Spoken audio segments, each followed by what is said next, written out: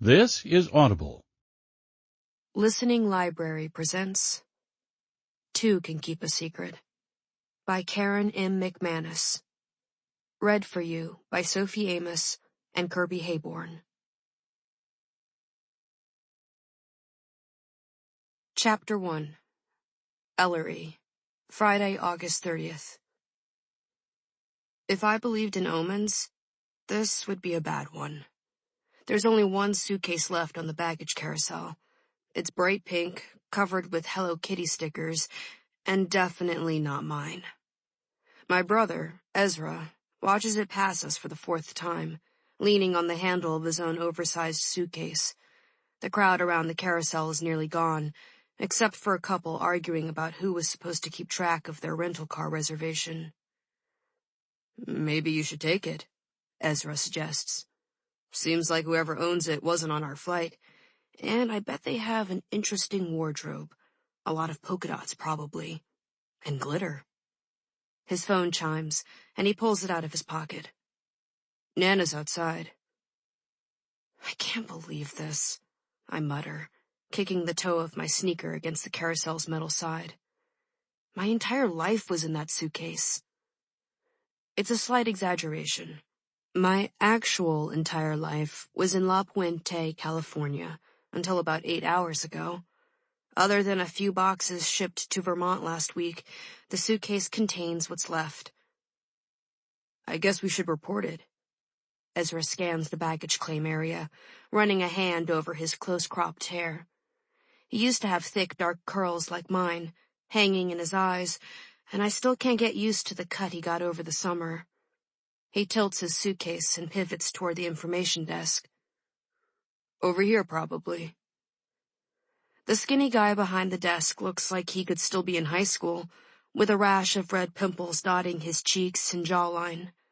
A gold name tag pinned crookedly to his blue vest reads, Andy. Andy's thin lips twist when I tell him about my suitcase, and he cranes his neck toward the Hello Kitty bag still making carousel laps. "Flight 5624 from Los Angeles? With a layover in Charlotte?" I nod. "You sure that's not yours?" "Positive." "Bummer. It'll turn up, though. You just gotta fill this out." He yanks open a drawer and pulls out a form, sliding it toward me. "There's a pen around here somewhere," he mutters, pawing half-heartedly through a stack of papers. "I have one." I unzip the front of my backpack, pulling out a book that I place on the counter while I feel around for a pen. Ezra raises his brows when he sees the battered hardcover. "Really, Ellery?" he asks. "You brought In Cold Blood on the plane? Why didn't you just ship it with the rest of your books?" "It's valuable," I say defensively.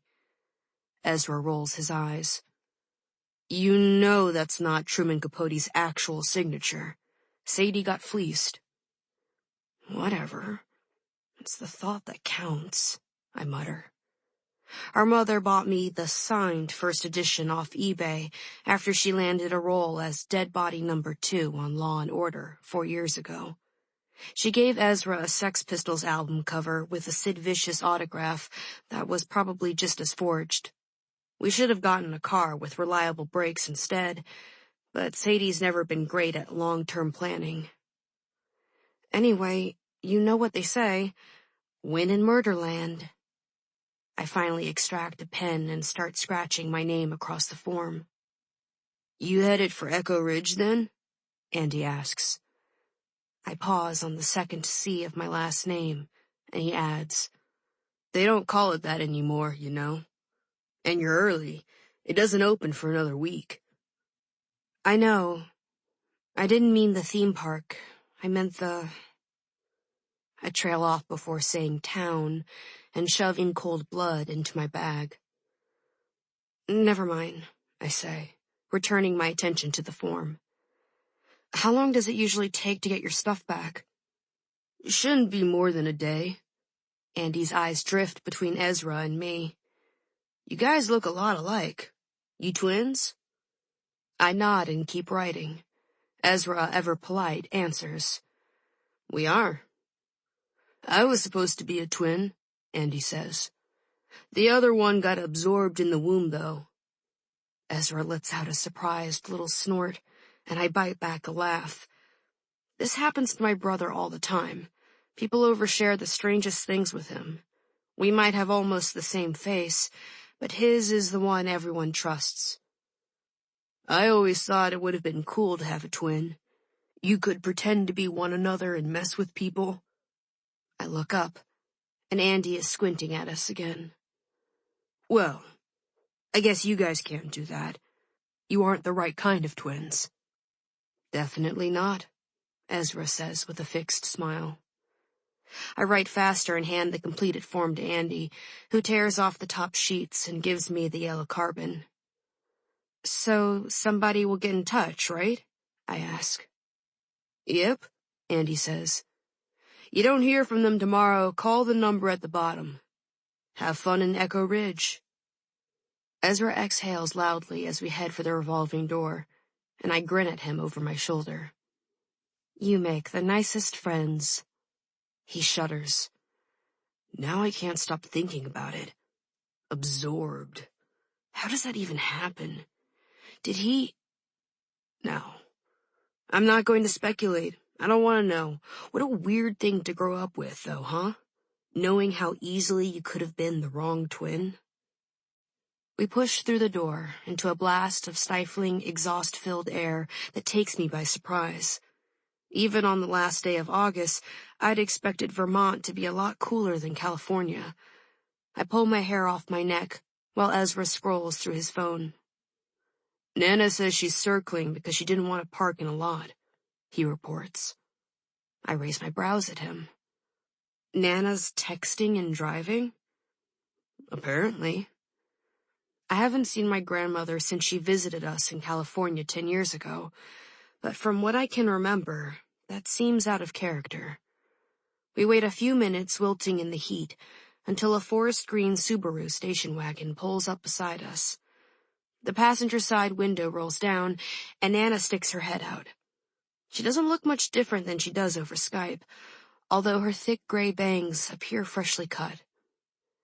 Go on, get in, she calls, side-eyeing the traffic cop a few feet from us. They won't let you idle for more than a minute. She pulls her head back in as Ezra wheels his solitary suitcase toward the trunk. When we slide into the back seat, Nana turns to face us, and so does a younger woman behind the steering wheel. Ellery, Ezra, this is Melanie Kilduff. Her family lives down the street from us. I have terrible night vision, so Melanie was kind enough to drive. She used to babysit your mother when she was young. You've probably heard the name. Ezra and I exchange wide-eyed glances. Yes, we have. Sadie left Echo Ridge when she was 18, and she's only been back twice. The first time was the year before we were born, when our grandfather died from a heart attack, and the second time was 5 years ago, for Melanie's teenage daughter's funeral.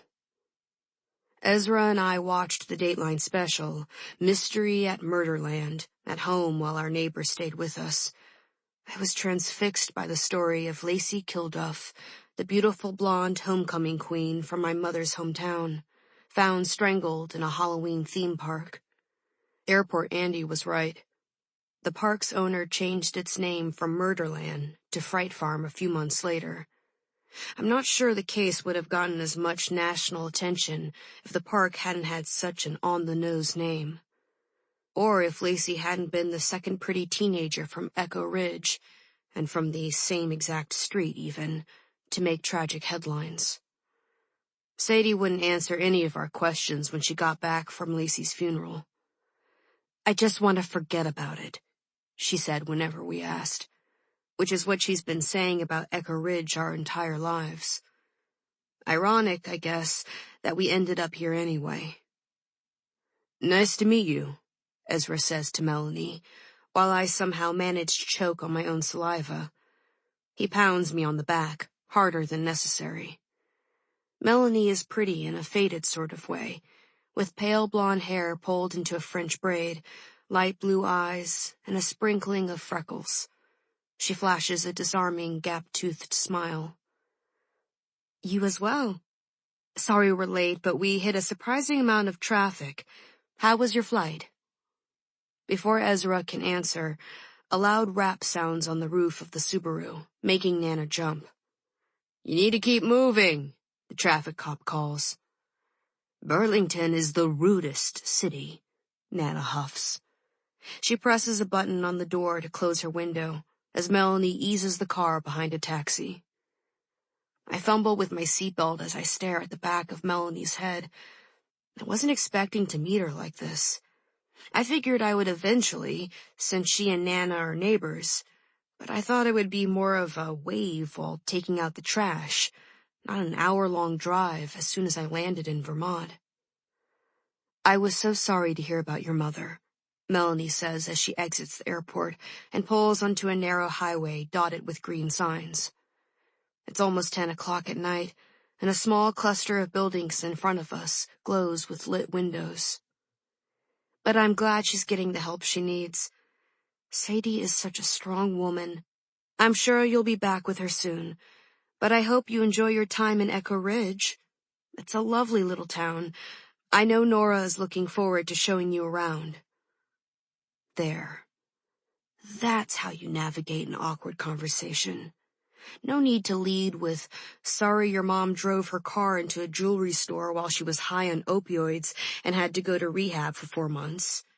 Just acknowledge the elephant in the room, sidestep, and segue into smoother conversational waters. Welcome to Echo Ridge.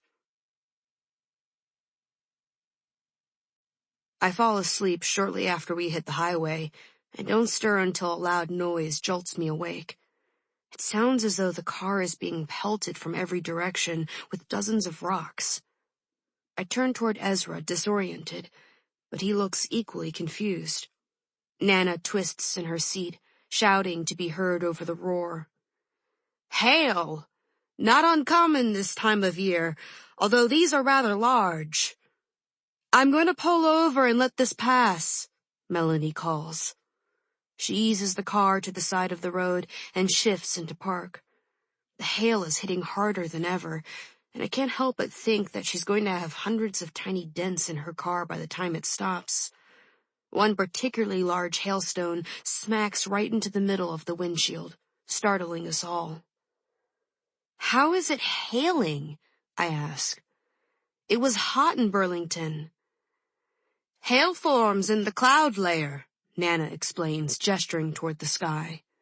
Temperatures are freezing there. The stones will melt quickly on the ground, though. Her voice isn't warm exactly. I'm not sure warmth is possible for her, but it's more animated than it's been all night. Nana used to be a teacher, and she's obviously a lot more comfortable in that role than that of custodial grandparent. Not that I blame her. She stuck with us during Sadie's 16 weeks of court-ordered rehab, and vice versa.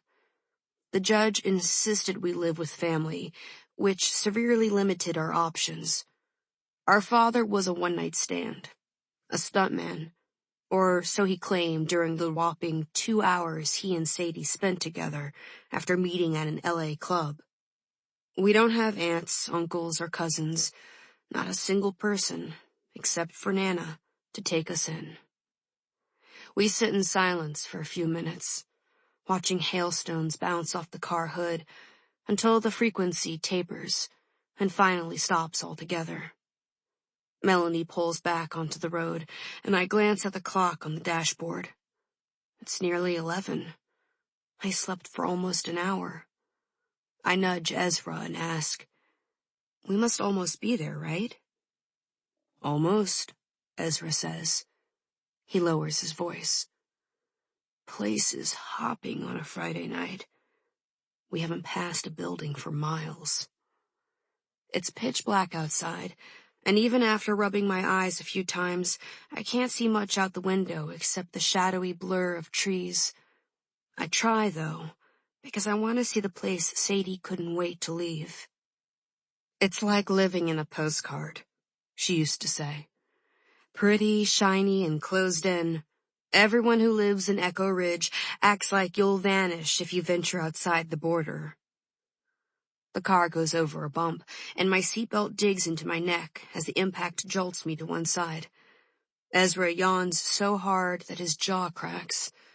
I'm sure that once I crashed, he felt obligated to stay awake and make conversation, even though neither of us has slept properly for days. "We're less than a mile from home," Nana's voice from the front seat startles us both. "We just passed the Welcome to Echo Ridge sign, although it's so poorly lit that I don't suppose you even noticed." She's right. I didn't, though I had made a mental note to look for it. The sign was one of the few things Sadie ever talked about related to Echo Ridge, usually after a few glasses of wine. "Population 4,935. Never changed the entire 18 years I lived there," she'd say with a smirk. "Apparently, if you're going to bring someone in, you have to take someone out first." "Here comes the overpass, Melanie." Nana's voice has a warning edge. "I know," Melanie says. The road curves sharply as we pass beneath an arch of gray stone, and Melanie slows to a crawl. There are no streetlights along this stretch, and Melanie switches on the high beams. "Nana is the worst backseat driver ever," Ezra whispers. "Really?" I whisper back. "But Melanie's so careful." "Unless we're at a red light, we're going too fast." I snicker, just as my grandmother hollers, "Stop!" in such a commanding voice that both Ezra and I jump. For a split second, I think she has supersonic hearing and is annoyed at our snarking. Then Melanie slams on the brakes, stopping the car so abruptly that I'm pitched forward against my seatbelt. "What the?" Ezra and I both ask at the same time. But Melanie and Nana have already unbuckled and scrambled out of the car. We exchange confused glances and follow suit. The ground is covered with puddles of half-melted hail, and I pick my way around them toward my grandmother.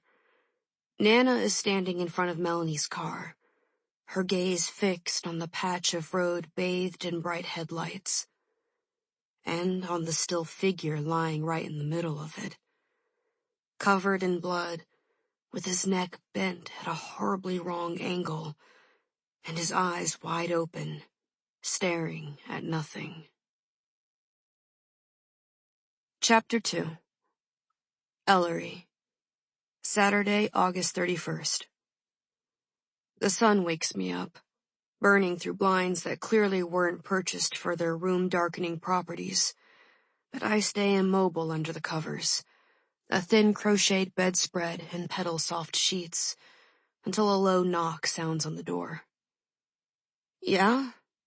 I sit up, futilely trying to push hair out of my eyes, as Ezra enters. The silver-plated clock on the nightstand reads 9:50, but since I'm still on West Coast time, I don't feel as though I've slept nearly enough.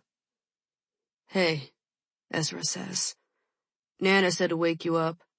A police officer is on his way over. He wants to talk to us about last night." Last night. We stayed with the man in the road, crouching next to him between dark pools of blood, until an ambulance came. I couldn't bring myself to look at his face at first, but once I did, I couldn't look away. He was so young, no older than 30, dressed in athletic clothes and sneakers. Melanie, who's a nurse, performed CPR until the EMTs arrived, but more like she was praying for a miracle than because she thought it would do any good. She told us when we got back into Nana's car that he was dead before we arrived. "Jason Bowman," she'd said in a shaking voice. He was one of the science teachers at Echo Ridge High.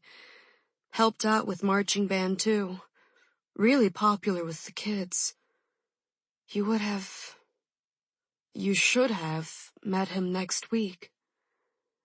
Ezra, who's fully dressed, hair damp from a recent shower, tosses a small plastic pack onto the bed, bringing me back to the present. Also, she said to give you these. The unopened package has the Hanes logo on the front, along with a picture of a smiling blonde woman wearing a sports bra and underpants that come halfway up her waist. Oh no. Oh yes. Those are literally granny panties. Nana says she bought a couple of sizes too small by mistake and forgot to return them. Now they're yours. Fantastic, I mutter, swinging my legs out of bed. I'm wearing the t-shirt I had layered under my sweater yesterday, plus a rolled-up pair of Ezra's sweatpants. When I learned I'd be moving to Echo Ridge, I went through my entire closet and ruthlessly donated anything I hadn't worn in the past few months. I pared my wardrobe down so much that everything, except for a few coats and shoes that I shipped last week, fit into a single suitcase. At the time, it felt like I was bringing order and control to at least one small part of my life. Now, of course, all it means is that I have nothing to wear. I pick my phone up from the nightstand, checking for a luggage-related text or voicemail, but there's nothing. Why are you up so early? I ask Ezra. He shrugs. It's not that early. I've been walking around the neighborhood. It's pretty. Very leafy. I posted a couple of Insta stories and made a playlist. I fold my arms. Not another Michael playlist. No, Ezra says defensively. It's a musical tribute to the Northeast. You'd be surprised how many songs have a New England state in the title. Mm-hmm. Ezra's boyfriend, Michael, broke up with him preemptively the week before we left because, he said, long-distance relationships don't ever work. Ezra tries to act like he doesn't care, but he's created some seriously emo playlists since it happened. Don't judge. Ezra's eyes drift toward the bookcase, where In Cold Blood is lined up neatly next to my Anne Rule collection, Fatal Vision, Midnight in the Garden of Good and Evil, and the rest of my true crime books. They're the only things I unpacked last night from the boxes stacked in one corner of the room. We all have our coping mechanisms. He retreats to his room, and I gaze around the unfamiliar space I'll be living in for the next 4 months. When we arrived last night, Nana told me that I'd be sleeping in Sadie's old room. I was both eager and nervous opening the door, wondering what echoes of my mother I'd find inside. But I walked into a standard guest bedroom without a scrap of personality. The furniture is dark wood, the walls a pale eggshell. There's not much in the way of decor except for lacy curtains, a plaid area rug, and a framed print of a lighthouse. Everything smells faintly of lemon pledge and cedar. When I try to imagine Sadie here, fixing her hair in the cloudy mirror over the dresser, or doing her homework at the old-fashioned desk, the images won't come. Ezra's room is the same. There's no hint that a teenage girl ever lived in either of them.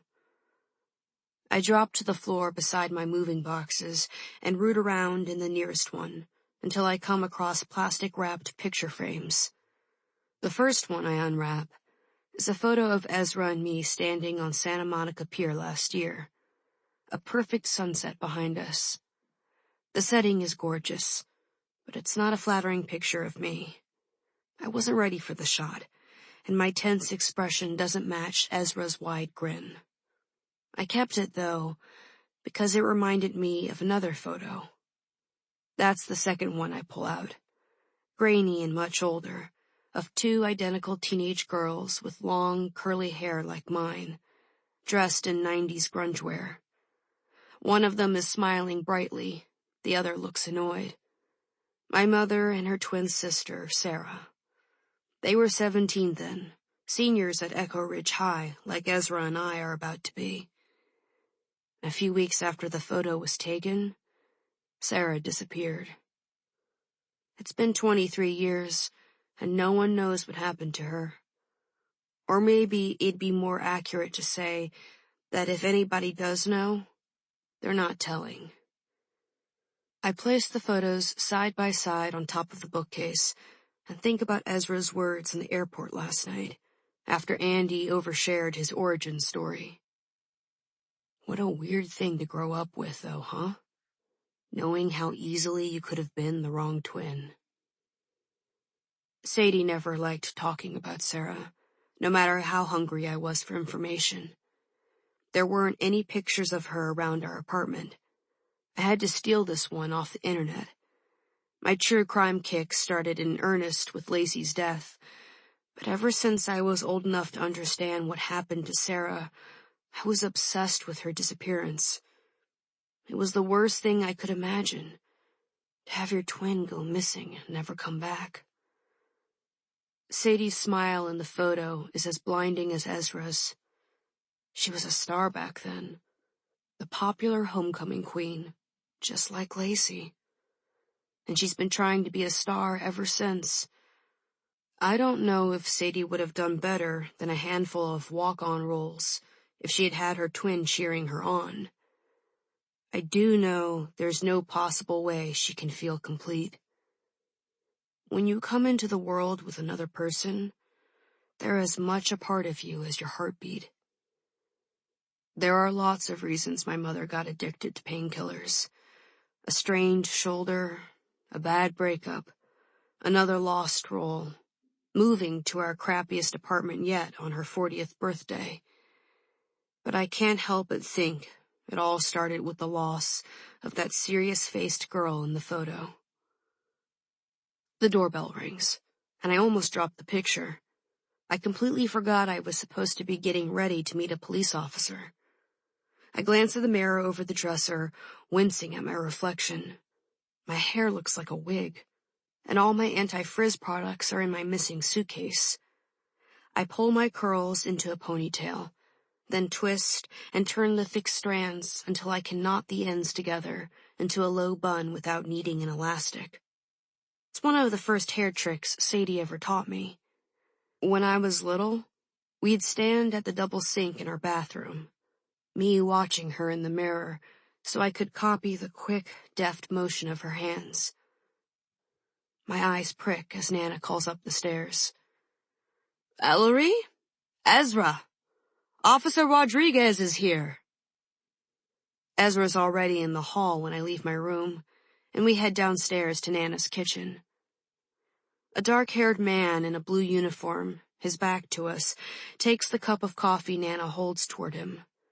She looks like she just stepped out of an LL Bean catalog in khakis, clogs, and a boxy Oxford shirt with horizontal stripes. "Maybe the town will finally do something about that overpass," Nana says, then catches my eye over the officer's shoulder. "There you are.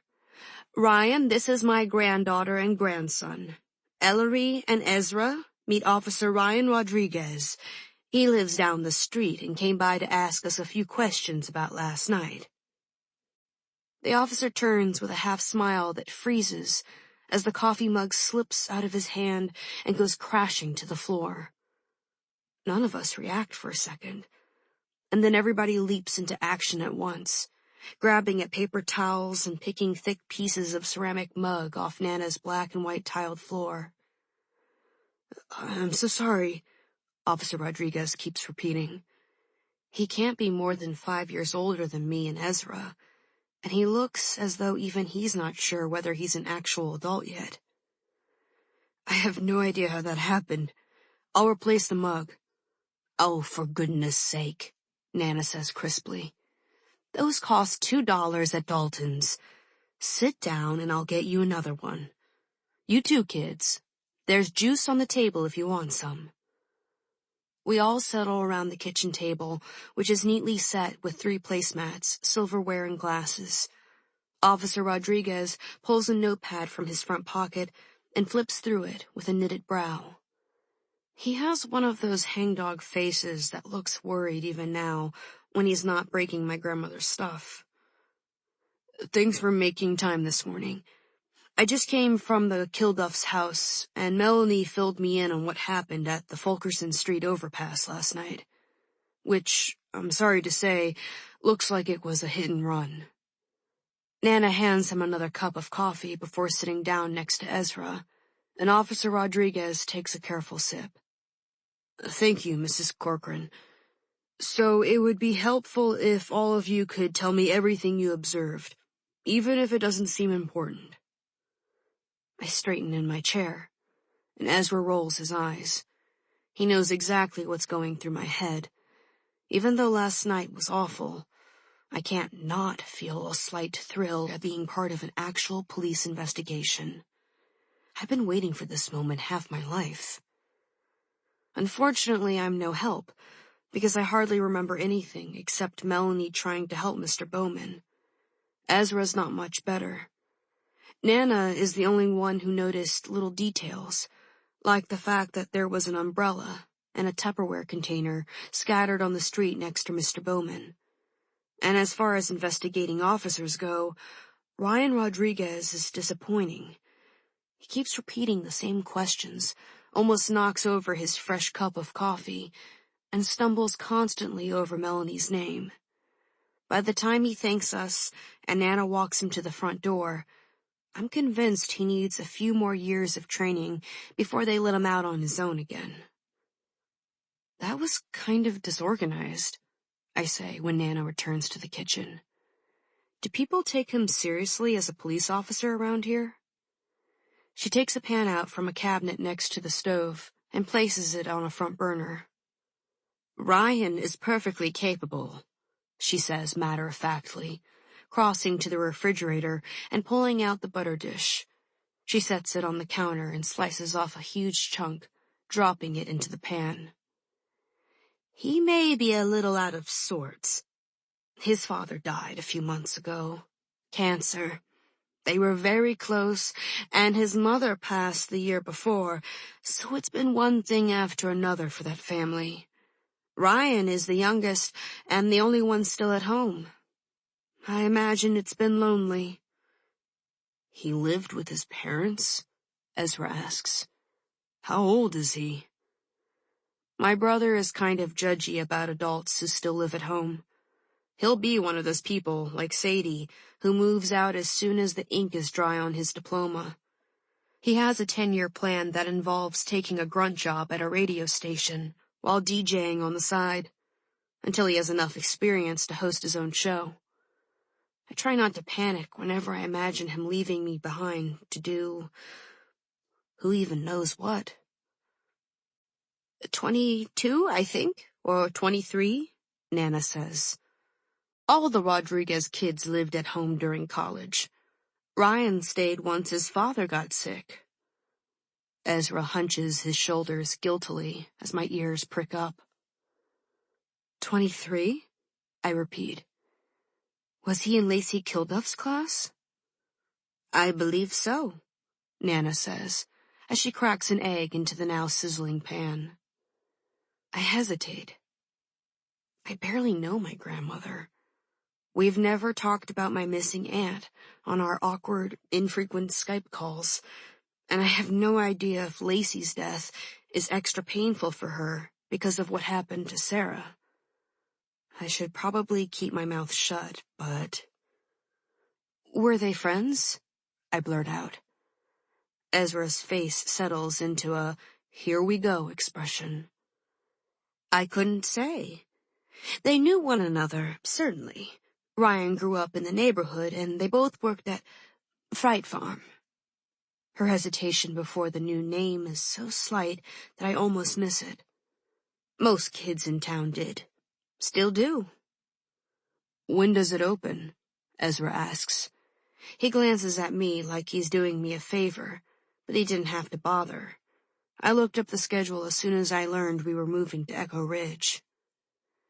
Next weekend, right before you two start school, Nana says. Echo Ridge has the latest start date of any school we've ever attended, which is one point in its favor. At La Puente, we'd already been in school 2 weeks by Labor Day. Nana gestures with her spatula toward the kitchen window over the sink, which looks out into the woods behind her house. You'll hear it once it does. It's a 10-minute walk through the woods. It is? Ezra looks baffled. I am too, but mostly by his utter lack of research. So the Kilduffs still live right behind the place where their daughter... where somebody, He trails off as Nana turns toward us with 2 plates, each holding an enormous fluffy omelet, and deposits them in front of us. Ezra and I exchange surprised glances.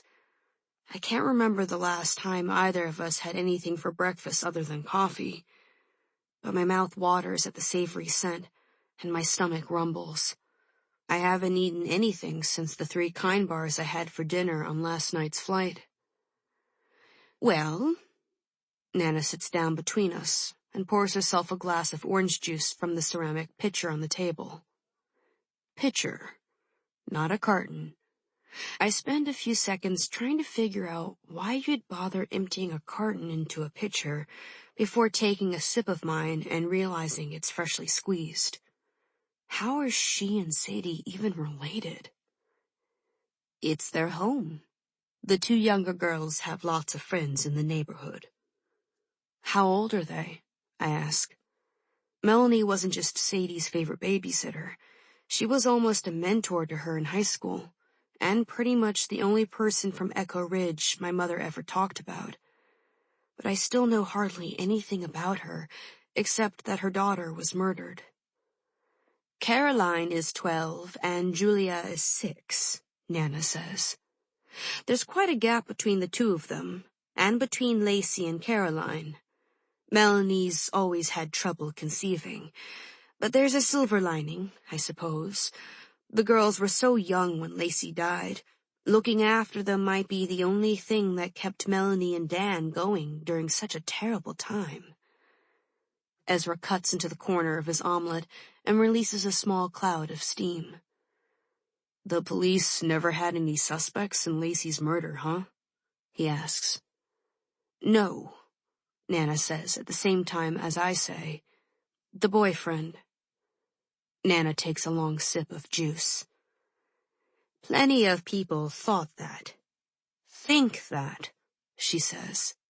But Declan Kelly wasn't an official suspect. Questioned, yes, multiple times, but never held. Does he still live in Echo Ridge? I ask. She shakes her head.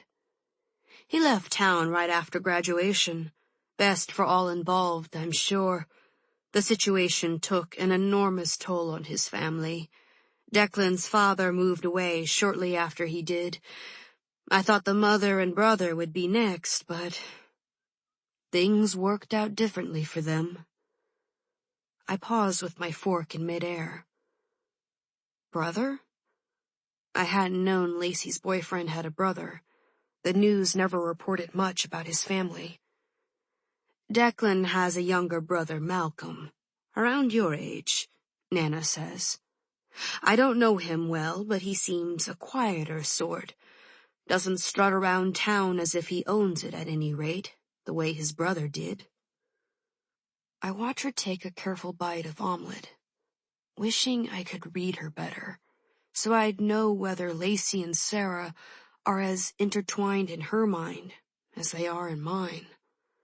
It's been so long since Sarah disappeared, almost a quarter century with no answers.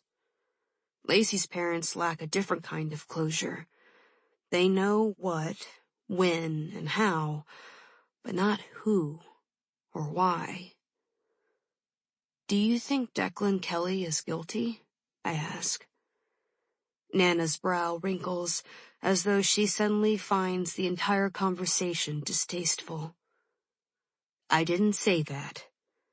There was never any hard evidence against him. I reach for the salt shaker without responding. That might be true, but if years of reading true crime books and watching Dateline have taught me anything, it's this. It's always the boyfriend.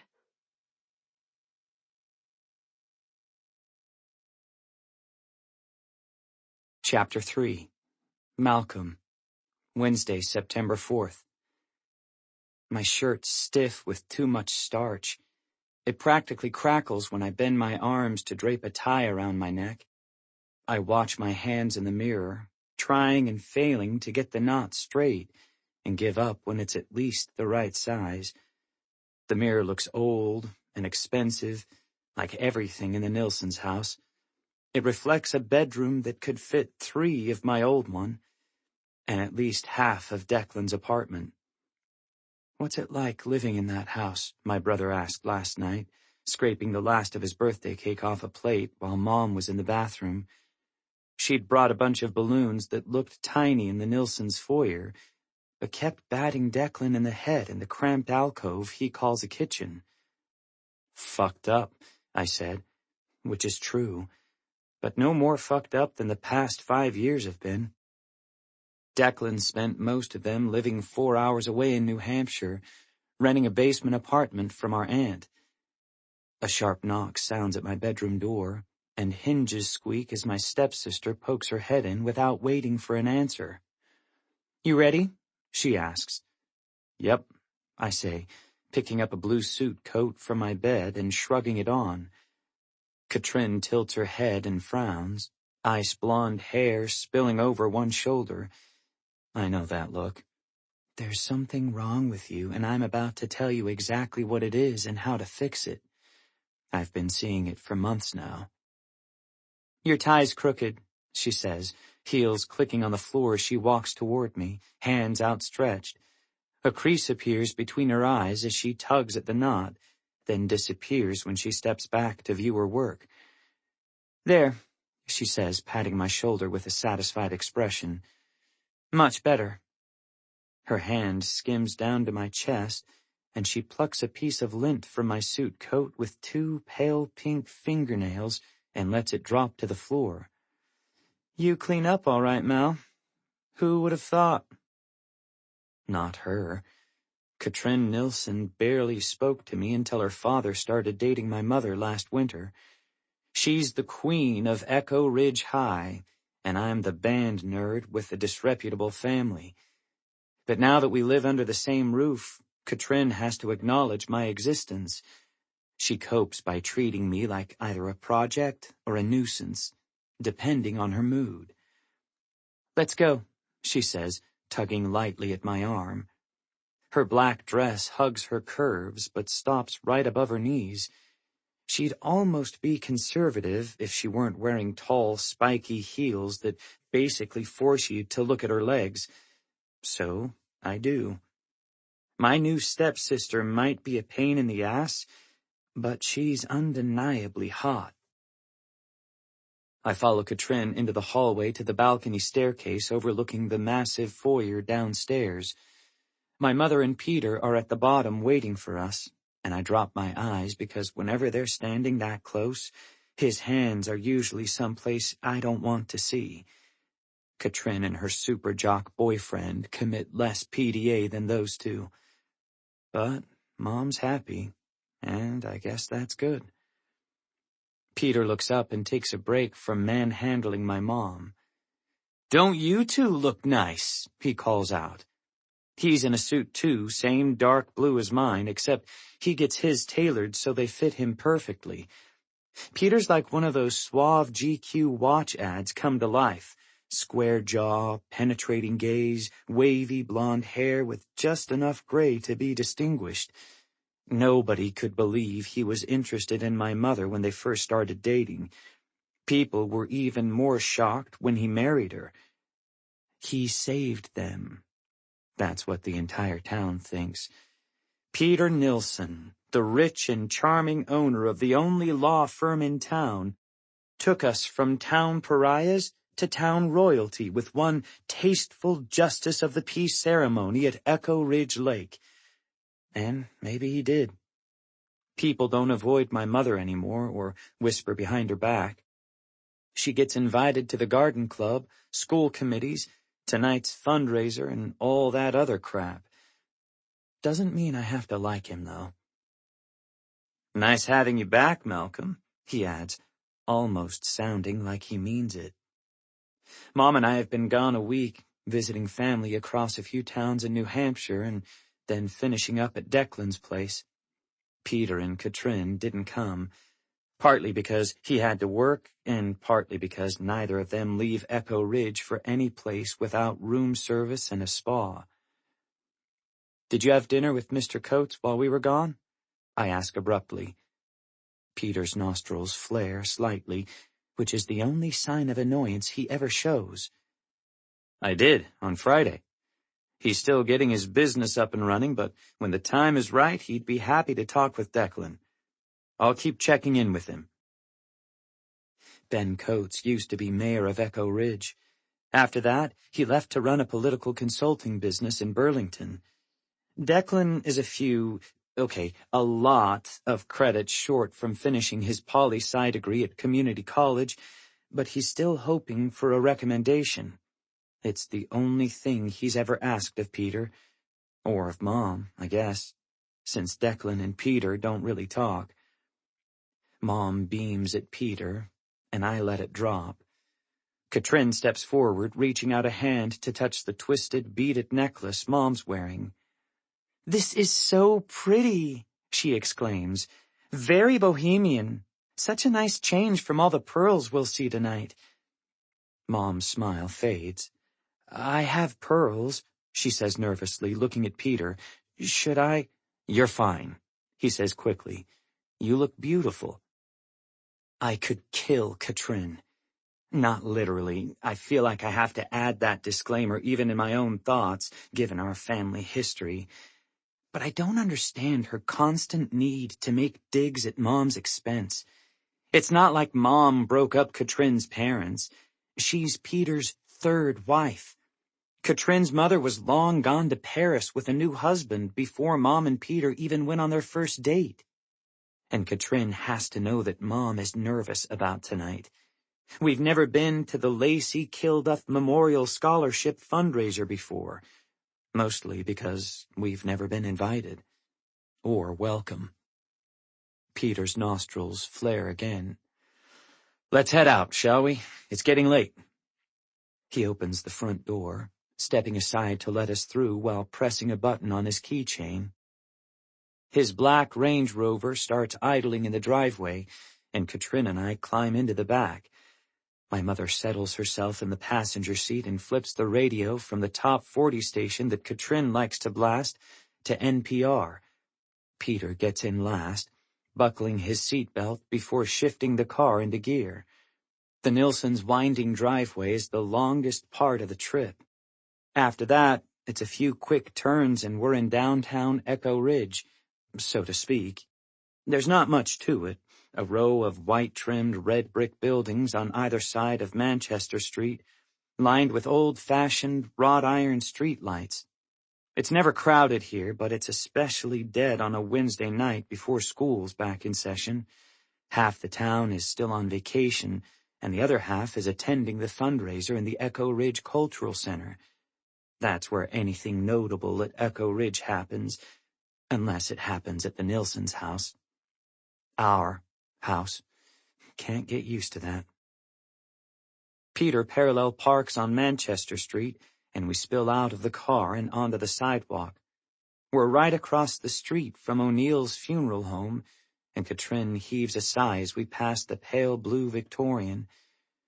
"It's too bad you were out of town for Mr. Bowman's service," she says. "It was really nice. The show choir sang 'To Sir with Love,' and everybody lost it." My gut twists. Mr. Bowman was my favorite teacher at Echo Ridge High by a lot. He had this quiet way of noticing what you were good at and encouraging you to get better. After Declan moved away and my dad took off, when I had a lot of pissed-off energy and nowhere to put it, he was the one who suggested I take up the drums. It makes me sick that somebody mowed him down and left him to die in the middle of the road. Why was he even out in a hailstorm? I ask, because it's easier to fixate on that than to keep feeling like shit. "They found a Tupperware container near him," Peter says.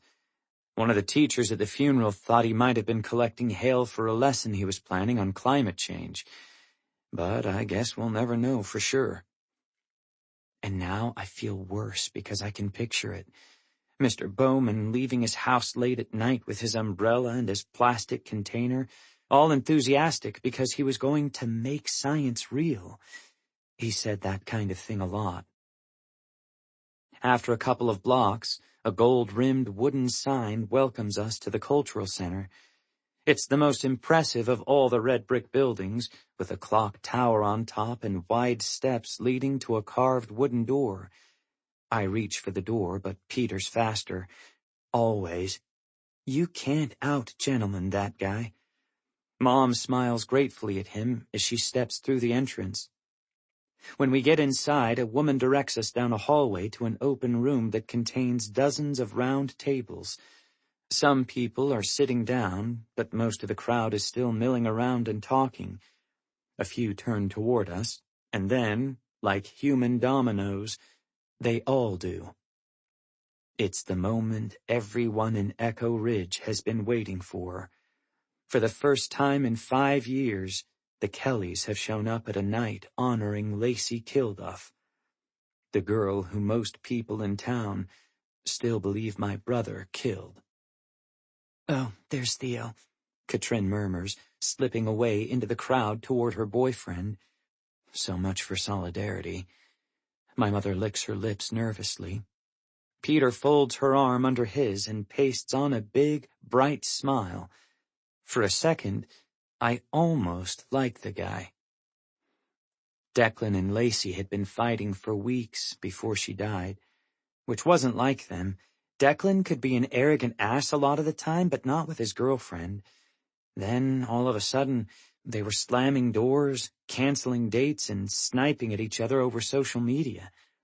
Declan's last angry message on Lacey's Instagram feed was the one that news stations showed over and over in the weeks after her body was found.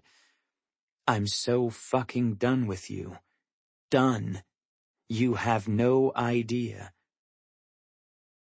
The crowd at the Echo Ridge Cultural Center is too quiet. Even Peter's smile is getting a little fixed. The Nilsson armor is supposed to be more impenetrable than this. I'm about to say or do something desperate to cut the tension when a warm voice floats our way. "Hello, Peter. And Alicia, Malcolm. It's good to see you both." It's Lacey's mom, Melanie Kilduff, coming toward us with a big smile. She hugs my mother first, then me, and when she pulls back, nobody's staring anymore. "Thanks," I mutter. I don't know what Melanie thinks about Declan. She's never said. But after Lacey died, when it felt like the entire world hated my family, Melanie always made a point to be nice to us. Thanks doesn't feel like enough, but Melanie brushes my arm like it's too much before turning toward Mom and Peter. "Please have a seat wherever you'd like," she says, gesturing toward the dining area. "They're about to start serving dinner." She leaves us, heading for a table with her family, her neighbor, and a couple of kids my age I've never seen before, which is unusual enough in this town that I crane my neck for a better look. I can't get a good glimpse of the guy, but the girl is hard to miss. She's got wild, curly hair that seems almost alive, and she's wearing a weird flowered dress that looks like it came out of her grandmother's closet. Maybe it's retro, I don't know. Katrin wouldn't be caught dead in it. The girl meets my eyes, and I immediately look away. One thing I've learned from being Declan's brother over the past 5 years, nobody likes it when a Kelly boy stares. Peter starts toward the front of the room, but Katrin returns just then and tugs on his arm. "Can we sit at Theo's table, Dad? There's plenty of space." He hesitates. Peter likes to lead, not follow, and Katrin puts on her most wheedling voice. "Please, I haven't seen him all week and his parents want to talk to you about that stoplight ordinance thing." She's good. There's nothing Peter likes better than in-depth discussions about town council crap that would bore anybody else to tears. He smiles indulgently and changes course. Katrin's boyfriend Theo and his parents are the only people sitting at the 10-person table when we approach. I've gone to school with Theo since kindergarten, but as usual, he looks right through me as he waves to someone over my shoulder. "Yo, Kyle! Over here!" Oh, hell. Theo's best friend, Kyle, takes a seat between him and my mother, and the chair next to me scrapes as a big man with a graying blonde buzz cut settles down beside me. Chad McNulty, Kyle's father, and the Echo Ridge police officer who investigated Lacey's murder. Because this night wasn't awkward enough already.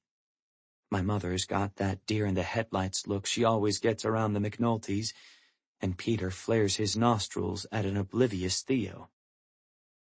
"Hello, Malcolm." Officer McNulty unfolds his napkin onto his lap without looking at me. "How's your summer been?" "Great," I manage, taking a long sip of water. Officer McNulty never liked my brother. Declan dated his daughter Liz for 3 months and dumped her for Lacey, which got Liz so upset that she dropped out of school for a while. In return, Kyle's always been a dick to me. Standard small-town crap that got a lot worse once Declan became an unofficial murder suspect. Waiters start moving around the room, putting plates of salad in front of everyone. Melanie steps behind a podium on the stage in front, and Officer McNulty's jaw tenses. "That woman is a tower of strength," he says, like he's daring me to disagree. "Thank you so much for coming," Melanie says, leaning toward the microphone.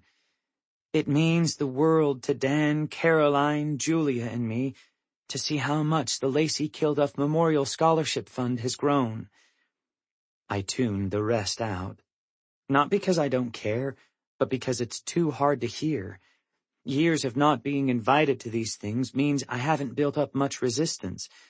After Melanie finishes her speech, she introduces a University of Vermont junior who was the first scholarship recipient. The girl talks about her medical school plans as empty salad plates are replaced with the main course. When she's done, everyone applauds and turns their attention to the food. I poke half-heartedly at my dried chicken while Peter holds court about stoplights. Is it too soon for a bathroom break? The thing is, it's a delicate balance between maintaining town aesthetics and accommodating changing traffic patterns, Peter says earnestly. Nope, not too soon. I stand, drop my napkin onto my chair, and take off. When I've washed my hands as many times as I can stand, I exit the men's room and hesitate in the corridor between the banquet hall and the front door. The thought of returning to that table makes my head pound. Nobody's going to miss me for another few minutes. I tug at my collar and push open the door, stepping outside into the darkness. It's still muggy, but less stifling than inside. Nights like this make me feel like I can't breathe, like everything my brother did, actual and alleged, settled over me when I was 12 years old, and still weighs me down. I became Declan Kelly's brother before I got a chance to be anything else, and sometimes it feels like that's all I'll ever be. I inhale deeply and pause when a faint chemical smell hits me. It gets stronger as I descend the stairs and head toward the lawn. With my back to the lights, I can't see much, and almost trip over something lying in the grass. I bend down and pick it up. It's a can of spray paint that's missing its top. That's what I'm smelling, fresh paint. But where is it coming from? I turn back toward the cultural center. Its well-lit exterior looks the same as ever. There isn't anything else nearby that might have been recently painted, except the cultural center sign is halfway across the lawn between the building and the street. I'm practically on top of it before I can see clearly in the dim glow thrown from the nearest street light. Red letters cover the back of the sign from top to bottom, stark against the pale wood.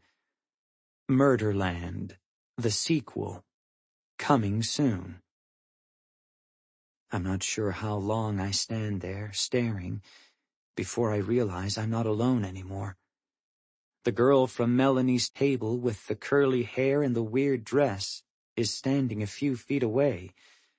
Her eyes dart between the words on the sign and the can in my hand, which rattles when I drop my arm.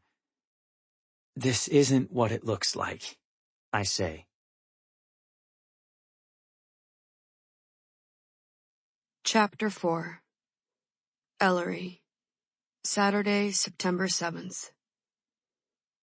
How's everything going? I consider the text from my friend Lourdes. She's in California, but not at La Puente. I met her in 6th grade, which was 3 towns before we moved there. Or maybe 4. Unlike Ezra, who jumps easily into the social scene every time we switch schools, I hang on to my virtual best friend and keep the in-person stuff surface level. It's easier to move on that way. It requires fewer emo playlists anyway. Let's see. We've been here a week, and so far the highlight is yard work. Lourdes sends a few sad face emojis, then adds, "It'll pick up when school starts. Have you met any cute preppy New England guys yet?" Just one, but not preppy, and possibly a vandal. Do tell. I pause, not sure how to explain my run-in with the boy at Lacey Kilduff's fundraiser, when my phone buzzes with a call from a number with a California area code. I don't recognize it, but my heart leaps, and I fire off a quick text to Lourdes. Hang on, getting a call about my luggage, I hope. I've been in Vermont a full week, and my suitcase is still missing. If it doesn't show up within the next 2 days, I'm going to have to start school in the clothes my grandmother bought at Echo Ridge's one and only clothing store. It's called Dalton's Emporium, and also sells kitchen goods and hardware, which should tell you everything you need to know about its fashion cred. No one who's older than 6 or younger than 60 should shop there, ever. Hello? Ellery, hi!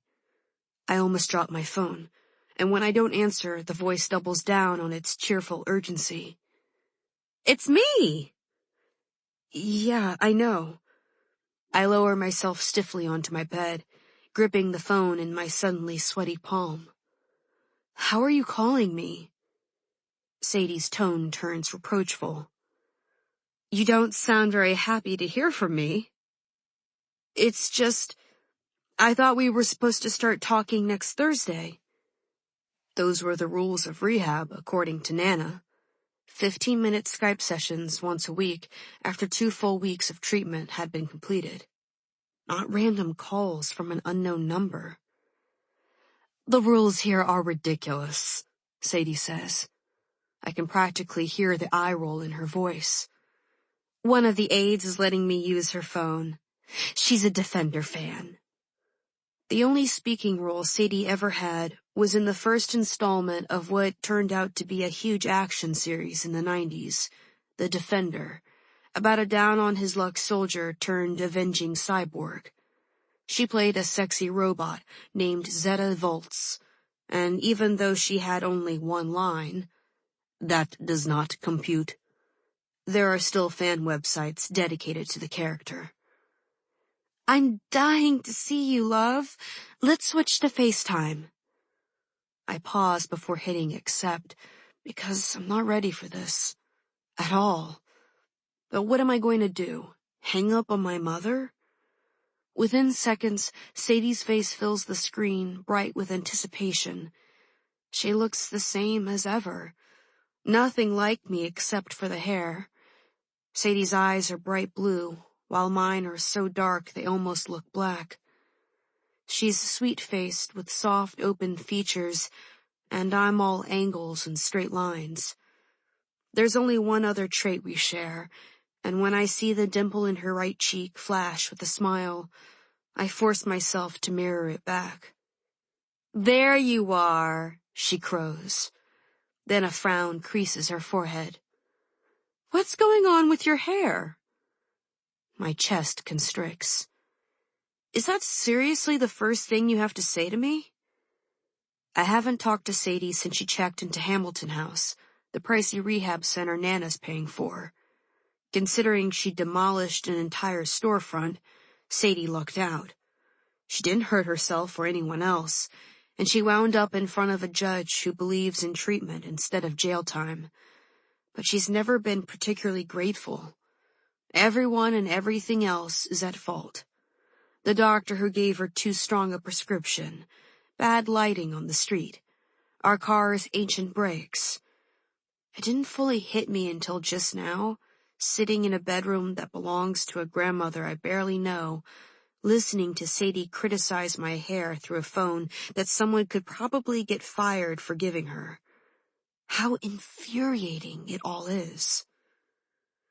Oh, Elle, of course not. I'm just teasing. You look beautiful. How are you? How am I supposed to answer that? I'm fine.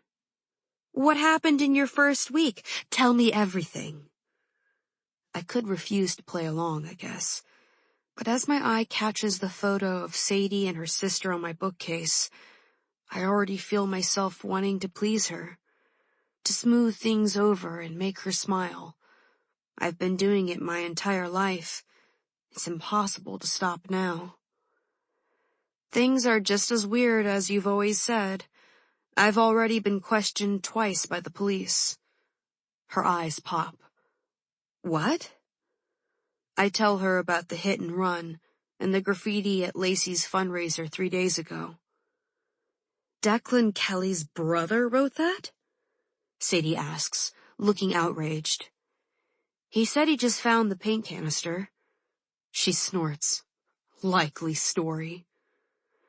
I don't know. He looked pretty shocked when I saw him. God, poor Melanie and Dan. That's the last thing they need. The police officer I talked to at the fundraiser said he knew you. Officer McNulty? I forget his first name. Sadie grins. Chad McNulty! Yeah, we dated sophomore year. God, you're going to meet all my exes, aren't you? Was Vance Puckett there, by any chance? He used to be gorgeous. I shake my head. Ben Coates? Peter Nilsson?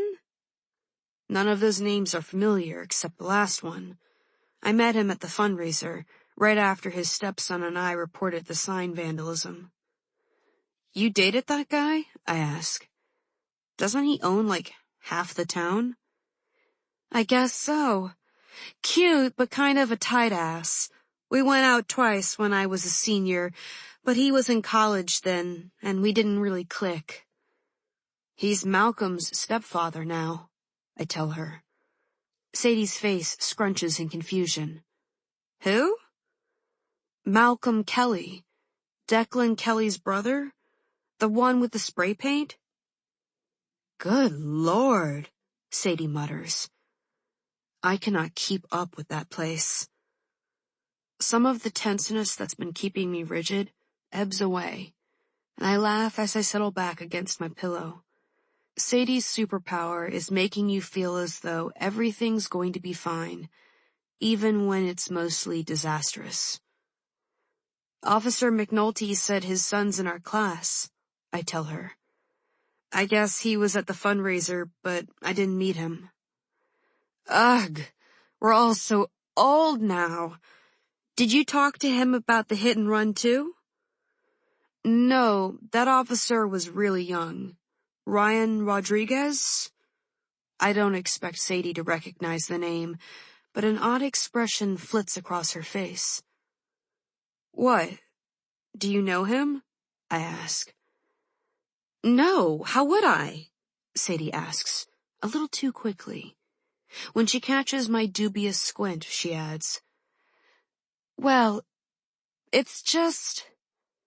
Now, don't go making too much of this, Ellery, because I know the way you think. But he fell apart at Lacey's funeral. Way more than her boyfriend did. It caught my attention, so I remembered it. That's all. Fell apart how? Sadie heaves a theatrical sigh. I knew you'd ask that. You brought it up. Oh, you know, he cried a lot, almost collapsed. His friends had to carry him out of the church. And I said to Melanie, wow, they must have been really close. But she said they barely knew one another. Sadie lifts a shoulder in a half shrug. He probably had a crush, that's all. Lacey was a beauty. What's that? She glances off to one side, and I hear the murmur of another voice. Oh, okay. Sorry, Elle, but I have to go. Tell Ezra I'll call him soon, okay? I love you, and... She pauses, something like regret crossing her face for the first time. And I'm glad you're meeting people. No apology. Saying she's sorry would mean acknowledging that something's wrong. And even when she's calling me cross-country from rehab on a contraband phone, Sadie can't do it. I don't answer, and she adds, I hope you're doing something fun for your Saturday afternoon. I'm not sure if fun is the right word, but it's something I've been planning since I learned I was going to Echo Ridge. Fright Farm opens for the season today, and I'm going. Sadie shakes her head with exasperated fondness. Of course you are, she says, and blows me a kiss before she disconnects. Hours later, Ezra and I are walking through the woods behind Nana's house toward Fright Farm, leaves crunching beneath our feet. I'm wearing some of my new Dalton's clothes, which Ezra has been snickering at since we left the house. I mean, he says as we step over a fallen branch. What would you even call those? Leisure pants? Shut up, I grumble.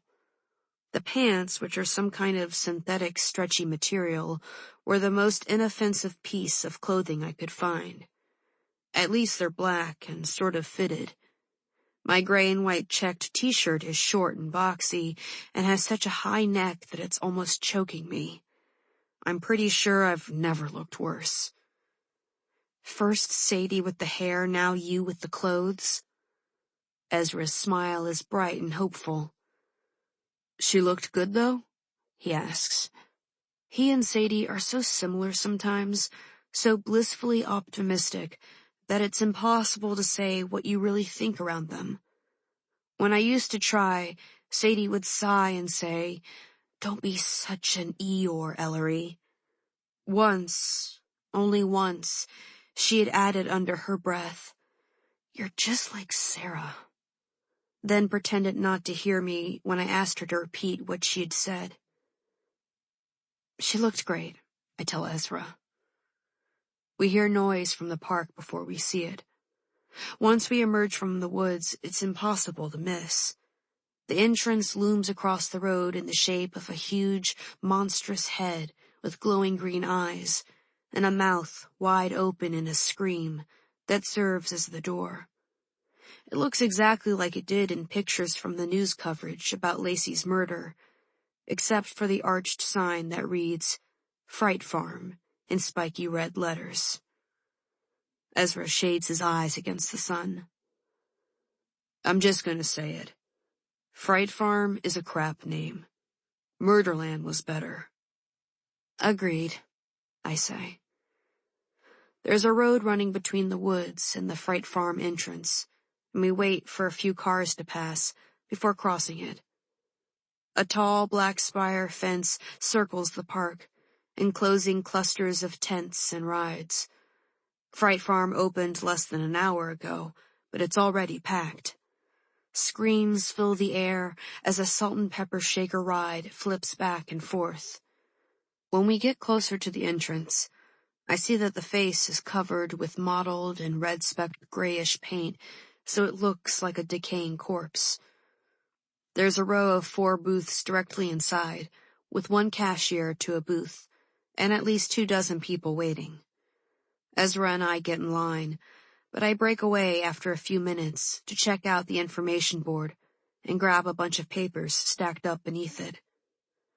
Maps, I tell Ezra. I hand him one, plus another sheet of paper.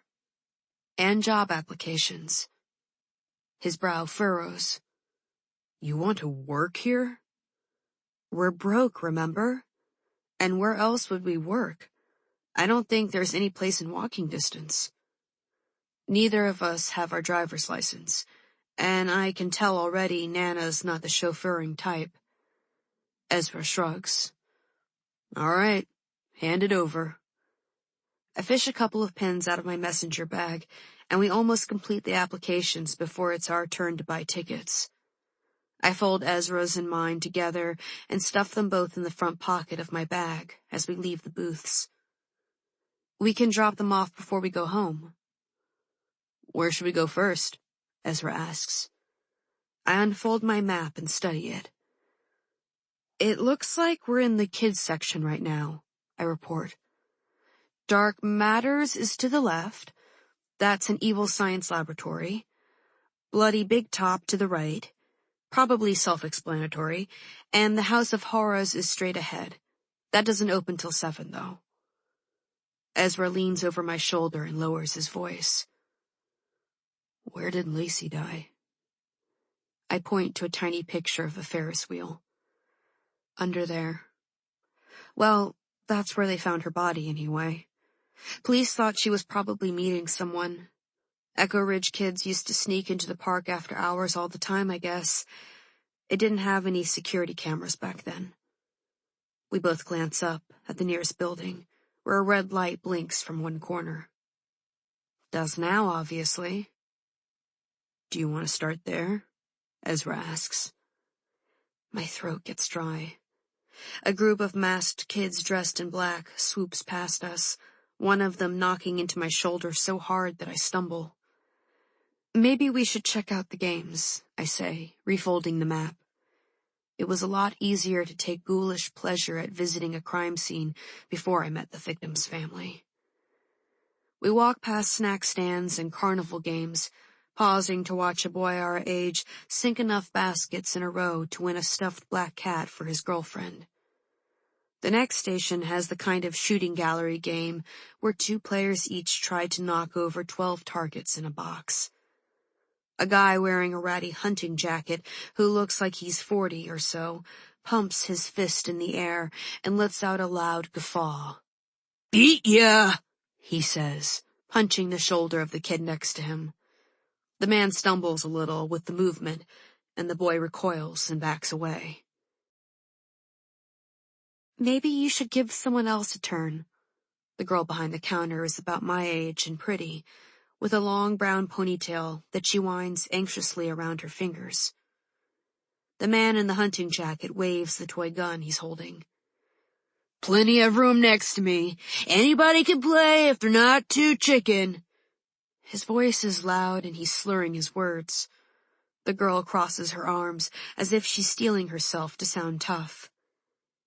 There are lots of other games you could play. You're just mad 'cause nobody can beat me. Tell you what, if any of these losers could knock down more than me, I'll bow out. Who wants to try? He turns toward the small crowd gathering around the stand, revealing a lean, scruffy face. Ezra nudges me. How can you resist? He asks under his breath. I hesitate, waiting to see if someone older or bigger might help out. But when nobody does, I step forward.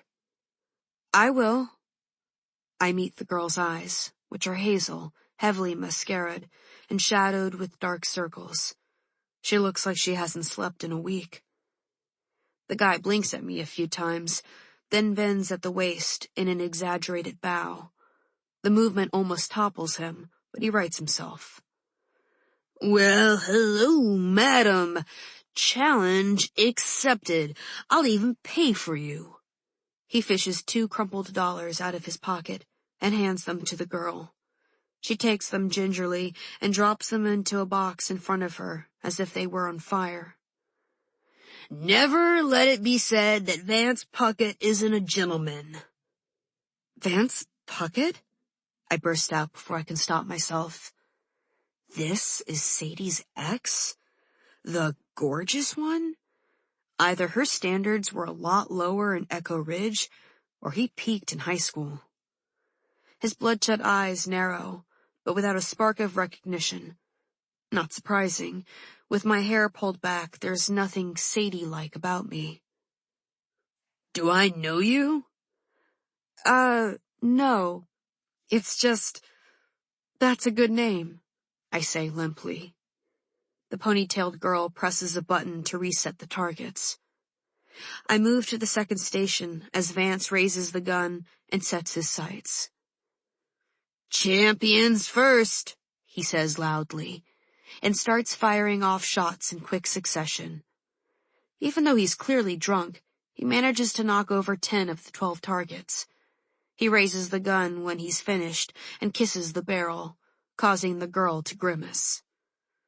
Still got it, Vance says, making a sweeping gesture toward me. Your move, m'lady. I raise the gun in front of me.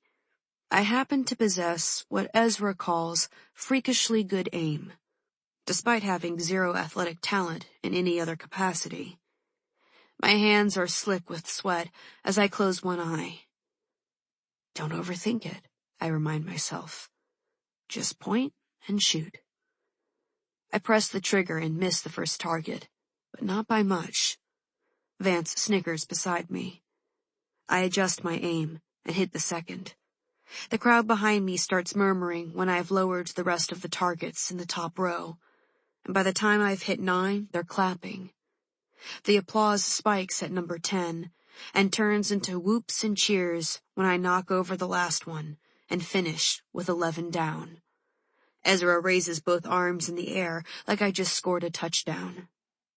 Vance stares at me, slack-jawed. You're a goddamn ringer.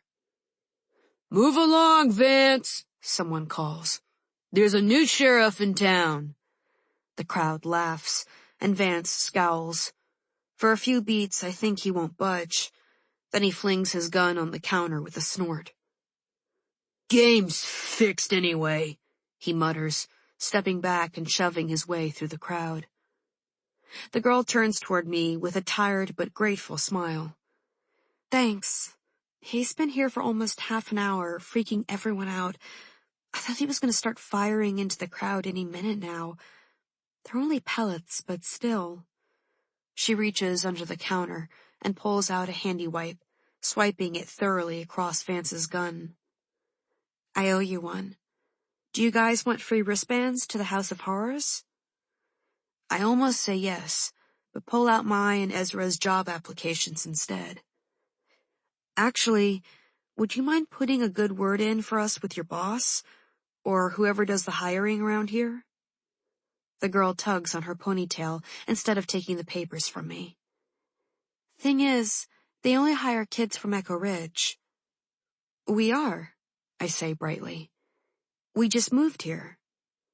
She blinks at us. You did? Are you? Oh. I can almost see the puzzle pieces locked together in her mind as she glances between Ezra and me. You must be the Corcoran twins. It's the same reaction we've been getting all week. Like all of a sudden she knows everything about us. After spending our lives in the orbit of a city where everyone's fighting for recognition, it's weird to be so effortlessly visible. I'm not sure I like it, but I can't argue with the results when she extends her hand toward the applications with a beckoning motion. I'm Brooke Bennett. We'll be in the same class next week. Let me see what I can do.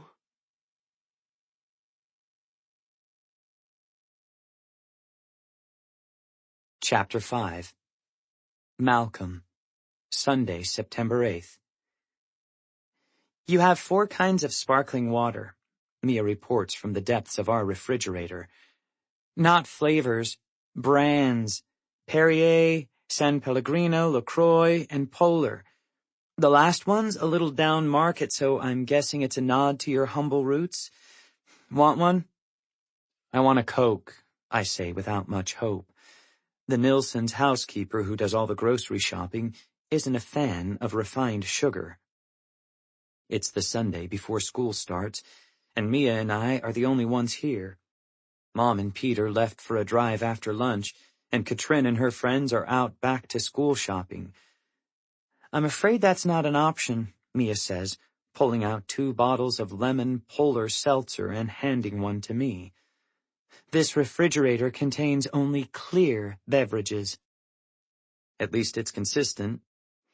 I set my bottle down on the kitchen island next to a stack of the college brochures that have started to arrive for Katrin on a daily basis. Brown, Amherst, Georgetown, Cornell. They seem like a stretch for her GPA, but Peter likes people to aim high. Mia unscrews the cap from her bottle and takes a long swig, making a face. Ew, this tastes like cleaning solution. We could go to your house, you know. Mia shakes her head so violently that her red-tipped dark hair flies in her face. No, thank you. Tensions are high in the Kwan household, my friend. The return of Daisy has everyone shook. I thought Daisy's coming home was temporary. So did we all, Mia says in her narrator voice. And yet, she remains. Mia and I are friends, partly because a long time ago, Declan and her sister Daisy were. Lacey Kilduff and Daisy Kwan had been best friends since kindergarten, so once Declan and Lacey started dating, I saw almost as much of Daisy as I did of Lacey. Daisy was my first crush, the most beautiful girl I'd ever seen in real life. I could never figure out what Declan saw in Lacey when Daisy was right there. Meanwhile, Mia was in love with both Lacey and Declan.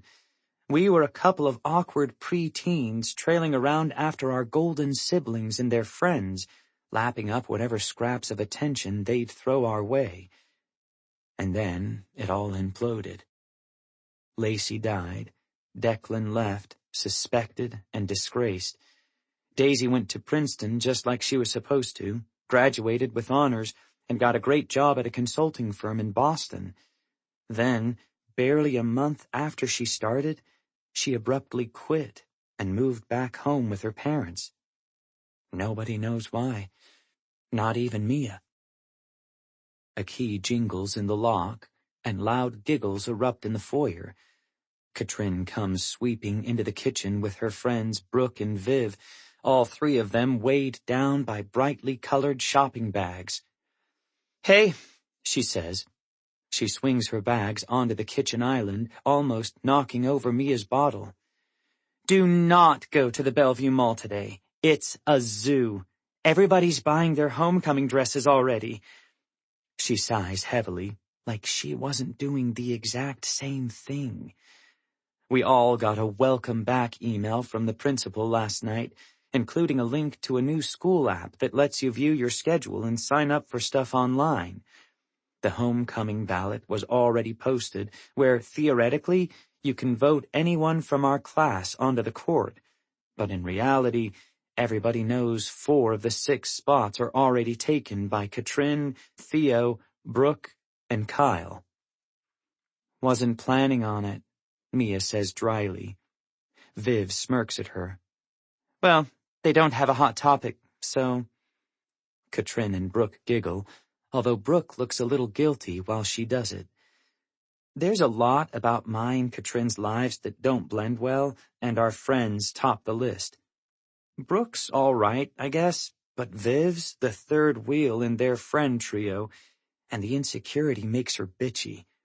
Or maybe that's just how she is. Mia leans forward and rests her middle finger on her chin, but before she can speak, I grab a bouquet of cellophane-wrapped flowers from the island. We should go before it starts raining, I say. Or hailing. Katrin waggles her brows at the flowers. Who are those for? Mr. Bowman, I say, and her teasing grin drops. Brooke makes a strangled sound, her eyes filling with tears. Even Viv shuts up. Katrin sighs and leans against the counter. "School's not going to be the same without him," she says. Mia hops off her stool. "Sucks how people in this town keep getting away with murder, doesn't it?" Viv snorts, pushing a strand of red hair behind one ear. "A hit and run is an accident?" "Not in my book," Mia says. "The hitting part, maybe, not the running. Mr. Bowman might still be alive if whoever did it stopped to call for help." Katrin puts an arm around Brooke, who started to cry, silently. It's been like that all week whenever I run into people from school.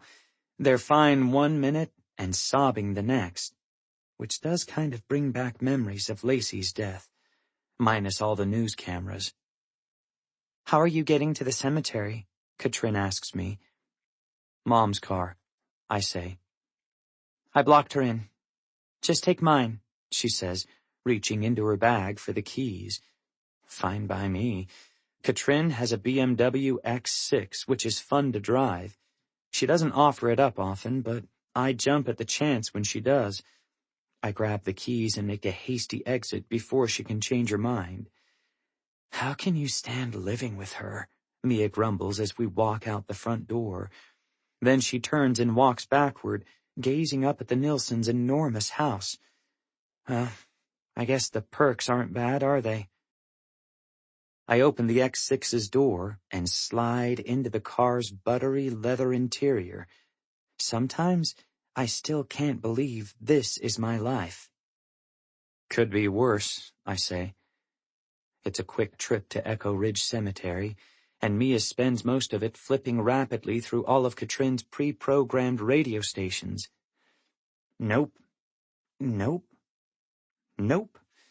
Nope," she keeps muttering, right up until we pull through the wrought iron gates.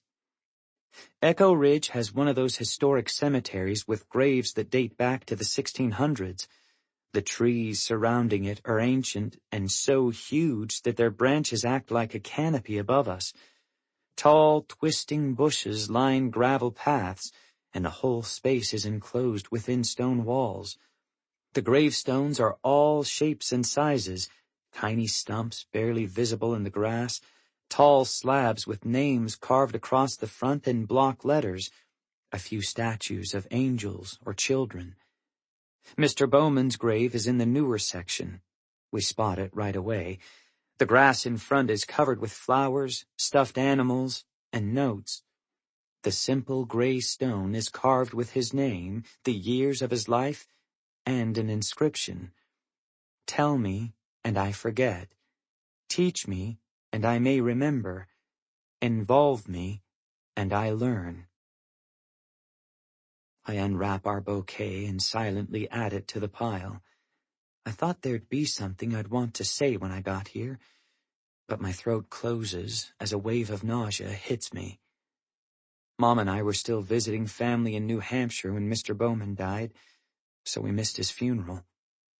Part of me was sorry, but another part was relieved. I haven't been to a funeral since I went to Lacey's 5 years ago.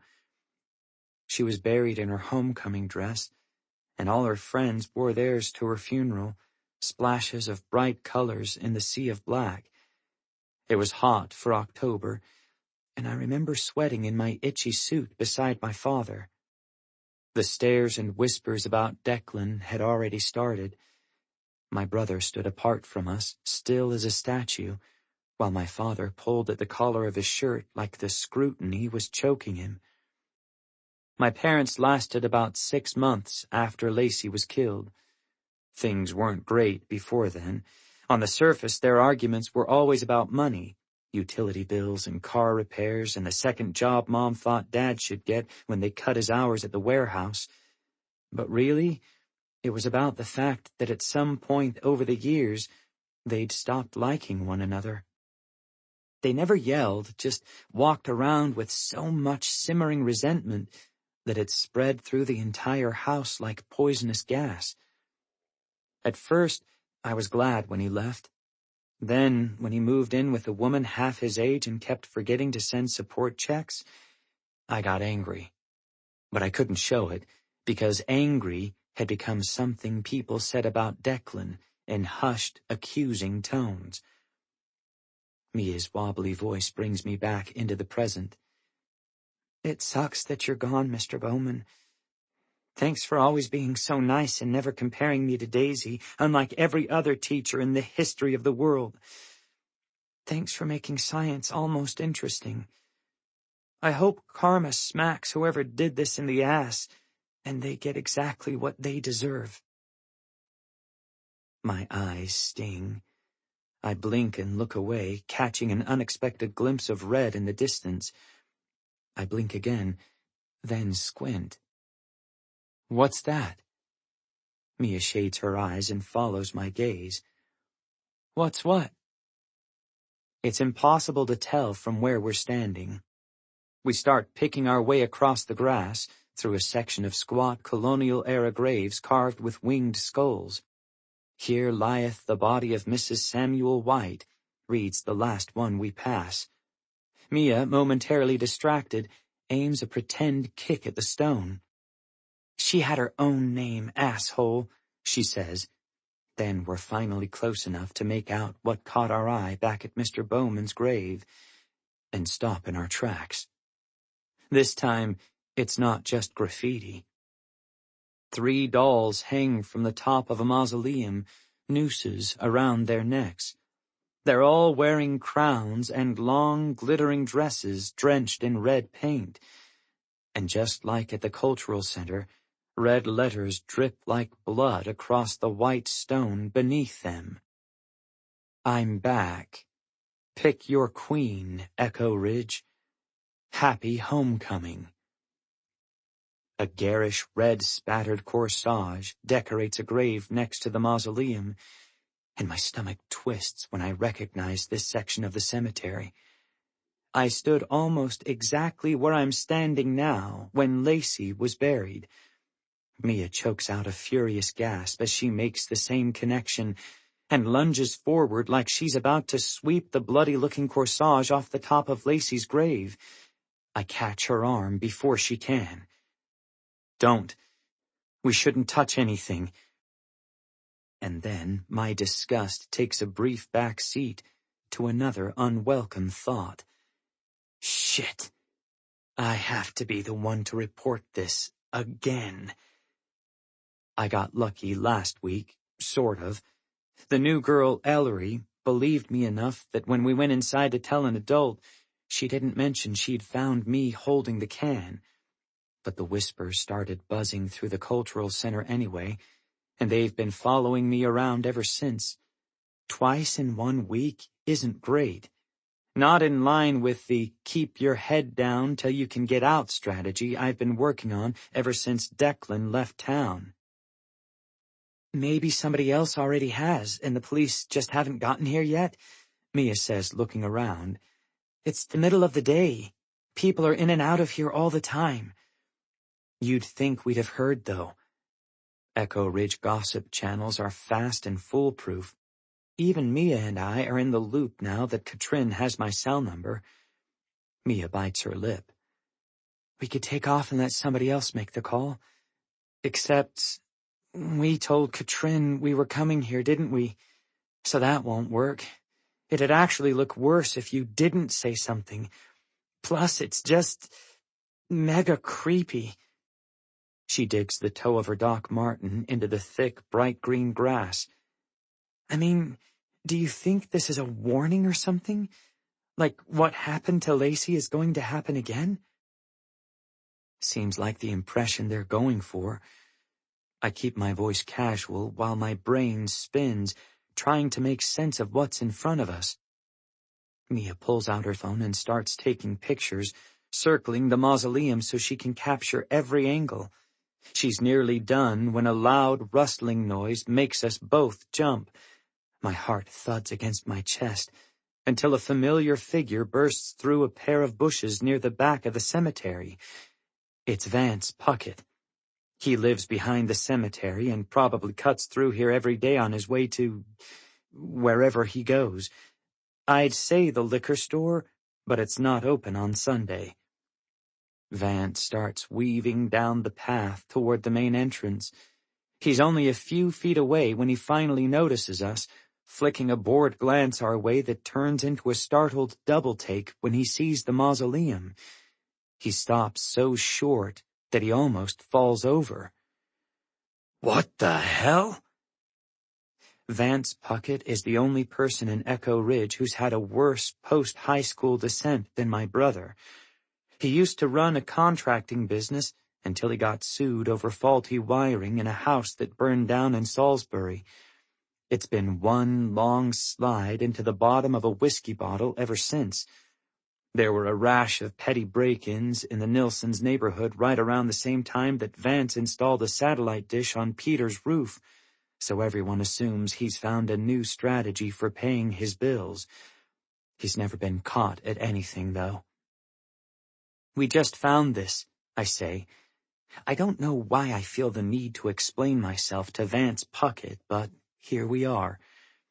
He shuffles closer, his hands jammed into the pockets of his olive-green hunting jacket, and circles the mausoleum, letting out a low whistle when he finishes his examination. He smells faintly of booze, like always.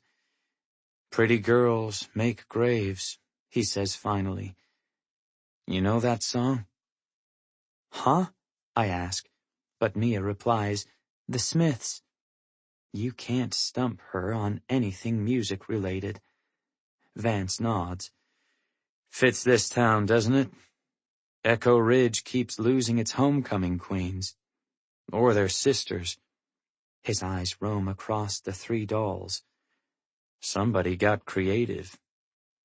"It's not creative," Mia says coldly. "It's horrible." "Never said it wasn't." Vance sniffs loudly and makes a shooing motion with one hand. "Why are you still here? Run along and tell the powers that be."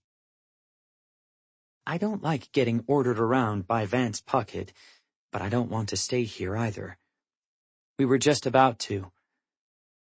I start toward Katrin's car with Mia at my side, but Vance's sharp, "Hey!" makes us turn. He points toward me with an unsteady finger. "You might want to tell that sister of yours to lie low for a change. Doesn't seem like a great year to be homecoming queen, does it?"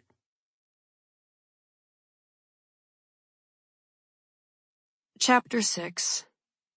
Ellery. Monday, September 9th. "It's like children of the corn around here," Ezra mutters, scanning the hallway. He's not wrong.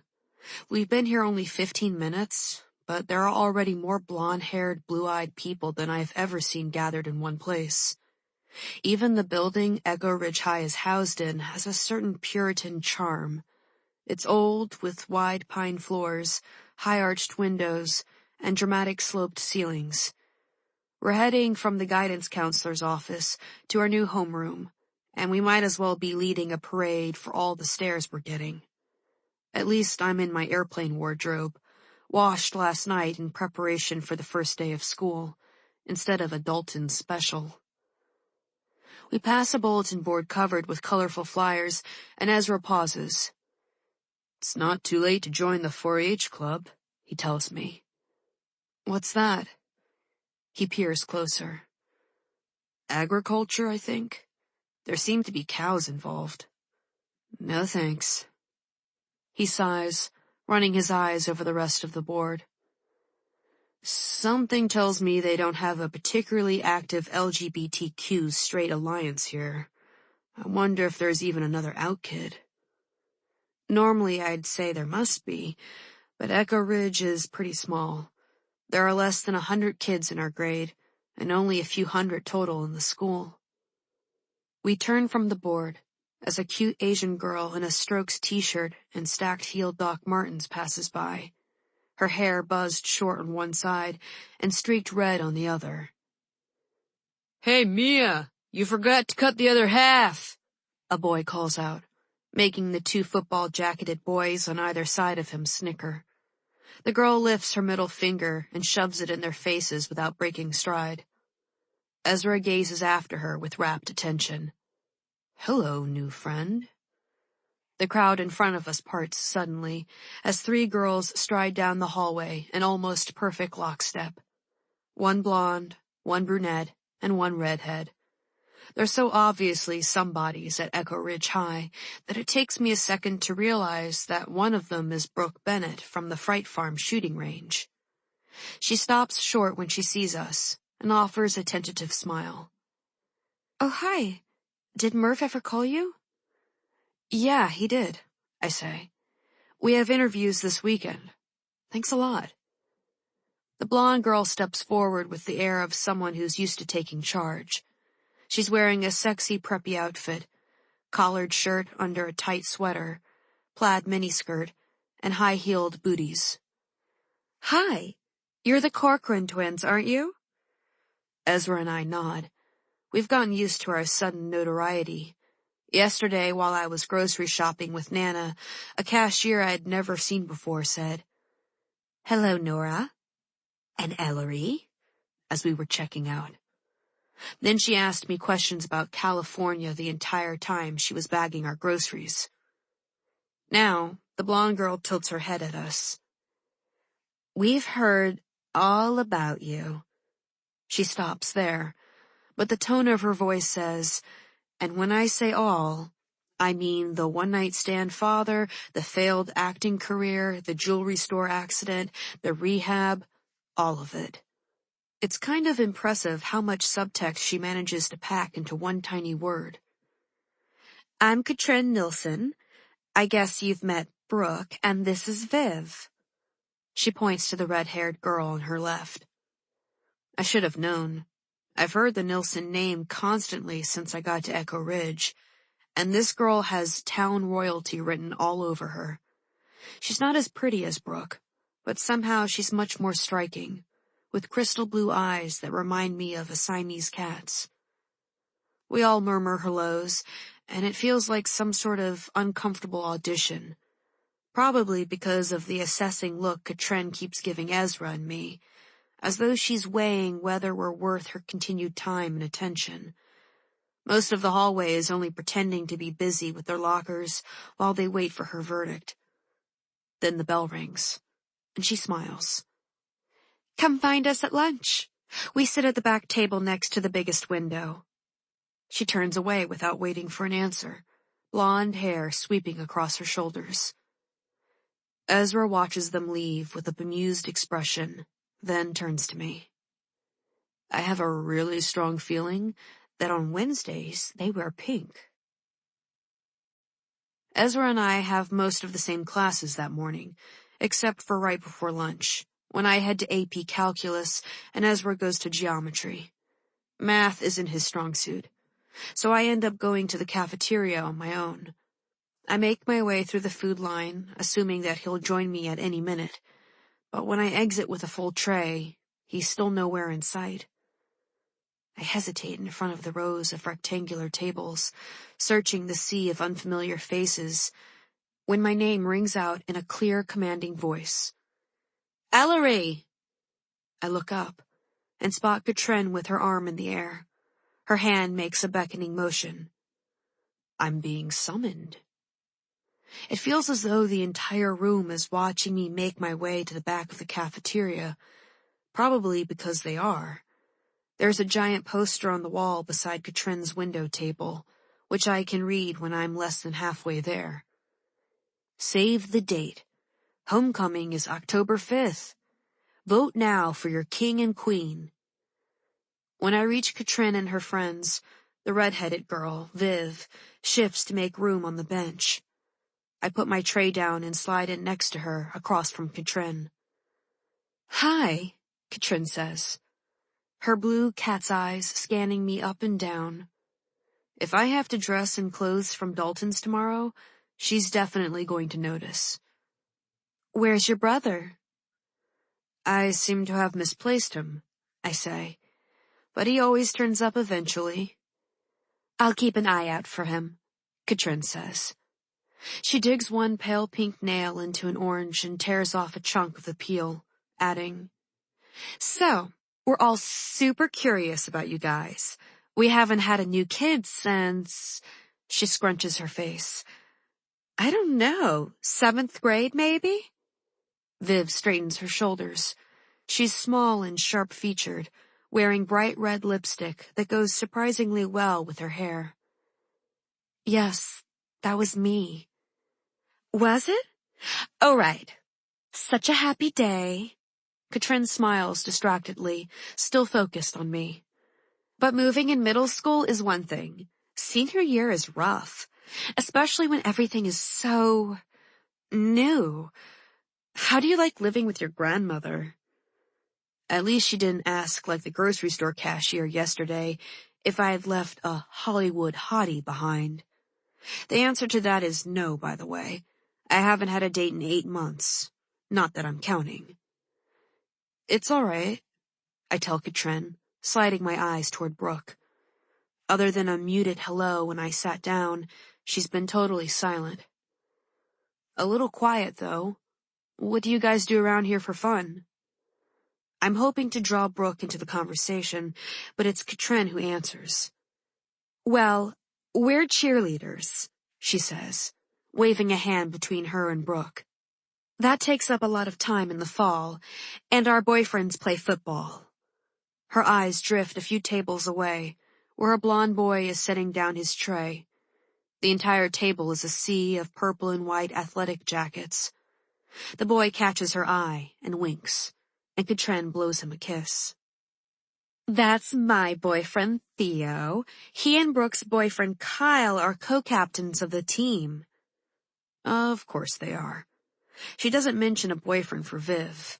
I feel a small surge of solidarity. Single girls unite! But when I flash a smile at Viv, she meets it with a cool stare.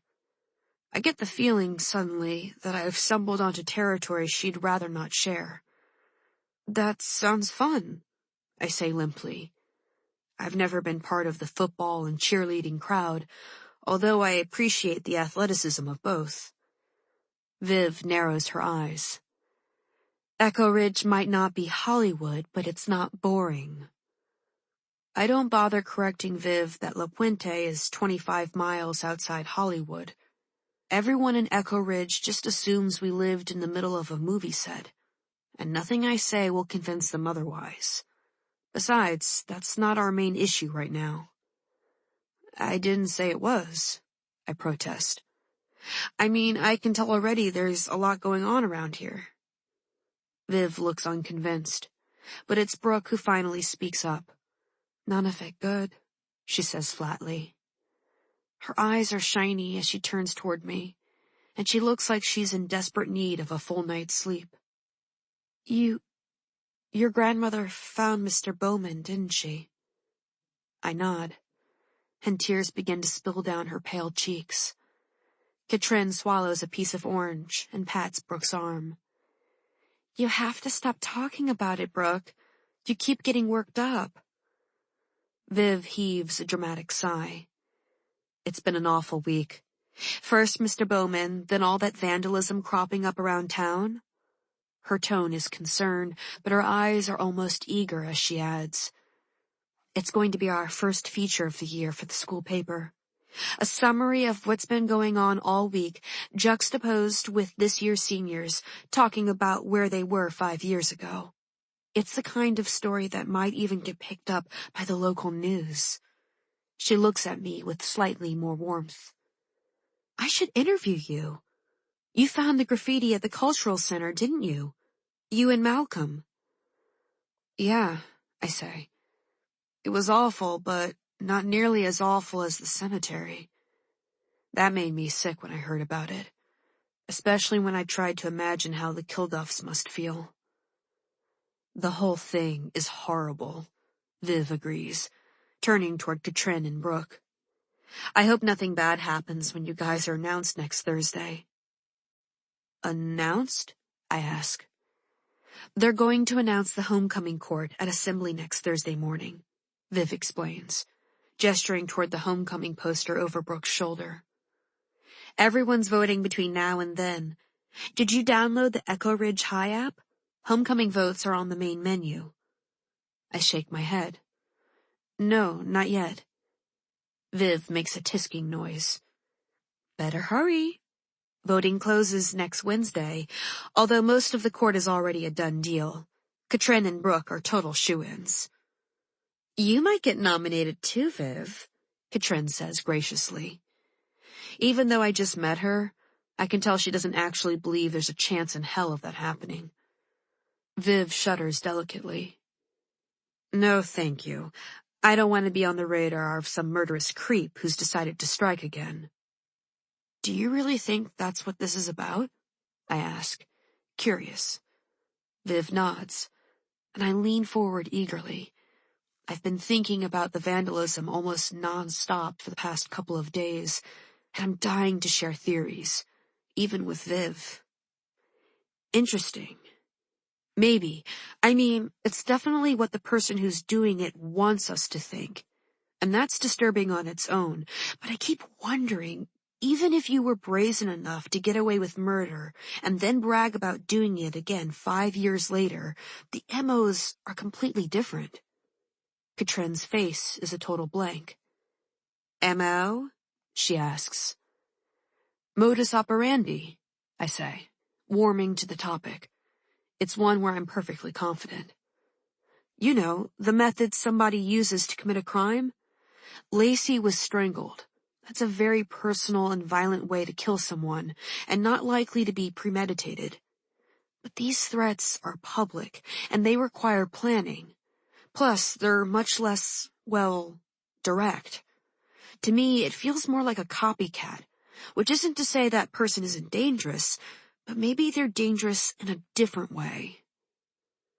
There's a moment of silence at the table, until Katrin says, Huh, and bites into an orange slice. She chews carefully, her eyes fixed on a spot somewhere over my shoulder. There it is, I think. She just mentally dismissed me from the popular crowd. That didn't take long. If Ezra's told me once, he's told me 100 times. Nobody wants to hear your murder theories, Ellery. Too bad he bailed on me for lunch. Then a new expression crosses Katrin's face, one that's sort of irritated and indulgent at the same time. You're going to get kicked out of school one day for wearing that shirt, she calls to someone. I turn to see Malcolm Kelly in a faded gray t-shirt with KCUF written across the front in block letters. Hasn't happened yet, he replies. In the bright fluorescent lights of the Echo Ridge High cafeteria, I get a much better look at him than I did at the Cultural Center. He's wearing a backward baseball cap over unruly brown hair, framing an angular face and wide-set eyes. They meet mine and flicker with recognition. He waves, and the movement jars his tray enough that he almost drops the whole thing. It's totally awkward and also weirdly kind of cute. I'm sorry, Viv says as Malcolm turns away, in the least apologetic tone I've ever heard. But I find it super sketch that the first person to see both threats is Declan Kelly's weirdo brother. She shakes her head emphatically. Something's off there. Oh, Viv, Katrin sighs, like they've had some variation on this conversation at least a dozen times before. Malcolm's all right. Kind of nerdy, but all right. I don't think he's a nerd. Brooke's been quiet for so long that her sudden pronouncement startles everyone. Maybe he used to be, but he's gotten cute lately. Not as cute as Declan, but still. Then she drops her head again and starts playing listlessly with her spoon, as if contributing to the conversation sapped whatever small reserves of energy she had. Katrin gives her a speculative look. Didn't realize you'd noticed, Brooke. My head swivels, looking for Malcolm, and I spot him sitting with that girl Mia from the hallway, and my brother. I'm not surprised. Ezra has a knack for inserting himself into whatever social group he's decided to join. At least I'll have another lunch option when I don't get invited back to Katrin's table. Viv snorts. Cute my ass, she says flatly. Declan should be in jail. You think he killed Lacey Kilduff? I ask, and she nods. Katrin cocks her head, confused. But weren't you just saying that whoever killed Lacey is leaving those threats around town? She asks. Declan lives in another state. Viv leans an elbow on the table, staring at her friend, eyes wide. You live with the Kellys and you seriously don't know? Katrin frowns. Know what? Viv waits a few beats for maximum impact, then smirks. Declan Kelly is back in town.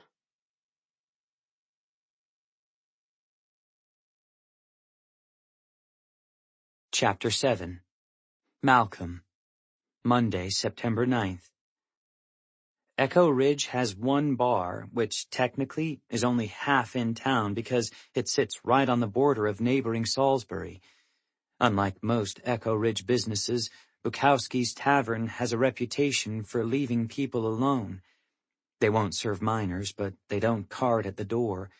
So that's where I meet Declan on Monday afternoon, after spending the first day back at school pretending that, yeah, sure, I knew my brother was around. Bukowski's doesn't look like it belongs in Echo Ridge. It's small and dark, with a long bar at the front, a few scarred tables scattered around the room, and a dartboard and pool table in the back. The only thing on the walls is a neon Budweiser sign with a flickering W. There's nothing cute or quaint about it. You couldn't give me a heads up you were in town? I ask when I slide into a seat across from Declan. I mean to say it like a joke, but it doesn't come out that way. Hello to you too, little brother, Declan says. I saw him less than a week ago, but he looks bigger here than he did in Aunt Lynn's basement apartment. Maybe because Declan was always larger than life in Echo Ridge. Not that the two of us ever hung out at Bukowski's before, or anywhere, really.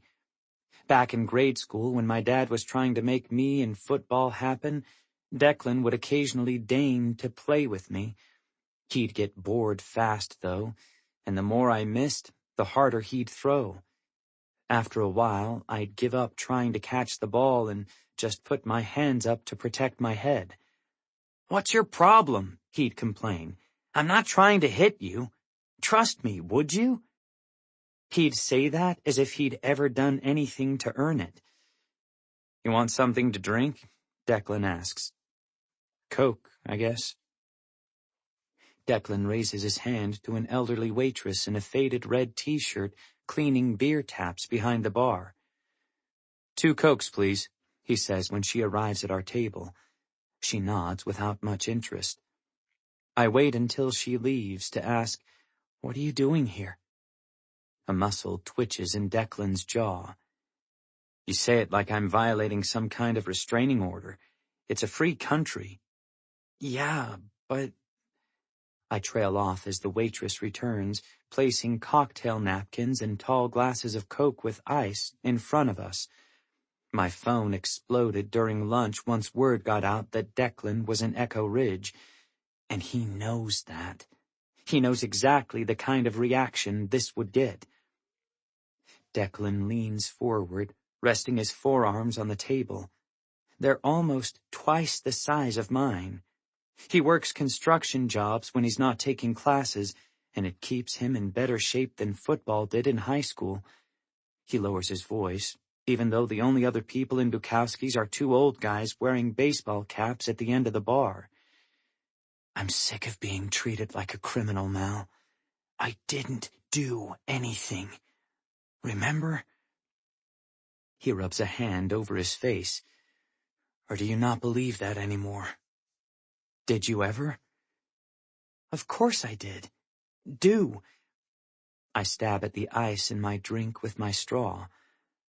"But why now? First Daisy's back and now you. What's going on?" The ghost of a frown flits across Declan's face when I mention Daisy, so quick I almost miss it. I'm not back, Mal. I still live in New Hampshire. I'm here to see someone, that's all. Who, Daisy? Declan heaves an exasperated sigh. Why are you so hung up on Daisy? Do you still have a thing for her? No, I'm just trying to figure this out. I saw you last week and you never said you were coming. Declan shrugs and takes a sip of Coke, avoiding my eyes. And it's kind of shitty timing, you know, with all the crap going on around town. What does that have to do with me? He breaks into a scowl when I don't respond right away. Wait, are you kidding me? People think I had something to do with that? What's next? Am I responsible for global warming now too? Fucking hell, Mal! One of the old guys at the bar looks over his shoulder, and Declan slumps back against the chair, glowering. For the record, just so we're clear, I didn't come here to write creepy-ass slogans on signs and walls or whatever. Graves, I correct. Whatever, Declan grits out, low and dangerous. I believe him. There's no possible universe in which my hot-headed, testosterone-fueled brother dresses a trio of dolls up like homecoming queens and ties them to a mausoleum. It's easier to imagine him placing his hands around Lacey's throat and squeezing the life out of her. Jesus. My hand shakes as I pick up my glass, rattling the ice in it. I can't believe I just thought that. I take a sip and swallow hard. Then why did you come? And how long are you staying? Declan drains his Coke and signals for the waitress. Jack and Coke this time, he says when she arrives. Her lips thin as she glances between us. ID first. Declan reaches for his wallet, then hesitates. You know what? Forget it. Just another Coke. She shrugs and walks away. Declan shakes his head like he's disgusted with himself. See what I did there? Decided not to get a drink even though I wanted one, because I don't feel like showing my name to some woman I don't even know. That's my fucking life. Even in New Hampshire? I ask. One of the old guys at the bar keeps glancing our way. I can't tell whether it's because I'm so obviously underage or because. Everywhere, Declan says. He goes silent again as the waitress brings a Coke, then raises the glass to me in a toast. You know, you and Mom have a good thing going here, Mal. Peter likes to pretend I don't exist, but he's solid with you guys. You might even get college out of the deal. He's right, I might, which makes me feel guilty, so I say, Peter says he's talking to Mr. Coates about a job for you. Since Ben Coates was the mayor of Echo Ridge when Lacey died, he got interviewed a few times about what he thought might have happened. A tragic, random act of violence, he always said. Some depraved individual passing through. Declan laughs darkly. I guarantee you that's bullshit. No, they got together Labor Day weekend, and I'm sure they did. And they might even have mentioned me, probably along the lines of how it'd be career suicide to hire me. It is what it is, Mal, and I won't be a pain in Peter's ass about it. I'm not trying to drive a wedge between him and Mom, or you. I'll stay out of your way. I don't want you to stay out of my way. I just want to know why you're here. Declan doesn't answer right away. When he does, he sounds less angry and more tired. You know what happened with me and Lacey before she died? We outgrew each other. But we didn't know that because we were a couple of dumb kids who'd been together forever and thought we were supposed to stay that way. If we were regular people, we would have eventually figured out how to break up, and that would have been that. We'd have moved on, wound up with someone else. His voice dips lower. That's how things should have ended. The guy at the bar who's been staring at us gets up and starts moving our way. When he's crossed half the room, I realize he's not as old as I thought he was. Early 50s, maybe, with thick arms and a barrel chest. Declan doesn't turn around, but gets up abruptly and pulls out his wallet. "I gotta go," he says, dropping a 10 on the table. "Don't worry, all right? Everything's fine." He brushes past the guy, who half turns to call after him. "Hey! You Declan Kelly?" Declan continues toward the door, and the guy raises his voice. "Hey! I'm talking to you!" Declan grasps the doorknob and leans against the door, shouldering it open. "I'm nobody," he says, and disappears outside. I'm not sure what the guy's going to do. Keep coming toward me, maybe, or follow Declan outside, but he just shrugs and heads for the bar, settling himself back onto his stool. His friend leans toward him, muttering something, and they both laugh. It hits me, as I finish my Coke in silence, that Declan's life is a lot shittier up close than it seems from a state away. Half an hour later, I'm dragging my ass home, because it didn't occur to my brother before making his dramatic exit to ask if I might need a ride. I'm rounding the bend toward Lacey's old house when I spot someone a few feet ahead of me on the road, wheeling an oversized suitcase behind her. "Hey," I call when I get close enough to tell who it is. "Leaving town already?" Ellery Corcoran turns just as her suitcase wheels hit a rock on the ground, almost jerking the luggage out of her hand. She pauses and balances it carefully next to her. While she's waiting for me to catch up, she pulls her hair back and knots it into some kind of twist, so quickly I barely see her hands move. It's kind of mesmerizing. "The airline lost my luggage more than a week ago, and they just delivered it." She rolls her eyes. "To our neighbors." "That sucks. At least it showed up, though." I gesture to the suitcase. "You need help with that?" "No, thanks. It's easy to roll. And my grandmother's house is right there." A breeze stirs, sending stray tendrils of hair across Ellery's face. She's so pale, with sharp cheekbones and a stubborn chin, that she'd look severe if it weren't for her eyes. They're inky black, huge, and a little bit tilted at the edges, with eyelashes so long they look fake. I don't realize I'm staring until she says, "What?" I shove my hands into my pockets. "I'm glad I ran into you. I've been meaning to thank you for the other night, at the fundraiser, for not, assuming I was the perpetrator." A smile tugs at the corners of her mouth. "I don't know a lot of vandals, but I have to imagine most of them don't look quite so horrified by their own handiwork."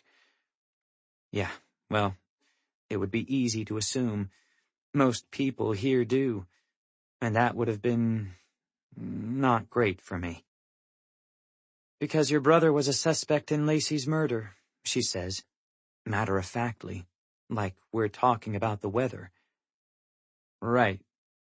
We start walking again, and I have this weird impulse to tell her about my meeting with Declan. I've been out of sorts about it since I left Bukowski's tavern, but that would be oversharing, to say the least. Instead, I clear my throat and say, I met your mother when she came back for Lacey's funeral. She was really nice." Nice isn't the right word. Sadie Corcoran was like this bolt of energy that swept through town and electrified everybody, even in the middle of mourning. I got the sense that she considered Echo Ridge one big stage, but I didn't mind watching the performance. We all needed the distraction. Ellery squints into the distance. "It's funny how everyone remembers Sadie here. I'm pretty sure I could visit every town I've ever lived in, and nobody would notice." I doubt that. I shoot her a sideways glance. You call your mom by her first name? Yeah, she used to have us pretend she was our older sister when she went on auditions, and it stuck, Ellery says in that same matter-of-fact tone. She shrugs when I raise my brows. Mothers of preschoolers aren't considered particularly sexy in Hollywood. An engine roars behind us, faintly at first, then so loud that we both turn. Headlights flash, coming way too fast, and I grab Ellery's arm to yank her out of the road.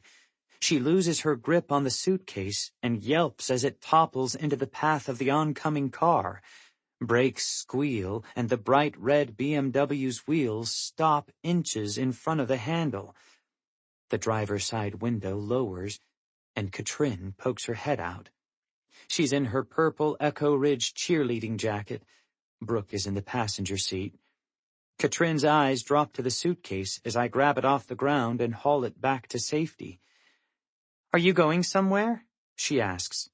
Christ, Katrin, you almost ran us over. I did not, she scoffs. She arches a brow as Ellery takes the suitcase handle from me. Is that yours, Ellery? You're not moving again, are you? No. Long story. Ellery starts rolling the oversized suitcase toward the grassy knoll in front of her grandmother's house. I'm almost home, so I'll catch you guys later. See you tomorrow, I say, as Katrin waves and utters a lazy, bye. Then she wraps her palm against the car door and narrows her eyes at me. You've been keeping secrets. You didn't tell me Declan was back in town. I had no idea until today, I say. Katrin shoots me a look of pure skepticism.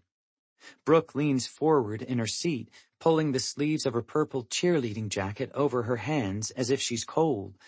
Her eyes dart between Katrin and me as Katrin asks, You expect me to believe that? I feel my temper flare. I don't care if you believe it or not. It's the truth. My stepsister and my brother have nothing to do with one another. Declan didn't come to our mom's wedding to Peter and doesn't visit. Katrin hasn't mentioned his name once in the entire 4 months we've been living together. She looks unconvinced, but jerks her head toward the back seat.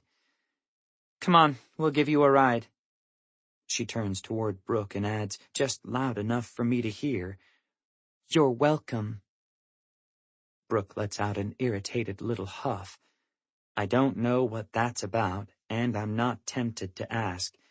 Katrin's in peak pain-in-the-ass mode right now, but I'm tired of walking. I climb into the back seat and barely have a chance to close the door before Katrin floors the gas again. So what's Declan doing here anyway? She asks. I don't know, I say, and then I realize what's been bothering me about my half-hour conversation with Declan ever since I left Bukowski's. It's not just that I didn't know he was here. It's that he avoided every single one of my questions.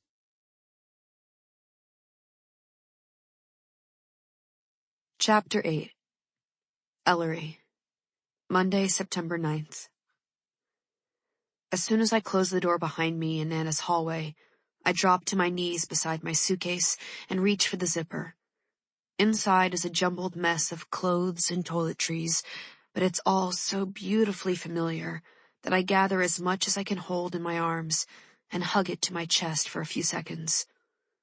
Nana appears in the doorway between the kitchen and the hall. I take it everything's there? She asks. Looks like it, I say, holding up my favorite sweater like a trophy.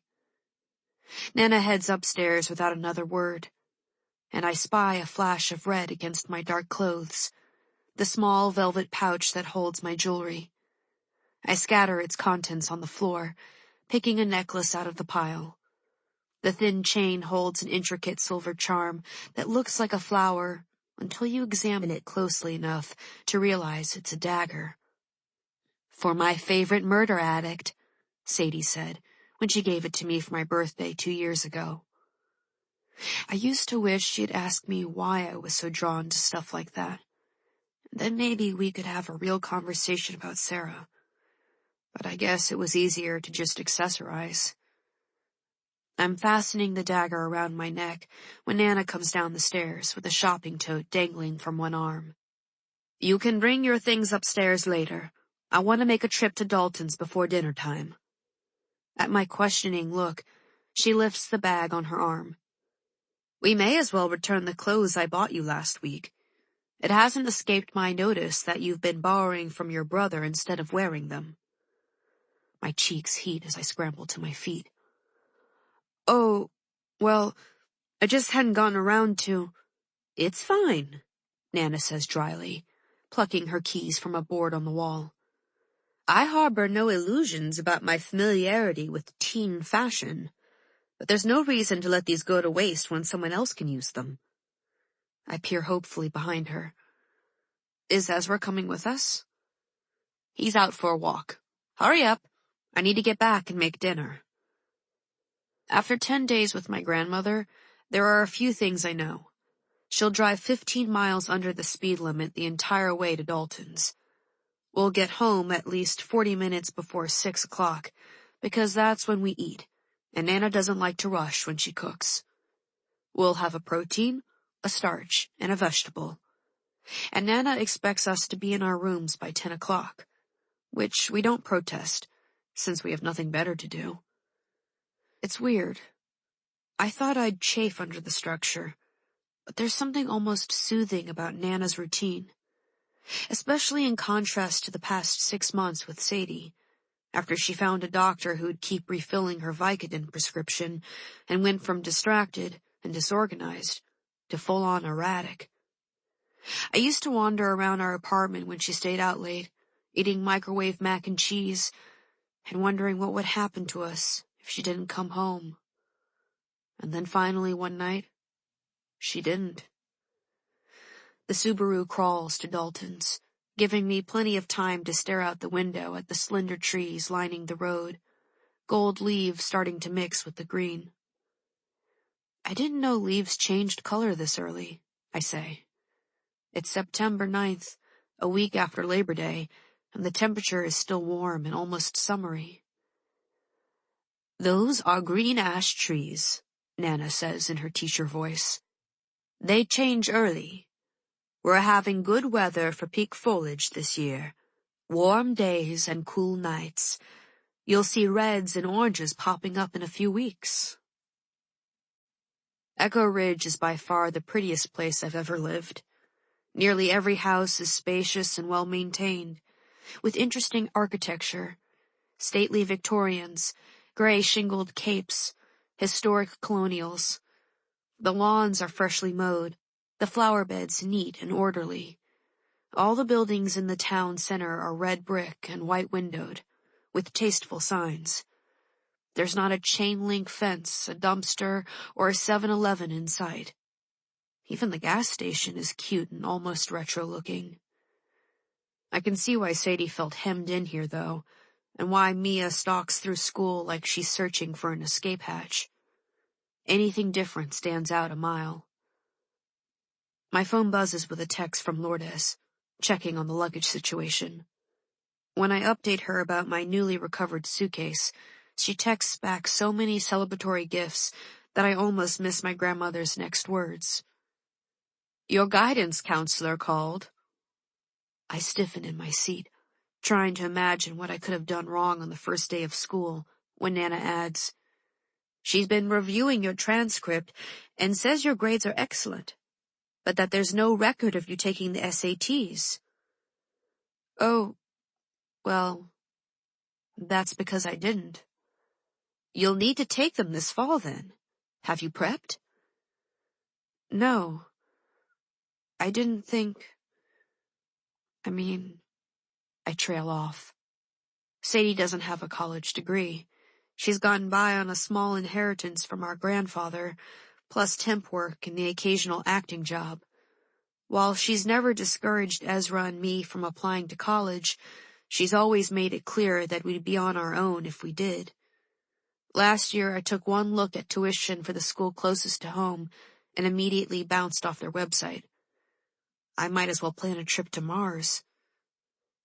I'm not sure I'm going to college. Nana brakes well in advance of a stop sign, then inches toward the white line. No? And here I thought you were a future lawyer. Her eyes are fixed firmly on the road, so she doesn't catch my startled look. Somehow she managed to land on my one and only career interest, the one I stopped mentioning at home because Sadie would groan, "Ugh, lawyers," every time I did. Why would you think that? Well, you're interested in criminal justice, aren't you? You're analytical and well-spoken. Seems like a good fit. Something light and warm starts spreading through my chest, then stops when I glance down at the wallet sticking out of my messenger bag. Empty, just like my bank account. When I don't answer right away, Nana adds, "I'll help you and your brother out, of course, with tuition, as long as you keep your grades up." You will? I turn and stare at her, the spark of warmth returning and zipping through my veins. Yes. I mentioned it to your mother a few months ago, but, well, she wasn't in the best frame of mind at the time. No, she wasn't. My mood deflates, but only for a second. You'd really do that? You can, afford it? Nana's house is nice and all, but it's not exactly a mansion. And she clips coupons, although I have the feeling it's more of a game with her than a necessity. She was really pleased with herself over the weekend when she scored 6 free rolls of paper towels. "State school," she says crisply. "But you have to take the SATs first, and you need time to prepare, so you should probably sign up for the December session." All right. My head's in a whirl, and it takes a minute for me to finish the sentence properly. Thank you, Nana. That's seriously awesome of you. Well, it would be nice to have another college graduate in the family. I tug at the silver dagger around my neck. I feel not close to my grandmother exactly, but like maybe she won't shoot me down if I ask the question I've been holding in since I arrived in Echo Ridge. Nana? I say abruptly, before I lose my nerve. What was Sarah like? I can feel my aunt's absence in this town, even more than my mother's. When Ezra and I are out running errands with Nana, people have no problem talking to us as though they've known us their entire lives. Everyone skirts around Sadie's rehab, but they have plenty of other things to say. They'll quote her Defender line, joke about how Sadie must not miss Vermont winters, or marvel at how similar my hair is to hers. But they never mention Sarah.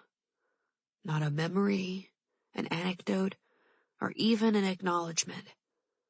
Every once in a while I think I see the flicker of an impulse, but they always pause or look away before changing the subject. Nana is silent for so long that I wish I had kept my mouth shut. Maybe we can both spend the next 4 months pretending I did. But when she finally speaks, her tone is calm and even. Why do you ask? My mom doesn't talk about her. Nana's never said anything when we call our mother by her first name, but I can tell she doesn't like it. Now isn't the time to annoy her. I have always wondered. A light rain starts to fall, and Nana switches on windshield wipers that squeak with every pass. Sarah was my thinker, she says finally. She read constantly and questioned everything.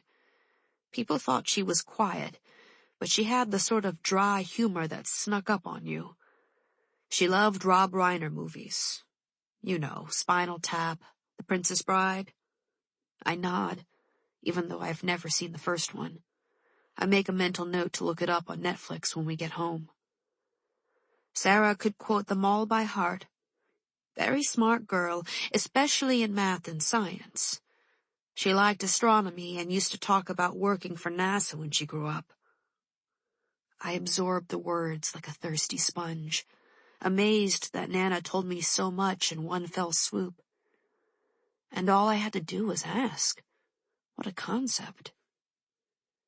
Did she and my mom get along? I asked. They sound so different, even more so than I'd imagined. Oh, yes.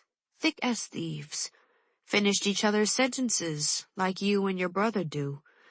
They were very distinct personalities, but could mimic one another like you wouldn't believe. Used to fool people all the time. Airport Andy would be jealous, I say, before forgetting that I never told Nana the absorbed twin story. Nana frowns. What? Nothing. Just a joke. I swallow the small lump that's formed in my throat. Sarah sounds great. She was marvelous. There's a warmth to Nana's voice I've never heard before. Not even when she talks about her former students. Definitely not when she talks about my mother. Maybe that was another thing about Echo Ridge that Sadie couldn't stand. Do you think... could she still... be somewhere? I fumble over the words, my fingers twisting the chain at my neck. I mean, like she ran away or something? I regret it as soon as I say it, like I'm accusing Nana of something, but she just shakes her head decisively. Sarah would never. Her voice drops a little, like the words hold too much weight. I wish I could have met her. Nana pulls into a parking spot in front of Dalton's and shifts the Subaru into park. So do I. I sneak a glance at her, afraid I'll see tears, but her eyes are dry and her face relaxed. She doesn't seem to mind talking about Sarah at all. Maybe she's been waiting for someone to ask. Could you grab the bag from the back seat, please, Ellery? Okay, I say. My thoughts are a tangled whirl, and I nearly drop the plastic bag into the rain-soaked gutter next to the sidewalk when I get out of the car. I wrap the bag's handles around my wrist to keep it secure and follow Nana inside Dalton's Emporium. The cashier greets Nana like an old friend and graciously takes the pile of clothes without asking the reason for the return. She's scanning tags I never removed when a high, sweet voice floats through the store. I want to see myself in the big window, Mommy. Seconds later, a girl in a gauzy blue dress appears, and I recognize Melody Kilduff's daughter. It's the little one, about 6 years old, and she stops short when she sees us. Hello, Julia, Nana says. You look very nice. Julia catches the hem of her dress in one hand and fans it out. She's like a tiny version of Melanie, right down to the gap between her front teeth. It's for my dance recital. Melanie appears behind her, trailed by a pretty preteen, with crossed arms and a sulky expression. Oh, hi, Melanie says with a rueful smile, as Julia runs for a raised dais surrounded by mirrors near the front of the store.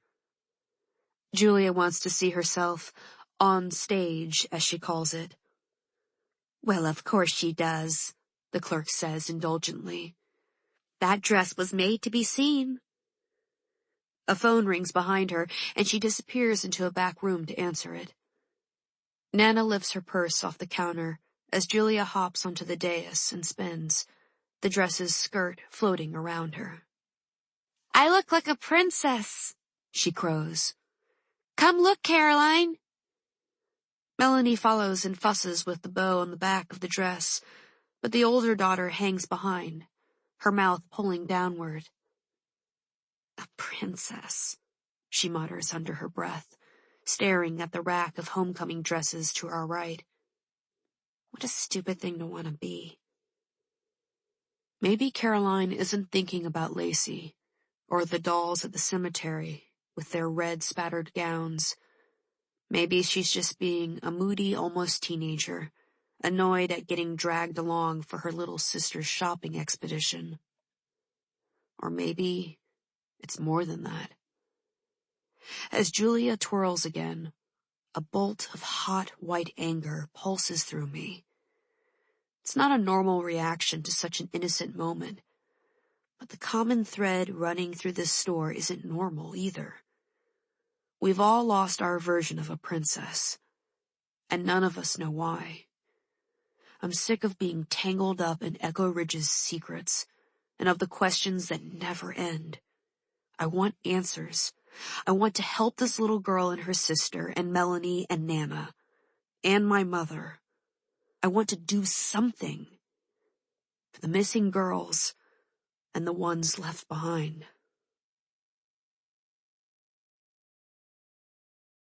Chapter 9. Malcolm. Thursday, September 19th. What's up, loser? I tense a split second before Kyle McNulty's shoulder rams into mine, so I stumble but don't crash against the locker bay. Your dickhead brother still in town? Fuck you, McNulty.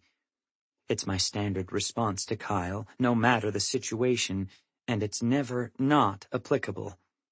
Kyle's jaw twitches as Theo smirks beside him. I used to play football with both of them in elementary school, back when my father was still hoping I'd turn into Declan 2.0. We weren't friends then, but we didn't actively hate one another. That started in middle school. He'd better stay the hell away from my sister, Kyle spits. Declan couldn't care less about your sister, I say. It's true, and 90% of the reason Kyle can't stand me. He scowls, edging closer, and I curl my right hand into a fist. Malcolm, hey. A voice sounds behind me as a hand tugs at my sleeve. I turn to see Ellery leaning against a locker, her head tilted, holding one of those Echo Ridge High month-at-a-glance calendars that most people recycle instantly. Her expression is preoccupied, and I'd almost believe she didn't notice she was interrupting a near fight if her eyes didn't linger on Kyle a few seconds too long. Do you mind showing me where the auditorium is? I know we have assembly now, but I can't remember where to go. I can give you a hint, Kyle sneers. Away from this loser. I flush with anger, but Ellery just gives him a distracted nod. Oh, hi, Kyle. Did you know your zipper's down? Kyle's eyes drop automatically to his pants. No, it's not, he complains, adjusting it anyway as Theo snorts out a laugh. Move along, boys. Coach Gagnon comes up behind us, clapping Kyle and Theo on the shoulder. You don't want to be late for assembly. First period is canceled today, so the entire school can be herded into the auditorium for rah-rah speeches about football season and the homecoming court announcements. In other words, it's the Kyle and Theo show. They follow Coach Gagnon down the hall. I turn toward Ellery, who's absorbed in her calendar again. I'm both impressed that she stopped Kyle in his tracks so easily and embarrassed that she thought she had to. Her eyes flick up, such a deep brown they're almost black, framed by thick lashes. When a pink tinge works its way into her cheeks, I realize I'm staring. Again. You didn't need to do that, I say. I can handle those guys. God, I sound like some puffed-up little kid trying to act tough. Kyle's right. I am a loser. Ellery does me the favor of acting like she didn't hear. Every time I see Kyle, he's being an ass to someone, she says, stuffing the calendar into her bag and hoisting it higher over her shoulder. I don't understand why he's such a big deal around here. What does Brooke even see in him? It's an obvious change of subject, but a fair question. Hell if I know. We enter the stream of students heading down the hallway toward the auditorium. What was he saying about his sister? Ellery asks. Does she go here? No, she's older. Liz was in Declan's class. They went out for like 3 months when they were sophomores, and she was kind of obsessed with him. She broke up with her for Lacey. Ah, Ellery nods. I'm guessing she didn't take that well? That's an understatement. We push through the auditorium's double doors, and I lead Ellery toward the farthest corner of the stands, where Mia and I always sit. Ellery and Ezra have been eating lunch with us since last week, and we've been doing the standard getting-to-know-you stuff, talking about music, movies, and the differences between California and Vermont. This is the first time I've been alone with Ellery since I saw her with her suitcase, and just like then, we've skipped past being polite and gone straight for the dark stuff. I'm not sure why, but I tell her Liz stopped going to school for a while and ended up having to repeat. It took her 2 extra years to graduate. Ellery's eyes widen. Wow, seriously? Just because a guy broke up with her? I drop into a seat at the top of the bleachers. Ellery settles in beside me, lifting her bag over her head and placing it at her feet. Her hair is a lot more under control now than it was the first time I'd met her. I kind of miss the old look. Well, she wasn't great at school to start with, I say, but the McNultys blamed Declan. So, Kyle hates me by association. Ellery gazes up at the rafters. They're filled with banners from Echo Ridge sports teams throughout the years, a couple dozen in football, basketball, and hockey. For such a small school, Echo Ridge brings home a lot of championships. That's not fair. You shouldn't be blamed for whatever's going on with your brother. I have the feeling we're not talking about Liz McNulty anymore. Welcome to life in a small town. You're only as good as the best thing your family's done. Or the worst. Or the worst thing that's been done to them, Ellery says in a musing way. It hits me then, why talking to her feels so familiar sometimes, because we're 2 sides of the same coin. Both of us are stuck in one of Echo Ridge's unsolved mysteries, except her family lost a victim and mine has a suspect.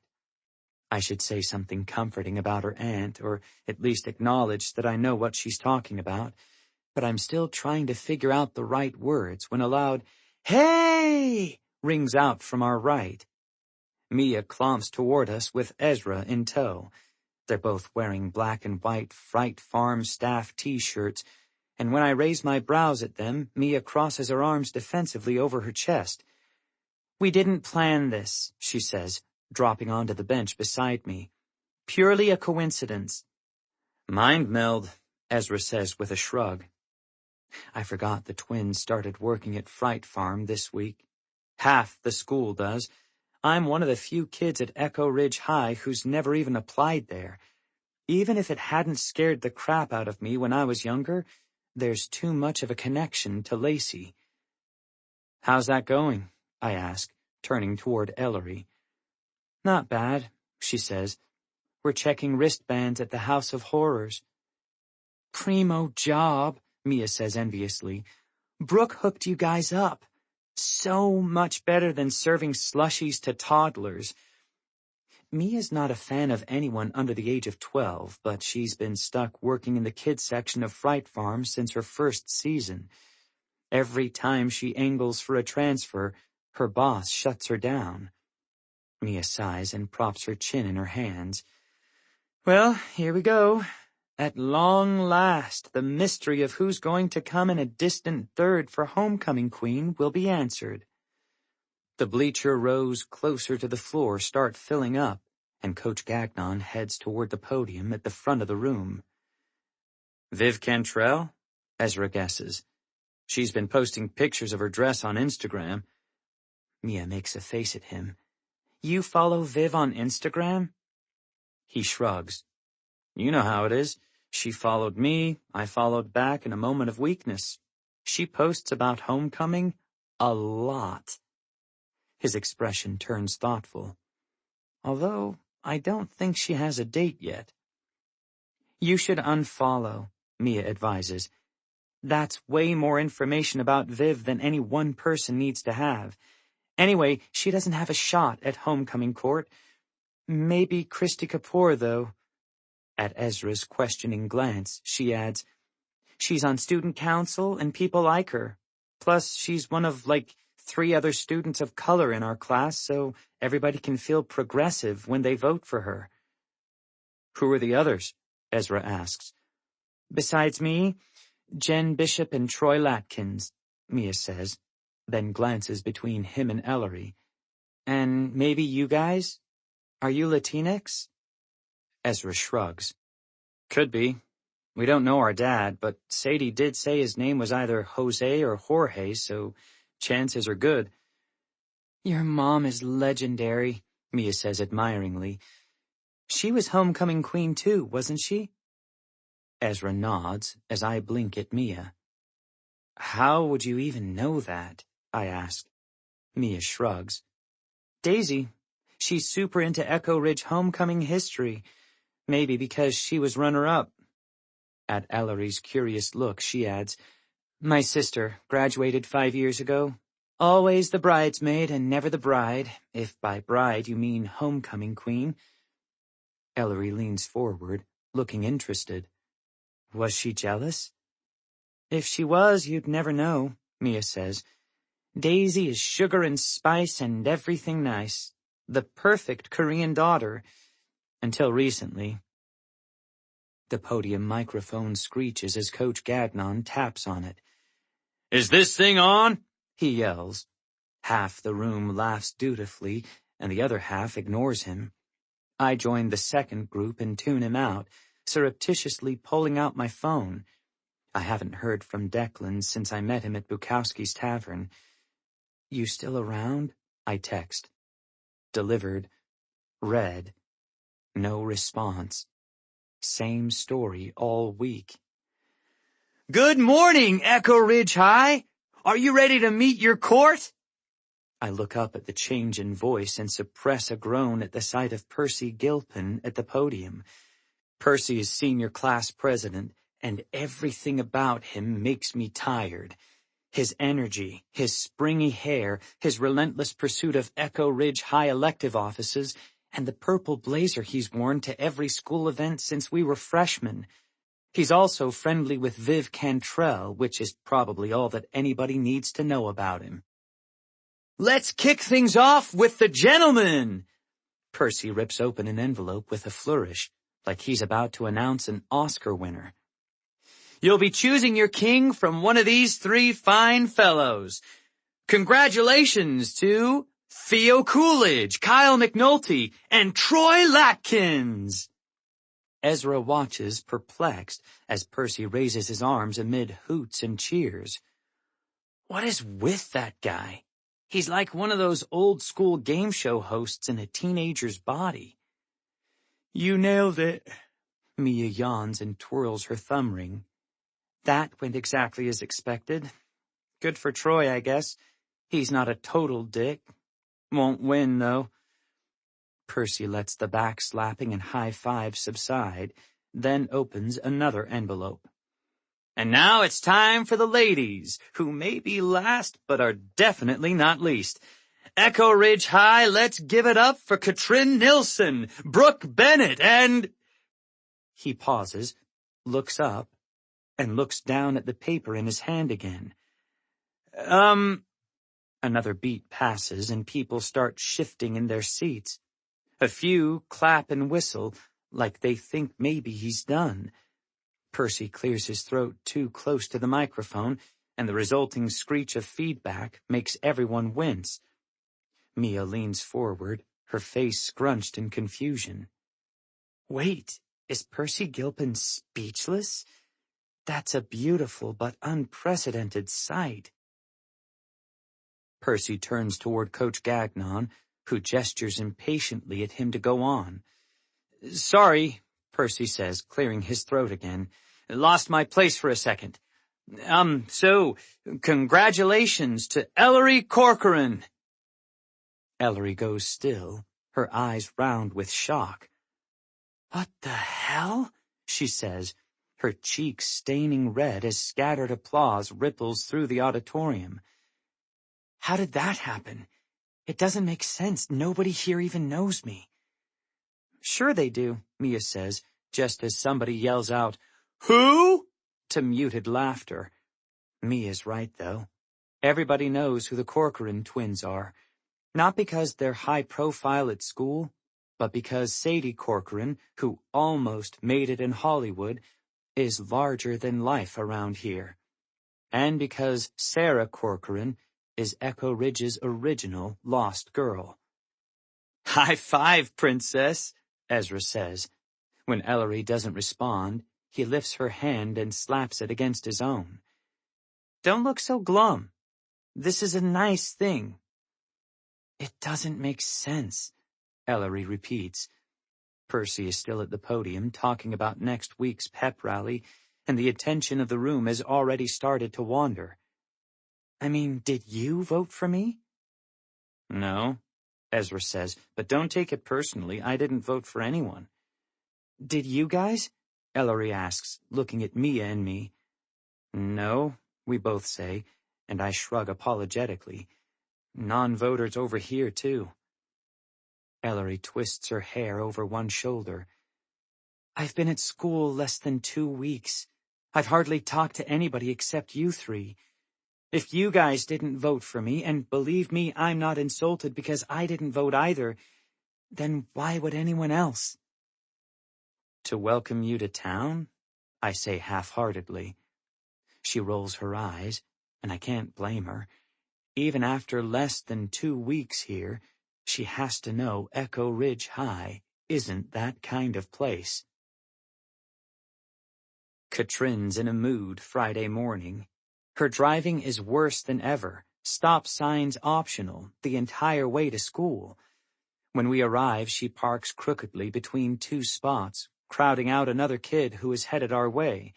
He honks as she flounces out of the car, slamming her door and taking off for the entrance without a backward look. It's one of those days when she's pretending I don't exist. I take my time entering the building, and as soon as I get to the hallway, I know something's off. There's a weird buzzing energy, and the snippets of conversation I catch don't sound like the usual gossip and insults. Must have broken in. Somebody hates them. Maybe it's not a joke after all. It's not like anybody did that to Lacey, though. Everyone's grouped in clusters, heads bent together. The biggest crowd of people is around Katrin's locker. There's a smaller knot around Brooks. My stomach starts to twist, and I spot Ezra and Ellery standing next to hers. Ellery's back is to me, but Ezra is turned my way, and his face stops me in my tracks. His laid-back California guy vibe is gone, and he looks like he wants to stab somebody. When I get closer, I see why. Ellery's dingy gray locker is splashed with bright red paint. A red, spattered, twisted doll dangles from the handle, just like the ones in the cemetery. I crane my neck to look down the hallway and see enough to know Katrin's and Brooks' lockers got the same treatment. Thick black letters are scrawled across the red on Ellery's. "Remember Murderland, Princess?" I do. Ezra catches my eye. "This is messed up," he seethes as Ellery turns. Her face is composed but pale, a humorless smile at the corners of her mouth. "So much for welcoming me to town," she says.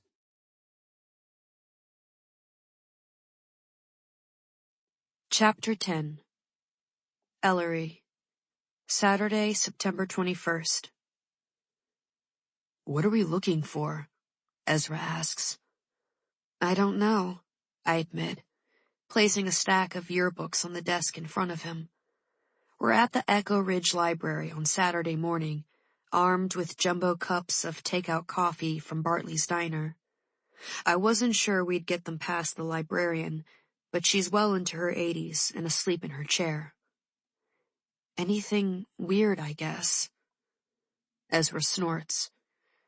Elle, we've been here 3 weeks. So far, we've reported a dead body, gotten jobs at a murder site, and been targeted by a homecoming stalker. Although that last one was all you. He takes a sip of coffee. You're gonna have to be more specific. I drop into a seat across from him and slide a book from the middle of the pile. It has Echo Ridge eagles on its spine. Date stamped from 6 years ago. Lacey's junior year. 1 year before she died. I want to check out Lacey's class. It's strange, isn't it? How these people who were part of her inner circle when she died are suddenly back in town, right when all this other stuff starts happening. What? You think Malcolm's brother had something to do with that? Or Mia's sister? Ezra raises a brow. Maybe we should have invited them along for coffee and crime solving. You know what you always say, Ezra, I say, opening the yearbook. Nobody wants to hear my murder theories, especially when it involves their siblings. That's the kind of thing you need to ease into. We're snarking because that's what we do. A lifetime of living with Sadie provided a master class in pretending everything's fine. But I've barely eaten since yesterday, and even Ezra, who usually inhales Nana's cooking like he's trying to make up for 17 years of frozen dinners, refused breakfast before we left. Now, he runs his eyes over the remaining yearbooks. What should I do? Look at their senior year? He sucks in his cheeks. It's probably pretty grim. In memoriam for Lacey, that kind of thing. Sure, that or... My eyes drop to the bottom of the pile. Sadie's yearbook is in there too, if you're curious. Ezra stills. About what? What she was like in high school. What they were like. Her and Sarah. His jaw ticks. What does that have to do with anything? I lean forward and glance around the small room. Besides the sleeping librarian, there's no one here except a mother reading quietly to her toddler. Haven't you ever wondered why we've never been to Echo Ridge before? Like, ever. Or why Sadie never talks about her sister? I mean, if you suddenly disappeared, I swallow hard against the bile in my throat. I wouldn't move across the country and act like you'd never existed. You don't know what you'd do, Ezra objects. You don't know what Sadie's really thinking. No, I don't. And neither do you. That's my point. The little boy's mother turns our way, and I lower my voice. I reach up and squeeze the dagger on my necklace. We never have. We just got jerked from one town to the next while Sadie ran away from her problems. Except she finally landed in trouble she can't make disappear, and here we are, back where it all started. Ezra regards me steadily, his dark eyes somber. We can't fix her, Elle. I flush and look down at the pages in front of me. Rows and rows of kids our age, all smiling for the camera. Ezra and I don't have any yearbooks. We've never felt connected enough to any of our schools to bother with a keepsake. I'm not trying to fix her. I just want to understand. Plus, Sarah's part of this, somehow. She has to be. I rest my chin in my hands and say what I've been thinking since yesterday. Ezra, nobody in that school voted me onto homecoming court. You know they didn't. Someone rigged the votes. I'm sure of it. Because I'm connected to Sarah. My locker was cleaned and repainted by lunchtime on Friday, like nothing ever happened. But I felt exposed ever since, the back of my neck prickling when I think about the fact that someone, somewhere, went to a lot of trouble to add my name to that court. I told Viv that I didn't think the vandal and Lacey's murderer are the same person, and objectively, that still makes sense. Subjectively, though, the whole thing makes me sick. Ezra looks dubious. How does somebody rig votes? By hacking the app, it wouldn't be hard. He cocks his head, considering. That seems extreme. Oh, and bloody Barbie dolls are restrained? Touché. Ezra drums his fingers on the table. So what then? You think Lacey and Sarah are connected too? I don't know. It seems unlikely, doesn't it? They happened almost 20 years apart. But somebody's threading all these things together, and there has to be a reason why. Ezra doesn't say anything else, but takes Sadie's yearbook from the bottom of the pile and opens it. I pull Lacey's closer to me and flip through the junior class pictures until I reach the K's. They're all there, the names I've been hearing since I got to Echo Ridge. Declan Kelly, Lacey Kilduff, and Daisy Kwan. I've seen Lacey before in news stories, but not Daisy. She shares a few features with Mia, but she's much more conventionally pretty. Preppy, even, with a headband holding back her shiny pin-straight hair. Declan Kelly reminds me of Malcolm on steroids. He's almost aggressively handsome, with piercing dark fringed eyes and a cleft in his chin. All three of them look like the kind of teenagers you'd find on a CW show, too beautiful to be real. The R section is a lot less glam. Officer Ryan Rodriguez's high school junior self is an unfortunate combination of prominent Adam's apple, acne, and bad haircut. He's improved since then, though, so good for him. I turn the yearbook around to show Ezra. Here's our neighbor. Ezra glances at Officer Rodriguez's photo without much interest. Nana mentioned him this morning. She's got some cardboard boxes she wants us to bring over. She says he sold the house, or he's going to sell the house. Anyway, he's packing stuff up. I straighten in my chair. He's leaving town? He shrugs. She didn't say that. Just that the house was too big for one person, now that his dad's dead. Maybe he's getting an apartment nearby or something. I turn the yearbook back toward me and flip the page. The club and candid photo section comes after class pictures. Lacey was part of almost everything. Soccer, tennis, student council, and choir, to name just a few. Declan mostly played football, it looks like, and was a good enough quarterback that the team won a state championship that year. The last photo in the junior section is of the entire class, posing in front of Echo Ridge Lake during their year-end picnic. I pick Lacey out right away. She's dead center, laughing, her hair blowing in the wind. Declan's behind her, with his arms wrapped around her waist, his head tucked into her shoulder. Daisy stands beside them, looking startled, as though she wasn't ready for the shot. And, on the far edge of the group, is gangly Ryan Rodriguez, standing stiffly apart from everyone else.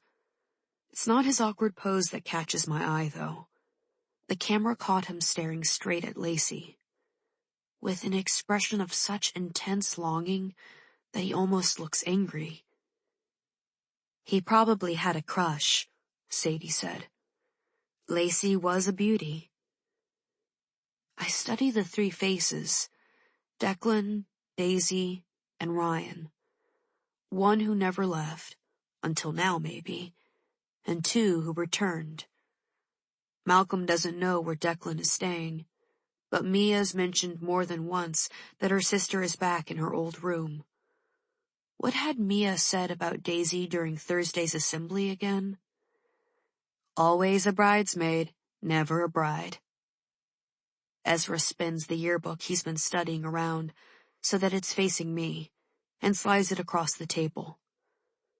Is this what you wanted to see? A girl with a cloud of curly dark hair is at the top of the page. Her smile so bright it's almost blinding. My mother, 23 years ago. Except the name under the picture reads Sarah Corcoran. I blink at it a couple of times. In my mind, Sarah's always been the serious, almost somber twin. I don't recognize this version. I flip to the previous page and see Sadie's picture at the bottom. It's identical, right down to the head tilt and the smile. The only difference is the color of their sweaters. The pictures were taken their senior year, probably in September. A few weeks later, shortly after Sadie was crowned homecoming queen, Sarah was gone. I close the book as a wave of exhaustion hits me. I don't know, I admit, stretching and turning toward a row of tiny windows on the far wall that sends squares of sunlight across the hardwood floor. When do we have to be at work again? Ezra glances at his phone. In about an hour. Should we stop by Mia's and see if she's working today? She's not, Ezra says. Should we stop by Mia's and see if she's working today? I repeat. Ezra blinks in confusion, then shakes his head like he's just waking up. Oh, sorry. Are you suggesting a reconnaissance mission? I wouldn't mind meeting the mysterious Daisy, I tell him. Roger that, Ezra says. He gestures to the stack of yearbooks between us. Are you going to check any of these out? No, I'm just... Hang on. I pull out my phone and snap a few photos of the yearbook pictures we've just been looking at. Ezra watches me with a bemused expression. What are you going to do with those? He asks. Documenting our research, I say. I don't know if this morning will turn out to be worth anything, but at least it feels productive. When I finish, we each take an armful of yearbooks and return them to the reference section. I throw our empty coffee cups into a recycling bin, which makes a much louder noise than I expected. The sleeping librarian startles and blinks at us with watery, unfocused eyes as we pass her desk. Can I help you? She yawns, feeling around for the glasses looped on a chain around her neck. No thanks, all set, I say, nudging Ezra to walk faster so we can exit before she recognizes us and we have to spend 15 minutes making polite conversation about California. We push through the library's front door into bright sunshine and descend wide steps to the sidewalk. Ezra and I walked home from school with Mia a couple of days ago, and she's only a block from the library. The Kwan's house is unusual for Echo Ridge, a modern boxy construction set on a large expanse of lawn. A stone path connects from the sidewalk to the front stairs, and we're halfway across it when a gray Nissan pulls into the driveway. The driver's side window is half down, framing a girl with long dark hair who's gripping the steering wheel like it's a life preserver. Oversized sunglasses cover half her face, but I can see enough to tell that it's Daisy. Ezra raises his hand, about to call a greeting, then lowers it as Daisy lifts a phone to her ear. I don't think she sees us, I say, glancing between the car and the front door. Maybe we should just ring the bell. Before we can move, Daisy drops her phone, crosses her arms over the steering wheel, and lowers her head onto them. Her shoulders start to shake, and Ezra and I exchange uneasy glances. We stand there for what feels like 10 minutes, although it's probably less than one, before Ezra takes a tentative step forward. Do you think we should, He trails off, as Daisy suddenly raises her head with a strangled little scream and slams her hands hard on either side of the steering wheel. She whips off her sunglasses and runs her hands over her eyes like she's trying to erase any trace of tears, then shoves the glasses back on. She throws the car into reverse and starts to back up, stopping when she looks out the window and catches sight of us. Ezra offers the sheepish half-wave of someone who knows he just accidentally observed a private moment. Daisy's only indication that she sees him is to roll up her window before she backs out of the driveway and leaves in the direction she came from. "Well, you wanted to meet the mysterious Daisy," Ezra says, watching her taillights disappear around a bend. "There she goes."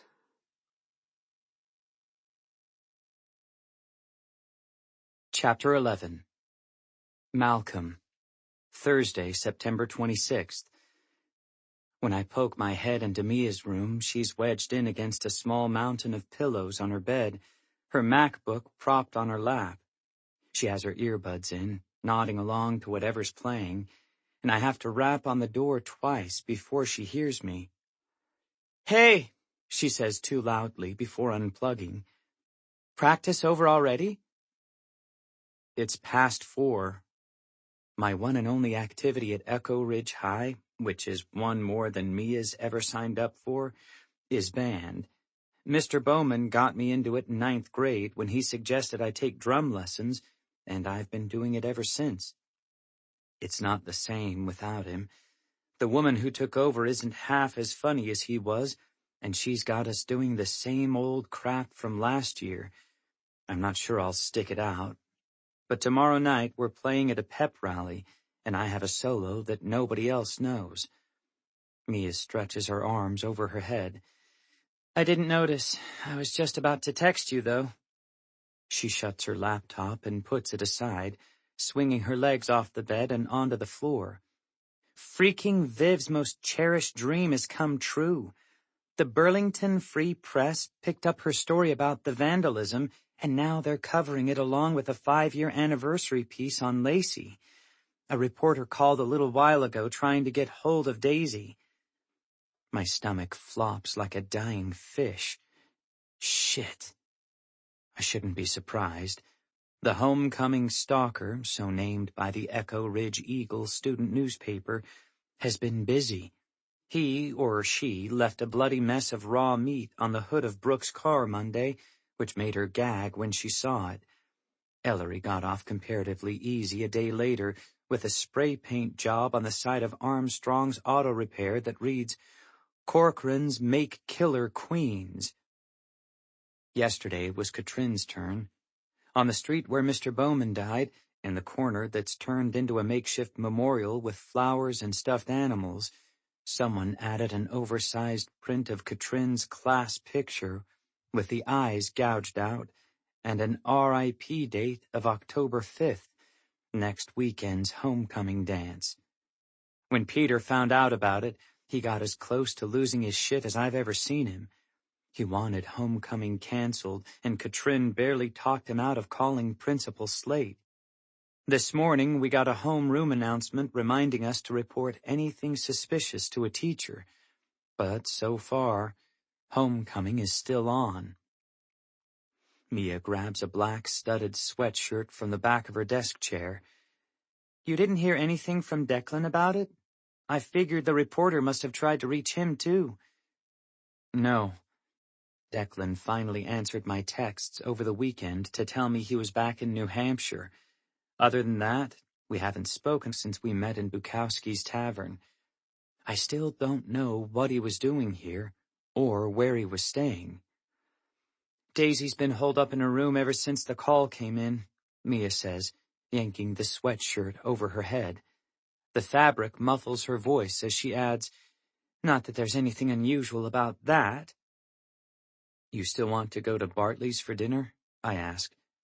Doctor and Mr. Kwan both work late on Thursdays, and Peter and my mother have date night, so Mia and I are heading for Echo Ridge's only restaurant. I have Mom's car, so we don't have to walk. "Yeah, definitely. I need to get out of this house. Also, I invited the twins, so they're expecting us. I told them 5, though. We can hang out and have coffee till then."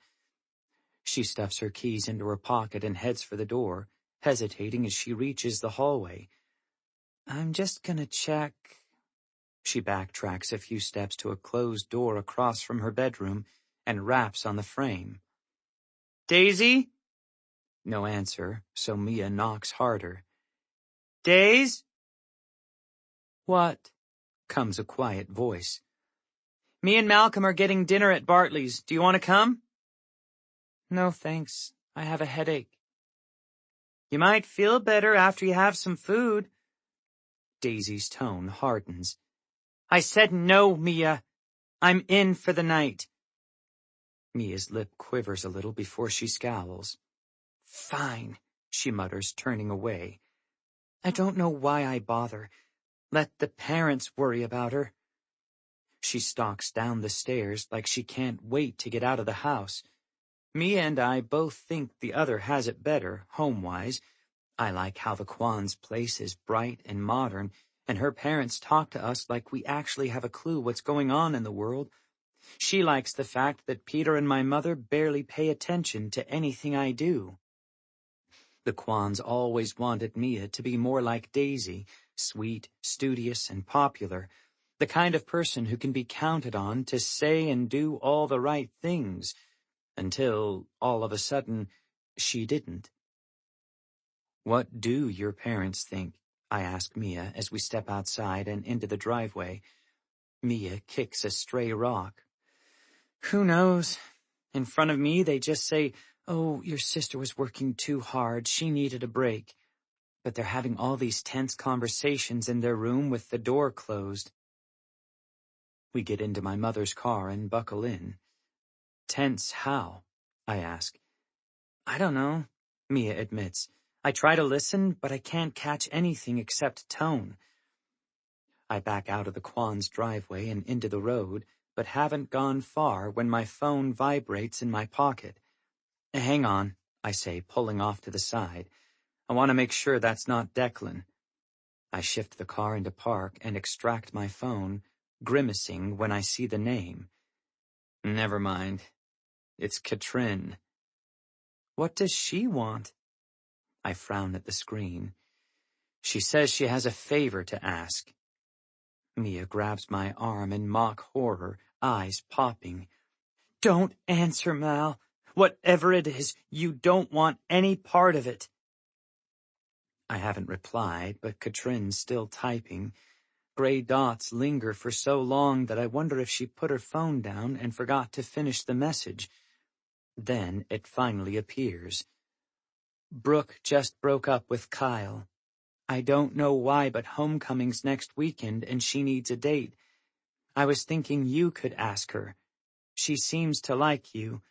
Probably just as a friend, but whatever. You weren't going to go anyway, were you? Hang on, I'll send her number. I show the message to Mia, who snorts. Christ, the entitlement of that girl. She mimics Katrin's clipped, breezy tone. You weren't going to go anyway, were you? Another text appears from Katrin with contact information for Brooke, and I save it automatically. Then I shrug and put my phone away. Well, she has a point. I wasn't. Mia chews her lip without responding, and I raise my brows at her. What? Were you? Maybe, if they still have it, she says, and glares when I start to laugh. Don't give me attitude, Mal. I can go to a dance if I want to. I know you can. I'm just surprised at the want to part. You have the least school spirit of anyone I've ever met. I thought that was like a badge of honor with you.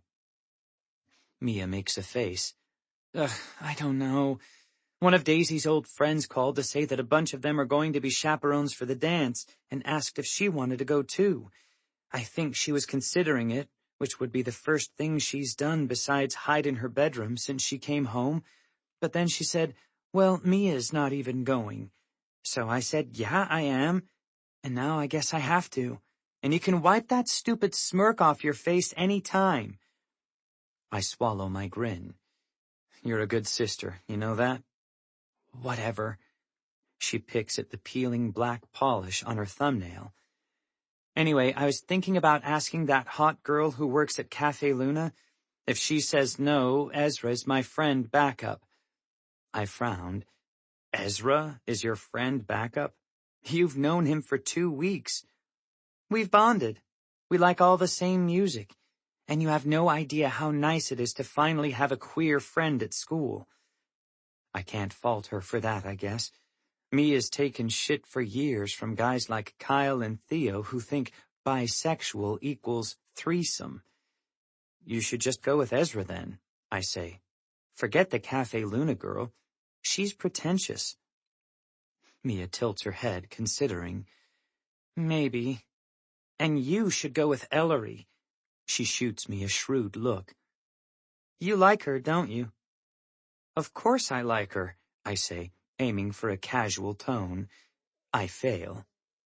Oh my God, Mia snorts. We're not in 4th grade, Mal. Don't make me ask if you like her. She props her boots against the glove compartment. I don't know what you're waiting for. I think she likes you too.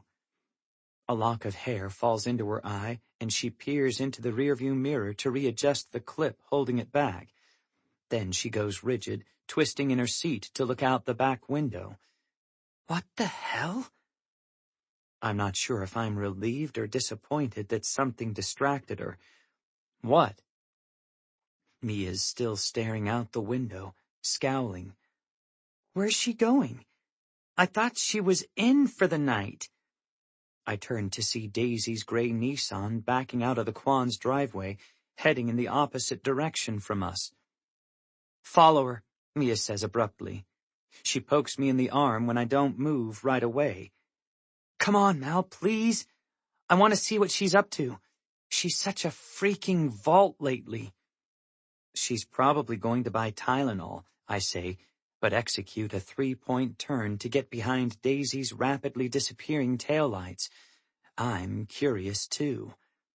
We follow her through the center of town and past Echo Ridge Cemetery. Mia sits up straighter in her seat when the Nissan slows, but Daisy doesn't stop. I wonder if she thought about visiting Lacey's grave, and then couldn't bring herself to do it. Daisy leaves Echo Ridge and winds her way through 2 neighboring towns.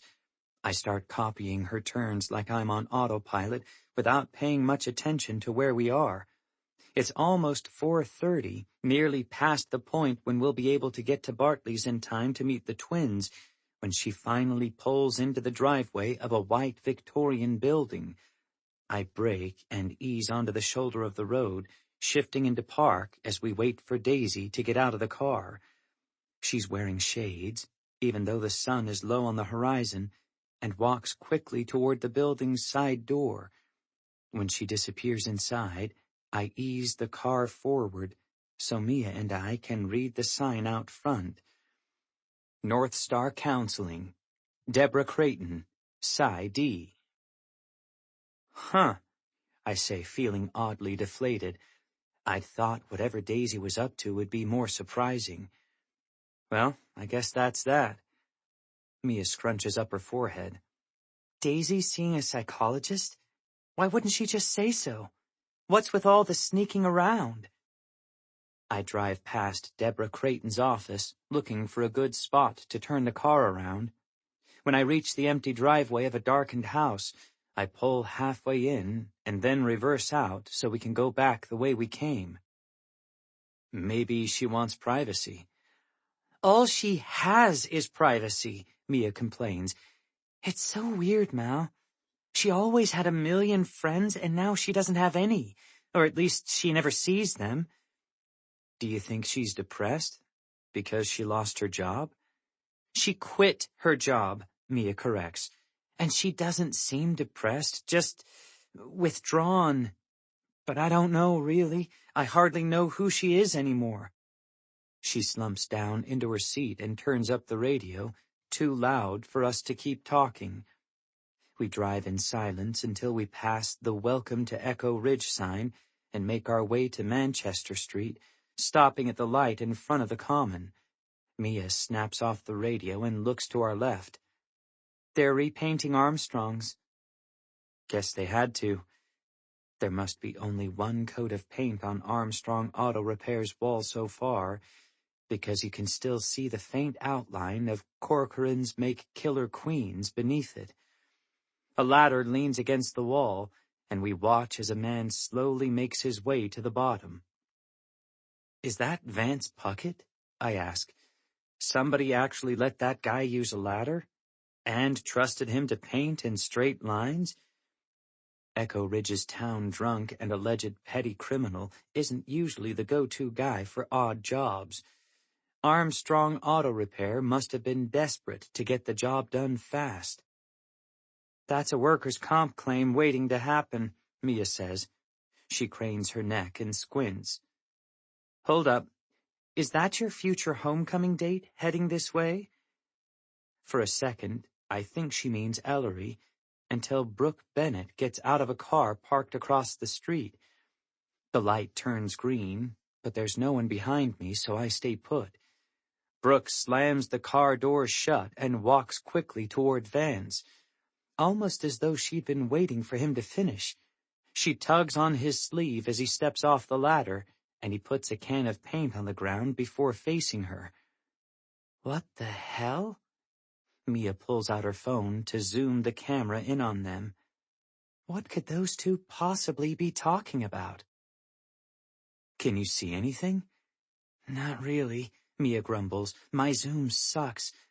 But her hand gestures seem sort of agitated, don't you think? She flaps one hand in a piss-poor imitation of Brooke. The light turns red again, and a car pulls up behind us. Brooke starts backing away from Vance, and I keep an eye on him in case he's about to try anything weird with her. But he doesn't move, and she doesn't seem as though she's trying to get away from him.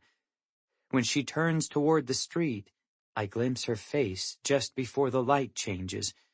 She doesn't look scared or upset or in tears like she has been for the past couple of weeks. She looks determined. Chapter 12. Ellery, Friday, September 27th. This time, it's Ezra's phone that buzzes with the California number. He holds it up to me. "Sadie?" he asks. "Probably," I say, glancing instinctively at the doorway. We're in the living room killing time, watching Netflix after dinner, and Nana's in the basement doing laundry. She irons everything, including our t-shirts, so she's got at least another half hour down there. Still, Ezra gets to his feet, and I follow him to the staircase. "Hello?" he answers halfway up. "Yeah, hey. We thought it was you. Hang on, we're in transit." We get ourselves settled in his room with the door closed, Ezra at his desk, and me in the window seat beside it, before he props up his phone and switches to FaceTime. "There you are!" Sadie exclaims. Her hair is pulled back into a low, loose ponytail with tendrils escaping everywhere. It makes her look younger. I search her face for clues for how she's doing, because our official calls over Skype don't tell me anything. And neither does Nana. But Sadie is wearing the same cheerful, determined expression she's had every time I've glimpsed her over the past few weeks. The one that says, "Everything is fine, and I have nothing to explain or apologize for." "What are you two doing at home on a Friday night?" "Waiting for our ride," Ezra says. "We're going to a pep rally at Fright Farm." Sadie scratches her cheek. "A pep rally where?" "Fright Farm," I say. "Apparently they do school stuff there sometimes. We get a bunch of free passes so people can hang out after." "Oh, fun! Who are you going with?" We both pause. "Friends," Ezra says. It's mostly true. We're meeting Mia and Malcolm there, but our actual ride is Officer Rodriguez, because Nana wasn't going to let us leave the house until she ran into him downtown, and he offered to take us. We can't tell Sadie that, though. without falling down a rabbit hole of everything we're not telling her. Before we started our weekly Skype calls with Sadie, Hamilton House Rehabilitation Facility sent a 3-page resident interactions guide that opened with positive, uplifting communication between residents and their loved ones is a cornerstone of the recovery process. In other words, skim the surface. Even now when we're having a decidedly unofficial call, we play by the rules. Needing a police escort after getting targeted by an anonymous stalker isn't on the list of rehab-approved topics. Anyone special? Sadie asks, batting her eyelashes. My temper flares, because Ezra had somebody special back home. She knows perfectly well he's not the type to move on a month later. Just people from school, I say. It's getting busy around here. We have the pep rally tonight and homecoming next Saturday. If Sadie notices the coolness in my voice, she doesn't react. Oh my gosh, is it homecoming already? Are you two going to the dance? I am, Ezra says. With Mia. His glance shifts toward me, and I read in his eyes what he doesn't say. Unless it gets canceled. So fun. She sounds great. What about you, Elle? Sadie asks. I pick at a frayed seam on my jeans. When Ezra told me last night that Mia asked him to homecoming, it hit me that I'm a princess without a date. Even though I'm positive the votes were a setup, something about that still rankles. Maybe because until last night, I assumed our new friends weren't the school dance types. Now, I guess it's just Malcolm who isn't. With me, anyway. But Sadie doesn't know about any of that. Undecided, I say. You should go, she urges. Take the cute vandal, she winks. I sensed a little attraction the last time we spoke, am I right? Ezra turns toward me with a grin. The what now? Is she talking about Mal? My skin prickles with resentment. Sadie doesn't get to do this. She doesn't get to embarrass me about something I haven't sorted out my own feelings about, when she never tells us anything that matters about herself. I straighten my shoulders and incline my head, like we're playing chess, and I just figured out my next move. Homecoming is such a big deal around here, isn't it? I say. People are obsessed with the court. They even remember how you were queen, like 20 years ago. Sadie's smile changes into something that looks fixed, unnatural, and I lean in closer to the phone. She's uncomfortable, and I'm glad. I want her to be. I'm tired of it always being me. You've never really talked about that, I add. Must have been a fun night. Her laugh is as light as spun sugar, and just as brittle. As fun as a small-town dance can be, I guess. I hardly remember it. You don't remember being homecoming queen? I press. That's weird. Ezra tenses beside me, and even though I don't look away from Sadie, I can feel his eyes on me. We don't do this. We don't dig for information that Sadie doesn't want to give. We follow her conversational lead. Always. Sadie licks her lips. It wasn't that big of a deal. Probably more of an event now that kids can document the whole thing on social media. She shifts her eyes toward Ezra. Speaking of which, I'm loving your Instagram stories, Ez. You make the town look so pretty. I almost miss living there. Ezra opens his mouth, about to answer, but I speak first. Who did you go to homecoming with? I ask. My voice is challenging, daring her to try to change the subject again. I can tell she wants to, so badly that I almost backtrack and do it myself. But I can't stop thinking about what Caroline Kilduff said in Dalton's Emporium. A princess. What a stupid thing to want to be. Sadie was one. My extroverted, attention-loving mother hit the absolute pinnacle of high school popularity, and she never, ever talks about it. I need her to talk about it. At first, I don't think she'll answer. When the words spring past her lips, she looks as surprised as I am. "Vance Puckett," she says. I'm not prepared for that, and my jaw drops before I can stop it. Ezra inhales sharply beside me. A crease appears between Sadie's eyes, and her voice pitches upward as she looks between us. "What? Have you met him?" "Briefly," Ezra says, at the same time I ask, "Were you serious with him?" I wasn't serious about anyone back then. Sadie tugs on one of her earrings. It's her nervous tell. I twist a strand of hair around my finger, which is mine. If Sadie dislikes this line of questioning, she's going to hate the next one. "Who did Sarah go with?" I ask. It's like I took an eraser and wiped the expression right off her face. I haven't asked about Sarah in years. Sadie trained me not to bother. Ezra cracks his knuckles, which is his nervous tell. We're all wildly uncomfortable, and I can see, all of a sudden, why Hamilton House counsels uplifting communication. "Excuse me?" Sadie asks. "Who was Sarah's homecoming date? Was it someone from Echo Ridge?"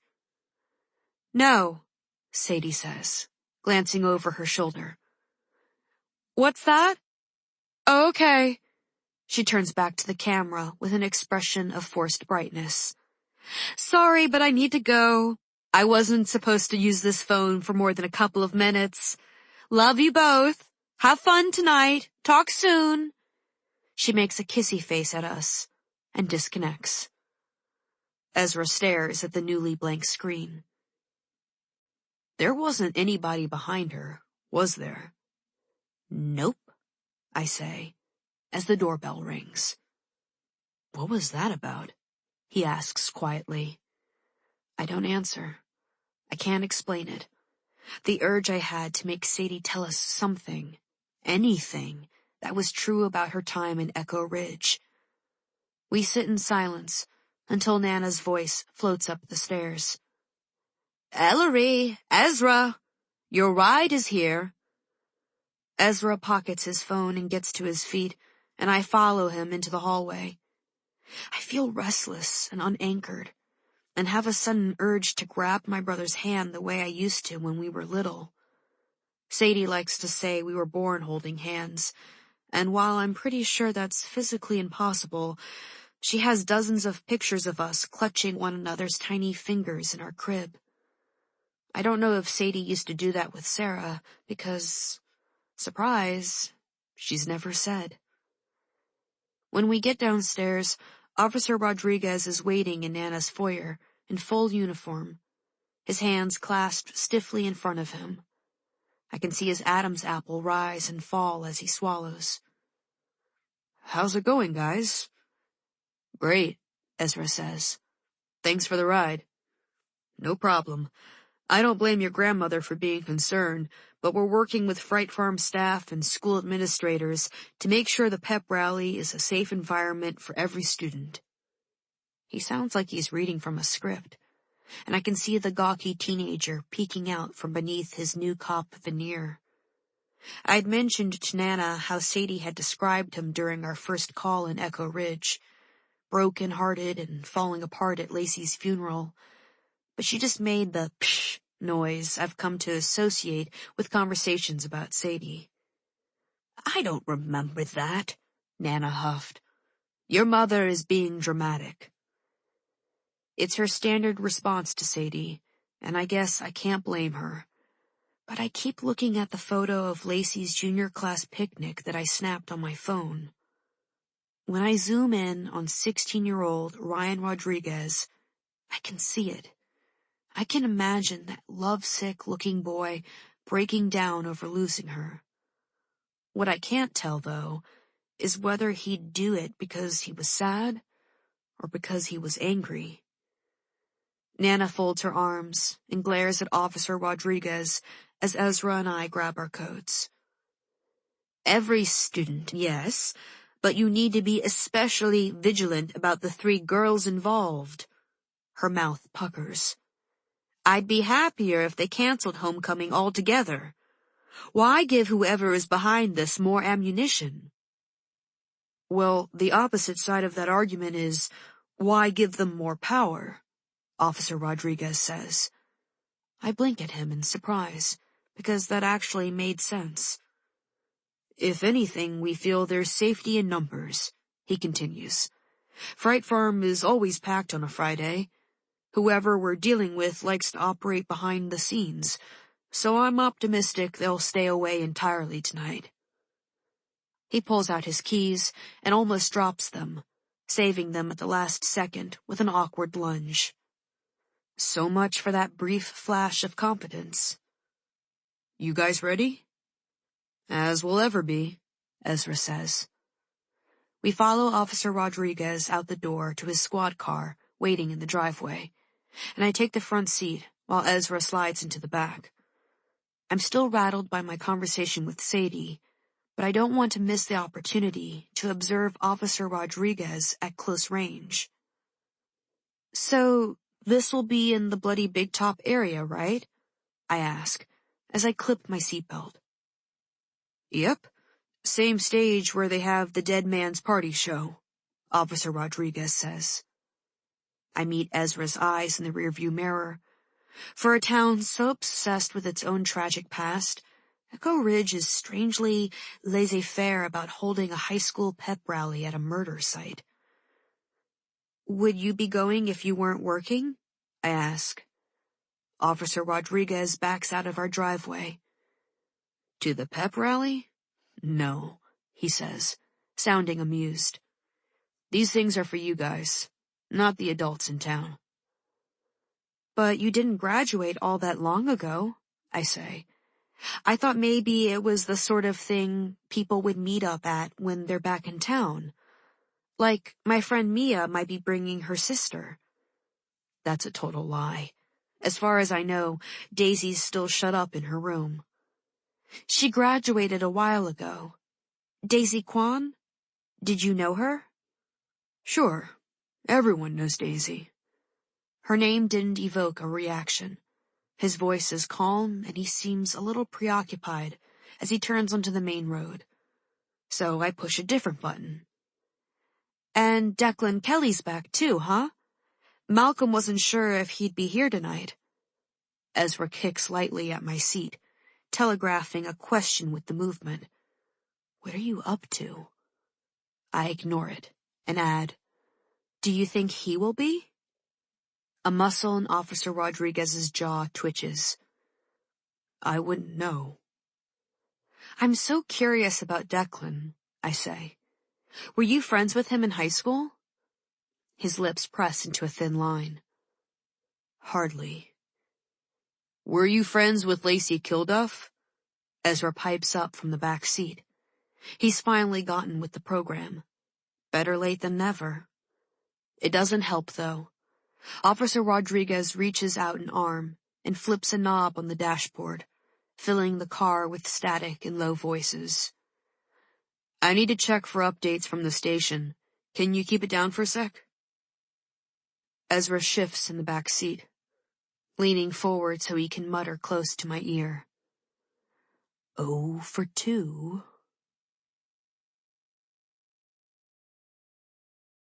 Chapter 13. Ellery. Friday, September 27th. Officer Rodriguez walks with us to the far end of the park, past the demon roller coaster with its blood-red waterfall and the entrance to the dark witch maze. 2 girls giggle nervously as a masked attendant hands them each a flashlight. You'll need these to navigate the pitch-black lair you're about to experience, he intones. But be careful along your journey. Fear awaits the further you go. One of the girls examines her flashlight, then shines it on the thatched wall of the maze. These are going to shut off right when we need them, aren't they? She asks.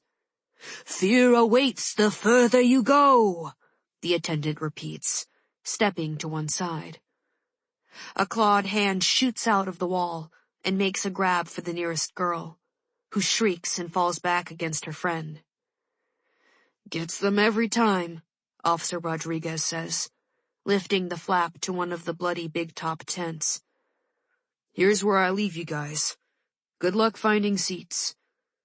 The bleachers ringing a circular stage are packed, but as Ezra and I scan the crowd, we spot Mia waving energetically. About time, she says when we reach her. It's been hell holding these seats. She stands, picking her coat up from the bench beside her, and Ezra glances down at a small concession stand set up to the left of the stage. I'm going to get a drink. You guys want anything? No, I'm good, I say, and Mia shakes her head. Ezra thuds down the stairs as I squeeze past Mia in the too small space. It's not until I sit down that I notice the flash of red hair beside me. You certainly like to cut it close, Viv says. She's in a green corduroy jacket and jeans, a gauzy yellow scarf looped around her neck. Two other girls sit beside her, each holding steaming styrofoam cups. I look at her, and then at the stage, where Katrin, Brooke, and the other cheerleaders are lining up. I thought you were a cheerleader, I say confused. Mia fake coughs.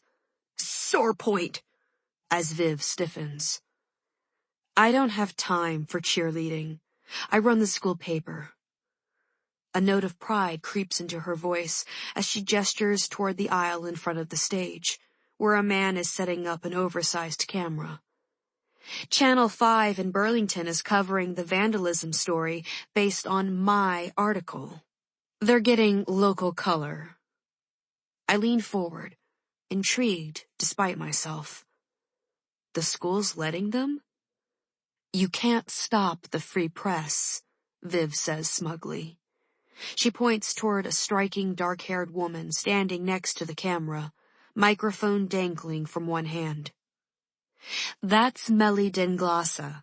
She graduated from Echo Ridge 10 years ago and went to Columbia's journalism school. She says it almost reverently, twisting her scarf until it's even more artfully draped. Her outfit would look incredible on TV, which I'm starting to think is the point. I'm applying their early decision. I'm hoping she'll give me a reference. On my other side, Mia plucks at my sleeve. Band's about to start, she says. Ezra returns just in time, a bottled water in one hand. I tear my eyes away from the reporter as dozens of students holding instruments file through the back entrance and array themselves across the stage.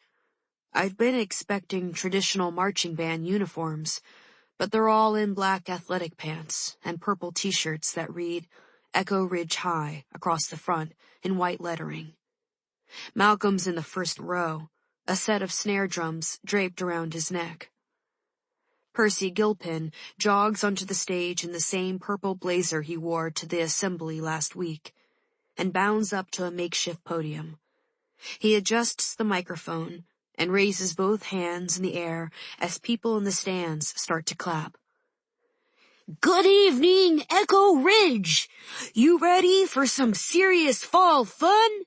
We've got a big night planned to support the Echo Ridge Eagles, who are undefeated heading into tomorrow's game against Salisbury High. More cheers from the crowd as Mia executes a slow clap beside me. Yay. Let's get this party started, Percy yells. The cheerleaders take center stage in a V formation, their purple and white pom-poms planted firmly on their hips. A small girl steps out from the band's brass section, squinting against the bright overhead lights. Percy blows a whistle, and the girl brings a trombone to her lips. When the first notes of Paradise City blare out, Ezra and I lean across Mia to exchange surprised grins. Sadie is a Guns N' Roses fanatic, and we grew up with this song blasting through whatever apartment we were living in. An LED screen at the back of the stage starts flashing football game highlights, and within seconds, the entire crowd is on its feet. About halfway through, as everything's building to a crescendo, the other drummers stop, and Malcolm launches into this fantastic, frenetic solo. His drumsticks move impossibly fast, the muscles in his arms tense with effort, and my hand half lifts to fan myself before I realize what I'm doing.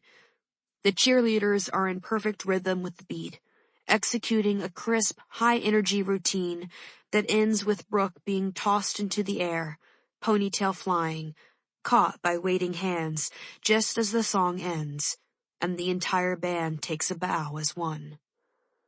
I'm clapping so hard my palms hurt as Mia catches my eye and grins. "I know, right?" she says. "I lose all my cynicism when the band performs. It's Echo Ridge's uniting force." I accidentally knock into Viv when I sit back down, and she shifts away with a grimace. "There's not enough room on this bench," she says sharply, turning to her friends. "I think we might see better farther down." "Bonus," Mia murmurs, as the three of them file out of our row. "We scared Viv away." A few minutes later, a shadow falls across Viv's vacated seat. I glance up to see Malcolm in his purple Echo Ridge High t-shirt, minus the drums. "Hey," he says. "Room for one more?" His hair is tousled and his cheeks flushed, and he looks really, really cute. "Yeah, of course." I shift closer to Mia. "You were great," I add, and he smiles. One of his front teeth is slightly crooked, and it softens the moody look he usually has. I gesture toward the stage, where Coach Gagnon is talking passionately about tradition and giving your all. Photos are still looping on the LED screen behind him. "Will you play an encore?" "Nah, we're done for the night. It's football talk time." We listen for a few minutes to the coach's speech. It's getting repetitive. "What happened 6 years ago?" I ask. He keeps bringing it up. "State championship," Malcolm says. "Echo Ridge won when Declan was a junior." And then I remember the yearbook from the library, filled with pictures of the team's huge come-from-behind victory against a much bigger school, and Declan Kelly being carried on his teammates' shoulders afterward. "Oh, that's right," I say. "Your brother threw a Hail Mary touchdown with seconds left in the game, didn't he?" It's a little weird, maybe, how perfectly I remember a game I never attended, but Malcolm just nods.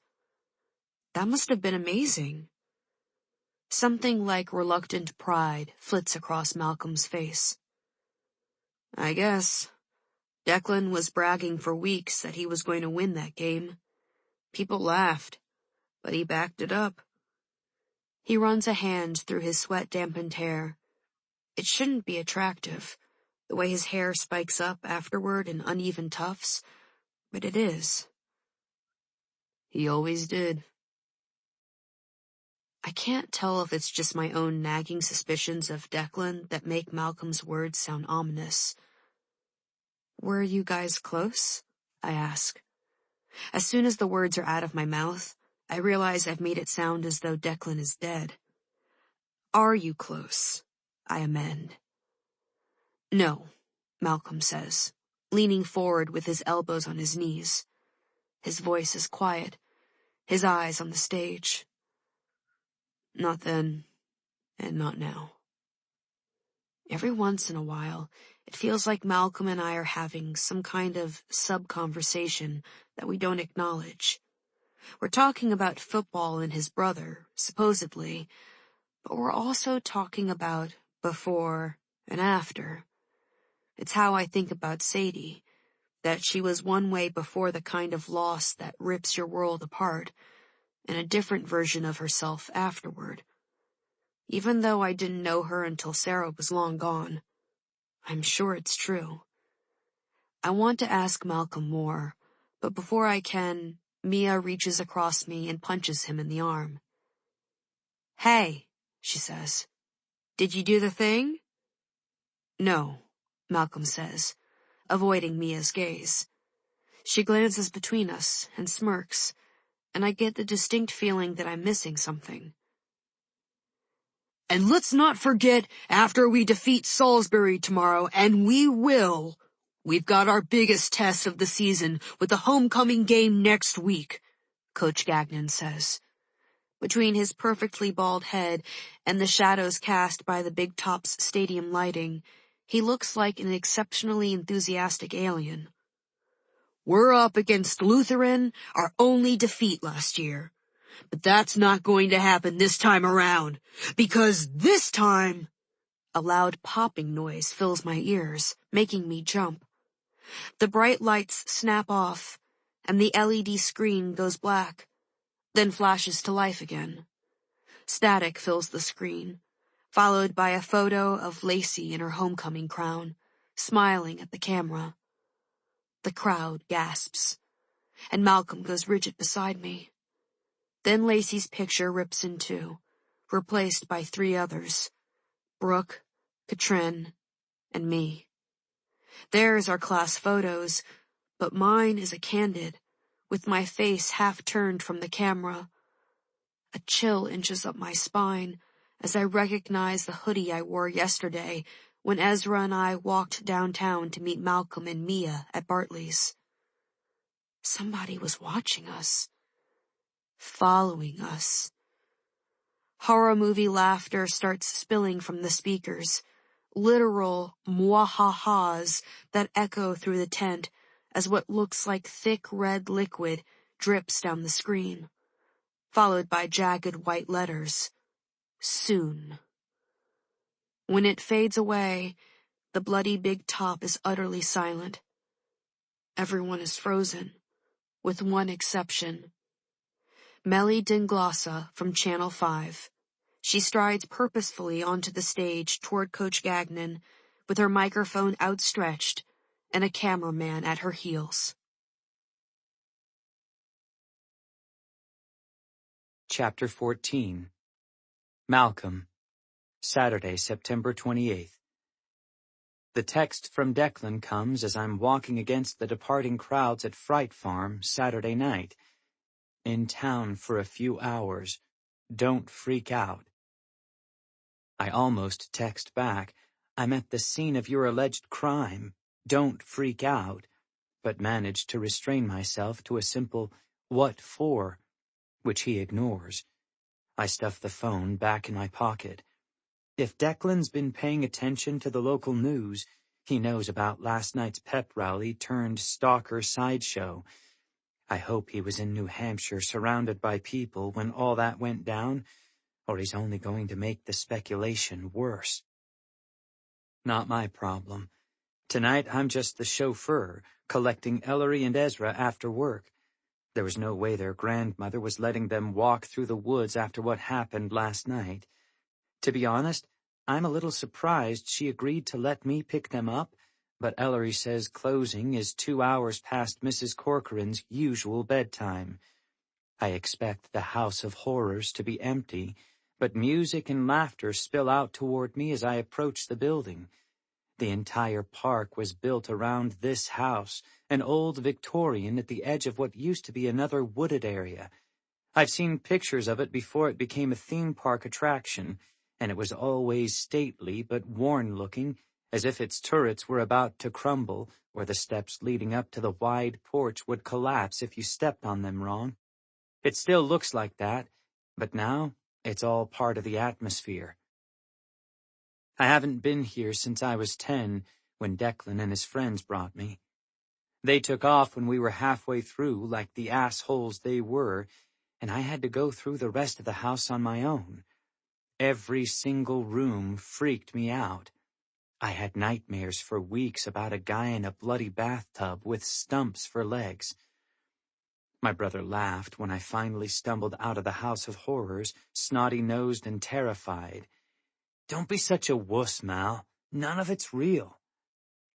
The music gets louder as I climb the steps and turn the doorknob. It doesn't budge and there's no bell. I knock a few times, which feels weird, like, who do I expect to answer the door at a haunted house exactly? Nobody does, so I head back down the stairs and edge around to the back. When I turn the corner, I see concrete steps leading down to a door that's wedged open with a piece of wood. I descend the stairs and push the door open. I'm in a basement room that looks like it's part dressing room, part staff room. The space is large, dimly lit, and cluttered with shelves and clothes racks. A vanity with an oversized bulb mirror is shoved to one side, its surface covered with jars and bottles. 2 cracked leather couches line the walls, with a glass-topped end table between them. There's a closet-sized bathroom to the left, and a half-open door in front of me that leads into a small office. I'm hovering a few steps inside, searching for a way upstairs, when a hand pushes open a frayed velvet curtain on the opposite end of the room. The sudden movement makes me gasp like a scared kid, and the girl who steps through the curtain laughs. She's almost as tall as I am, dressed in a tight black tank top that shows off intricate tattoos against brown skin. She looks like she could be a few years older than me. "Boo," she says, then crosses her arms and cocks her head. "Party crasher?" I blink, confused. "What?" She tisks. "Don't play innocent with me. I'm the makeup artist. I know everybody, and you are trespassing." I half open my mouth to protest, then close it as her stern look dissolves into a wide smile. "I'm just messing with you. Go upstairs. Find your friends."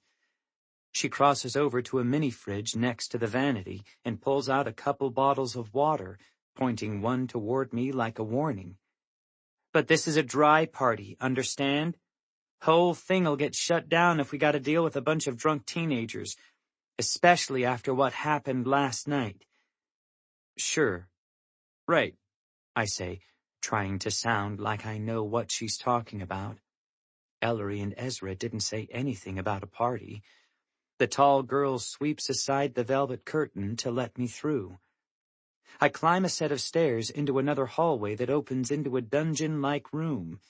I recognize the room immediately from my last visit inside, with Declan, but it looks a lot less sinister, filled with party guests. A few people are still partly in costume, with masks off or pushed up on their foreheads.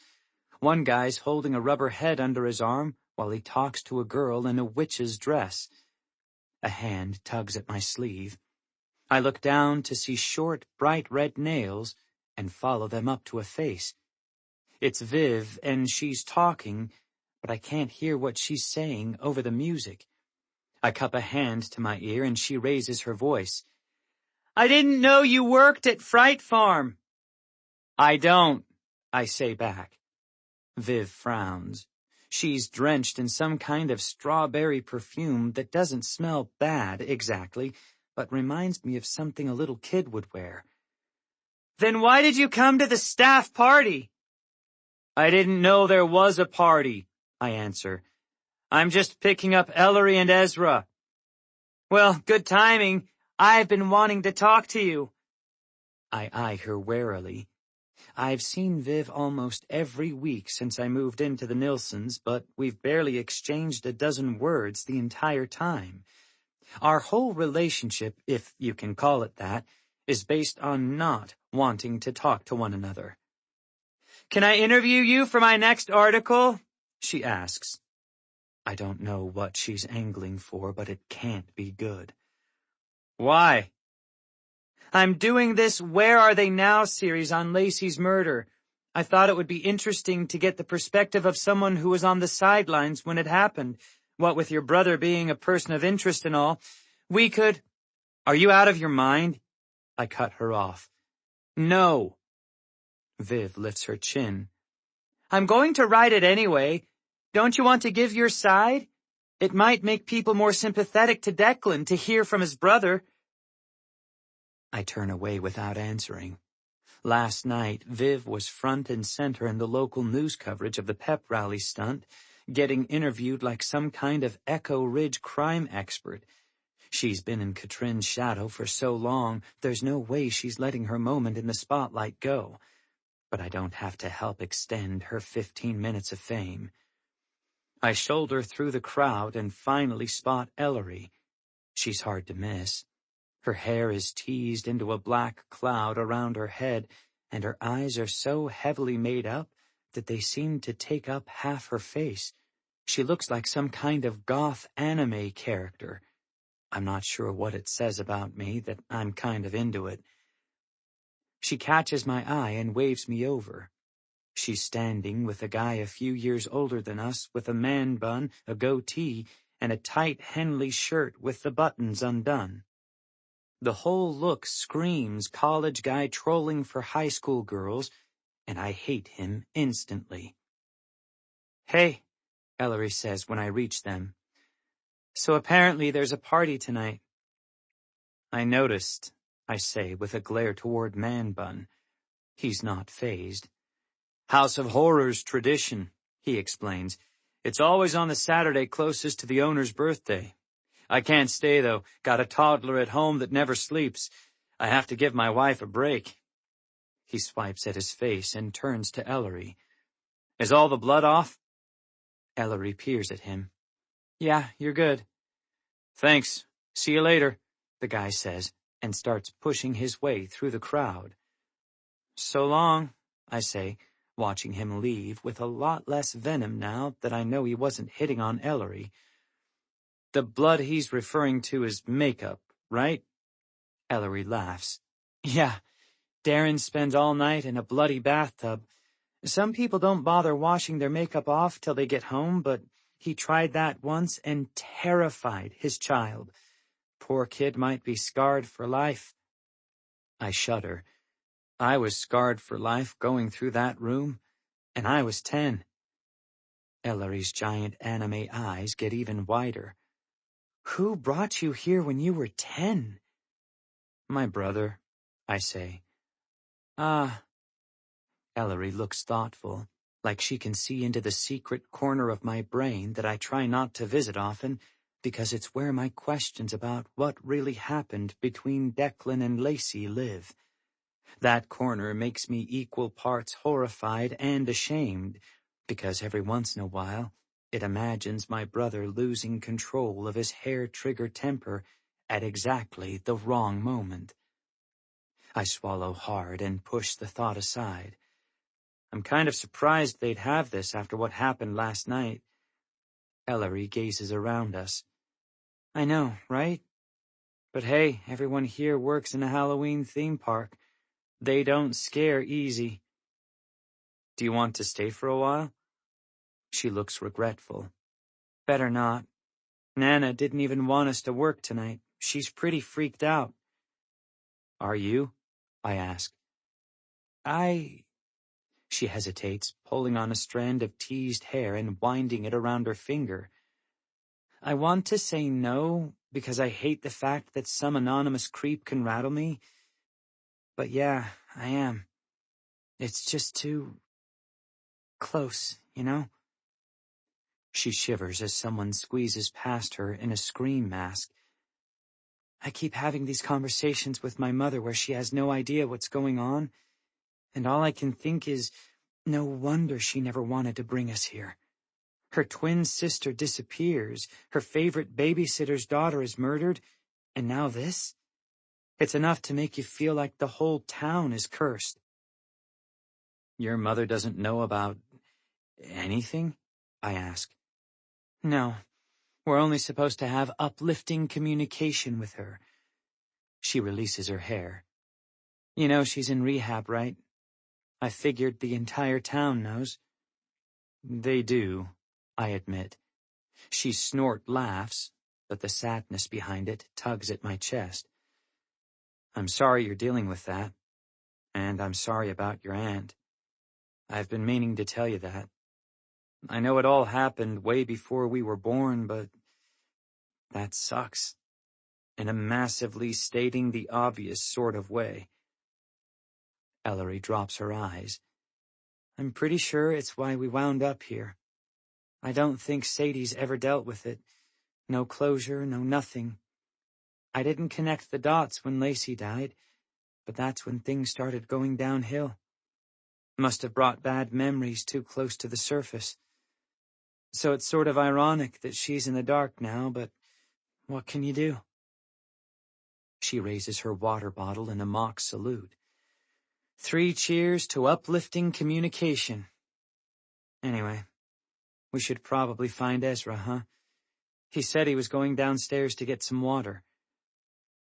We make our way out of the crowded dungeon and take the staircase down to the staff room, but there's no sign of Ezra there. It's cooler than it was upstairs, but I'm still overheated and a little thirsty. I cross over to the mini-fridge and take out 2 bottles of water, putting one on the vanity and offering the other to Ellery. Thanks. She reaches out a hand, but our timing's off. I let go before she's grasped it fully, and it falls to the floor between us. When we both reach for it, we almost knock heads. Ellery laughs and puts a hand on my chest. I have it, she says, and picks it up. She straightens, and even in the dim lighting, I can see how red her cheeks are. We're so graceful, aren't we? That was my fault, I say. The whole exchange has left us standing closer than we need to be, but neither of us moves away. Bad handoff. You can see why I never made it as a football player. She smiles and tilts her head up, and holy hell, her eyes are pretty. Thanks, she murmurs, getting redder. Oh, I said that out loud. She moves a little closer, brushing against my hip, and an electric charge runs through me. Are we? Should I? Don't be such a wuss, Mal.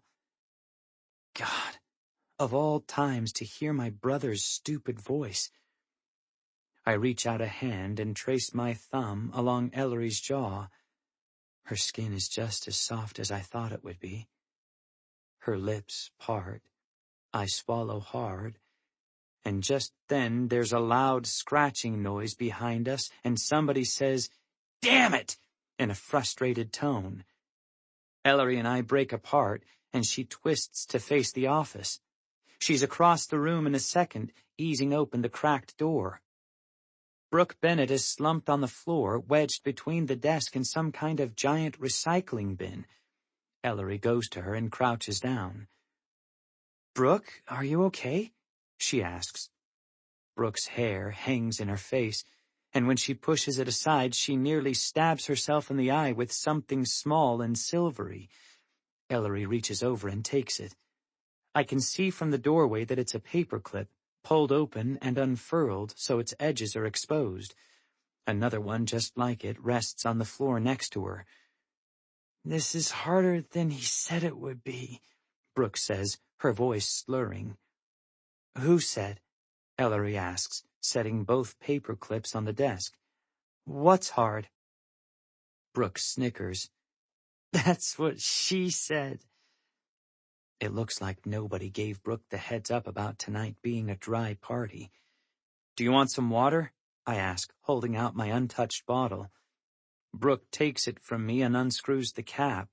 She swallows a greedy gulp, spilling some water down her front, before handing it back. Thanks, Malcolm. You're so nice. The nicest person in your entire house, by a lot. She wipes her mouth on her sleeve and focuses on Ellery. You look different. Are those your real eyes? Ellery and I glance at each other and we both suppress a laugh. Drunk Brooke is kind of entertaining. What are you doing down here? Ellery asks. Do you want to come upstairs? No. Brooke shakes her head vehemently. I need to get it back. I just shouldn't have. I have to show them. It's not right. It's not okay. Show them what? I ask. What happened? Sudden tears spring into her eyes. That's the million-dollar question, isn't it? What happened? She puts a finger to her lips and shushes loudly. Wouldn't you like to know? Is this about the pep rally? Ellery asks. No. Brooke hiccups and holds her stomach. Ugh, I don't feel so good. I grab a nearby wastebasket and hold it out. Do you need this? Brooke takes it, but just stares listlessly at the bottom. I want to go home. Do you want us to find Kyle? Kyle and I are over, Brooke says, waving her hand as though she just made him disappear. And he's not here anyway. She sighs. Viv drove me, but I don't want to see her right now. She'll just lecture me. I can give you a ride, I offer. Thanks. Brooke slurs. Ellery stands and plucks at my sleeve. I'm going to find Ezra. Be right back. I crouch next to Brooke after Ellery leaves. You want some more water? I ask. Brooke waves me away, and for the life of me I can't think of what to say next.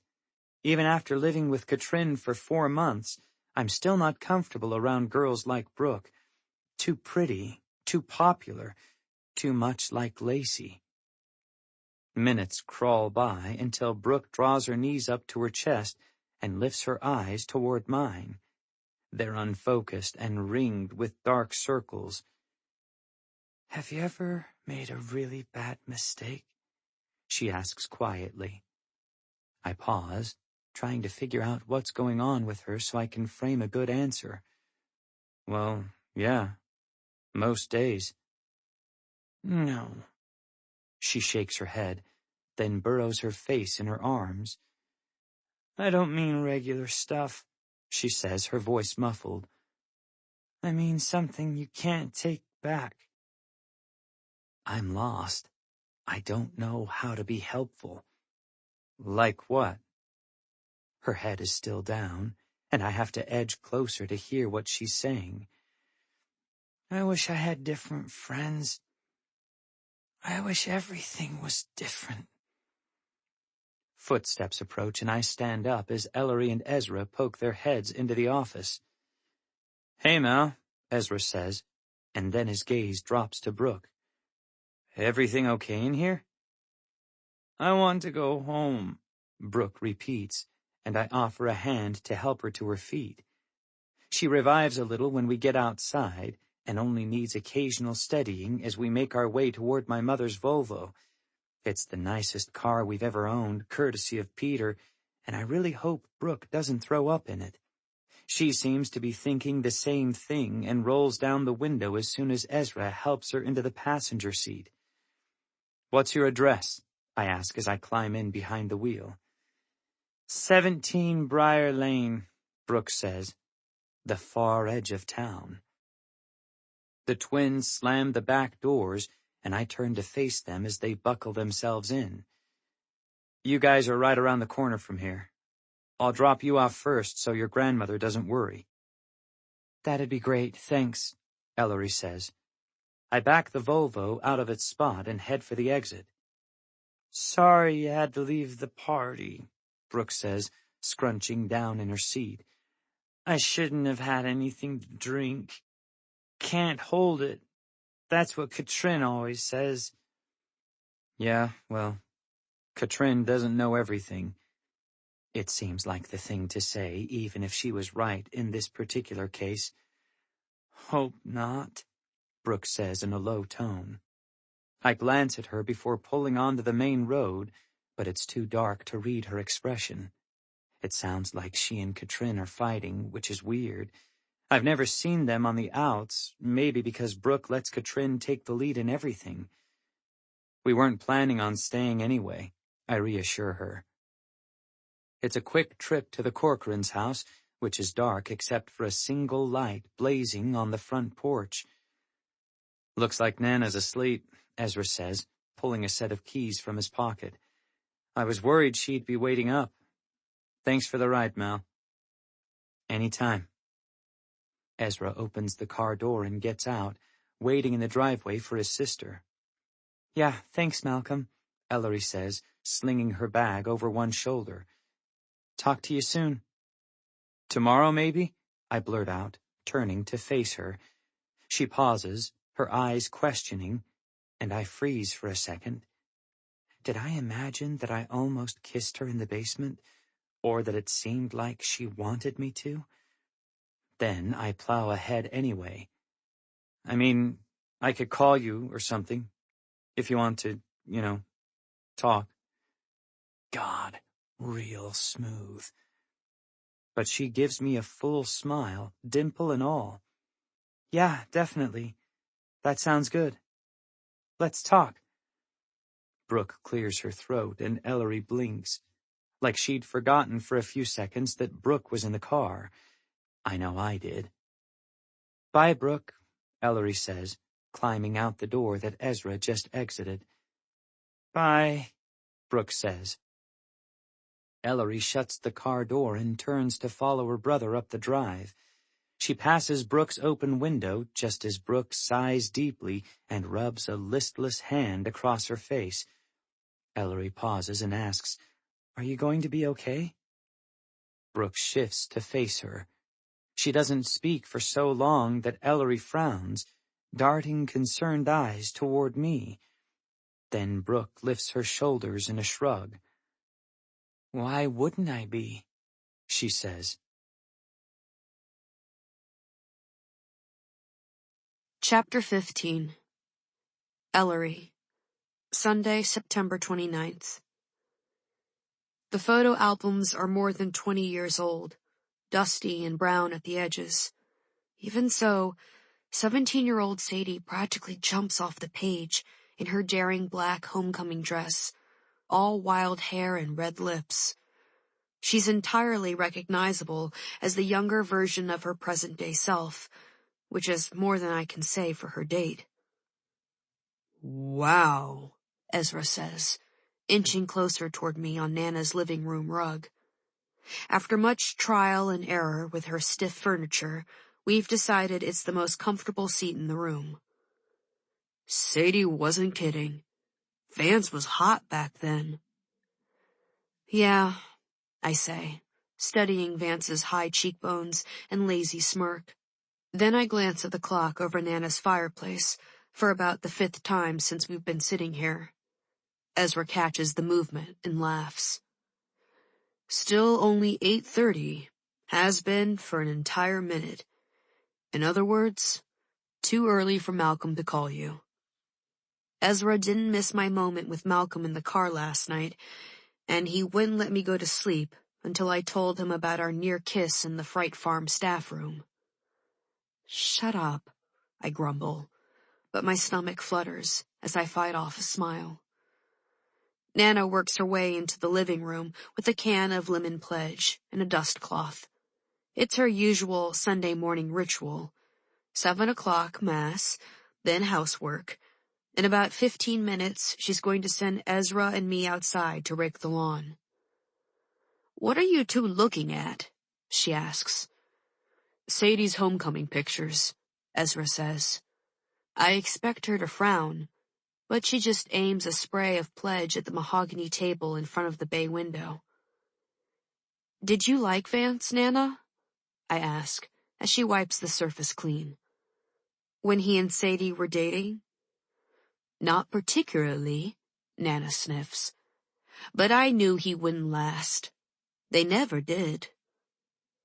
I flip through the next couple of pages in the album. "Did Sarah go to homecoming?" "No, Sarah was a late bloomer. The only boys she ever talked to were the ones Sadie went out with." Nana stops dusting and puts the can down, pushing the bay window curtain aside and peering out. "Now, what's he doing here this early on a Sunday?" "Who?" Ezra asks. "Ryan Rodriguez." I close the photo album as Nana heads for the front door and pulls it open. "Hello, Ryan," she says, but before she can say anything more, he interrupts her. "Is Ellery here?" he asks. He sounds hurried, urgent. Of course. He doesn't wait for her to finish. He pushes past her, eyes searching the room until they land on me. He's in a faded Echo Ridge High sweatshirt and jeans, faint dark stubble tracing his jaw. He looks even younger without his uniform on, and also like he just woke up. Ellery. Thank God. Have you been here all night? Ryan, what on earth? Nana shuts the door and folds her arms tightly across her chest. Is this about the homecoming threats? Did something new happen? Yes, but it's not. It's a different. He runs a hand through his hair and takes a deep breath. Brooke Bennett didn't come home last night. Her parents aren't sure where she is. I don't even realize I've gotten to my feet until I hear a loud thud. The photo album has slipped from my hand to the floor. Ezra rises more slowly, his face pale and his eyes darting between me and Officer Rodriguez. But before either of us can say anything, Nana lets out a strangled cry. Every drop of color drains from her face, and for a second I think she might faint.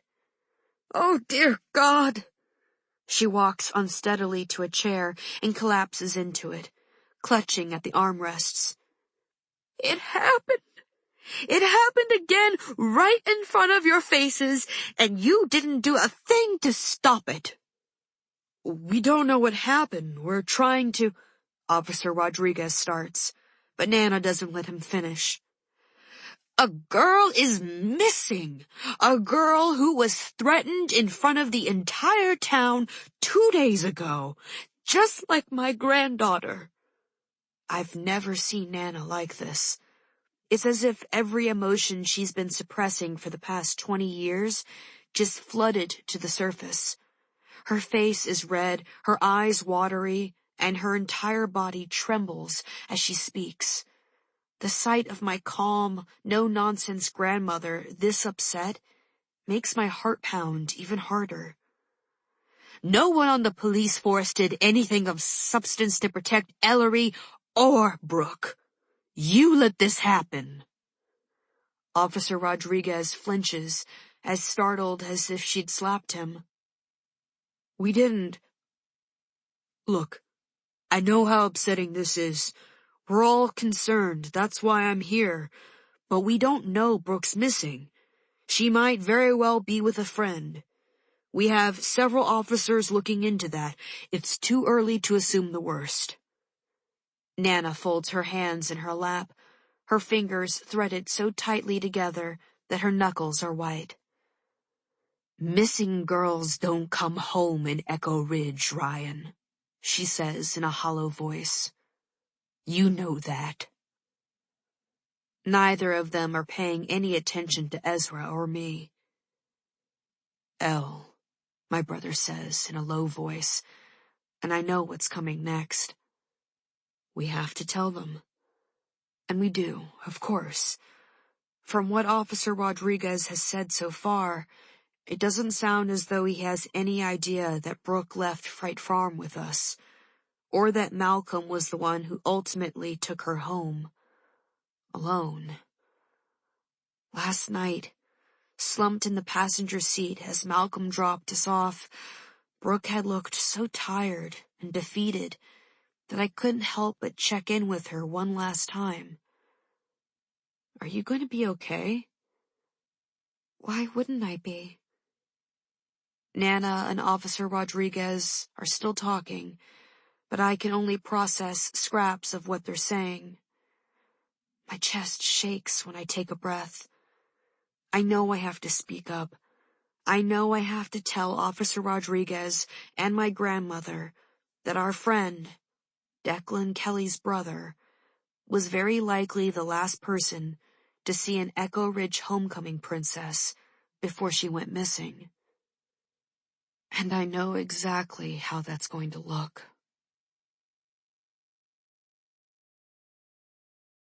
Chapter 16.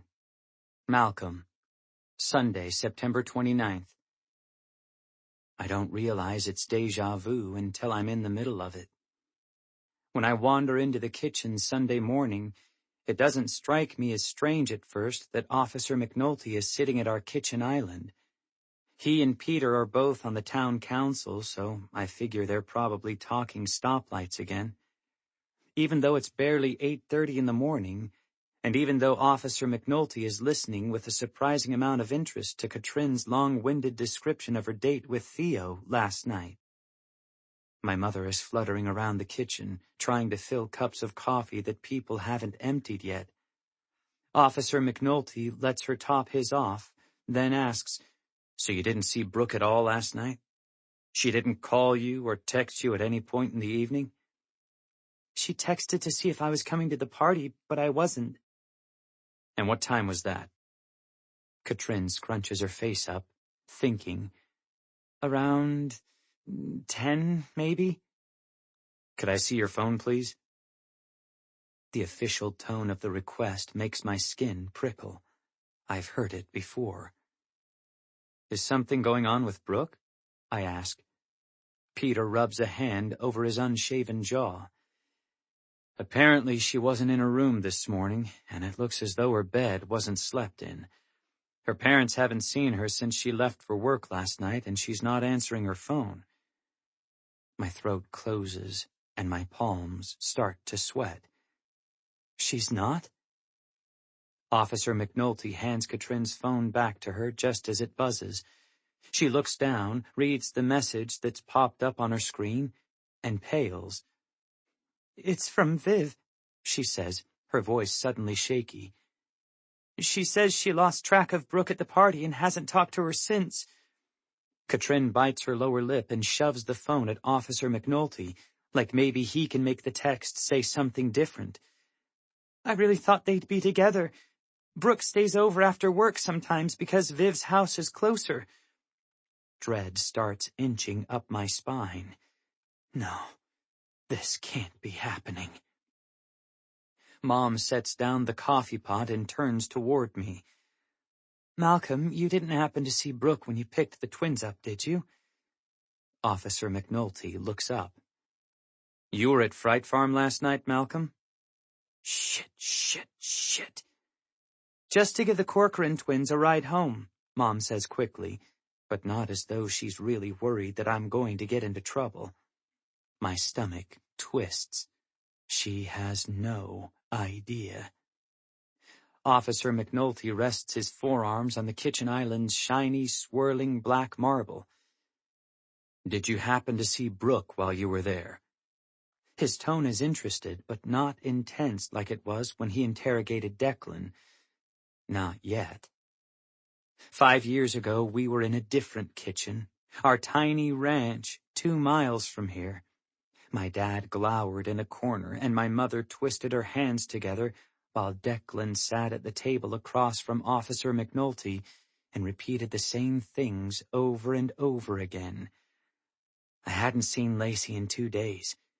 I don't know what she was doing that night. I was out driving. "Driving where?"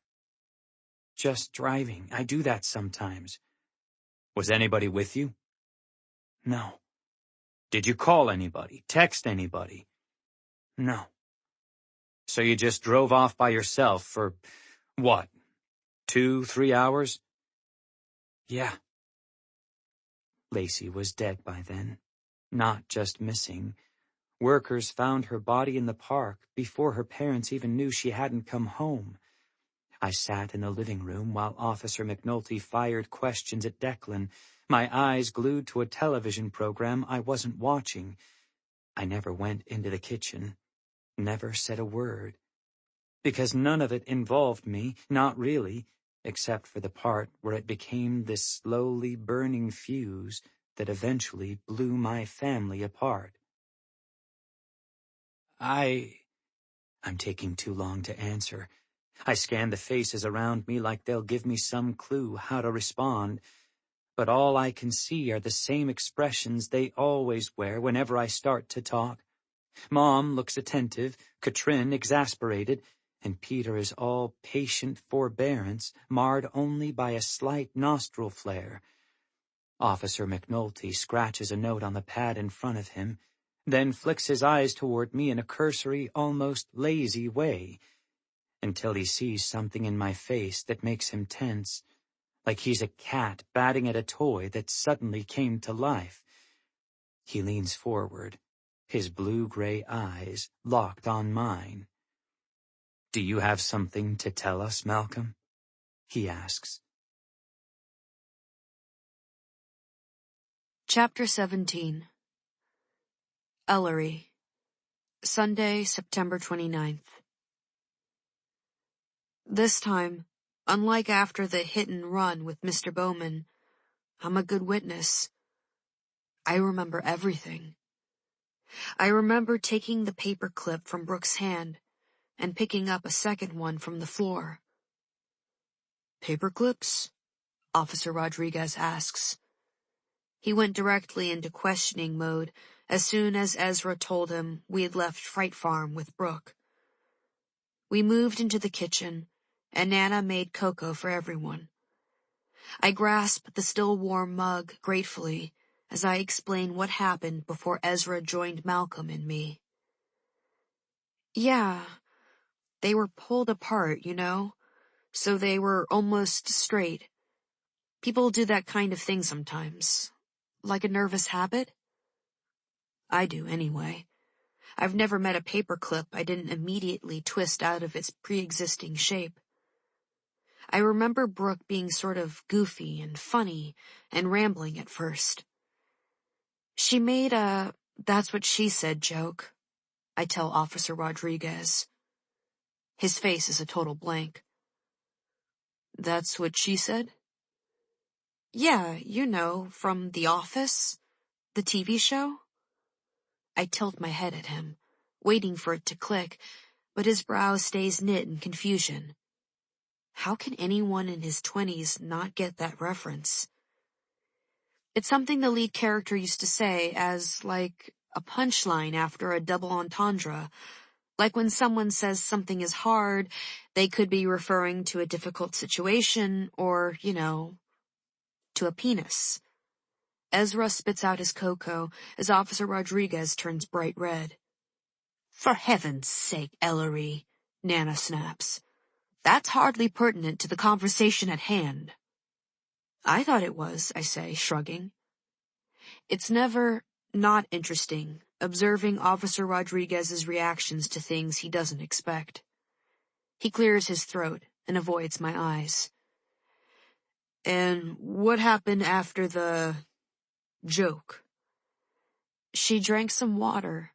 I asked her what she was doing in the basement. Then she started seeming more upset. I remember Brooke's words like she just had spoken them 5 minutes ago. I shouldn't have. I have to show them. It's not right. It's not okay." "What happened? Wouldn't you like to know?" My stomach squeezes. Those are the sort of things that seem like nonsense when a drunk girl is babbling at a party, but ominous when she's missing. Brooke is missing. I don't think that's really sunk in yet. I keep thinking Officer Rodriguez is going to get a call any second, telling him she met up with friends after she got home. She got a little teary when she said all that, I say. I asked her if it was about the pep rally, but she said no. "Did you press her?" Officer Rodriguez asks. "No. She said she wanted to go home. I offered to get Kyle, and she said they'd broken up, and that he wasn't there anyway. So Malcolm offered her a ride home, and she said okay. That's when I left to get Ezra. Driving Brooke home was—" I pause, weighing what to say next. "It wasn't planned. At all. It just happened." Officer Rodriguez's forehead creases in a quizzical frown. "What do you mean?" Good question. What do I mean? My brain has been whirring since Officer Rodriguez said Brooke was missing. We don't know what it means yet, but I do know this. If she doesn't show up soon, people will expect the worst, and they'll start pointing fingers at the most obvious suspect, which would be the person who saw her last. It's the cliché moment of every Dateline special. The friend or neighbor or colleague who says, "He's always been such a nice guy. Nobody ever would have believed he could be capable of this." I can't think everything through clearly yet, but I do know this. There was no master plan to get Brooke alone. I never got the sense that Malcolm was doing anything except trying to help her out. I mean, it was just random chance that Malcolm ended up giving Brooke a ride, I say. We didn't even know she was in the office at first. Okay, Officer Rodriguez says, his expression neutral. So you left to find Ezra, and Malcolm was alone with Brooke for how long? I look at Ezra, who shrugs. 5 minutes, maybe, I say. Was Brooke's demeanor any different when you returned? No, she was still sad. But you said she wasn't sad earlier, that she was joking. She was joking and then she was sad, I remind him. Right.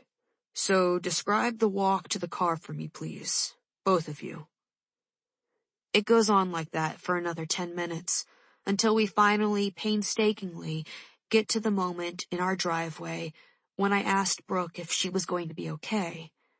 I gloss over the part where Malcolm asked if he could call me, which doesn't seem important right now. Ezra doesn't bring it up either. She said, "Why wouldn't I be?" Officer Rodriguez repeats. Yeah. And did you answer? No. I didn't. It hits me with the sharp stab of regret now that I should have. All right. Officer Rodriguez snaps the notebook shut. Thank you. This has been helpful. I'll let you know if I have any follow-up questions. I unclench my hands, realizing I've been knotting them in my lap. They're covered with a thin sheen of sweat. And if you find Brooke, will you let us know she's all right? Of course. I'm heading to the station now. Maybe she's already home, getting a talking to from her parents. Most of the time that's... He stops suddenly, his neck going red as he darts a glance at Nana. That's what we hope for. I know what he was about to say. Most of the time, that's how these things turn out. It's the sort of thing police officers are trained to tell worried people so they won't spiral into panic when somebody goes missing. But it's not comforting in Echo Ridge. Because Nana's right. It's never been true. Chapter 18. Malcolm. Sunday, September 29th. You're an important witness here, Malcolm. Take your time. Officer McNulty is still resting his forearms on the kitchen island. His sleeves are rolled up, and his watch reads 9:15. Brooke has been missing for almost 10 hours. It's not that much time, but it feels like forever when you start imagining all the things that could happen to a person while the rest of the world is sleeping. I'm sitting on the stool beside him. There are only a couple of feet between us, which doesn't feel like enough. Officer McNulty's eyes are still on me, cold and flat. He said witness, not suspect, but that isn't how he's looking at me. That's it, I say. That's everything I remember. So the Corcoran twins can corroborate your story right up until you drop them off at their house? Jesus, corroborate your story. My stomach tightens. I should have brought Brooke home first. Everything would look a lot different if I had. Yeah, I say. What the hell must Ellery be thinking right now? Does she even know? Who am I kidding? This is Echo Ridge. Officer McNulty has been at our house for more than an hour. Everyone knows. All right, Officer McNulty says. Let's go back a little while, before last night. Did you notice anything unusual about Brooke in the past few weeks? Anything that concerned or surprised you? I slide my eyes toward Katrin. She's leaning against the counter, but stiffly, like she's a mannequin somebody propped there. I don't really know Brooke, I say. I don't see her much. She's here a lot, though, isn't she? Officer McNulty asks. It feels like he's after something, but I don't know what. Officer McNulty's eyes drop from my face to my knee, and I realize it's jiggling nervously. I press a fist onto my leg to stop the movement. Yeah, but not to hang out with me. She thought you were cute, Katrin says abruptly. What the hell? My throat closes, and I couldn't answer even if I knew what to say. Everyone turns toward Katrin. She's been saying that for a while, she continues. Her voice is low, but every word is perfectly clear and precise. Last weekend, when she was sleeping over, I woke up and she wasn't in the room. I waited for like 20 minutes before I fell asleep again, but she didn't come back. I thought maybe she was visiting you, especially since she broke up with Kyle a couple of days later. The words hit me like a punch to the gut as all the heads in the room swivel to me. Jesus Christ, why would Katrin say something like that? She has to know how it would make me look, even more suspicious than I already do. She wasn't, I managed to say. Malcolm doesn't have a girlfriend, my mother says quickly. In the space of a half hour, she's aged a year. Her cheeks are hollow, her hair is straggling out of its neat bun, and there's a deep line etched between her brows. I know she's been traveling down the same memory lane that I have. He's always spent more time with his friends than with girls. He's not like Declan. That's what she was about to say. Officer McNulty's eyes bore into mine. If there was anything going on with you and Brooke, Malcolm, now is the time to mention it. Doesn't mean you're in trouble. His jaw twitches, betraying the lie. Just another piece of this puzzle we're trying to figure out. There wasn't, I say, meeting Katrin's cool stare. She edges closer to Peter. He's been silent all this time, arms folded, an expression of deep concern on his face. The only time I ever see Brooke is when she's with Katrin. Except, a thought hits me, and I look at Officer McNulty again. He's fully alert, leaning forward. I did see her a few days ago. I was in the car with Mia, I add hastily. We saw Brooke downtown talking with Vance Puckett. Officer McNulty blinks, frowns. Whatever he was expecting me to say, that wasn't it. Vance Puckett? Yeah, he was painting over the graffiti on Armstrong's auto repair, and Brooke walked up to him. They were talking sort of intensely. You asked about anything unusual, and that was, unusual. Even as the words spill out of me, I know how they sound. Like a guy with something to hide who's trying to deflect attention.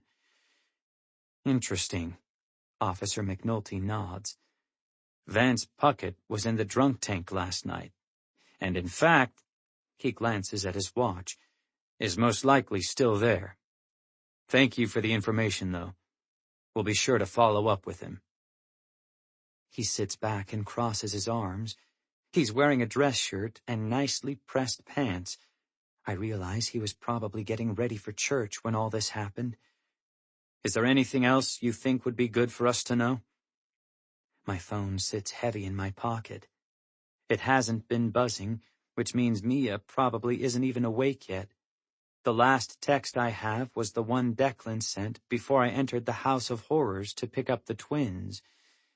In town for a few hours. Don't freak out. Why was he here? Why was my brother here again when a girl goes missing? If I showed that text to Officer McNulty now, everything would change. Katrin would stop looking daggers at me. Officer McNulty wouldn't keep asking the same question a dozen different ways.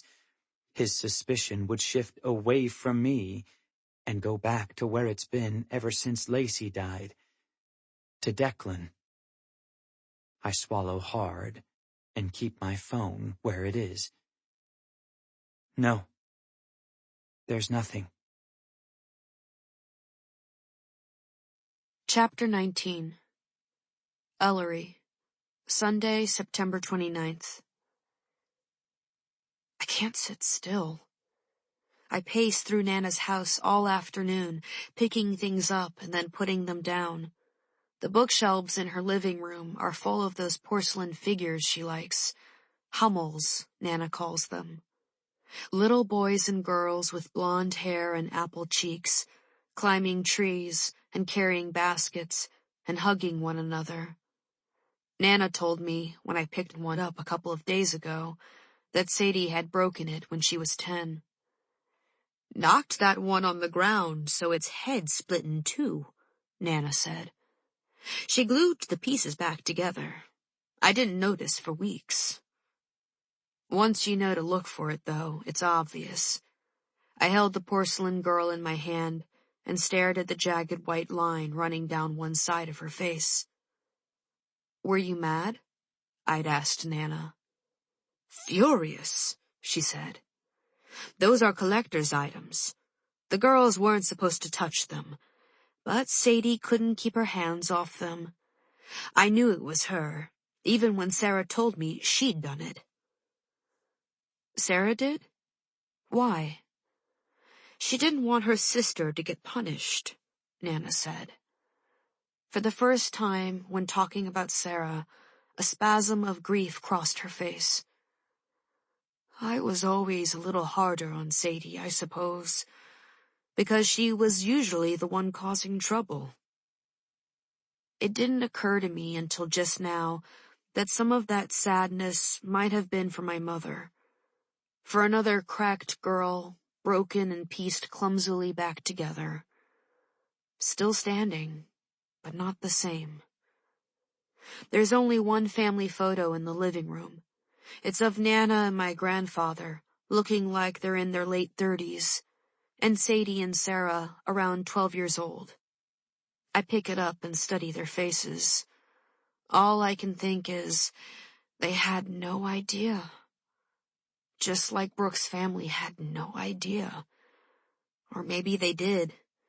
Maybe they've been worried since Brooks' locker was vandalized and the bloody meat was thrown on her car, wondering if there was something they should be doing. Maybe they're sick about it now, because it's almost 1 o'clock and nobody's heard a word from her. My phone buzzes, and I put the photo down to pull it from my pocket. My pulse jumps when I see a text from Malcolm. "Can we talk?" I hesitate. I'd thought about texting him after Officer Rodriguez left, but I didn't know what to say. I still don't. Gray dots appear, and I forget to breathe while I watch them. "I understand if you don't want to." The thing is, I do. I text back, "Okay, where?" "Wherever you want." "I could come by?" That's a good idea, because there's no way Nana's letting me out of the house today. I'm surprised she even went to the basement to do laundry. "When?" I ask. 10 minutes? Okay. I go upstairs and knock on Ezra's bedroom door. He doesn't answer, probably because he's blasting music with his headphones on. It's his go-to escape whenever he's worried. I twist the knob and push open the door, and sure enough, he's at his desk with a pair of bows clamped firmly over his ears, staring at his laptop. He jumps when I tap his shoulder. Malcolm's coming over, I say once he's pulled off the headphones. He is? Why? He didn't say exactly, but I assume, you know, he wants to talk about Brooke and maybe... I think about his second message. I understand if you don't want to. Maybe explain what happened after he dropped us off. We know what happened, Ezra says. We already heard a version of it from Nana, who heard it from Melanie, who probably heard it from Peter Nilsson, or one of those other people in Echo Ridge who seem to know everything as soon as it happens. Malcolm dropped Brooke off and she went inside. He frowns when I don't answer. What? Do you not believe that? Ellery, come on. He's our friend. Who we've known a month, I say. And the first time I met him, he was holding a can of spray paint at Lacey's fundraiser. Ezra's mouth opens, but I plow ahead before he can interrupt. Look, all I'm saying is that it's not unreasonable to question him right now. Do you question him? Ezra asks. I hesitate. I don't want to. I've never seen Malcolm be anything but kind, even when he was frustrated. Not to mention, he's spent the past 5 years in the shadow of Declan Kelly, murder suspect. Even if he was the sort of person who wanted to hurt Brooke, he's not an idiot. He wouldn't put himself in a Declan-like situation before doing it. Unless it wasn't premeditated. God, it's exhausting thinking this way. Ezra is lucky he hasn't read as many true crime books as I have. I can't shut them out. He shakes his head at me, looking disappointed but not particularly surprised. This is exactly what we don't need right now, Elle. Wild theories that distract people from what's really going on. Which is... He rubs a hand over his face. Hell if I know. But I don't think it involves our friend just because he was in the wrong place at the wrong time. I twist my hands and tap my foot. I still can't stop moving. I'm going to wait outside. You coming? Yeah, Ezra says, pulling his headphones from around his neck and dropping them on the cluttered desk. He's done more to personalize his room than I have, covering the walls with pictures from our last school and posters of his favorite bands. It looks like a teenager's room, while mine still looks like a guest room. I don't know what I'm waiting for. Some feeling like I belong here, maybe? We go downstairs and outside to Nana's front porch, settling ourselves on the bench beside the door. We haven't been there more than a couple of minutes when Mrs. Nilsson's car pulls into our driveway. Malcolm gets out and lifts his hand in an anemic wave, then makes his way up the lawn to us. There's room for one more on our bench, but Malcolm doesn't sit there. He leans against the porch railing, facing us, and shoves his hands into his pockets.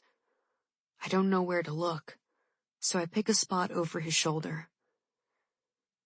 Hey guys, he says quietly. How are you holding up, Mal? Ezra asks. I steal a glance at Malcolm as the tense lines of his face briefly relax. It means the world to him, I realize, that Ezra greeted him like normal. Been better, he says. I just wanted to tell you, he's looking at me, as if he knows Ezra never had a second's doubt. I wanted you to hear from me what I told Officer McNulty, that I saw Brooke get home safely. I watched her go inside and close the door, and then I drove home, and that's all I knew about anything until this morning. We know. Wrong place, wrong time, Ezra says, echoing what he said upstairs. People can't hold that against you. Well, Malcolm slouches lower against the railing.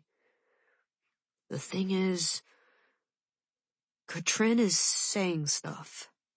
He swallows hard. She thinks Brooke and I were hooking up.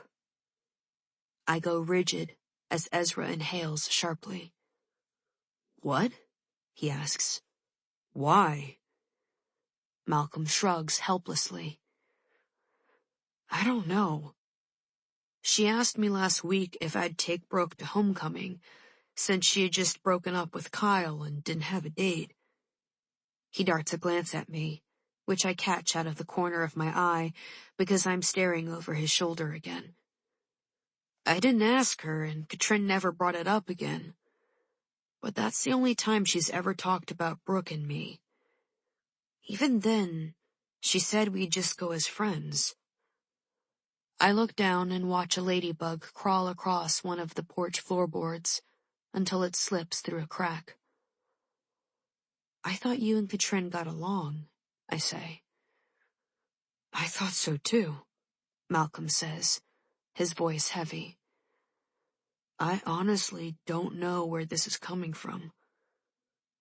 I'm sick about it. I'm worried out of my mind about Brooke. But it isn't true. At all. So I wanted you to know that too. I finally meet his eyes full on. They're sad and scared and, yes, kind. In that moment, I choose to believe he's not a Kelly boy with a temper, or someone with opportunity and motive, or the quiet kind you'd never suspect.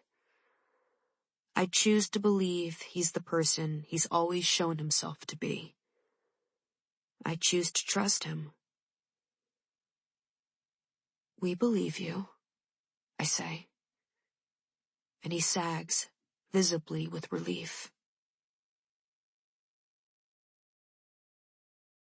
Chapter 20. Malcolm. Monday, September 30th. Brooke is still missing at lunchtime, and I'm getting a first-hand look at what my brother went through 5 years ago. The entire Echo Ridge High student body has been staring at me all morning. Everybody's whispering behind my back, except the few who get right in my face.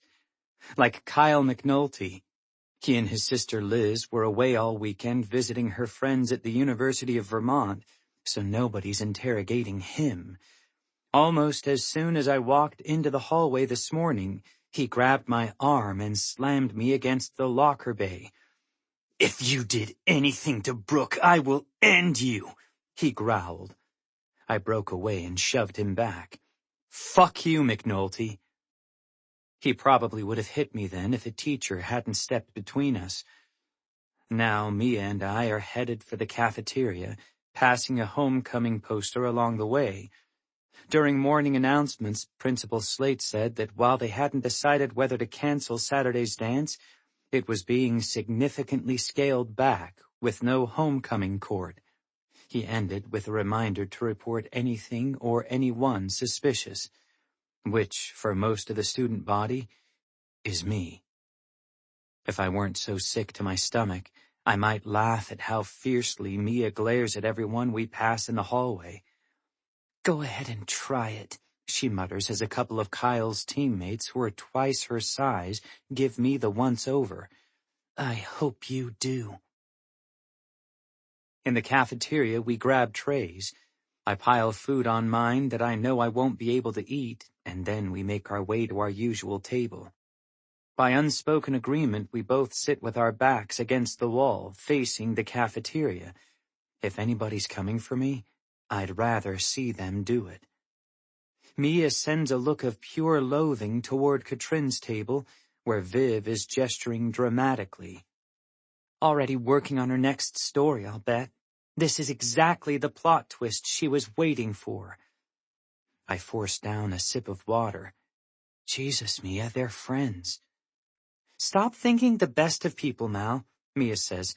"Nobody's doing it for you. We should—" She trails off as the noise level in the cafeteria grows louder.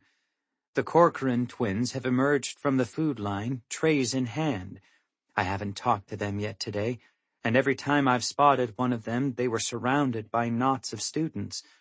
The whole school knows they were the second-to-last people to see Brooke before she disappeared, and everybody wants their take on Saturday night. I don't have to be within earshot to know what kind of questions they're getting. Have you guys heard that Brooke and Malcolm were hooking up? Did they act weird around each other? Were they fighting? Do you think he did something to her?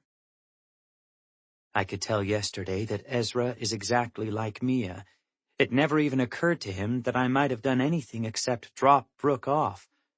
Ellery's mind doesn't work that way, though. She's naturally suspicious. I get it, but it stung.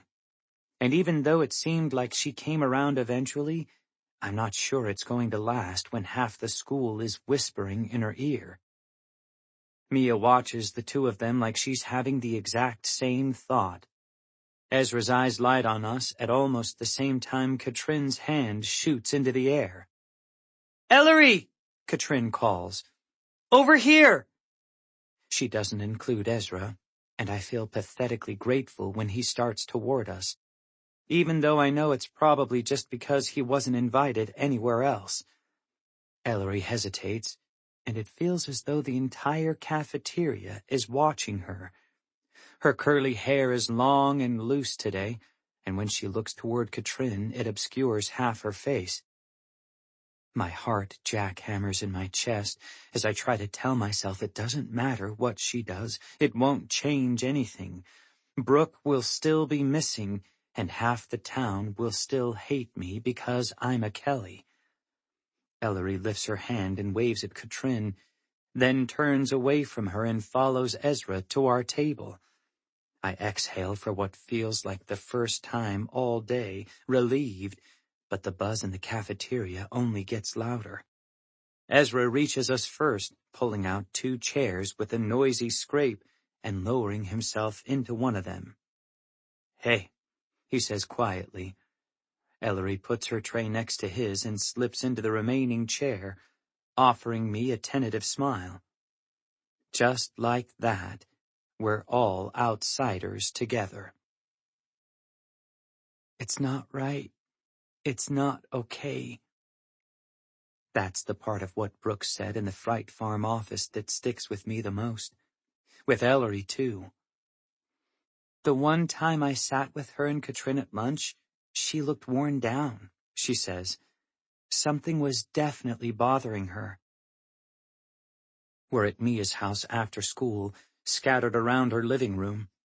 I'm keeping a constant eye on social media, hoping for some kind of positive update on Brooke, but all I see are posts about organizing a search.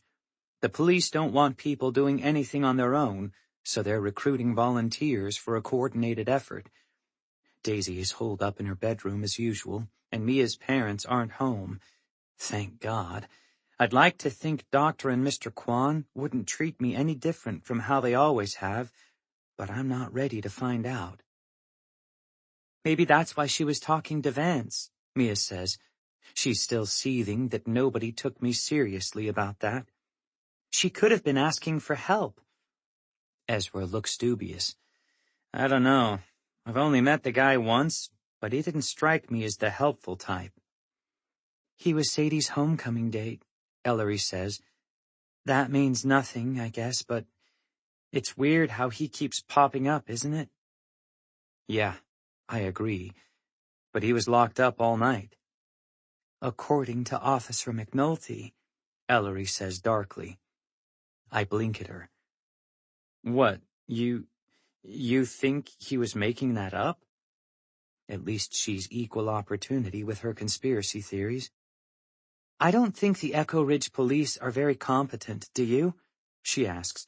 Somebody basically drew them a map that was all, hey, hello, here's my next victim, and she disappeared anyway. She half swallows the last word, hunching down in the Kwan's oversized leather armchair. I blink, surprised at how lost she suddenly looks, and then I could kick myself for being so caught up in my own problems that I didn't make the connection sooner. You're scared, I say, because of course she is. She was on that list too. Ezra leans forward on the couch. Nothing's going to happen to you, Elle, he says, like he can make it true through sheer force of will. Mia nods vigorously beside him. I know. Ellery hugs her knees to her chest and rests her chin on them. That's not how this works, right? It's always one girl. There's no reason to worry about me right now or Katrin. Just Brooke. There's no way in hell I'm going to remind her that we don't have a clue how any of this works. We can worry about all of you. But it'll be all right, Ellery. We'll make sure of it. It's the worst reassurance ever, coming from the guy who thought he got Brooke home safely. But it's all I've got. Light footsteps sound on the stairs, and Daisy appears on the landing. She's wearing giant sunglasses and an oversized sweater, clutching her bag like a shield. I'm going out for a little while, she says, heading for the Quan's front door and pulling a jacket off their coat rack. She moves so quickly, she looks as though she's gliding across the floor. "'Kay," Mia says, scrolling through her phone like she's barely listening. But as soon as the door closes behind Daisy, Mia's head snaps up. "Let's follow her," she says in a loud whisper, springing to her feet. Ezra and Ellery lift their brows in almost comical unison. "We already know where she goes," I object, my face getting hot as the twins exchange surprised glances. Great. Nothing like outing yourself as a stalker in front of your only friends. "But we don't know why," Mia says, peering through the blinds of the window next to the door. "Daisy's seeing a psychologist and she never told me," she adds over her shoulder to the twins. "It's all very mysterious, and I, for one, am sick of mysteries around here. At least we can do something about this one if we're quick enough. Okay, she just pulled out. Let's go." "Mia, this is ridiculous," I protest, but to my surprise, Ellery's already halfway to the door, with Ezra right behind her. Neither of them seems concerned about the fact that Mia's spying on her own sister with my help. So we pile into my mother's Volvo and head down the same road Daisy took last Thursday. We catch up to her pretty quickly and keep a few car lengths behind her. "Don't lose her," Mia says, her eyes on the road. "We need answers." "What are you going to do? Try to listen in on her session?" Ezra sounds both confused and disturbed. I'm with him. Even if that wasn't a massive violation of Daisy's privacy and probably illegal, I don't see how you could do it. "I don't know," Mia says with a shrug. Typical Mia. All action, no planning. "She's going twice in 1 week. That seems like a lot, doesn't it?" "Beats me," I say, getting into the left lane in preparation for a turn that Daisy will be making at the next intersection. Except she doesn't. I swerve to stay straight, and the car behind me blares its horn as I run a yellow light. "Smooth," Ezra notes. "This is going well. Very stealthy." Mia frowns. "Now where's she going?" "Gym, I guess, starting to feel foolish. Shopping?" But Daisy doesn't head downtown, or toward the highway that would take us to the nearest mall. She sticks to back roads until we pass Bukowski's Tavern and enter Salisbury, the next town over. The houses are smaller and closer together here than they are in Echo Ridge, and the lawns look like they get mowed a lot less.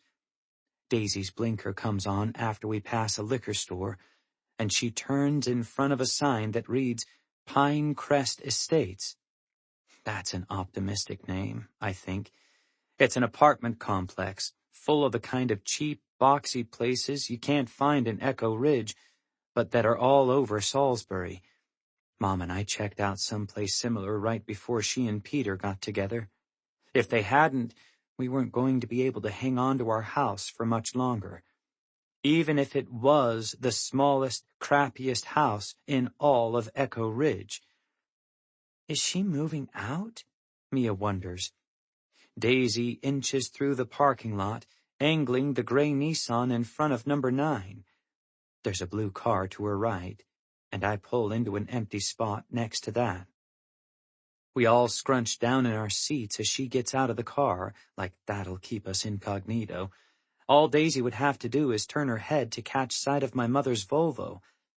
But she doesn't look around as she gets out, just strides forward and knocks on the door. Once, twice, and then a third time. Daisy pulls off her sunglasses, stuffs them into her bag, and knocks again. Maybe we should leave before she gives up. I don't think they're I stop talking when the door to number 9 opens. Somebody wraps his arms around Daisy and swings her halfway around, kissing her so deeply that Mia lets out a gasp beside me. "Oh my God, Daisy has a boyfriend," she says, scrambling out of her seatbelt and leaning so far left that she's practically in my lap. And here she's been so mopey McMoperson since she moved home. I did not see that coming. We're all craning our necks for a better view, but it's not until Daisy breaks away that I catch sight of who she's with, along with something I haven't seen in years. My brother, grinning like his face is about to break, before he pulls Daisy inside and shuts the door behind her. Chapter 21. Ellery. Monday, September 30th. "So," Malcolm says, plugging tokens into one end of a foosball table. "That was interesting." After leaving Declan's apartment, we stopped at the first place we came to that we were pretty sure he and Daisy wouldn't show up on a date. It happened to be a Chuck E. Cheese's. I haven't been to one in years, so I've forgotten what a sensory assault they are. Flashing lights, beeping games, tinny music, and screaming children. The guy letting people in at the door wasn't sure about us at first. "You're supposed to come with kids," he said, glancing behind us at the empty hallway. "We are kids," Mia pointed out, extending her hand for a stamp. Turns out, Chuck E. Cheese's is the perfect location for a clandestine debrief.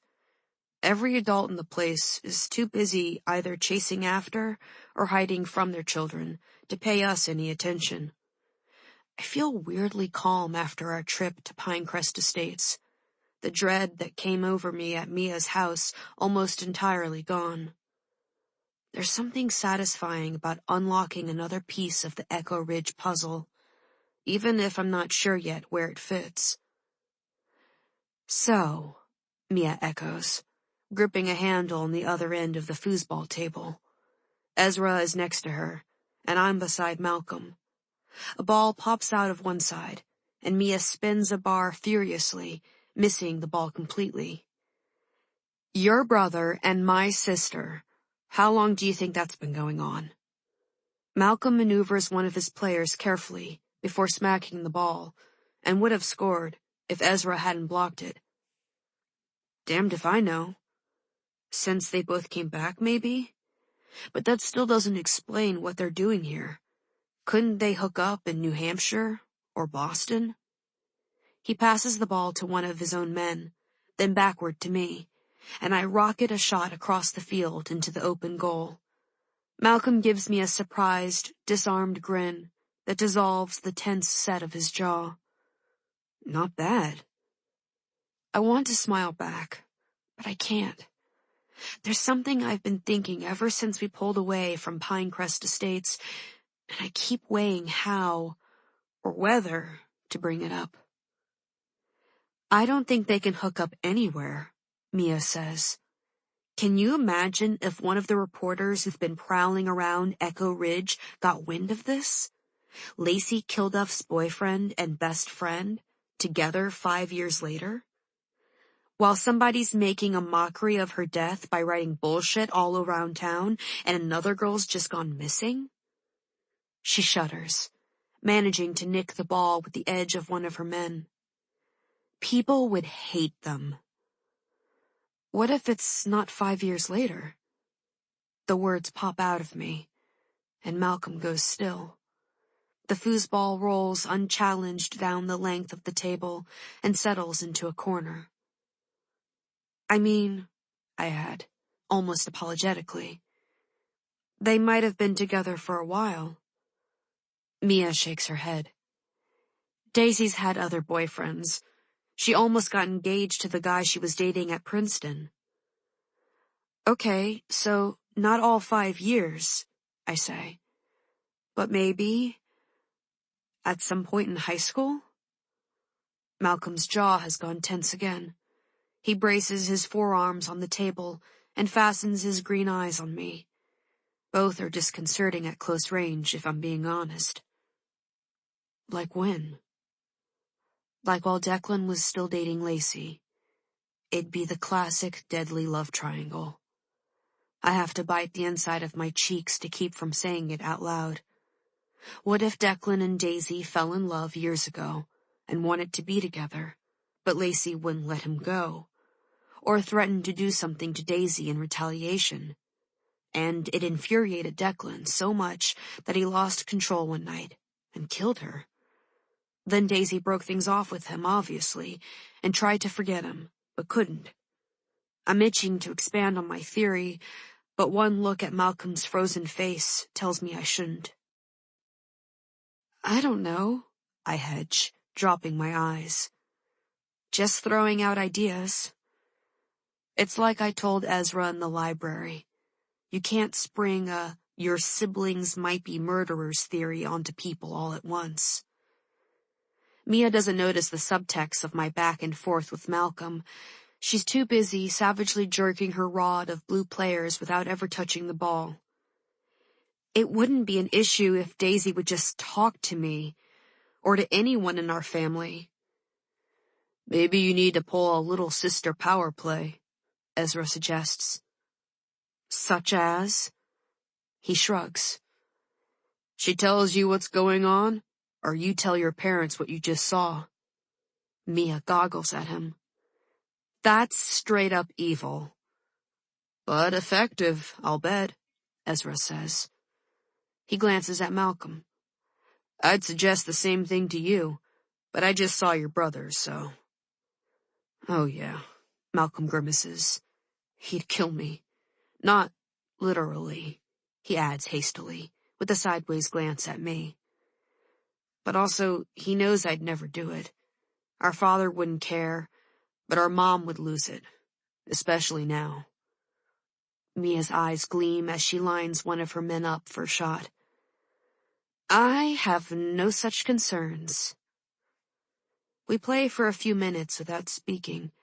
My mind keeps racing along the Declan-Daisy theory that I didn't say, testing it for holes.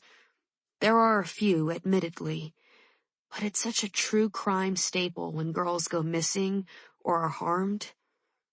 It's always the boyfriend. Or a frustrated wannabe.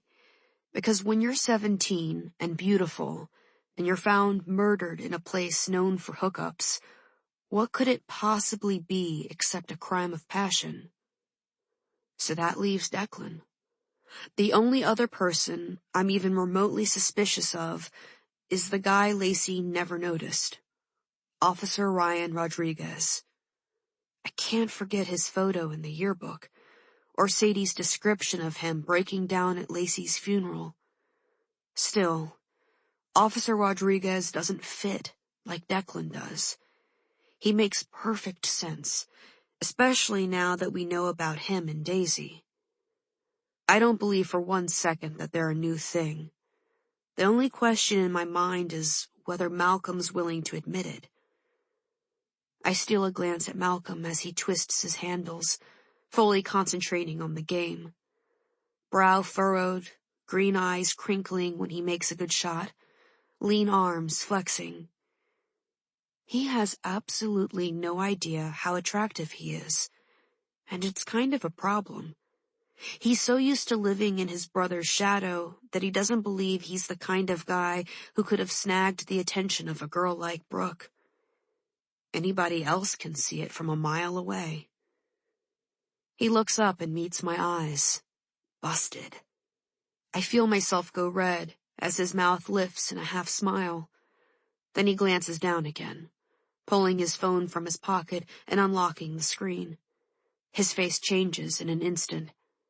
Mia sees it too and stops spinning her handles. "Any news?" she asks. "A text from my mom. Nothing about Brooke," Malcolm says, and we all relax, because from the look on his face, it wouldn't have been good. "Except there's a search party tomorrow, during the day, so Echo Ridge students aren't supposed to go. And there's an article in the Boston Globe." He sighs heavily. "My mom's freaking out. She gets traumatized any time the news mentions Lacey." "Can I see?" I ask. He hands the phone to me, and I read the section framed within the screen. The small town was already on edge after a series of vandalism incidents beginning in early September. Buildings and signs were defaced with messages written as though they were from Lacey Kilduff's killer. The anonymous threats promised another attack on one of the girls elected to homecoming court. A short list that included Brooke Bennett. But those who've been following the story closely don't see any real connection.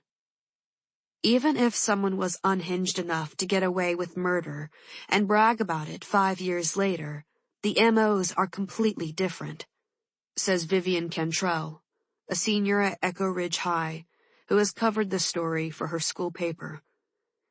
Strangulation is a brutal crime of passion. The threats are public, and they require planning. I don't think there's any relation at all to what happened to Lacey, or what's going on with Brooke.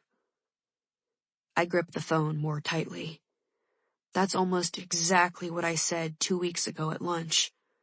Viv basically stole my entire spiel and used it to replace her original point of view.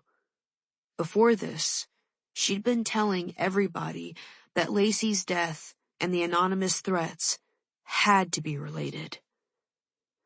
Why did Viv suddenly change her tune? Chapter 22. Ellery. Wednesday, October 2nd. It's the first week in October, and starting to get dark earlier. But even if it weren't, Nana would insist on driving Ezra and me to our shift at Fright Farm after dinner. I don't bother reminding her that it's only a 10-minute walk as she plucks her keys from a hook next to her wall-mounted phone. Brooke has been missing for 4 days, and the entire town is on edge. Search parties all day and candlelight vigils at night. After 2 days of heated debate at school, homecoming is still on for Saturday, but without a court. I'm no longer technically a princess, which is fine, I guess, since I still don't have a date. The same few theories keep circulating, that Brooke ran away, that she's the victim of the Murderland killer, that one of the Kelly boys did something to her. Everything in Echo Ridge feels like a thick, bubbling mess that's about to boil over. Nana is silent on the ride over, clutching the steering wheel and driving 15 miles below the speed limit until we near the entrance. Then she pulls to the side of the road and says, "The House of Horrors closes at 11, right?" "Right. I'll be outside the gates at 11:05. That's 2 hours past her bedtime, but we don't argue. I told her earlier that Malcolm could give us a ride, and she insisted on picking us up anyway. I don't think she believes he's involved in Brooke's disappearance. She hasn't told us to stop hanging out with him, but she's not taking any chances, and I can't blame her. I'm a little surprised she's still letting us go to work. Ezra and I climb out of the car and watch its taillights recede so slowly that a bicycle passes it. We're halfway through the gates when my phone rings with a familiar California number. I hold it up to Ezra. Sadie must have heard. It was only a matter of time. Brooke's disappearance has become national news, and Nana's been hanging up all week on reporters angling for a one town, three missing girls story. Hamilton House Rehabilitation Facility allegedly bans internet access, but since Sadie's already used her borrowed cell phone to check out Ezra's Instagram before FaceTiming us, she's obviously flouting that rule too. I slide to answer and press the phone to my ear. Hi, Sadie. Ellery, thank God you picked up. Her agitated voice crackles across the line. I just read about what's happening there. Are you and Ezra all right? We're fine. Just worried about Brooke. Oh my God, of course you are. That poor girl, her poor family. She pauses for a beat, her breath harsh in my ear. So, the article, it said there were threats beforehand toward 3 girls, and that one of them was someone who was related to... Was it you, Ellery? It was me, I confirm. Ezra gestures like he wants me to FaceTime, but I wave him off. It's too crowded here. Why didn't you tell me? The bitter laugh springs out of me without warning. Why would I? Silence on the other end, so complete that I think she's disconnected. I'm about to pull the phone away from my ear to check when Sadie says, Because I'm your mother and I have a right to know. It's exactly the wrong thing to say. Resentment floods my veins, and I have to grip the phone extra tight to stop myself from hurling it to the ground. Oh, really? You have a right to know? That's rich coming from somebody who's never told us anything that matters. What are you talking about? Our father? We're not allowed to ask questions about him. Our grandmother? We barely knew her until we had to live with her. Our aunt? You had a twin sister as close as me and Ezra are, and you never, ever talk about her. Now we're stuck here watching the same horrible story unfold again, and everybody's talking about the first girl who went missing. Except us. We don't know anything about Sarah because you won't even say her name. I'm breathing hard, my heart pounding as I stalk through the park. I don't know whether I'm relieved or horrified to finally be saying these things to Sadie. All I know is that I can't stop. You're not okay, Sadie. I mean, you get that, right? You're not in rehab because of some freak accident that'll be a funny story to tell at parties when you get out. You weren't taking those pills to relax. I've spent years waiting for something like this to happen, and I was afraid. Tears blur my vision and slide down my face. This whole year, I've been expecting that phone call. The one Nana got and Melanie got. The one that says, you're never coming home. She's been silent during my entire tirade. But this time, before I can check to see whether she's hung up on me, I hear a choked sob.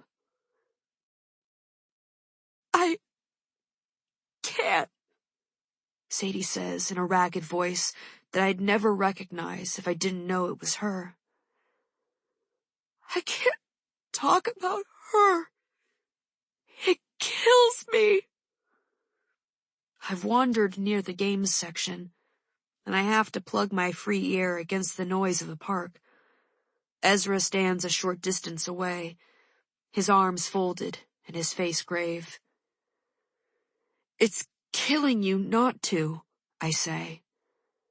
She doesn't answer, and I squeeze my eyelids shut. I can't look at my brother right now. Sadie, I know, okay? I know exactly how you must feel. Me and Ezra both do. It's horrible what happened to Sarah. It sucks and it's not fair, and I'm so sorry for you and for Nana and for her. My mother's sobs on the other end of the line pierce me like a knife to the heart. And I'm sorry I yelled at you. I didn't mean to. It's just, I feel like we're going to be stuck like this forever if we can't talk about it. I open my eyes while I wait for her to answer. It's almost dark now, and the park lights glow against the deep blue sky. Screams and catcalls fill the air, and little kids chase one another with their parents a safe distance behind. All of Fright Farm's success is based on how much people love to be scared in a controlled environment. There's something deeply, fundamentally satisfying about confronting a monster and escaping unscathed. Real monsters aren't anything like that. They don't let go. Do you know what I was doing the night Sarah disappeared? Sadie asks in the same hoarse voice. My reply is barely a whisper. No. Losing my virginity to my homecoming date. She lets out a hysterical half laugh, half sob. I was supposed to be with Sarah, but I blew her off. For that. Oh, Sadie. I don't even realize I've sunk to the ground until my free hand touches grass. It's not your fault. Of course it's my fault. If I'd been with her, she'd still be here. You don't know that. You can't. You were just living your life. Being normal. You didn't do anything wrong. None of this is your fault. Would you feel that way? If something happened to Ezra when you were supposed to be with him? I don't answer right away, and she cries harder. I can't look at my mother. I couldn't look at my father. I didn't speak to him for almost a year before he died, and then I drank my way through the entire funeral. You and your brother are the only thing I've ever done right since Sarah disappeared. And now I've ruined that, too. You didn't ruin anything. I say it automatically to comfort her, but as soon as the words are out of my mouth, I realize they're true. Ezra and I might not have had the most stable childhood, but we never had any doubt that our mother loved us. She never put a job or a boyfriend ahead of us, and it wasn't until the pills took hold that her haphazard parenting turned into actual neglect. Sadie's made mistakes, but they're not the kind that leave you feeling like you don't matter. We're fine, and we love you, and please don't do this to yourself. Don't blame yourself for something so awful that you never could have seen coming. I'm babbling now, my words tripping over themselves, and Sadie lets out a teary laugh. Listen to us. You wanted to talk, huh? Be careful what you wish for. There's so much I want to say, but all I can manage is, I'm glad we're talking. Me too. She takes a deep, shuddering breath. There's more I should tell you. Not about Sarah, but about... Oh, hell. I have to go, Ellery. I'm sorry. Please be careful there. And I'll call again when I can. Then she's gone. I drop the phone from my ear and get to my feet as Ezra strides toward me, looking ready to burst. What's going on? I heard some of it, but... Movement over his shoulder catches my eye, and I put a hand on his arm. Hang on. I have a lot to tell you, but there's somebody I want to talk to first. I wipe my eyes and glance at my phone. We're already late for work, but oh well. An older woman is manning the shooting gallery where Brooke used to work, yawning as she makes change and pulls levers.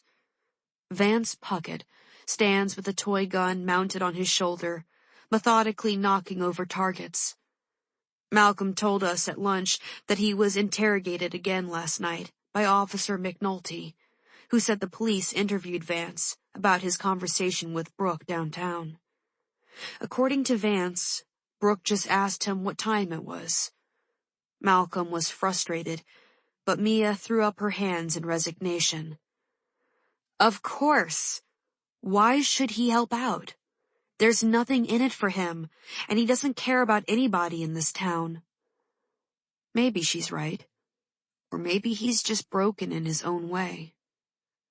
Vance fishes in his pockets for change to play another round. I sidle past a trio of preteens and plunk $2 on the counter. My treat this time, I say. He turns and squints, tapping his forefinger to his chin. It takes a few seconds for him to recognize me. Shooter girl! You got lucky that last game. Maybe, I say. I have $6 on me. Should we play best 2 out of 3? He nods, and I gesture toward the targets. Champions first. Vance gets off to a shaky start, only hitting 8 out of 12 targets. It kills my competitive spirit to miss 5 when it's my turn, but all this will be pointless if he stalks off in a huff again when we're done. You lost your touch, Vance smirks when I lower my gun. Ezra, who's watching us with his hands on his hips, looks like he's physically biting his tongue. I was just warming up, I lie. I keep it close in the next couple of rounds, losing by 1 each time. Vance is pumped up by the end, preening and chuckling, going so far as to slap me on the back when I miss my final shot. Nice try, kid. You almost pulled one out. I guess I did get lucky last time, I say with a theatrical sigh. I don't have Sadie's talent, which is obvious from Ezra's grimace, as we move to one side so the people waiting behind us can play. But I'm hoping it's good enough for a drunk guy. My mother told me it probably wouldn't happen again. Vance adjusts his cap over oily hair. Your mother? Sadie Corcoran, I say. You're Vance, right? She said you guys went to homecoming together, and that I should introduce myself. I'm Ellery. It's weird holding out my hand after what Sadie just told me, but he takes it, looking genuinely flummoxed. She said that? Wouldn't have thought she even remembers me. She talks about you all the time, I almost say, but decide to keep things believable. She does. It's not easy for her to talk about Echo Ridge after what happened to her sister, but she's always spoken well of you. It's close enough to true, I guess. And I'm feeling pretty charitable toward him myself, since he's the only person in Echo Ridge who has an alibi for both Sarah's and Brooke's disappearances. Suddenly, Vance Puckett is the most trustworthy man in town. He spits on the ground, close to my sneakers. Somehow I manage not to flinch. Damn shame what happened. I know. She's never gotten over it. And now my friend is missing. I glanced at the new woman behind the counter. I guess you knew Brooke, huh? Since you play here all the time? Nice kid, he says gruffly. He shuffles his feet, looking antsy and ready to move on. Ezra taps his watch and raises his brows at me. Get to the point. The worst thing is, I know something was bothering her before she disappeared, I say. We were supposed to get together on Sunday so she could tell me what was going on. But we never got the chance. And it's killing me. Tears spring into my eyes, still close to the surface from my conversation with Sadie, and spill down my cheeks. I'm playing a part, but Sadie's always said the best acting happens when you're emotionally connected to the scene. I'm torn up enough about what happened to Brooke to pull it off. I wish I knew what she needed. Vance rubs his jaw, rocks back on his heels, twists to look at the crowd over his shoulder. I don't like getting involved, he mumbles. Not with people in this town, and especially not with the police. Me either, I say quickly. We're total outsiders here. Brooke is one of my only friends. I fish around in my bag for a Kleenex and blow my nose. She asked me a strange question last week. Vance speaks quietly, in a rush, and my heart leaps into my throat. Wanted to know how to pick a lock. A shifty expression crosses his face. Not sure why she'd think I'd know. I told her to Google it, or watch a YouTube video or something, or just use a couple of paper clips. Paper clips? I ask. Vance swats at a hovering bug. Those work sometimes, so I'm told. Anyway.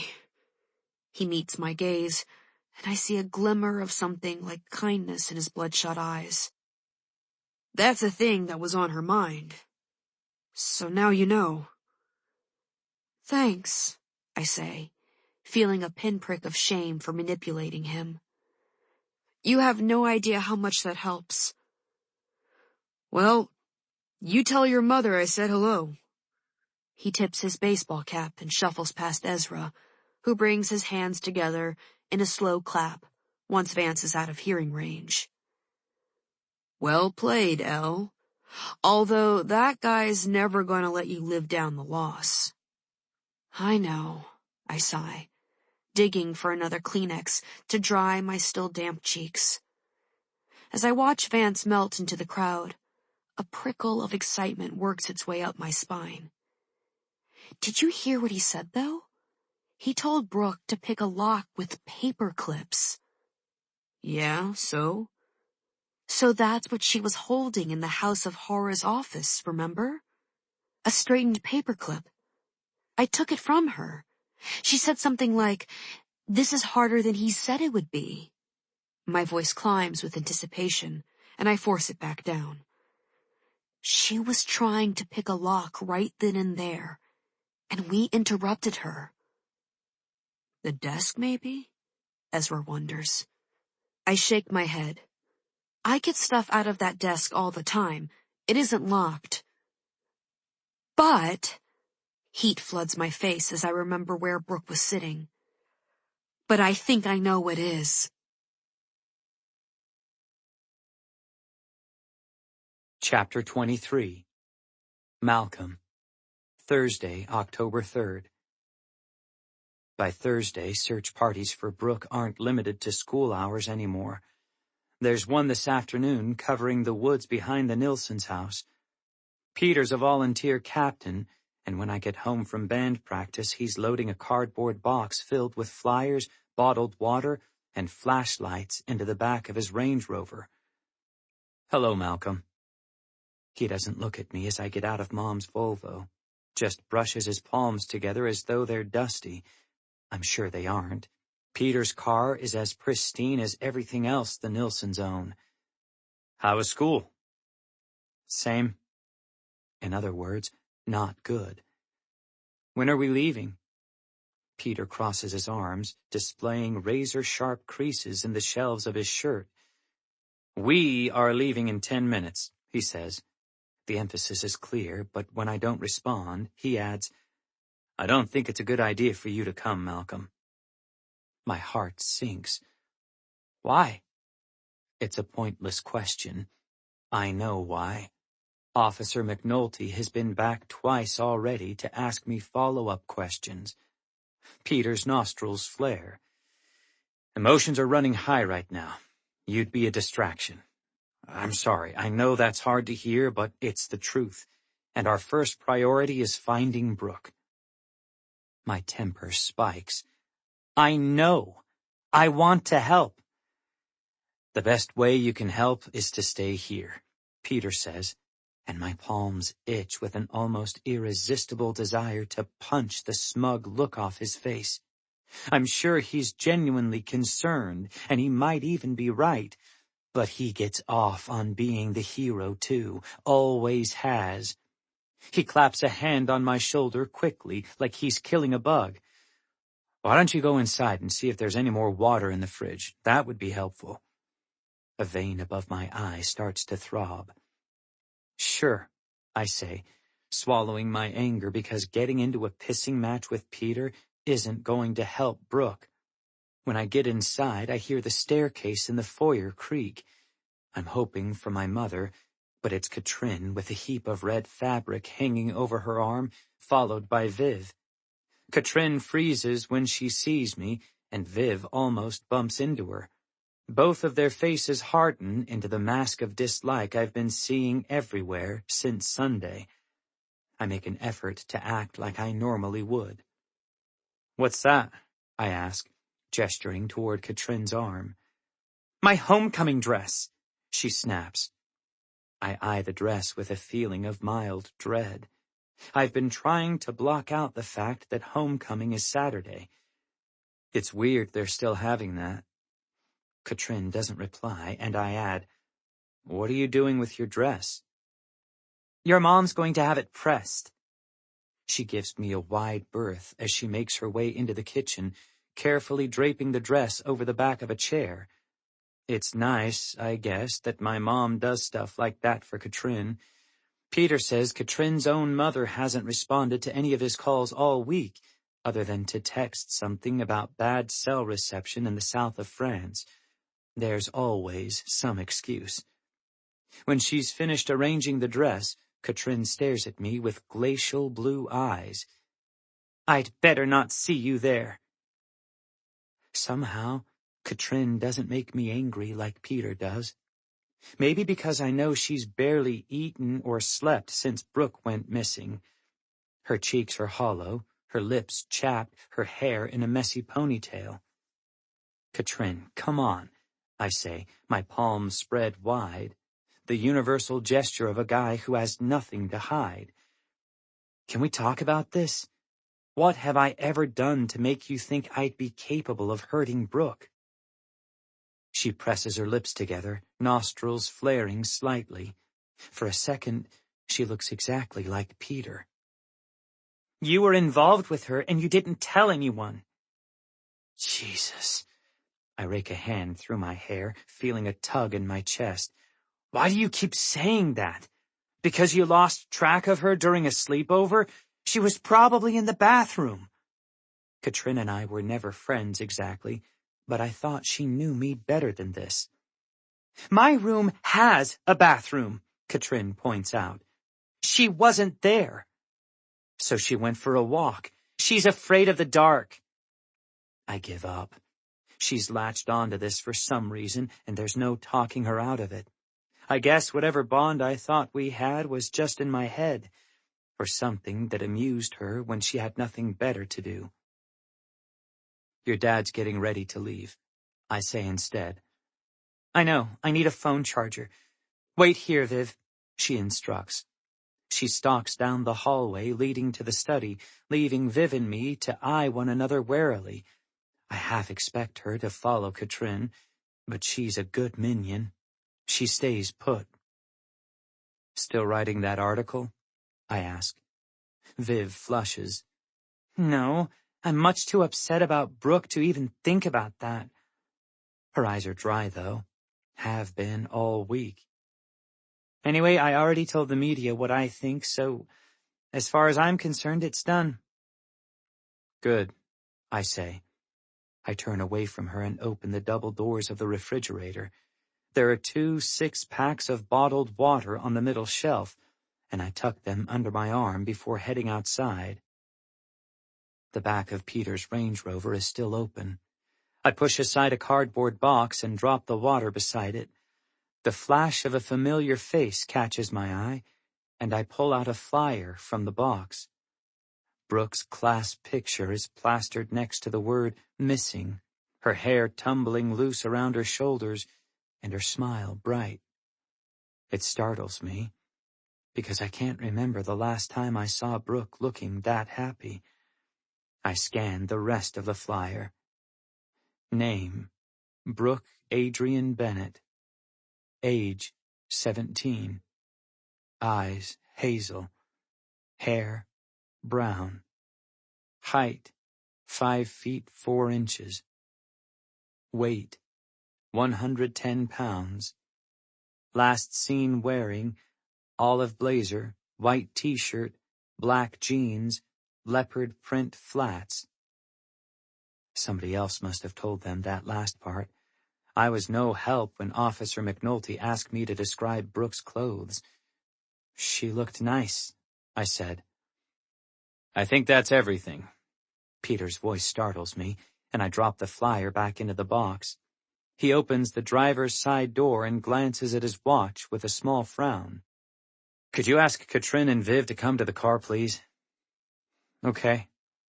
My phone buzzes as I head back inside, and when I get into the kitchen, I pull it out to a series of texts from Mia. Hey, you should come over. This just popped up online, and it's already everywhere. The last message links to a Burlington Free Press article titled A Tragic Past and a Common Thread. My stomach drops as I start to read. Echo Ridge is reeling. This picturesque town, nestled near the Canadian border and boasting the highest per capita income in the county, experienced its first tragic loss in 1996 when high school senior Sarah Corcoran vanished while walking home from the library. Then, 5 years ago, homecoming queen Lacey Kilduff was found dead in the aptly named, and since renamed, Murderland Halloween Park. Now another beautiful and popular teenager, 17-year-old Brooke Bennett, is missing. Though Brooke and Lacey are close in age, there seems to be little connection between the two young women, except an odd coincidence. The high school senior who dropped Bennett off at home the night she disappeared is the younger brother of Lacey Kilduff's former boyfriend, Declan Kelly. Kelly, who was questioned repeatedly after Lacey Kilduff's death but never arrested, moved out of state 4 years ago and has maintained a low profile since.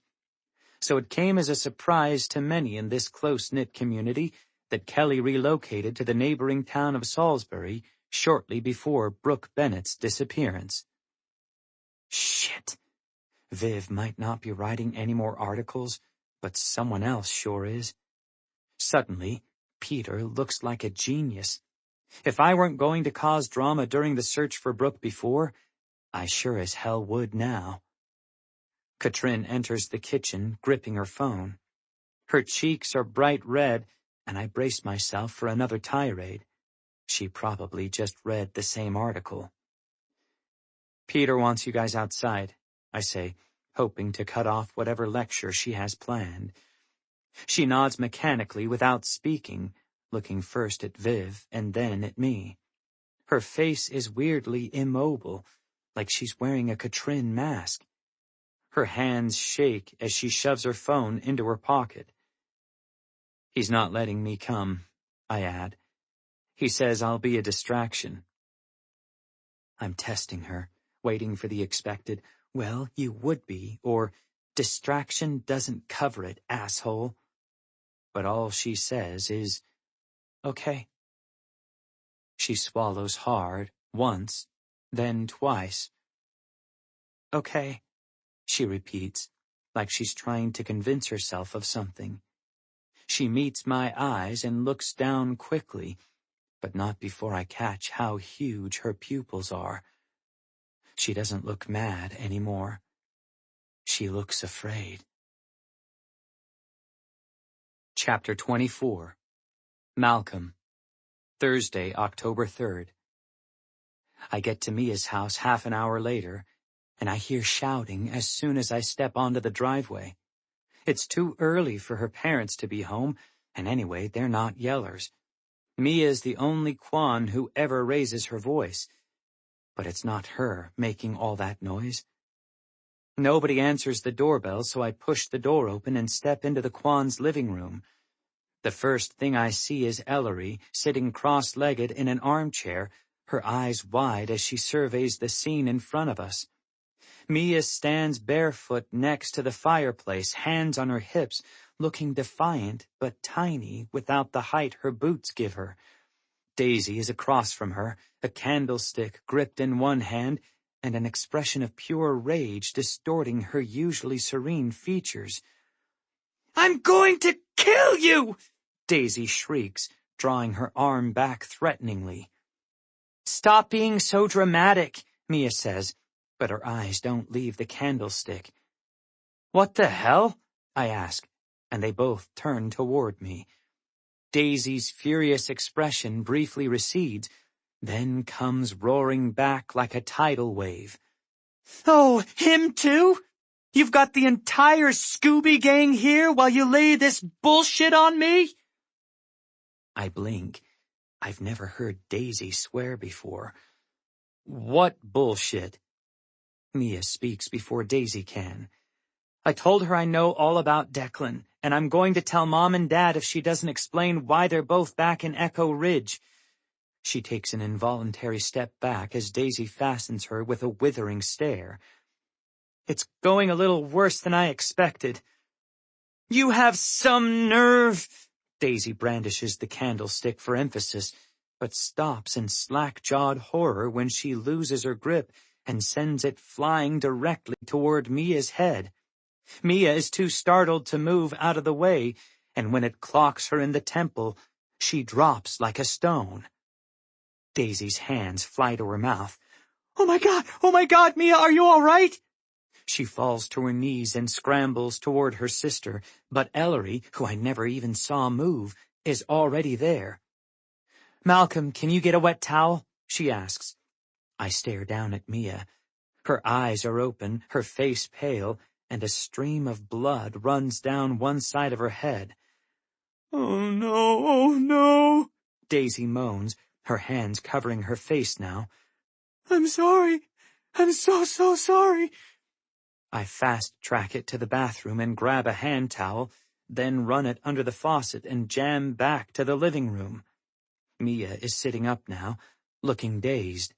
I hand Ellery the towel, and she gently pats up and down the side of Mia's head until the blood is cleared away. "Is she going to need stitches?" Daisy asks in a shaking voice. Ellery presses the towel to Mia's temple for a few seconds, then pulls it away and peers at the cut. "I don't think so. I mean, I'm no expert, but it's actually tiny. Looks like one of those shallow scrapes that just happens to bleed a lot.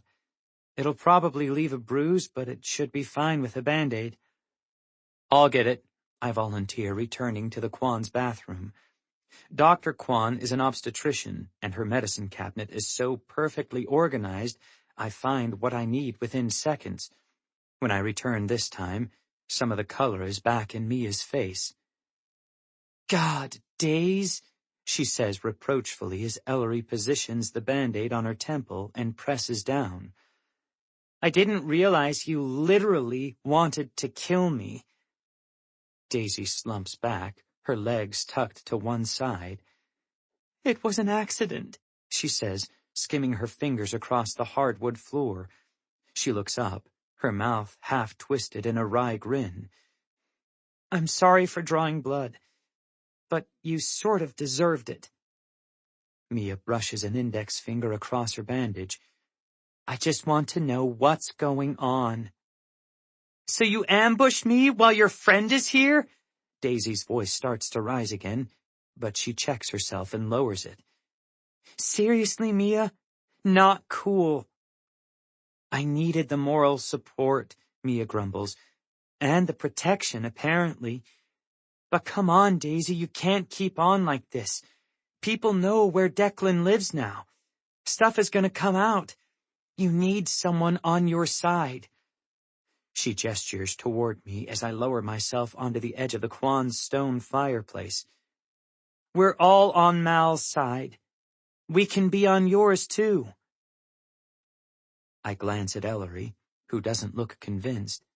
I don't think Mia picked up on what Ellery was hinting at in Chuck E. Cheese's, that Daisy and Declan could have been involved with one another while Lacey was still alive. That kind of thing would fly right over Mia's head, because even though she complains about Daisy, she also trusts her completely. I've never been able to say the same thing about Declan. Daisy turns toward me, her dark eyes brimming with sympathy. "Oh, Malcolm, I haven't even told you how sorry I am about what's been going on. The way people are whispering, accusing you without any proof. It all brings back so many memories." "Daisy?" Mia interrupts before I can answer. Her voice is calm and quiet, nothing like her usual strident tone. "Why did you leave your job after you'd barely started it?" Daisy heaves a deep sigh. She lifts a hunk of shiny dark hair and spills it over her shoulder. "I had a nervous breakdown." She purses her lips as Mia's brows shoot up. "Not expecting that one?" Mia, wisely, doesn't mention trailing Daisy to her psychologist. "What, were you, like, in the hospital or something?" "Briefly." Daisy lowers her eyes. "The thing is, I never really dealt with Lacey's death, you know? It was so horrible, so twisted and awful and painful that I pushed it down and forced myself to forget about it." She gives a strangled little laugh. "Great plan, right? Totally worked. It was okay while I was at school, I guess, but when I moved to Boston and had so many new responsibilities, I couldn't function. I started having nightmares, then panic attacks. At one point, I called an ambulance because I thought I was dying of a heart attack." "You went through a horrible loss," Mia says comfortingly. Daisy's lashes flicker. "Yes, but I wasn't just sad. I was guilty." Out of the corner of my eye, I see Ellery tense. "About what?" Mia asks. Daisy pauses. "Circle of trust, right? This can't leave the room. Not yet." She glances toward me, then Ellery, and bites her lip. Mia reads her mind. "Ellery's totally trustworthy." "I can leave," Ellery volunteers. "I understand. We don't know one another." Daisy hesitates, then shakes her head. "It's all right. You've heard this much, you might as well hear the rest. My psychologist keeps telling me I have to stop being ashamed. It's starting to sink in, although I still feel like a terrible friend." She turns toward Mia. "I was in love with Declan all through high school. I never said a word. It was just this thing I lived with. And then the summer before senior year, he started treating me differently. Like he saw me." She gives an embarrassed little laugh. God, I sound like an 8th grader. "But it gave me this, I don't know, hope, I guess, that things could be different someday. Then one night he told me he was in love with me, too." Daisy's whole face glows, and I remember why I used to have such a crush on her. Mia is sitting as still as I've ever seen her, like she's afraid the slightest movement will end the conversation. "I told him we couldn't do anything about it," Daisy continues. "I wasn't that bad of a friend. He said he thought Lacey had found someone else anyway. She was acting distant. But when he asked her, she wouldn't admit it. They started fighting. It got really messy and ugly, and I just sort of withdrew. I didn't want to be the cause of that." Daisy's eyes get shiny as she continues. "Then Lacey died, and the whole world fell apart. I couldn't stand myself. Couldn't deal with knowing I'd been keeping this secret that I'd never get to explain to her." Tears spilled down her cheeks, and she lets out a choked little sob. And I missed her. I still miss her so much. I steal a glance at Ellery, who's wiping her own eyes. I get the feeling that she just took Daisy off her mental list of suspects in Lacey's murder. If Daisy feels guilty about anything other than liking her best friend's boyfriend, she's one hell of an actress. Mia grabs Daisy's hand in both of her own as Daisy continues. I told Declan we couldn't talk anymore, and I got out of Echo Ridge as soon as I could. I thought it was the right thing to do for both of us. We'd been wrong not to be open with Lacey from the start, and there wasn't a way to fix that anymore. She drops her head. Plus, there's this whole other layer when you're one of the only minority families in town. You can't make a mistake, you know? We've always had to be so perfect. Mia regards her sister thoughtfully. I thought you liked being perfect, she says in a small voice. Daisy sniffs. It's fucking exhausting. Mia lets out a surprised snort of laughter. Well, if you can't handle it, there's no hope for me in this town. She's still holding Daisy's hand and shakes it like she's trying to knock some sense into her sister. Your psychologist is right, Daisy. You didn't do anything wrong. You liked a guy. You stayed away from him even when he liked you back. That's being a good friend. Daisy dabs at her eyes with her free hand. I wasn't, though. I couldn't stand to think about the investigation, and I shut down any time I was near the police. It wasn't until years later that I started thinking about things that might actually be helpful. What do you mean? I ask. Ellery leans forward like a puppet that just got its strings yanked.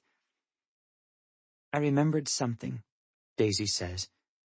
A bracelet Lacey started wearing right before she died. It was really unusual, a bangle that almost looked like antlers twisted together. She shrugs at Mia's dubious expression. Sounds weird, I know, but it was gorgeous. She was really coy about where she got it, too. Said it wasn't from Declan or her parents. When I was in the hospital in Boston trying to figure out how my life had gotten so far off track, I started wondering who'd given it to her, and whether it was somebody who... Well... She trails off. You know, I wondered... So you came back here to investigate? Ellery looks like she approves. I came back here to recover, Daisy corrects. But I also asked Lacey's mom if I could have the bracelet as a keepsake.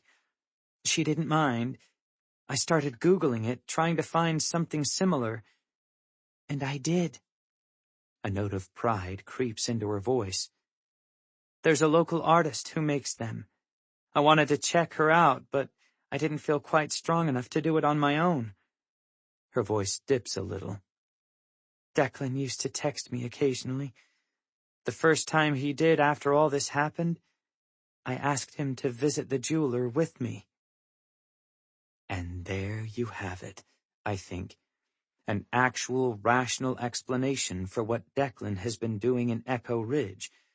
Would have been nice if he'd ever told me any of this himself. Mia raises her brows.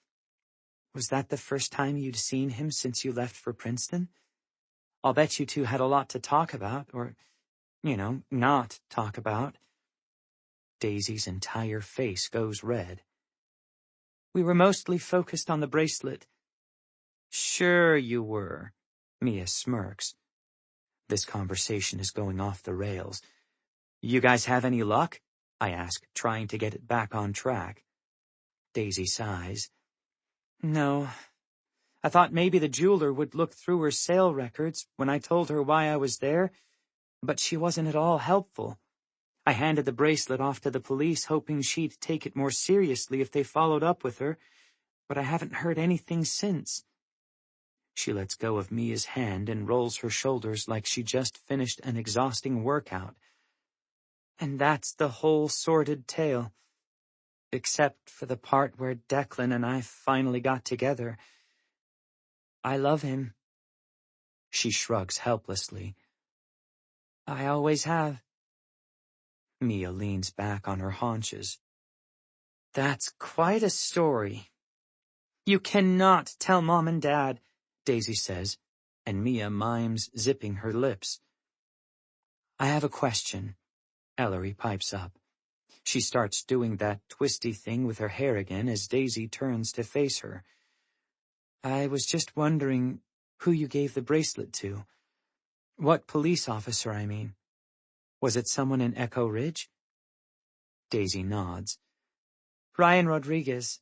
He graduated from Echo Ridge High the same year I did. Do you know him? Ellery nods. Yeah. Were you guys friends at school? She looks like she's back in investigative mode, which I'm starting to realize is her default setting. No. Daisy looks amused at the idea. He was really quiet back then. I barely knew him. But he was on duty when I got to the station, so... She shrugs. I gave it to him. Do you, think he was the best person to handle something like this? Ellery asks. Daisy crinkles her brow. I don't know. I guess. Why not? Well, I'm just wondering. Ellery leans forward, elbows on her knees. Did it ever occur to you that he might have given the bracelet to Lacey? Chapter 25. Ellery. Friday, October 4th. When I knock on the cellar door, I'm not sure anyone will answer. It's 4 o'clock on Friday afternoon, 3 hours before the House of Horrors is supposed to open. I'm not working tonight, and no one's expecting me. Unless you count my grandmother, who's expecting me to be in my room and is going to be furious if she realizes I've left and walked through the woods on my own, even in the middle of the afternoon.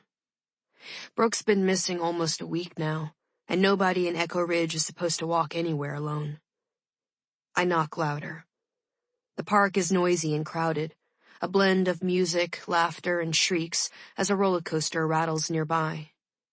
The door cracks just enough for an eye to peer out.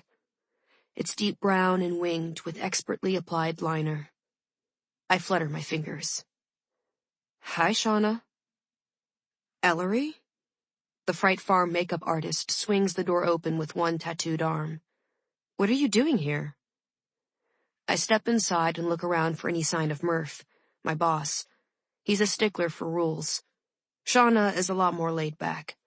I can't believe my luck that she's here and he isn't, although I half expect him to come barreling through the velvet curtain with a clipboard any second. Are you here alone? I ask. Shauna raises a brow at me. That's an ominous question. She doesn't look worried, though. Shauna has at least 6 inches on me and is all slender muscle and perfectly toned arms. Plus her spiky heels would make lethal weapons in a pinch. Heh, sorry, but I have a favor to ask, and I didn't want to ask Murph. Shauna leans against the doorframe. Well, now you've got my attention. What's up? I channel Sadie again, twisting my hands with fake nerves. My grandmother gave me an envelope to deposit at the bank the other day, and I can't find it. I was trying to figure out where it went, and I remembered that I tossed a bunch of stuff into the recycling bin the last time I was here. I bite my lip and look at the ground. I'm pretty sure the envelope went with it. Oh, sorry, Shauna grimaces. Can she write another check? I'm ready for that objection. It wasn't a check. It was cash. I tug at my dagger necklace, running my thumb over the sharp point at the bottom.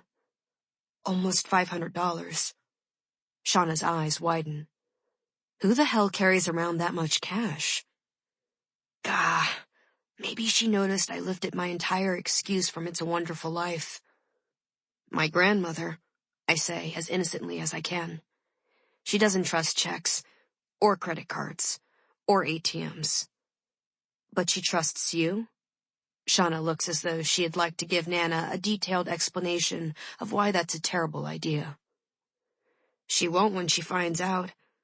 Shauna, is there any chance... Do you think I could get the keys to the recycling bin? Do you know where they are? She hesitates, and I put my hands together in a praying gesture. Please, just this once, to save me from having to hand every cent I've earned over to my grandmother. I'll owe you big time. Shauna chuckles. Look, you don't have to beg. I'd open the damn thing if I had a key, but I don't. No idea where it is. You'll have to ask Murph. She gives my arm a sympathetic pat. He'll understand.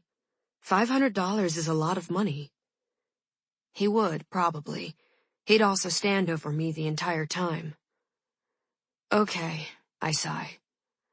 Shauna goes to the vanity and plucks a few makeup brushes from a can, dropping them into a half-open leather bag resting on the chair. I have to get a move on. You caught me on the way out. The evil clowns need touching up at Bloody Big Top. She zips the bag closed and slings it over her shoulder, crossing to the door and pulling it open. You want to come with? Murph might be there. Sure. I make as if to follow her, then wince and put a hand on my belly. Ugh. Do you mind if I use the bathroom first? I've had kind of a stomach virus all day. I thought it was better, but... Shauna waves me away. Just meet me there. Make sure the door locks behind you. Thanks. I dash toward the tiny restroom for effect, but she's already out the door. As soon as I hear it click, I pull 2 paper clips out of my pocket and head for the office. I've never tried to pick a lock before, but I took Vance's advice, and I watched a lot of YouTube videos in the past 24 hours. You took it all?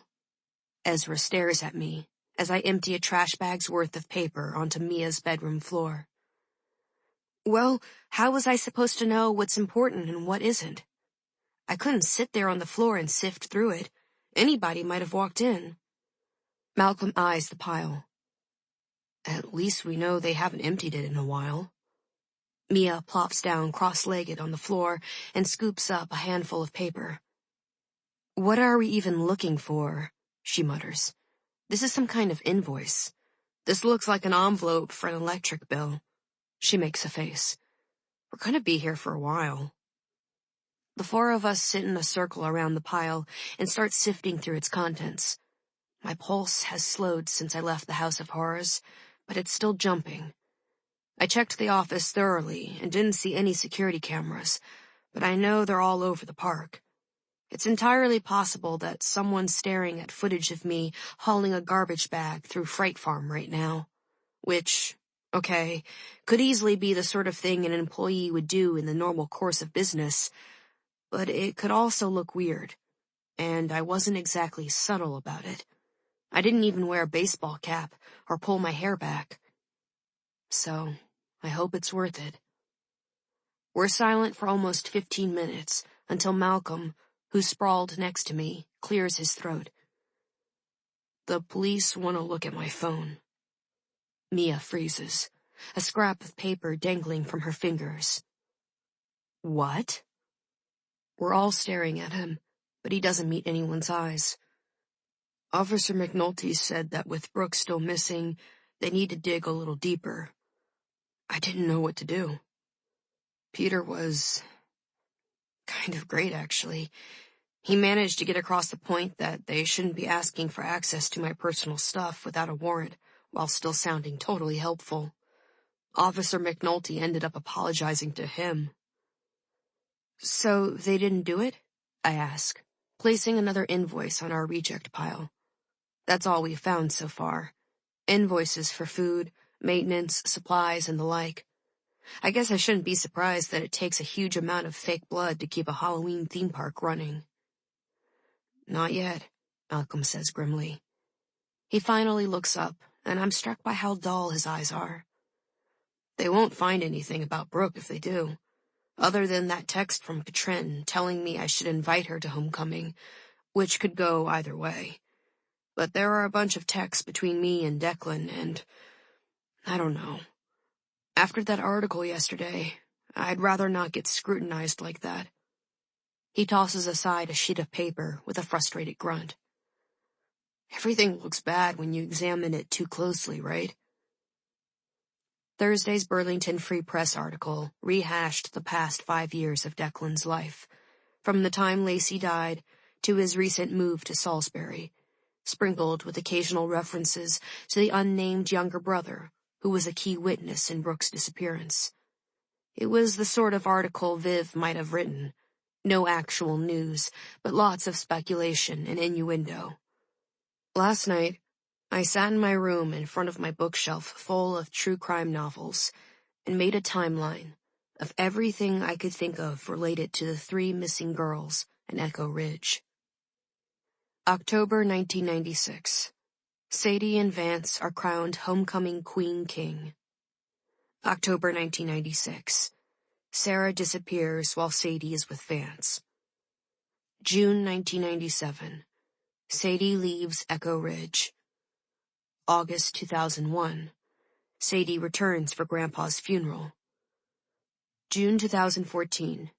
Lacey's junior class picnic with Declan, Daisy, and Ryan. August 2014. Declan and Daisy get together. Lacey has a secret boyfriend? October 2014. Lacey and Declan are crowned homecoming queen-king. October 2014. Lacey is killed at Murderland, Freight Farm. October 2014. Sadie returns for Lacey's funeral. June 2015.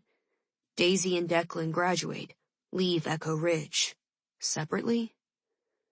July 2019. Daisy returns to Echo Ridge. August 2019.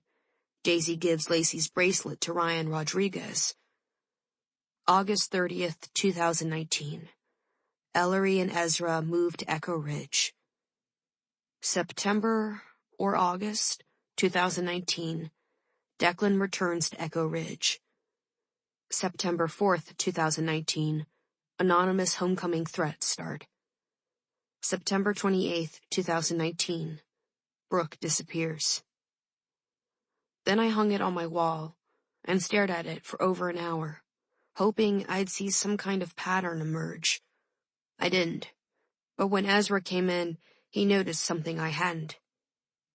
"Look at this," he said, tapping a finger on August 2001. "What about it?" "Sadie came back to Echo Ridge in August 2001. "I know. I wrote it. So?" "So we were born in May 2002. I stared at him blankly, and he added, 9 months later, enunciating each word slowly. I gaped at him, blindsided. Of all the mysteries in Echo Ridge, our paternity has been the last one on my mind.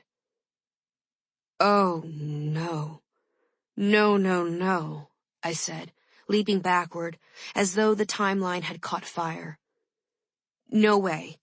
That's not what this is for, Ezra." He shrugged. "Sadie said she had something more to tell us, didn't she? That stuntman story has always been kind of sketchy.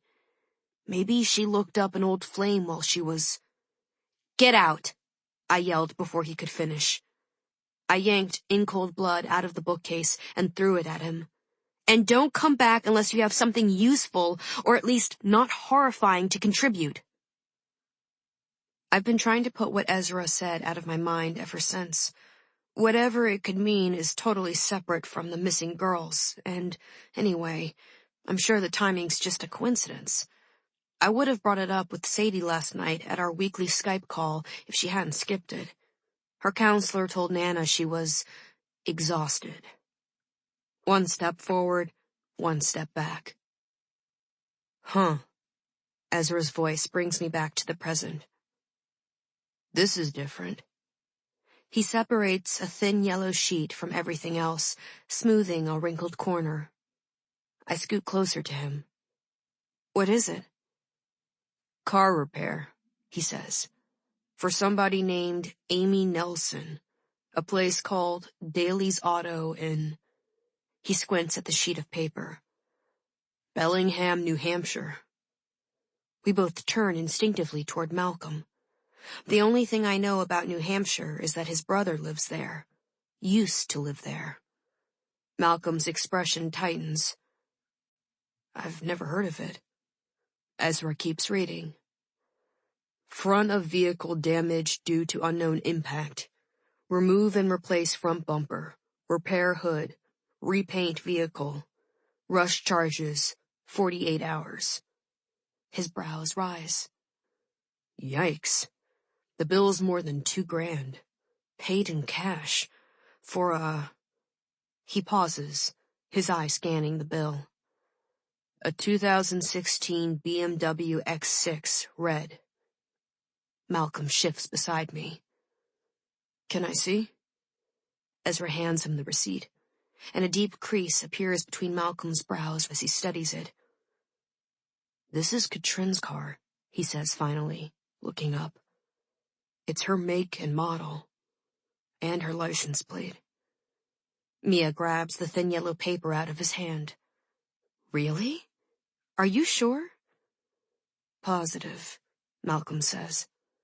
She drives me to school most days, and I park next to that car every time I drive my mom's. Who's Amy Nelson? Ezra asks. Malcolm shakes his head. No idea. There's a phone number for her, Mia says, holding the paper in front of Malcolm. Is that Katrin's number? I don't know her number off the top of my head. Let me check. Malcolm pulls his phone out and presses a few keys. It's not hers. But hang on, that number's in my phone. It's...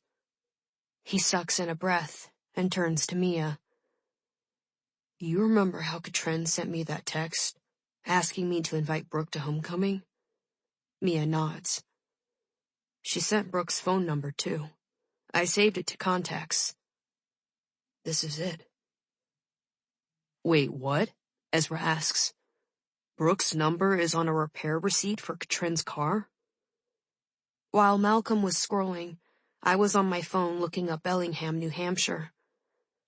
The repair shop is 3 hours away, I report.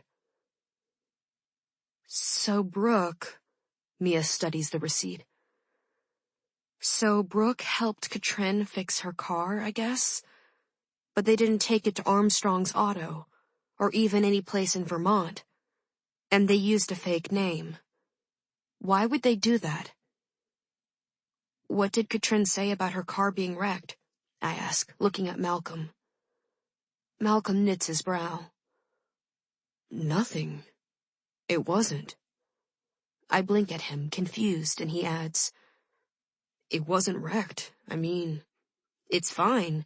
Maybe there's some kind of mistake. Unless... Wait. He turns back to Mia, who's still staring at the receipt. When was the car fixed?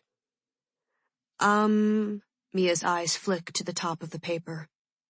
It was brought in August 31st, and Amy picked it up on September 2nd. Oh, right. She looks at Malcolm. You and your mom were on vacation then, weren't you? When did you get back? September 4th, Malcolm says. The day of Lacey's fundraiser. So you wouldn't have known the car was gone, Mia says. But wouldn't Mr. Nelson have said something? Maybe not. Katrin spent days at a time at Brooke's house over the summer. Malcolm taps an unconscious beat on his knee with one fist, his expression thoughtful. So maybe that's why Brooke got involved. She was Katrin's cover while the car was getting fixed. Peter's always telling her she needs to drive more carefully. She was probably afraid he'd take it away if he knew. Okay, Ezra says. That all makes sense, I guess. The fake name is kind of dumb. I mean, all anybody would have to do is look up the license plate number to know who the car really belongs to. But they probably figured it wouldn't come to that. He pauses, frowning. The only thing I don't understand is if that's what happened, why was Brooke so desperate to get the receipt back? assuming this is what she was looking for, but he gestures at the pile of invoices we've already discarded. Nothing else seems relevant. If you've gone through the trouble of having an undercover car repair and disposing of the evidence, wouldn't you just leave it to be shredded? Mission accomplished, right? I think back to Brooke's words in the Fright Farm office. That's the million-dollar question, isn't it? What happened? Wouldn't you like to know? My heart rate starts rising. Mia, I say, turning toward her. What date was the car brought in again? August 31st, she says. August 31st, I repeat. My skin prickles, every nerve twitching. Ezra tilts his head. Why do you look like you just swallowed a grenade? Because we came in from LA the night before that. August 30th, remember? The hailstorm. The night Mr. Bowman was killed in a hit and run. Nobody says anything for a second, and I tap the paper Mia's holding. Front of vehicle damage due to unknown impact? Mia's entire body goes rigid. Ezra says, holy shit. At the same time, Malcolm says, no. He turns toward me, his eyes pained. Mr. Bowman? Katrin wouldn't. He trails off when Mia drops the repair receipt in his lap. I hate to say it, she says with surprising gentleness, but it's starting to look an awful lot like she did. Chapter 26. Malcolm. Saturday, October 5th. You look absolutely beautiful, Katrin. I turn from the refrigerator at the sound of my mother's voice, grasping a too-warm seltzer and stepping closer to the foyer, so I have a clear view of the staircase. Katrin's descending it like royalty in a red dress, her hair pulled back in some kind of complicated twist. She looks better than she has all week, but she still doesn't have her usual sparkle. There's something brittle about her face. The neckline on her dress dips low, displaying a lot more cleavage than Katrin usually shows. It should be distracting, but even that doesn't derail the train of thought that's been running through my brain since yesterday afternoon. What do you know? What did you do? Whoa! Katrin's boyfriend, Theo, doesn't have the same problem. His eyes zero in on her chest until he remembers that her dad's in the room. You look amazing. I can't see Peter, but his voice is full of forced heartiness. Let's get some pictures of the four of you. That's my cue to leave. Katrin and Theo are doubling to homecoming with two of my least favorite people at Echo Ridge High, Kyle McNulty and Viv Cantrell. It's not a date, Katrin explained to my mother, just two people who are worried about Brooke coming together while the town tries to hang on to some kind of normal. From the glimpse I saw of Kyle when they arrived, he looks as though he got talked into it and already regrets saying yes. All the money raised from selling homecoming tickets is going toward a reward fund for information leading to Brooke's safe return. Most of the businesses in town are giving matching donations, and Peter's law firm is doubling theirs. I retreat into the study while everyone poses. Mia's still going with Ezra, and she was texting me until an hour ago trying to convince me to ask Ellery. Under different circumstances, I probably would have, but I couldn't get Katrin's words out of my head. I'd better not see you there. She's backed off on treating me like a criminal, but I know that's what everyone at school is thinking. I don't care enough about a pointless dance to deal with 3 hours of getting whispered about and judged. Besides, I'm not sure I can act normal around my stepsister right now. I haven't told anyone what we found yesterday. Despite the wild theories, all it really amounts to is a receipt with questionable contact information. Still, it's been eating at me all day, making it almost impossible to look at Katrin without the words bursting out of me. What do you know? What did you do? The murmur of voices in the foyer grows louder as Katrin and her friends get ready to leave for the dance. Pretty soon, only Peter and Mom will be home. Suddenly, the last thing in the world I want to do is spend a Saturday night alone with my thoughts. Before I second-guess myself too much, I fire off a text to Ellery. Do you want to hang out tonight? Watch a movie or something?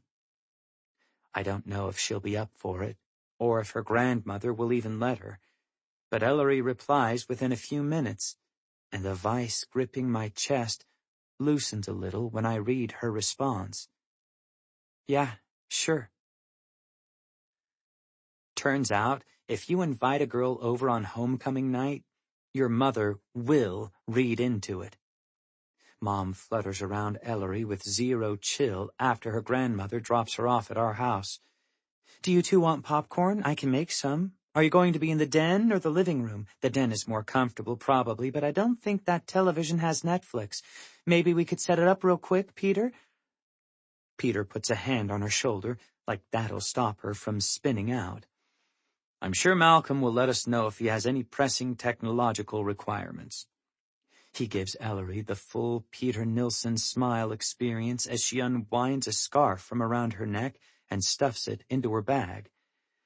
Very nice to see you again, Ellery. I didn't get a chance to tell you at Lacey's fundraiser, but your mother was one of my favorite people in town while she was here. He gives a self-deprecating laugh. I even took her to the movies a couple of times, although I think I bored her to tears.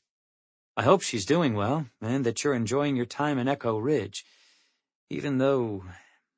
A shadow passes over his face. We're not at our best right now. I keep my expression neutral to hide how much I wish he'd shut up. Way to remind everyone that half the town thinks I did something to Brooke, which I guess is the other reason I didn't ask Ellery to homecoming. I'm not sure she'd say yes. I know, Ellery says. We moved here at a strange time. Everyone's been really nice, though. She smiles at me, and my bad mood lifts. Her hair is long and loose around her shoulders, the way I like it. I didn't realize till now that I had a preference, but it turns out I do. Can I get you something to drink? Mom asks. We have seltzer or juice or... She looks ready to document the entire contents of our refrigerator, but Peter starts gently steering her toward the balcony staircase before Ellery can reply. Thank God. Malcolm knows where everything is, Alicia. Why don't we finish up the Burns documentary upstairs? He favors me with a smile almost as warm as the one he gave Ellery. It doesn't reach his eyes, but points for trying, I guess. Give us a shout if you need anything. Sorry, I say when the sound of their footsteps on the stairs has faded. Mom's a little rusty at the meeting new friends thing. You want some popcorn? Sure, she says and grins. Her dimple flashes, and I'm happy I texted her. I lead her into the kitchen, where she hops onto a stool in front of the island. I open the cabinet next to the sink and root around until I find a box of microwave popcorn. And don't worry, your mom's cool. Your stepfather, too. She sounds surprised as she says it, as if she wasn't expecting that from Katrin's dad. He's all right, I say grudgingly, extracting a bag of popcorn and tossing it into the microwave. Ellery winds a curl around her finger. You don't talk about your dad much. Do you see him, or... She hesitates, like she's not 100% sure he's even still alive. The sound of popping kernels fills the air. Not really. He lives in southern Vermont now, near Massachusetts. I spent a week there over the summer. Mostly, he emails sports-related articles under the mistaken assumption that I'll find them interesting. Peter tries a little harder than that. When I say it, it surprises me to realize it's true. He talks a lot about college, what I want to do after, stuff like that. What do you want to do? Ellery asks. The popping sounds slow. I pull the bag from the microwave and tear it open, releasing a cloud of buttery steam. I don't have a clue, I admit. What about you? I'm not sure. I have this idea that I'd like to be a lawyer, but I don't know if it's realistic. I didn't even think till this year that college was a thing that might happen. Sadie never could have sent us, but my grandmother keeps talking about it like she will. Same for me, with Peter, I say. You know he's a lawyer, right? I'm sure he'd be happy to talk to you about it. Fair warning, though, 90% of his job sounds really boring. Although, maybe that's just him. She laughs. Noted. I might take you up on that. My back is to her as I hunt in a cabinet for a popcorn bowl, and when she speaks again, her voice is much quieter. It's weird, but for the longest time I almost couldn't see myself in the future, she says. I'd think about what happened to my aunt and imagine that one of us, out of me and my brother, might not make it all the way through high school. Like only one Corcoran twin gets to move on, and Ezra's so much more like my mom than I am, so... I turn to see her staring out our kitchen window into the darkness, her expression reflective. Then she shivers and flashes me an apologetic grimace. Sorry, that got morbid fast. We have screwed up family histories, I tell her. Morbid comes with the territory. I lead her into the Nilssons' living room and lower myself into one corner of the sofa, the bowl of popcorn next to me. She curls up beside it and hands me my drink. What do you want to watch? I ask, flicking on the remote and scrolling through the channel guide. I don't care, Ellery says. She plucks a small handful of popcorn from the bowl between us. I'm just glad to be out of my house for the night. My channel hopping lands us on the first Defender movie. It's past the part where Sadie appears, but I keep it there in her honor anyway. Yeah, I get it.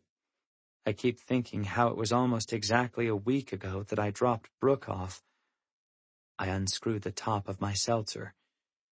I've been meaning to thank you, by the way, for, believing me. Ellery's liquid dark eyes hold mine. It's been an awful week for you, hasn't it? I saw what Declan went through, remember? Images of a futuristic city with dark rain-slicked streets flash across the screen in front of us. The hero is on the ground, cowering as a couple of muscle-bound, leather-clad guys loom over him. He's not half cyborg yet, so he's about to get his ass kicked. This was better. Ellery shifts beside me. But he had a whole history with Lacey. It's not like you were Brooke's boyfriend or... She hesitates briefly. Her best friend. We managed to go almost 15 minutes without poking the elephant in the room. Good for us, I guess. Do you think we should show the police what we found? I ask. Ellery chews her lip. I don't know. I'm kind of worried about how I got it, to be honest, and it might look sketchy to have you involved. Plus, I still don't trust Ryan Rodriguez. She frowns at the television screen. Something's off with that guy. There are other police officers, I say, but Officer McNulty is the lead on this case, and the thought of talking to him again makes my stomach churn. The thing is, I've been wondering about something. Ellery picks up the remote like she's about to change the channel, but juggles it meditatively in her hand instead. Assuming our leap of logic is right, and Katrin actually...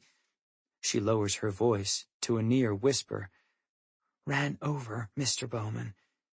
Do you think, that's all she did? I try to swallow a piece of popcorn, but I can't.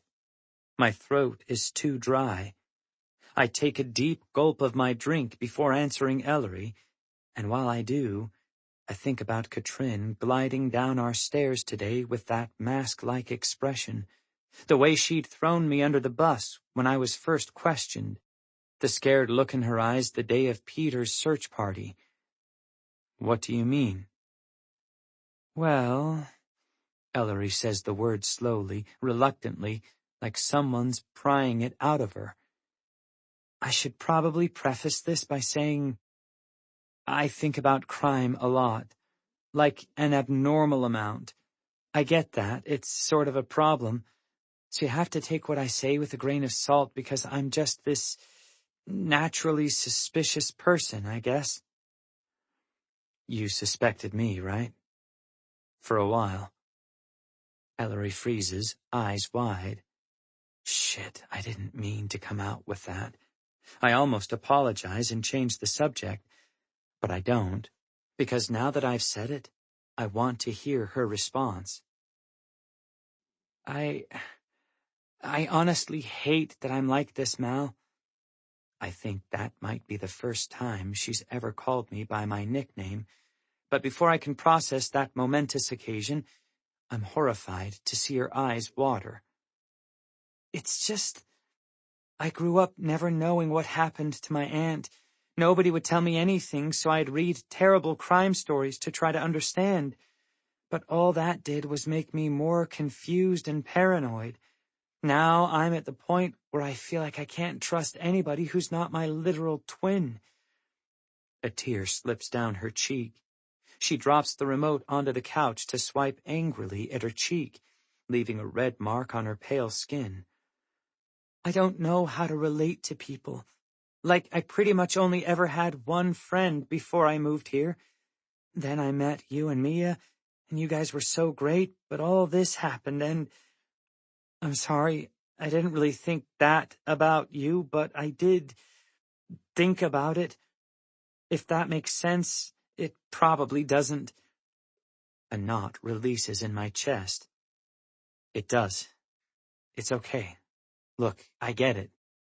I gesture around the room. Check out my big homecoming night. Not sure if you noticed, but I only have one friend too. I said it in the kitchen, right? We have screwed up family histories.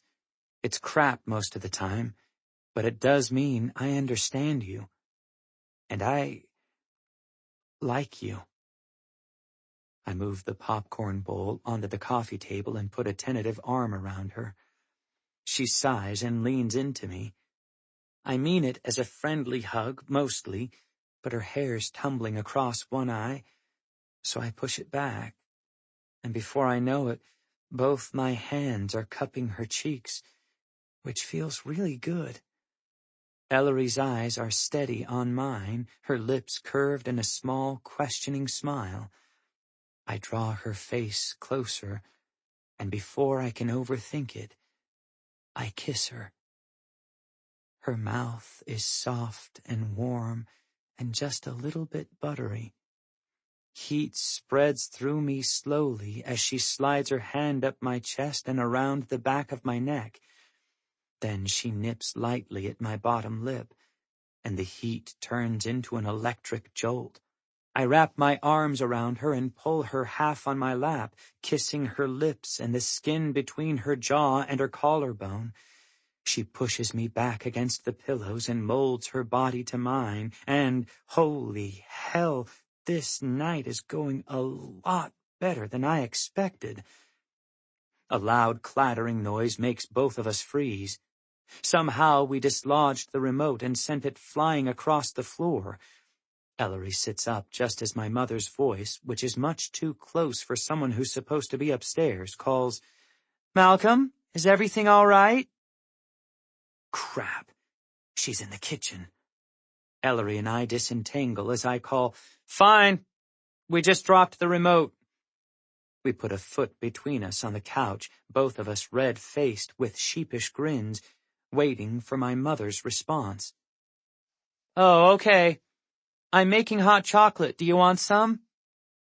"No, thanks," I say, as Ellery tries to get her curls under control. My hands are itching to mess them up again. "What about you, Ellery?" Mom asks. "I'm all set, thanks," Ellery says, biting her lip. "All right." I wait an endless minute for my mother to go back upstairs, but before it's up, Ellery has scooted all the way to the other end of the couch. "It's probably good we were interrupted," she says, going even redder. "I feel like maybe I should tell you my theory before anything." My brain isn't working all that well right now. "Tell me your what?" "My criminal theory." "Your... oh, yeah, that." I suck in a breath for composure and adjust my position on the couch. "It's not about me, though, right?" "Definitely not," she says, "but it is about Katrin, and how I think that if we're right about Mr. Bowman, maybe that was just the beginning of, things." She winds a strand of hair around her finger, which I'm starting to realize is never a good sign. I still can't wrap my brain around Katrin possibly running over Mr. Bowman.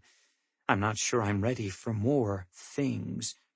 But I've spent the past 5 years avoiding conversations about Lacey and Declan, and that never solved anything. "What do you mean?" I ask.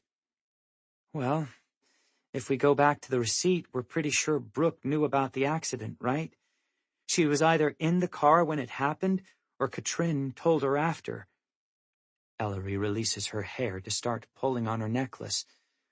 "Katrin must have been terrified about people finding out. It's one thing to have an accident, but to leave afterward without stopping to help? She'd be a pariah at school, plus it'd ruin her dad's standing in town, not to mention the criminal charges. So she decided to cover it up. And Brooke agreed to help, but I think she must have regretted that. She always looked so worried and sad. Ever since I met her, which was right after Mr. Bowman died. Unless she was always like that?" "No," I say, my stomach twisting as I think of Brooke's smiling class picture on the missing poster. "She wasn't." And then in the Fright Farm office, she kept saying things like, "I shouldn't have. I have to tell them. It's not okay." Which makes me think she felt guilty. Pressure clamps down on my skull. "She asked me if I'd ever made a really bad mistake." Ellery's eyes widen. "She did? When?" "In the office. While you were looking for Ezra, she said..." I search my memory, but the exact words won't come. Something about making a mistake that wasn't like a regular mistake, and that she wished she had different friends. Ellery nods seriously. "That fits," she says. I'm pretty sure I don't want to know, but I ask anyway. "With what?" "Lots of things. Starting with the vandalism," Ellery says. I blink at her, startled. "The messages didn't appear until after Katrin repaired her car. She got it back on September 2nd, and Lacey's fundraiser was September 4th, right?" I nod, and Ellery continues. "I kept thinking about what it must have been like for Katrin then, with the whole town mourning Mr. Bowman and looking for answers. She was probably walking on eggshells, terrified of getting found out or giving herself away. So I thought, what if Katrin was the one who started the vandalism?" "Why would she do that?" I can't keep the disbelieving edge out of my voice. Ellery runs a fingernail along the floral pattern of the couch, refusing to look at me. "As a distraction," she says quietly. "The whole town started focusing on the threats instead of what happened to Mr. Bowman." I feel a stab of nausea, because she's not wrong. The homecoming stalker made Mr. Bowman's hit and run fade into the background a lot faster than should have been possible for such a popular teacher. "But why pull you into it?" I ask. "And herself, and Brooke." Well, Katrin and Brooke make sense because if they're targets, nobody would think they're involved. Me? I don't know. Ellery keeps tracing the pattern, her eyes trained on her hand like if she loses concentration for even a second, the entire couch will disappear. Maybe I was just a way to thicken the intrigue or something. Because my family is loosely tied to tragic homecomings too, even though Sadie was the queen and not Sarah. How would Katrin even do it, though? She was in the cultural center when the sign got vandalized, I point out, and on stage with the rest of the cheerleaders when the screen started flashing all that stuff at Fright Farm. The screen could have been set up beforehand, but for the rest, she'd have needed help, I guess. Brooke was already pulled in, and Viv and Theo would do anything Katrin says, wouldn't they? Or was there a time at the cultural center when you lost sight of her? I mean, yeah. I think of Katrin slipping away as soon as all eyes turned toward my mother and me. Oh, there's Theo. How long was she gone? I rub a hand across my temple like that'll help me remember. It doesn't. The more Ellery and I talk, the more agitated I feel. Maybe, but if I'm being honest, it's kind of a stretch, Ellery, and it still doesn't explain what happened to Brooke. That's what I'm worried about, Ellery says in the same low voice. I keep thinking that while Katrin was distracting the town, Brooke was working up the courage to tell people what happened, and she wanted to get the proof back. What if Katrin knew that and did something to keep her quiet? A chill settles over me. Like what? I don't know, and I really, really hope I'm wrong. Ellery speaks quickly, in a rush, like she hates what she's saying but needs to get it out anyway. But Katrin had motive, she had opportunity.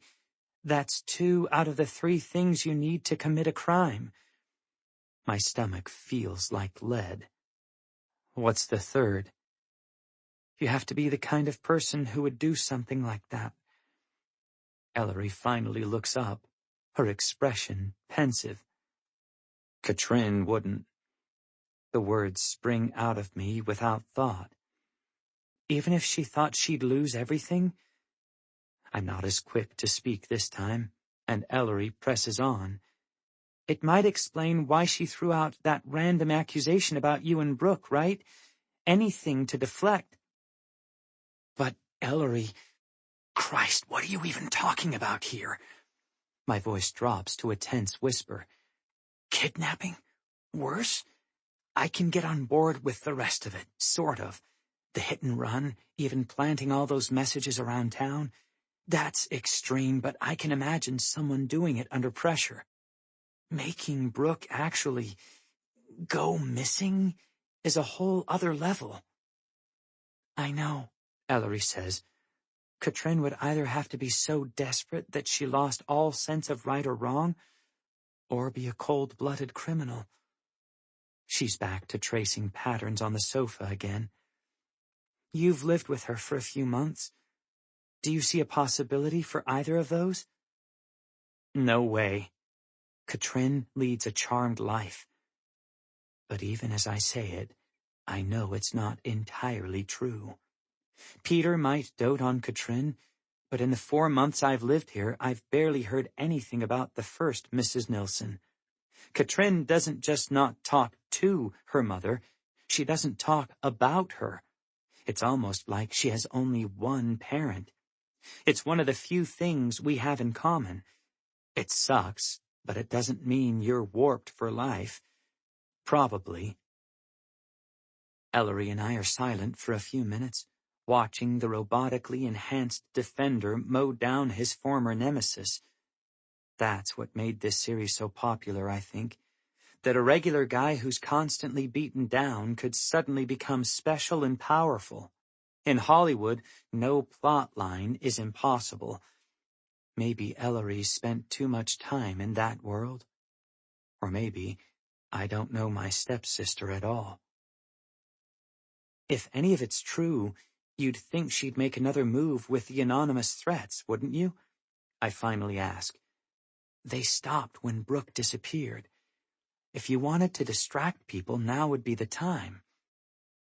The TV screen flickers as the defender extinguishes all the lights on the city block. Right now, actually. At homecoming. Ellery sends me a cautious look. You know, I was thinking that, but I didn't want to say anything. I kind of feel like I've already said too much. I don't like hearing it, I admit. But there's a lot about Katrin lately that doesn't fit. Maybe we should pay more attention to what she's up to, and where she is. Ellery raises her brows.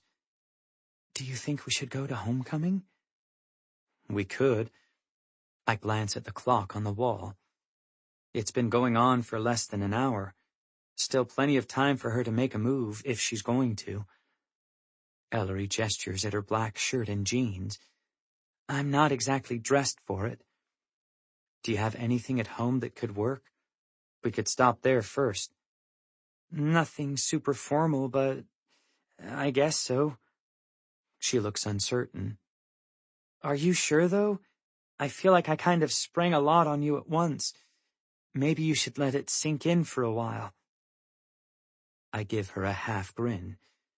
Are you trying to get out of going to homecoming with me? She flushes. No, it's, I've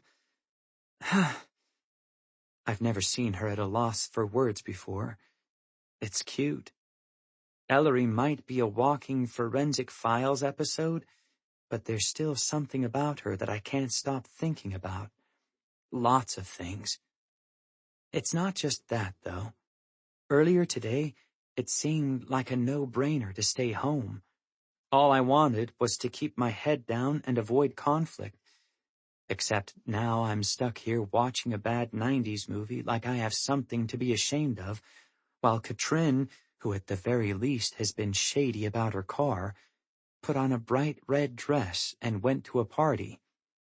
I'm tired of watching my life turn into Declan Part 2, and I'm tired of doing nothing while my friends try to figure out how to dig me out of trouble I shouldn't even be in. Then let's go, I say. Chapter 27. Ellery. Saturday, October 5th. Nana is, to put it mildly, not pleased with this turn of events.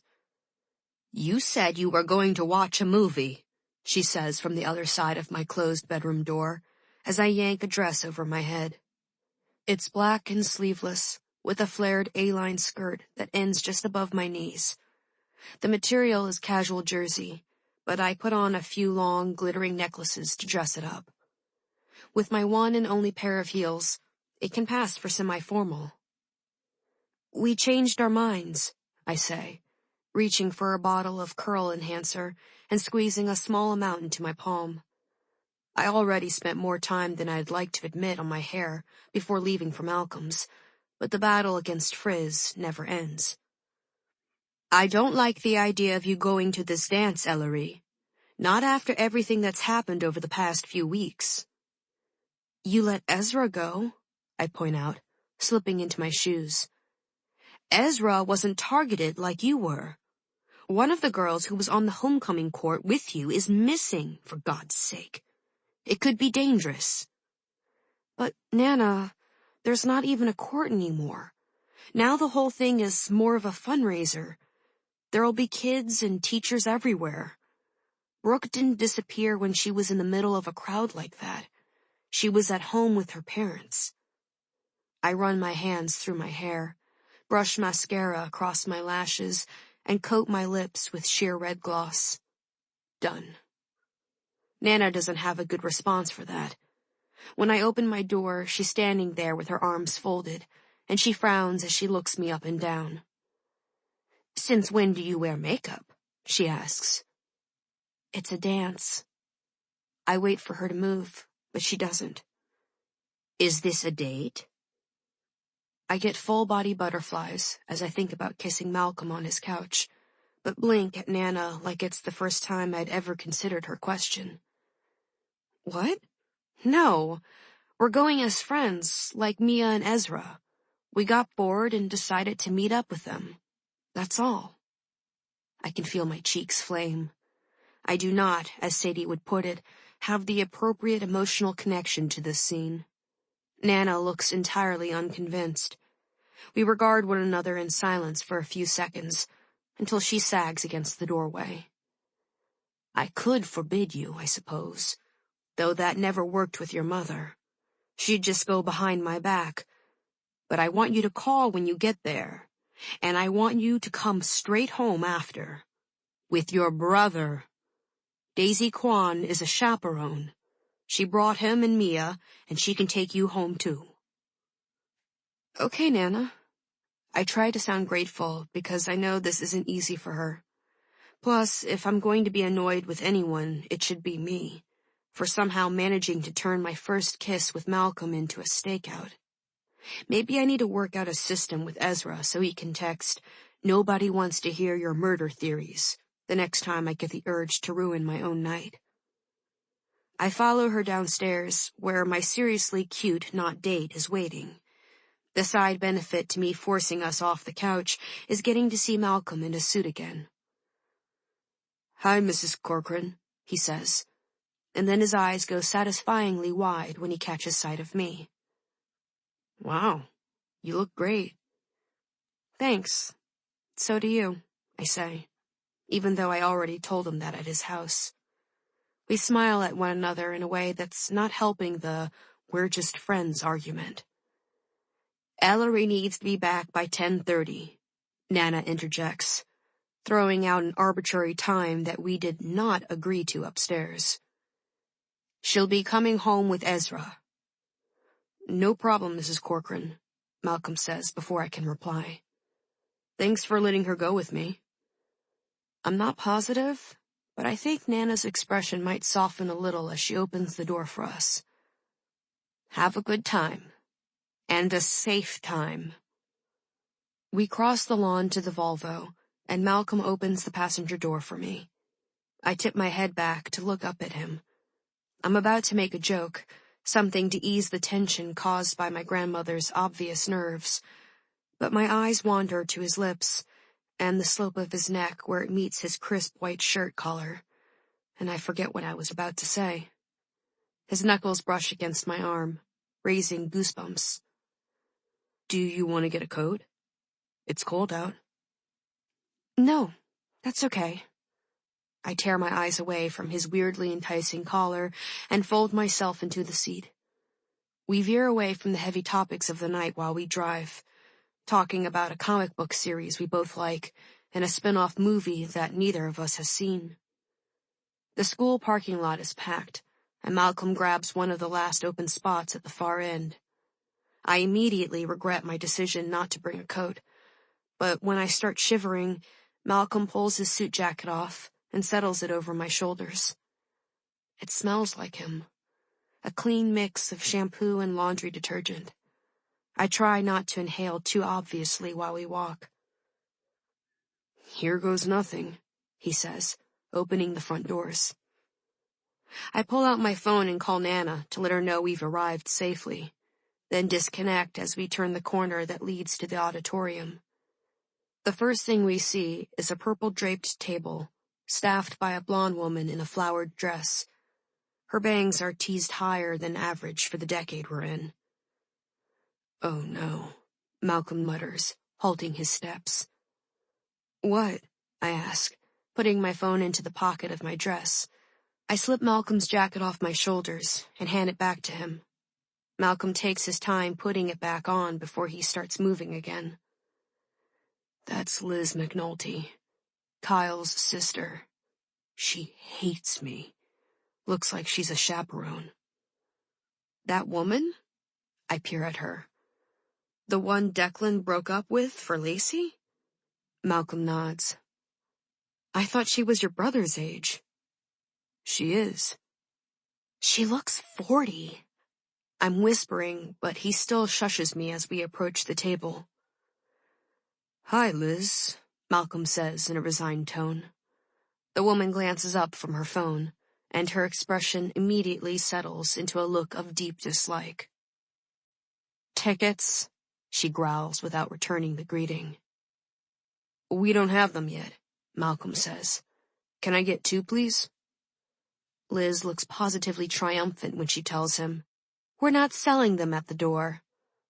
Malcolm pauses in the act of reaching for his wallet. "That's kind of a flawed system." "You're supposed to buy them ahead of time," Liz sniffs.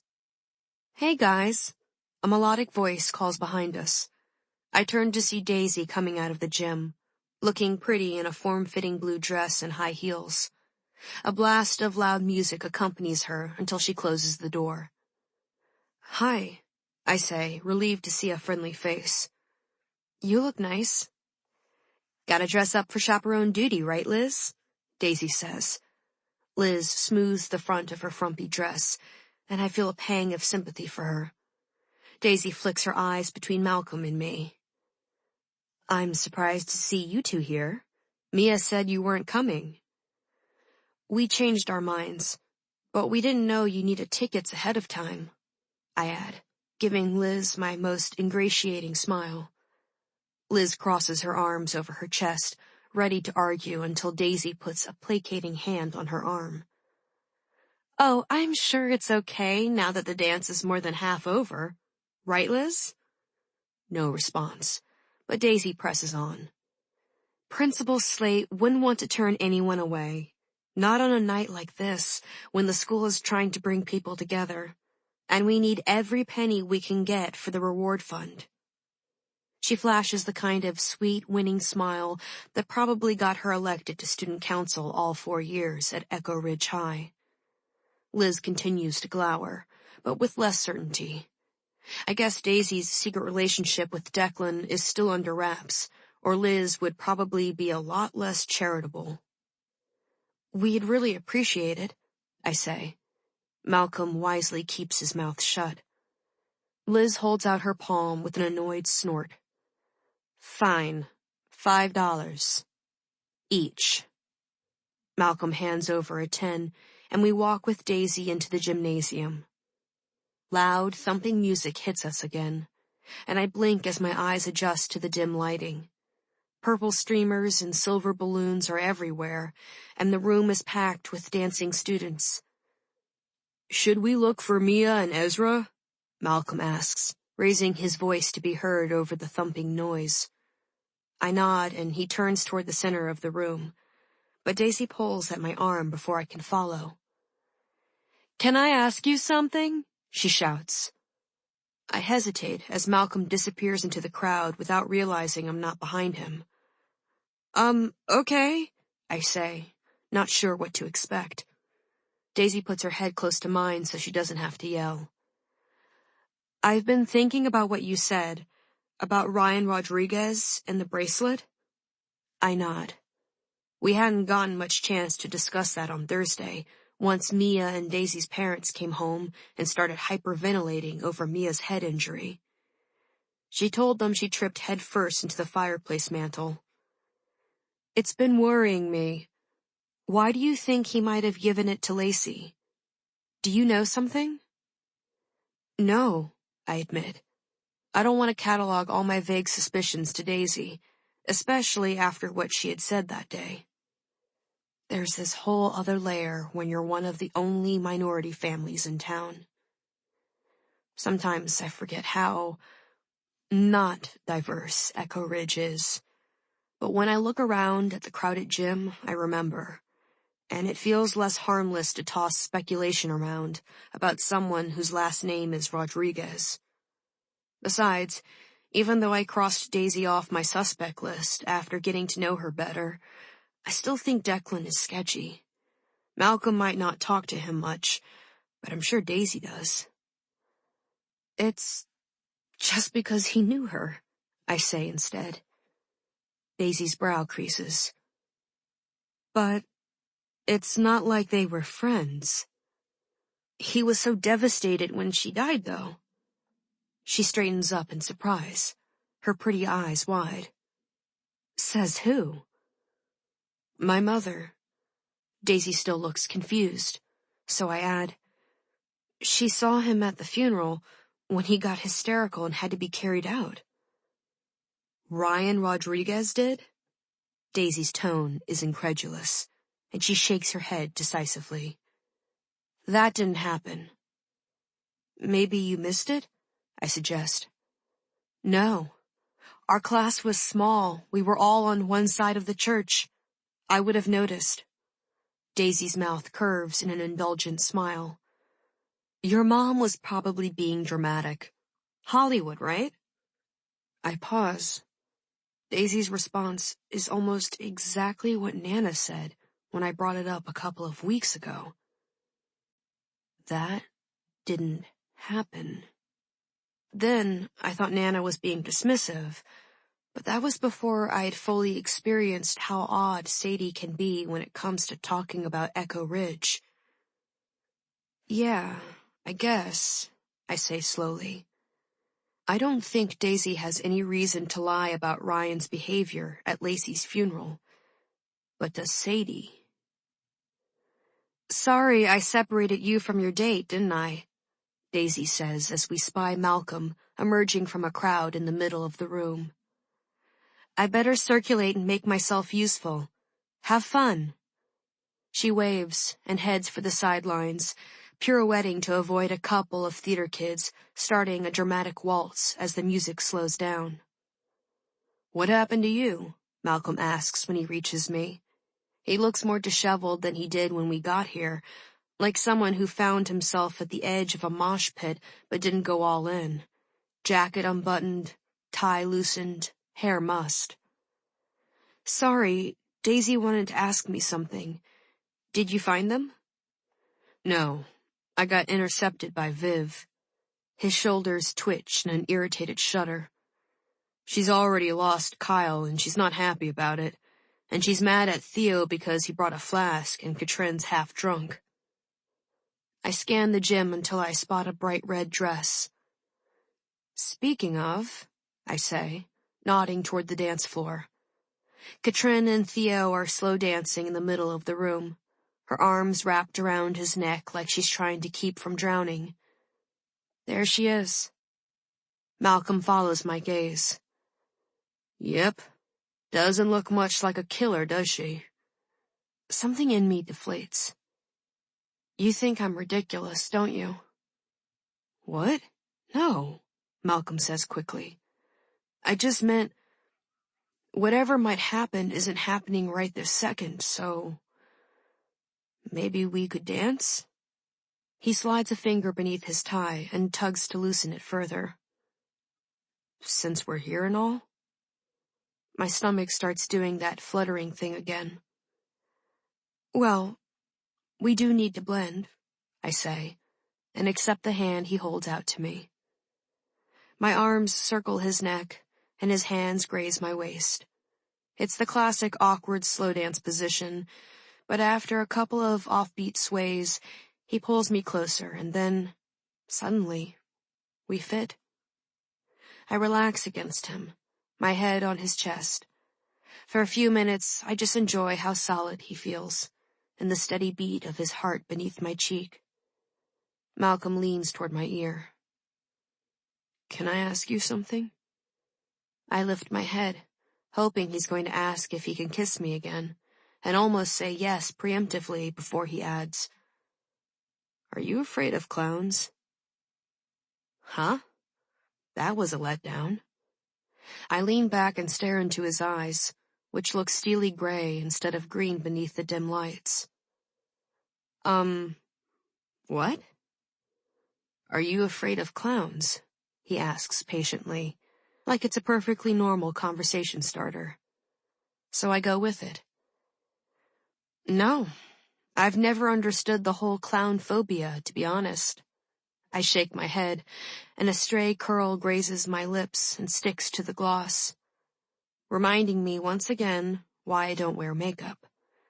Before I can figure out a graceful way to extricate it, Malcolm does it for me, tucking the curl behind my ear and letting his hand settle briefly on my neck before it returns to my waist. A jolt of energy shoots down my spine. Oh, all right. Maybe lip gloss has its uses. Me either, he says. I feel like clowns get kind of a bad rap, you know? They just want to entertain. Are you like their spokesperson? I ask, and he grins. No, but there's this clown museum in Salisbury. Well, calling it a museum is kind of a stretch. It's this old woman's house that's crammed full of antique clown stuff. She gives anybody who shows up a giant box of popcorn, and she has, 6 dogs that just hang out there in the middle of all the clown memorabilia. And sometimes she plays movies against one of the walls, but they don't always have clowns in them. Or usually, even. Last time I went, the movie was Legally Blonde. I laugh. Sounds delightful. It's weird, Malcolm admits. But I like it. It's funny and sort of interesting, as long as you're not afraid of clowns. His hands tighten on my waist, just a little. I thought maybe you'd like to go sometime. I have a lot of questions, starting with only me, or me and my brother plus Mia, and will it be a date, or is it just a strange thing you like that nobody else will do, and should we get you 100% cleared of any felonies first? But I bite them back and respond with, I'd like that. Because I would. Okay, good, Malcolm says with a crooked smile. Suddenly, whatever rhythm we've managed to find vanishes. He steps on my foot. I clock him with my elbow. My hair sticks to my face for reasons I can't even comprehend. It's all going to hell very quickly until he freezes and says, Do you see Katrin? I look toward the center of the gym where we'd seen her last, but she's gone. Theo's still there, I say, tilting my chin in his direction. He's doing a terrible job of trying to look casual while pouring the contents of a flask into his solo cup. But I don't see her. The music switches to a fast song, and Malcolm motions for me to follow him. We wind our way off the dance floor, weaving in and out of the crowd, and circle the perimeter of the auditorium. I catch a couple of people staring at Malcolm, and before I can think too much about it, I grab hold of his hand. I spot Mia and Ezra within a bigger group, dancing frenetically. Daisy is off to the side with a couple of chaperones, standing slightly apart from them with a preoccupied expression. It makes me wonder what homecoming was like for her 5 years ago, watching the boy she loved and her best friend get crowned king and queen. Whether she was jealous or unconcerned, thinking her turn would come soon enough. And I wonder what it was like for Sadie, more than 20 years ago, there without her sister, dancing with a boy she must have liked at least a little bit. A perfect night turned into a cruel memory. She's not here, Malcolm says, but just then I see a flash of bright red where I wasn't expecting it to be. The far corner of the gym has an exit next to the bleachers that's been covered with balloons and streamers in an attempt to make it look inaccessible. Katrin emerges from beneath the stands and, without checking to see whether a chaperone's in sight, pushes the door open and slips outside. Malcolm and I exchange glances. The straight path to the door is strewn with dancing classmates and chaperones, so we stick to the edge of the gym until we come to the opposite side. We slip underneath the bleachers and make our way along the wall toward the door, encountering only one couple making out. When we emerge on the other side, we look around more carefully than Katrin did before following her out the door. It's cool and quiet outside, the moon full and bright above us. Katrin's nowhere in sight. The football field is to our left, the front of the building to our right. By unspoken agreement, we both go right. When we turn the corner nearest the school entrance, Katrin is standing, frozen, near the Echo Ridge High sign. Malcolm tugs me back into the shadows as she half turns, and I spy a clutch in her hands. My eyes strain, and my breath catches as I watch her fumble with the clasp. Even though the sensible part of my brain wonders what she could possibly manage to fit in there, other than keys and a tube of lip gloss, I pull out my cell phone and set it to video. But before Katrin can take anything out of the bag, she drops it. My phone frames her in almost cinematic moonlight as she freezes, bends at the waist, and vomits loudly into the grass. Chapter 28. Ellery. Sunday, October 6th. Post-homecoming Echo Ridge seems tired on Sunday, as though the entire town is hungover. Church is emptier than usual, and we hardly see anyone while we run errands with Nana after. Even Melanie Kilduff, who usually jogs past at some point while we're doing yard work, is nowhere in sight when Ezra and I pull weeds from the side lawn. "So, how did you end things with Malcolm?" Ezra asks. I yank on a dandelion and accidentally behead it instead of pulling it out by the roots. "I mean, you saw," I say, annoyed. The dance ended promptly at 10 o'clock last night, and we all got herded out of the auditorium like cattle with a strict curfew. Daisy beat Nana's deadline by 15 minutes. Nana stayed up unusually late, hovering around Ezra and me, and I ended up texting him an update of my night instead of describing it in person. We said goodnight. "Yeah, but you must have made plans, right?" I extract the rest of the dandelion and toss it into the plastic bucket between us. "I think we might go to a clown museum." Ezra frowns. "A what now?" "A clown museum? That's kind of beside the point, though, isn't it?" I sit back on my haunches, frustrated. I really thought something else would happen last night. With Katrin, I mean. But all we did was catch her in the dastardly act of throwing up. Ezra shrugs. "It wasn't a bad idea. She's pretty central to everything that's been going on around here, but..." He trails off and wipes his brow, leaving a faint smear of dirt on his forehead. "But maybe we should let the experts handle it. Give the receipt to the police. You don't have to tell them how you got it. Malcolm could say he found it." "But then it doesn't make any sense. The only reason the receipt is meaningful is because Brooke was trying to get it back." "Oh, right." The faint roar of a car engine approaches, and I turn to see Officer Rodriguez's police cruiser pass our house and turn into his driveway a few doors down. "Too bad our local officer is so sketchy," I mutter. "Haven't you given that up yet?" Ezra asks. "Daisy told you last night that Officer Rodriguez didn't make a scene at Lacey's funeral. Nana said the same thing. I don't know why Sadie would say he did if it wasn't true, but at the very least, whatever she thinks she saw is open to interpretation. Other than that, what has the guy done?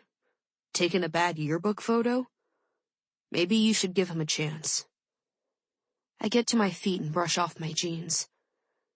Maybe you're right. Come on. "Huh?" Ezra squints up at me. "I didn't mean now." "Why not?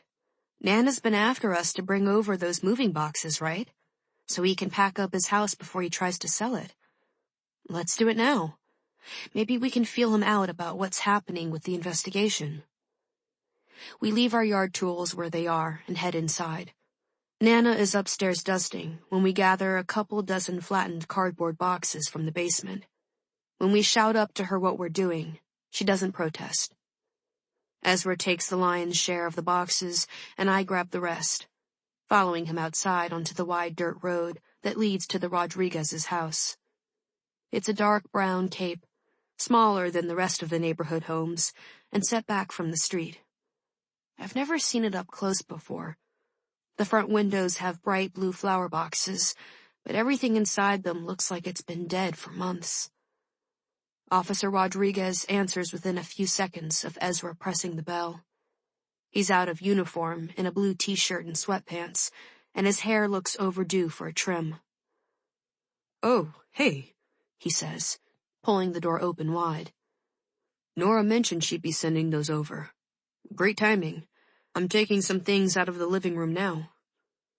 He didn't invite us in, exactly, but I step into the hallway anyway. "You're moving?" I ask, hoping to keep the conversation going. Now that I'm inside the Rodriguez's house, I'm more curious about him than ever.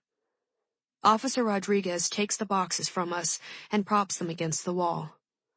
"Eventually. Now that my dad's gone, it's too much house for one person, you know? But there's no rush. Gotta figure out where to go first." He lifts an arm to scratch the back of his head. "You guys want something to drink? Water, maybe?" "Do you have any coffee?" Ezra asks. Officer Rodriguez looks doubtful. "Are you allowed to drink that?" "We're like 5 years younger than you," Ezra points out. "And it's coffee. I'm not asking you for meth." I snicker, even as I realize that Ezra must have a decent comfort level with Officer Rodriguez to give him a hard time like that. He doesn't usually openly challenge authority figures, even as a joke. Officer Rodriguez smiles sheepishly. "Well, your grandmother's kind of strict. But yeah, I just made some." He turns, and we trail him into a kitchen with mustard-colored appliances and old-fashioned flowered wallpaper. Officer Rodriguez pulls a couple of mismatched mugs out of a cabinet and roots around in a drawer for spoons. I lean against the counter. "We were wondering, how things are going with the investigation about Brooke," I say, feeling a familiar tightening in my chest. Some days, like yesterday, I'm almost busy enough to forget how every passing hour makes it less and less likely that Brooke is going to come home safely. "Any news?" "Nothing I can share," Officer Rodriguez says, his tone turning more businesslike. "I'm sorry. I know it's hard on you guys, having seen her right before she disappeared." He looks like he means it. And right now, as he fills a snowman mug with steaming coffee and hands it to me, he seems so nice and normal and decidedly non-murdery that I wish I had brought the car repair receipt with me. Except I still don't know much about him. Not really. "How is her family doing?" Ezra asks, settling into a kitchen chair. There's a stray penny on the table in front of him, and he starts spinning it across the surface. "About as you'd expect. They're worried sick, but they appreciate everything the town is doing," Officer Rodriguez says. He crosses to the refrigerator and opens it, pushing around the contents. "Do you guys take milk? Or half and half?" "Either," Ezra says, catching the penny mid-spin between two fingers. I peer into the attached living room, where an oversized picture of 3 little kids hangs over the mantel. "Is that you when you were little?" I ask. Since I have so few of my own, family photos are like catnip to me. I always feel like they must say a lot about the person they belong to, which is probably why Sadie hates them. She doesn't like giving anything away. Officer Rodriguez is still looking through the refrigerator, his back toward me. "What?" "That picture over your fireplace." I set my mug down on the counter and go out to the living room for a closer look. The top of the mantel is crowded with more pictures, and I gravitate toward a triple frame one with what looks like graduation photos. "You shouldn't," Officer Rodriguez calls, and there's a crashing noise behind me. As I turn to see him tripping over an ottoman, my gaze skims past a picture of Ezra. Wait, no, that can't be right. My eyes lock on the framed photo of a young man in military fatigues, leaning against a helicopter and smiling into the camera. Everything about him, the dark hair and eyes, the sharp planes of his face, even the slightly lopsided grin, looks exactly like my brother. And me. I draw in a sharp breath, my fingers closing around the frame seconds before Officer Rodriguez tries to snatch it off the mantel. I stumble backward, both hands gripping the picture as something that feels a lot like panic zips through my bloodstream. My skin is hot and my vision is clouding up, but I can still see that face with perfect clarity in my mind's eye. It could be my brother dressed up as a soldier for Halloween, but it's not. "Who is this?" I ask. My tongue feels thick, like it's been shot through with Novocaine. Officer Rodriguez's face is beet red. He looks as though he'd rather do anything other than answer me, but he finally does. "My dad, right after he served in Desert Storm." "Your dad?" The word comes out as a shriek. "Ellery? What the hell?" Ezra's puzzled tone sounds miles away.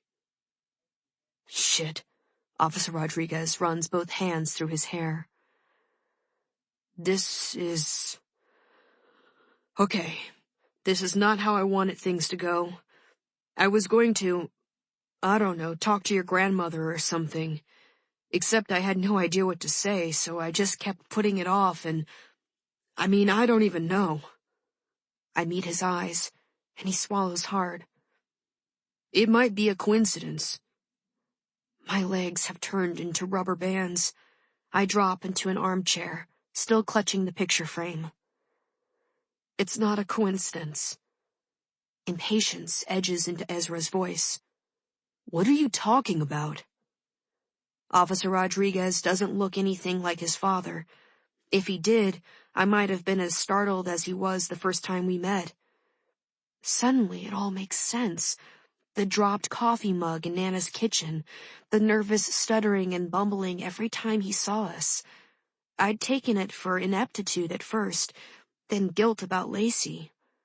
Never, not once, did it occur to me that Ryan Rodriguez looked like a deer in perpetual headlights because he was trying to process the fact that we're probably related.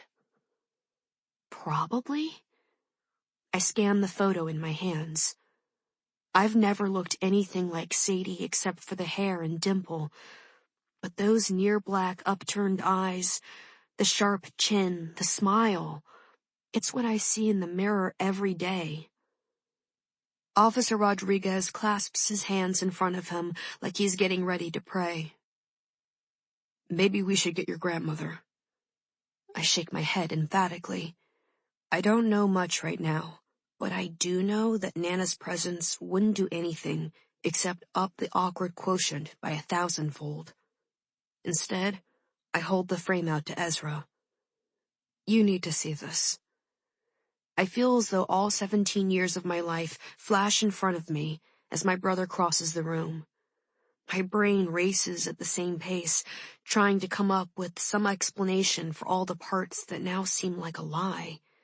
Like, maybe Sadie really did meet up with someone named Jorge or Jose at a nightclub, and genuinely believed everything she had ever told us about our father.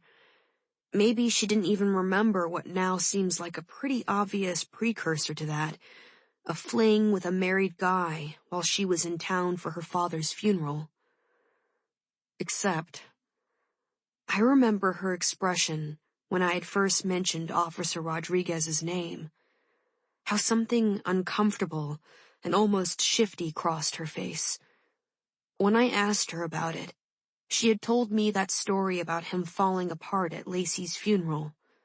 Something that I had built an entire criminal theory around until 2 people told me it didn't happen.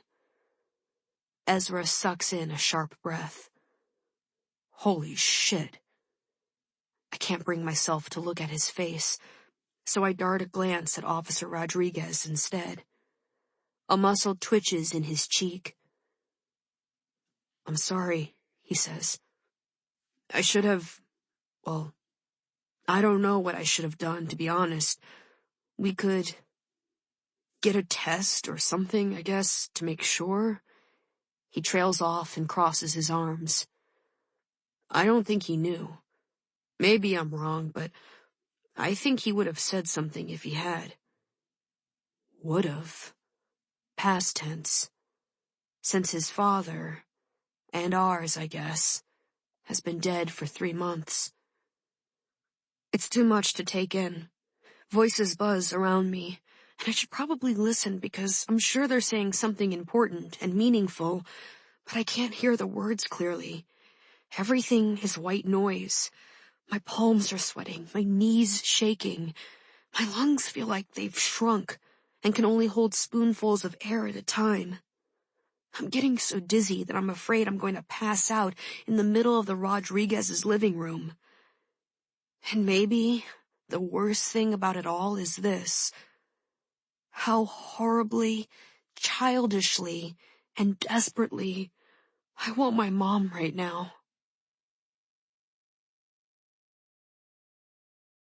Chapter 29. Malcolm. Sunday, October 6th. It's one of those dreams that's really a memory. Mia and I are on our couch, our eyes glued to her television as we watch coverage of Lacey's funeral from the day before. We'd been there, of course, but we couldn't tear ourselves away from reliving it on screen. Melly Dinglasa, an Echo Ridge high grad who'd been toiling in obscurity at a local news station until someone got the brilliant idea to put her in front of the camera for this story, stands on the church steps clutching a microphone. Yesterday, this shattered New England town came together at Lacey Kilduff's funeral, mourning the loss of such a promising young woman. But amidst the sorrow, questions continue to whirl around those who knew the teen victim best. The camera cuts to video of Declan leaving the church in a badly fitting suit, tight-lipped and scowling. If he's trying to look the part of disreputable ex with a chip on his shoulder, he's doing a great job. Mia clears her throat and leans forward, clutching a pillow. "Do you think whoever did it was at the funeral yesterday?" She catches sight of my face and hastily adds, "I don't mean any of her friends, obviously. I just mean, I wonder if it's somebody we know. Right there with us, in the middle of the crowd." "They wouldn't show up," I say with more certainty than I feel. "You don't think?" Mia chews her bottom lip, eyes flicking over the screen. "They should give everybody there the killer test." "The what?" "I heard about it at school," Mia says. "It's a riddle about a girl. She's at her mother's funeral and she sees some guy she doesn't know. She falls in love with him and decides he's her dream guy. A few days later, she kills her sister. Why'd she do it?" "Nobody would do that," I scoff. "It's a riddle you have to answer. They say murderers always give the same answer." "Because she—" I pause, trying to think of the most twisted answer possible. I feel comfortable about doing that with Mia, in a way I wouldn't with anybody else right now. She's one of the only people in Echo Ridge who's not staring accusingly at Declan, and at me, like I must be a bad seed by association. Because the sister was the man's girlfriend, and she wanted him for herself? No, because she thought the man might go to her sister's funeral, too. I snort. That doesn't even make sense. Do you have a better way to tell who's a cold-blooded killer? I scan the crowd on screen, looking for an obvious sign that somebody's not right. Something twisted lurking among all the sad faces. They're the most messed up person in the room. Mia curls deeper into her corner of the couch, pressing the pillow tight against her chest. That's the problem, though, isn't it? They are, but you can't tell. I startle awake so violently that I almost fall out of bed. My pulse is racing and my mouth is cottony dry. I haven't thought about that day in years. Mia and I sneak watching news coverage of Lacey's funeral, while I hid at her house because mine was already bubbling over with angry tension. I don't know why I'd dream about it now, except... Katrin would either have to be so desperate that she lost all sense of right or wrong, or be a cold-blooded criminal. Even after catching Katrin doing nothing worse than looking for a quiet place to puke, I can't get Ellery's words out of my head. I run a hand through sweat-dampened hair and flip over, trying to sink back into sleep. No good. My eyes keep popping open, so I roll over to check the time on my phone. Just past 3 a.m., so it's surprising to see a text from Ellery that's time-stamped 10 minutes ago. Sorry I didn't reply sooner. Stuff happened. It only took her 15 hours to get back to my "I had fun last night" text, which was making me paranoid for a different reason. I prop myself up on one elbow, feeling a twinge of worry. I don't like the sound of stuff, or the fact that Ellery's awake at 3 a.m. I'm about to message her back when a sound outside my door makes me pause. The light tread of footsteps is almost imperceptible, except for a tiny creak from the loose floorboard in front of my room. But now that my ears are straining, I hear someone going downstairs and opening the front door. I push my sheets aside, climb out of bed, and cross to my window. The moon's just bright enough that I can make out a figure with a backpack walking quickly down our driveway. Not Peter-sized, and the confident stride doesn't look anything like my mother's, which leaves Katrin. Katrin would either have to be so desperate that she lost all sense of right or wrong, or be a cold-blooded criminal. God, Ellery's words are like my brain's very own Fright Farm demon roller coaster, circling in an endless, horrifying loop. And now, watching the figure below me disappear into darkness, all I can think is that it's pretty reckless to wander around Echo Ridge at 3 a.m. with Brooke still missing. Unless you know there's nothing to be afraid of. Unless you're what people should be afraid of. I root around on my floor for sneakers. Holding them in one hand, I grab my phone with the other and slip out my bedroom door into the darkened hallway. I make my way downstairs as silently as I can, although with Peter's loud snoring, I probably don't need to bother. When I reach the foyer, I jam my feet into my sneakers and slowly open the front door. I don't see Katrin anywhere, and all I hear are crickets and rustling leaves. I look both ways when I reach the end of the driveway. There are no street lights on our stretch of road, and I can't see anything except the shadowy shapes of trees. School is toward the left, and downtown is right. School, I think, where homecoming was last night. I turn left and stay at the edge of the road, walking close to the tall bushes that line our nearest neighbor's property. Our street feeds into a bigger one that's more well-lit, and when I turn onto it, I can make out Katrin a few blocks ahead of me. I lift my phone and text Ellery. I'm following Katrin. I don't expect a response, but she answers within seconds. What? Why are you up?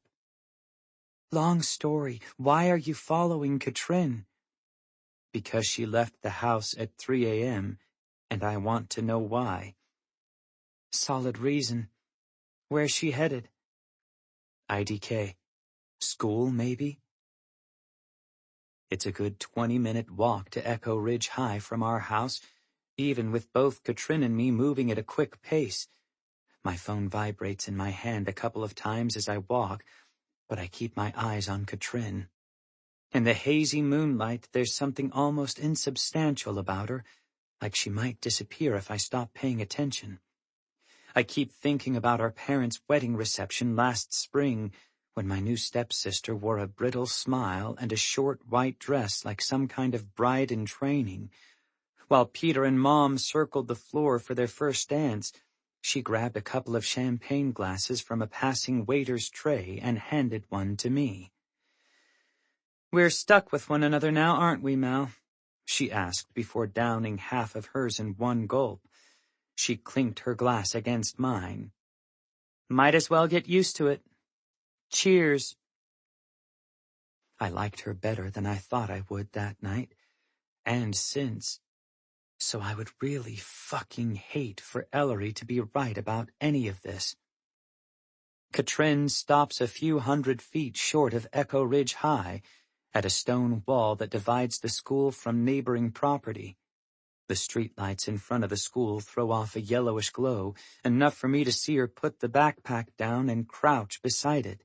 I kneel behind a bush, my heart beating uncomfortably fast. While I wait for Katrin to rise again, I look down at the last text I received from Ellery. What's she up to?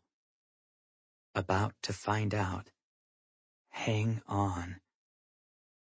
I open my camera and flip it to video, hit zoom, and train it on Katrin as she pulls something square and white out of the backpack.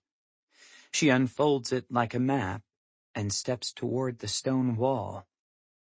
I watch as she fastens one corner of what she's holding to the top of the wall with duct tape, then repeats the process until a sign with red lettering is prominently displayed. Now playing Murderland Part 2. Told you so. My heart skips a beat and I almost drop my phone. Katrin puts the duct tape back in her backpack and zips it up, then slings it over her shoulder, turning and striding back the way she came. She's wearing a hoodie with her hair tucked up beneath it, but when she passes within a few feet of me, I get a clear shot of her face. When I can't hear her footsteps any longer, I move forward so I can record the sign up close. The bright red letters are splashed against the white background, but there's nothing else. No dolls, no pictures, none of the creepy gleefulness of her previous work. I text the video to Ellery and write, "This is what she's up to." Then I wait, but not for long. Oh my God. My fingers feel numb as I type. You called it. "We have to give this to the police," Ellery replies. "The receipt, too. I shouldn't have hung on to it for this long." My stomach rolls. Jesus, what's my mother going to think? Will part of her be relieved that it takes the focus off Declan and me? Or is it just the same shit show, different channel? And Peter, my brain seizes trying to imagine how he'll react to Katrin being mixed up in something like this, especially if I'm the one bringing it to light. But I have to. There's too much piling up, and all of it points to my stepsister. I start walking and texting at the same time. I know. I'm going to make sure she's headed home and not someplace else. Should we go to the station tomorrow morning? I'd rather show Officer Rodriguez first. Do you want to come by my house around 6 and we can go together? I blink at the screen. Ellery has spent weeks telling anyone who'd listen, which granted is mostly Ezra, Mia, and me, that she thinks Officer Rodriguez is sketchy. Now she wants to go to his house at the crack of dawn, handing over stuff we're not supposed to have. I glance away from my phone and see that I'm gaining a little too quickly on Katrin. If I keep up my pace, I'll walk right past her. I slow down and text, "Why him?" It takes a few minutes for Ellery's message to appear. She's either writing a novel or taking her time figuring out what to say. When her text finally comes through, it's not what I was expecting. Let's just say he owes me one. So you got this receipt how again? Officer Rodriguez hands me a cup of coffee in his kitchen. Early morning sun streams through the window over the sink, striping the table with gold. I'm so tired that the effect reminds me of a pillow, and all I want to do is lay my head down and shut my eyes. I left a note for Mom and Peter saying I was going to the gym, which is only slightly more believable than what I'm actually doing. The recycling bin was unlocked, Ellery says, twisting a curl around her finger. Unlocked? Officer Rodriguez's eyes are ringed with dark circles. Considering what Ellery told me on the way over about the picture of his father, I doubt he slept much last night either. Yeah. But everything was still inside? She meets his gaze without blinking. Yeah. Okay. He rubs a hand over his face. Let's go with that. Regardless of whether the bin was locked or unlocked, its contents weren't your property to take. I didn't think discarded items were anyone's property, Ellery says. She sounds like she really, really hopes she's right. Officer Rodriguez leans back in his chair and regards her in silence for a few seconds. He and Ellery don't resemble one another much, but now that I know there's a chance they're related, the stubborn set of their jaws looks exactly the same. I'm going to treat this as an anonymous tip, he finally says, and Ellery visibly exhales. I'll look into the car situation. Given Brooke's state of mind when you saw her at Fright Farm, it's an interesting thread to follow. Ellery crosses her legs and jiggles one foot. She's been full of nervous energy since she got here, constantly shifting and fidgeting. Unlike Officer Rodriguez and me, she seems wide awake. Are you going to arrest Katrin? Officer Rodriguez holds up a palm. Whoa, not so fast. There's no evidence that she's committed a crime. She blinks, startled. What about the video? It's of interest, sure, but there's no destruction of property involved. Trespassing, maybe. Depends on who owns the wall. But what about all the other times? I ask. He shrugs. We don't know she was involved with those. All we know is what you saw this morning. I grip my mug. The coffee is already cold, but I drink it anyway. So everything we gave you is useless. Nothing is useless when someone goes missing, Officer Rodriguez says.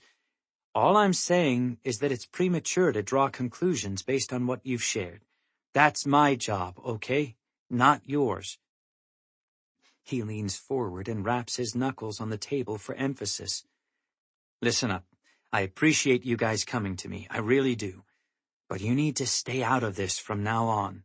Not only for your safety, but because if you are circling around someone who played a role in Brooke's disappearance, you don't want to tip them off, okay?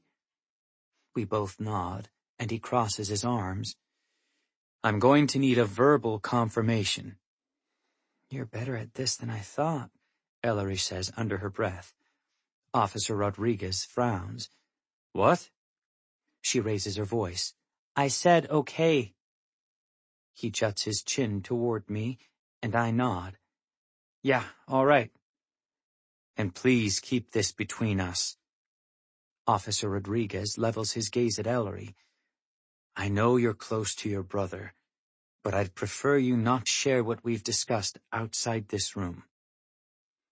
I doubt she's planning to honor that request, but she nods. Okay.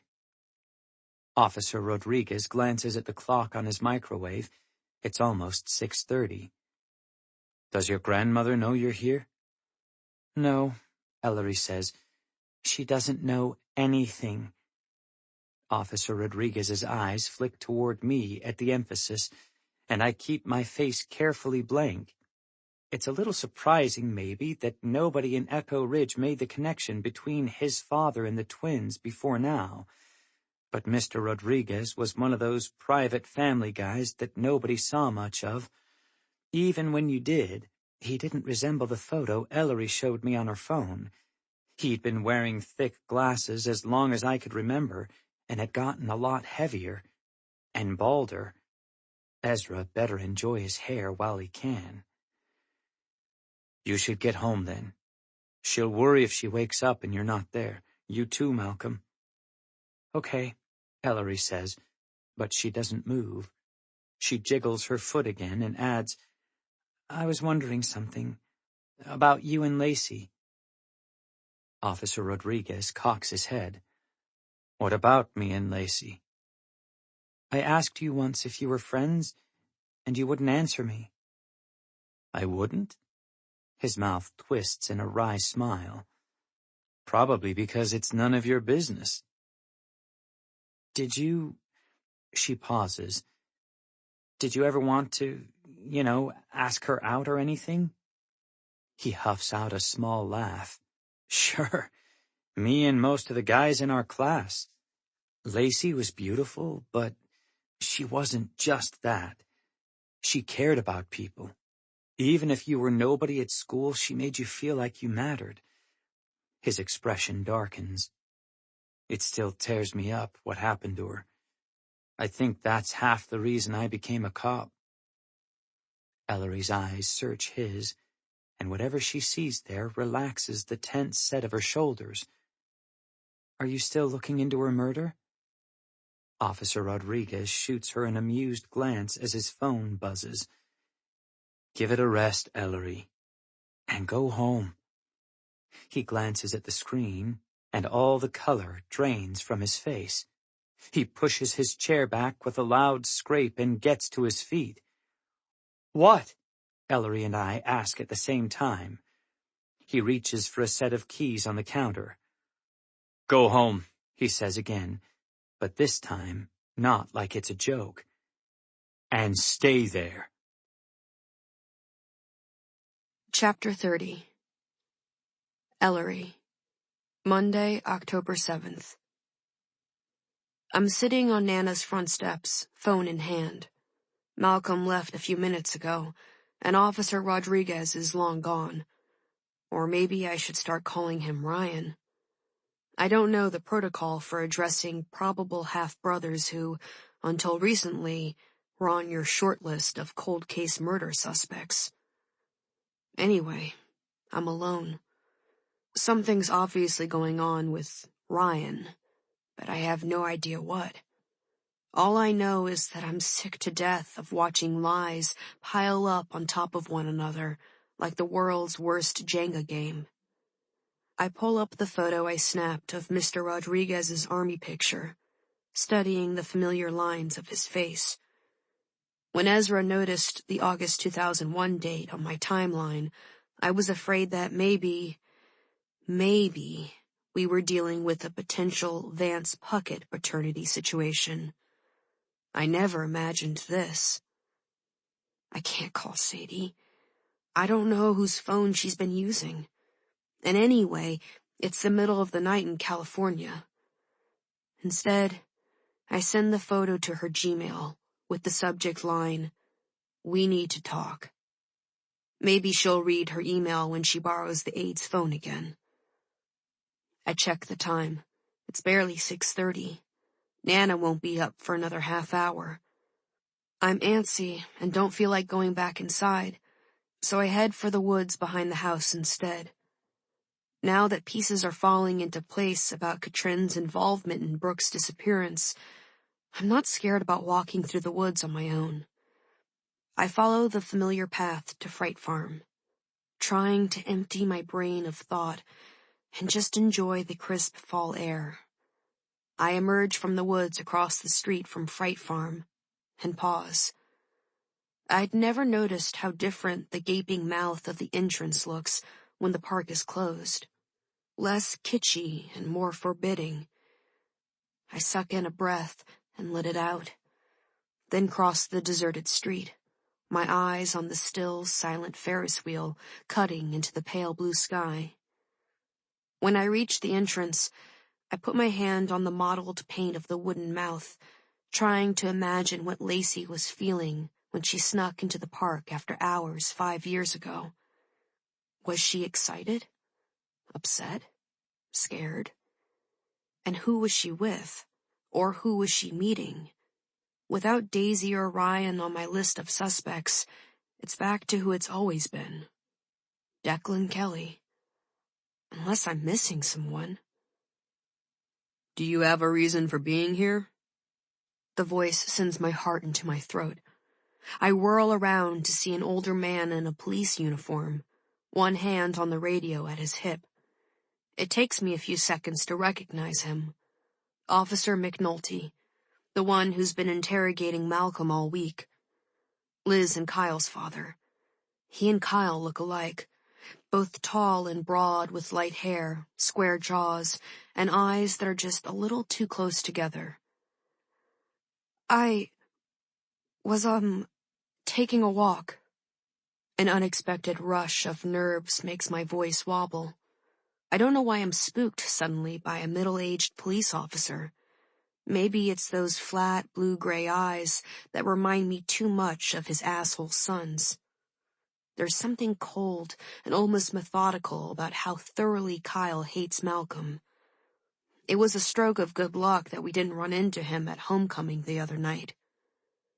Officer McNulty eyes me carefully. We don't recommend kids walking alone in town just now. He rubs his chin and squints. Does your grandmother know you're here? Yeah, I lie, wiping my damp palms on my pants. His radio crackles with static, and I think of how Ryan rushed out of his house this morning. I flop a hand toward the radio. Is, something going on? With Brooke, or... I trail off as Officer McNulty's face hardens. Excuse me? He asks tersely. Sorry. 5 weeks of Ryan's superhuman patience made me forget that most cops don't like getting pestered with questions from teenagers. I'm just worried. Worry at home, he says, in the most conversation-closed voice I've ever heard. I take the hint and mumble a goodbye, hightailing it across the street and back into the woods. I've never appreciated Ryan more, or at all, I guess, if I'm being truthful, and I feel sorry for Malcolm having to answer Officer McNulty's questions day after day. The damp of the early morning dew is seeping through my sneakers as the leaves on the ground get thicker. The discomfort increases my annoyance with Officer McNulty. No wonder his kids are sour enough to hold a 5-years-long grudge about a bad breakup. I realize I don't know the whole story, and maybe Declan was a jerk to Liz. But she should leave Malcolm out of it, and Kyle should just mind his own business entirely. He's obviously not the kind of guy who knows how to let things go. He'd probably even hate Lacey if she were still around, for being the girl Declan chose over his sister. And Brooke for breaking up with him, and...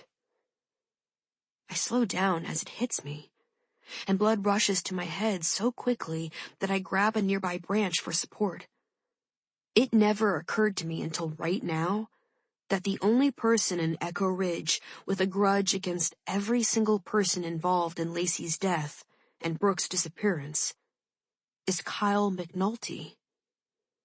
But that doesn't make sense. Kyle was only 12 when Lacey died, and he has an alibi for the night Brooke disappeared. He was out of town with Liz. The sister Declan had dumped for Lacey. My heart squeezes in my chest as I start connecting dots. I've always thought that Lacey died because of someone's jealous passion. I just never considered that person might be Liz McNulty. Declan broke up with Liz, and Lacey died. 5 years later, Brooke breaks up with Kyle, who's friends with Katrin, and... God. What if they teamed up to take care of a mutual problem? I barely register that I'm in Nana's backyard as I yank my phone out of my pocket with shaking hands. Ryan gave me his phone number yesterday after the photo fiasco in his house. I need to call him right now. Then movement catches my eye, and I see Nana racing toward me in her plaid bathrobe and slippers, her gray hair wild. Hi, Nana, I start, but she doesn't let me finish. What in God's name are you doing out here? She shouts, her face stricken. Your bed wasn't slept in last night. Your brother had no idea where you were. I thought you had disappeared." Her voice cracks on the last word, sending a stab of guilt through me. I hadn't even considered that she might wake up and find me gone, and what that would be like for her. She's still barreling my way, and then suddenly she's hugging me, for the first time ever, very tightly and somewhat painfully. "I'm sorry," I manage. It's a little hard to breathe. "What were you thinking? How could you? I was about to call the police." "Nana, I can't. You're kind of crushing me."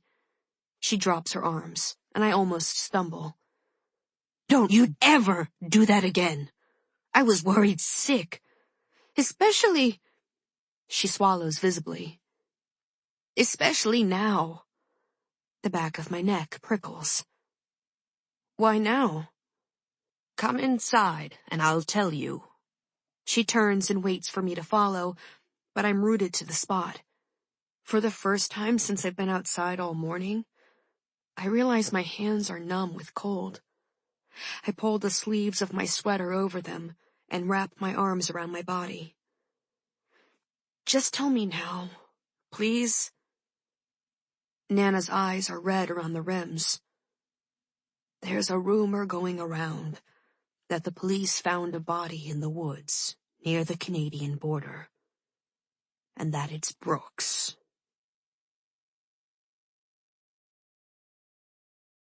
Chapter 31. Malcolm. Monday, October 7th. Somehow, we're supposed to still go to school. "There's nothing you can do," Mom keeps repeating on Monday morning. She puts an overfull bowl of Cheerios in front of me on the kitchen island, even though I never eat cereal. "Nothing is confirmed about Brooke. We have to think positive and act normally." The message might go over better if she didn't pour coffee into my Cheerios while she's saying it. She doesn't notice, and when she turns, I grab milk off the island and top off the bowl. It's not the worst thing I've ever eaten. Plus, I got back from Officer Rodriguez's an hour ago and didn't bother trying to sleep. I could use the caffeine. "I'm not going," Katrin says flatly. Mom eyes her nervously. Peter's gone, already left for work, and she's never been good at standing up to Katrin. "Your father would understand," Katrin says in the same monotone. She's in the hoodie and athletic pants she wore last night, her hair pulled back into a low, messy ponytail. There's a plate of strawberries in front of her, and she keeps cutting one into smaller and smaller pieces without putting any of it into her mouth. "Anyway, I'm sick. I threw up this morning." "Oh, well, if you're sick—" My mother looks relieved at the excuse and turns toward me with more confidence. "You, on the other hand, need to go." "Fine by me." I'm good with being anywhere Katrin's not. If she hadn't played sick, I would have. There's no way I can sit in a car with her this morning, especially not her car. More and more, it's sinking in that if Katrin did half the things we think she might have, chances are good she ran down Mr. Bowman and left him to die in the street. And that's just for starters. I grip my cereal spoon more tightly as I watch her methodically start cutting up a second strawberry, and it's all I can do not to reach out and smash everything on her plate into a pulp. All this waiting is a nightmare, especially when you know you're going to hate whatever answer comes. Mom smooths a hand over her bathrobe. "I'm going to take a shower, unless either of you need anything." "Can I take your car?" I ask. She smiles distractedly on her way to the stairs. "Yes, of course." And then she's gone, leaving Katrin and me alone in the kitchen. There's no sound except the clink of my spoon against the bowl and the loud ticking of the wall clock. I can't handle it for even 5 minutes. I'm leaving early. I say, getting up and dumping my half-finished coffee cereal in the garbage disposal. When I turn, Katrin is staring straight at me, and I'm struck silent by the cold blankness in her eyes. "Why don't you just walk to school?" she asks. "You like walking, don't you?" Fuck. She knows I followed her last night. I got too close on the way home. "Who doesn't?" I say tersely. I reach for Mom's keys on the kitchen island, but before I can pick them up, Katrin lays a hand over them. She regards me with the same cool stare. "You're not as smart as you think you are. And you're not sick. To your stomach, anyway." I pull the keys from beneath her hand and grab my backpack off the floor. I don't want her to see how rattled I am, so I look away, even though I'd like one last chance to read her expression. What do you know? What did you do? I drive to school in a haze, almost missing the entrance. It's so early that I have my pick of spots in the parking lot. I cut the engine but keep the radio on, searching for a news station. NPR is talking politics, and all the local shows are breaking down the Patriots come from behind win yesterday, so I pull out my phone and search the Burlington Free Press site. There's a blurb at the bottom of the Metro section. Police investigate human remains found on an abandoned property in Upper Huntsburg. Human remains.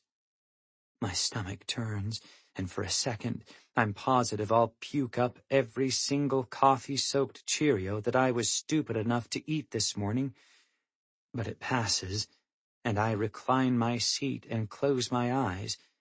I just want to rest for a few minutes, but the lack of sleep catches up with me and I'm dozing when a loud rap on my window startles me awake. I look groggily at the car clock. It's 2 minutes past the final bell. Then out the window. Kyle and Theo are standing there, and they don't look like they're about to give me a friendly warning about being late. Viv is a few yards behind them, her arms crossed, a look of smug anticipation on her face, like a kid at a birthday party who's about to get that pony she's always wanted. I could drive away, I guess, but I don't want to give them the satisfaction of chasing me off. So I get out of the car. "You're gonna be late," is all I get out before Kyle drives his fist into my stomach. I fold in half and my vision goes white from the pain. He follows up with another punch to my jaw that sends me reeling against the car. My mouth fills with the coppery taste of blood as Kyle leans forward, his face inches from mine. "You're going down for this, Kelly," he spits and pulls back for another punch. Somehow I manage to duck and land a blow to Kyle's face before Theo steps in and pins my arms behind my back.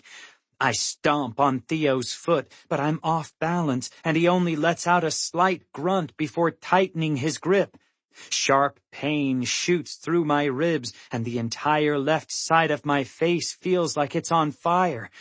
Kyle wipes a trickle of blood from his mouth with a grim smile. "I should have done this years ago," he says, and hauls his fist back for a punch that'll break my face. It doesn't come, though.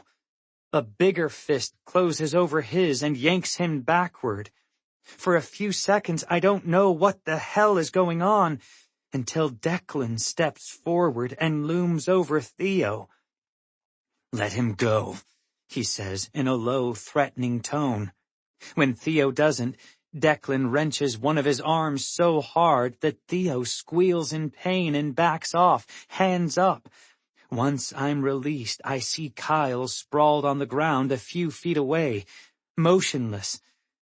"Is he gonna get up?" I ask, rubbing my aching jaw. "Eventually," Declan says. Theo doesn't even check on Kyle, just sprints past him on his way to the back entrance. Viv is nowhere in sight.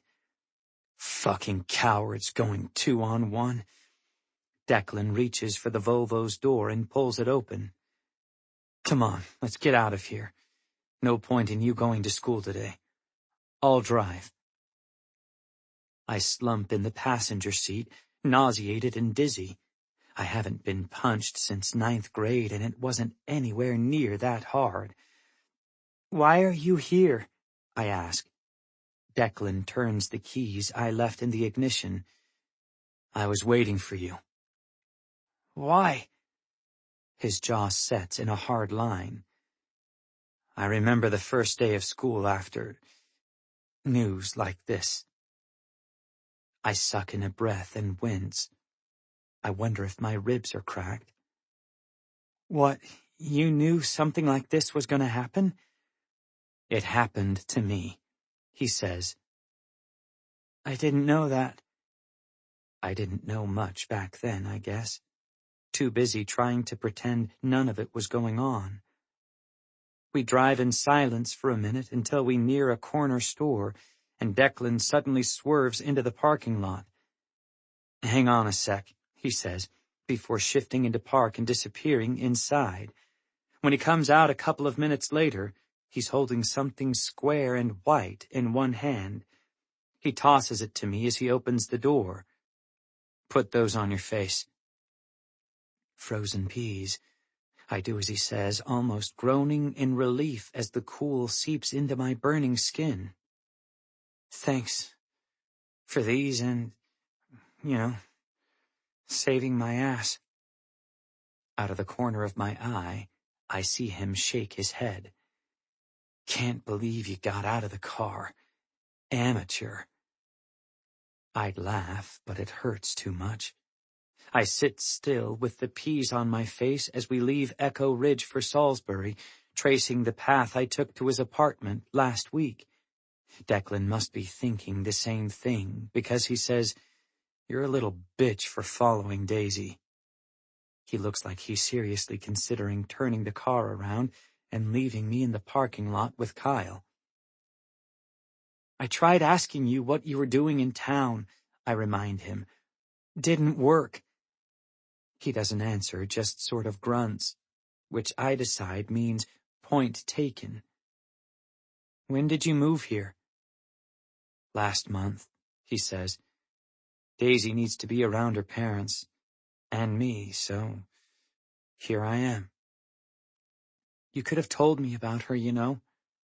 Declan snorts. Really, little brother?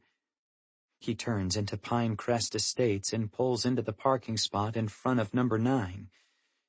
You couldn't wait to get me out of Echo Ridge. The last thing you'd want to hear is that I'd moved one town over. No, wait, that's the second last. The last thing is me being with Lacey's best friend. I mean, hell, what would the Nilsons say, right? I hate the Nilsons. It slips out without thinking. Declan raises his brows as he opens his door. Trouble in paradise? I hesitate, trying to figure out how to explain, when my stomach seizes. I barely make it out of the car before I bend in half and vomit my breakfast all over the asphalt. Thank God it's quick, because the movement makes my ribs feel like someone just ripped them out. My eyes water as I clutch the side of the car for support, gasping. Delayed reaction, Declan says, reaching into the car for the discarded peas. Happens sometimes. He lets me limp to the apartment on my own, unlocks the door, and points me toward the couch. Lie down, I'll find an ice pack for your hand. Declan's apartment is the most cliché bachelor pad ever. There's nothing in it except a couch and 2 armchairs, a giant television, and a bunch of milk crates for shelves. The couch is comfortable, though, and I sink into it while Declan roots around in his freezer. Something plastic digs into my back, and I pull out a remote. I aim it at the television and press the power button. A golf green with the ESPN logo in one corner fills the screen, and I click away, scrolling mindlessly through channels until the word Huntsburg catches my eye. I stop surfing as a man in a police uniform standing in front of a lectern says, "Have been able to make a positive identification." "Declan." My throat hurts and my voice cracks, but when he doesn't answer, I rasp louder, "Declan!" His head emerges from the kitchen. "What? I can't find the—" He stops at the sight of my face and comes into the living room just as the officer on screen takes a deep breath. "The body is that of a young woman who's been missing from Echo Ridge since last Saturday. 17-year-old Brooke Bennett. The Huntsburg Police Department would like to extend our condolences to Miss Bennett's family and friends and our support to her hometown police department. At this time, the investigation into cause of death is ongoing, and no further details will be released." Chapter 32. Ellery. Monday, October 7th. I know the script. I've read it in countless books, and seen it play out dozens of times on television. All week in the back of my mind, I knew how it would probably end. What I didn't understand was how mind-numbingly awful it would feel. At least I'm not alone. Ezra and Malcolm are in the living room with me Monday afternoon, 6 hours after the Huntsburg police found Brooke. None of us went to school today, although Malcolm's day was more eventful than ours. He showed up an hour ago, bruised and battered, and Nana has been handing him fresh ice packs every 15 minutes. We're arranged stiffly on her uncomfortable furniture, watching Channel 5 news coverage scroll across the screen. Melly Dinglasa is standing on Echo Ridge Common, her dark hair whipping across her face as the leafy branches behind her sway in the wind. She's been talking nonstop since we turned the TV on, but only a few phrases sink in. Dead for more than a week. Foul play suspected but not confirmed. Yet another taunting message found this morning near Echo Ridge High School. "Great timing, Katrin," Ezra mutters. Malcolm's sitting next to me on the couch. One side of his jaw is bruised and swollen. The knuckles on his right hand are scraped raw, and he winces every time he moves. "Someone needs to pay this time," he says in a low, angry voice. I reach for his uninjured hand. His skin is warm, and his fingers wrap around mine without hesitation. For a couple of seconds, I feel better, until I remember that Brooke is dead, and everything is horrible. Every time I close my eyes, I see her, working the shooting range at Fright Farm, trying to stand up to Vance, wandering the halls at Echo Ridge High, looking sad and worried, swaying and rambling her way out of the Fright Farm office on the night she disappeared. I should have pushed her harder to tell us what was wrong. I had a chance to change the course of that night, and I blew it. When my phone rings with the familiar California number, I almost don't answer it. Then I figure, what the hell? The day can't possibly get any worse. "Hi, Sadie," I say tonelessly. "Oh, Ellery. I saw the news. I'm so sorry about your friend. And I saw—" She pauses, her voice wavering. "I saw your email. I wasn't sure what I was looking at until I zoomed in on the uniform and saw his name. Did you think it was Ezra at first? Because I sure did. I'm surprised to find that beneath the heavy misery of Brooke's death, I can still manage to spare an undercurrent of anger for my mother.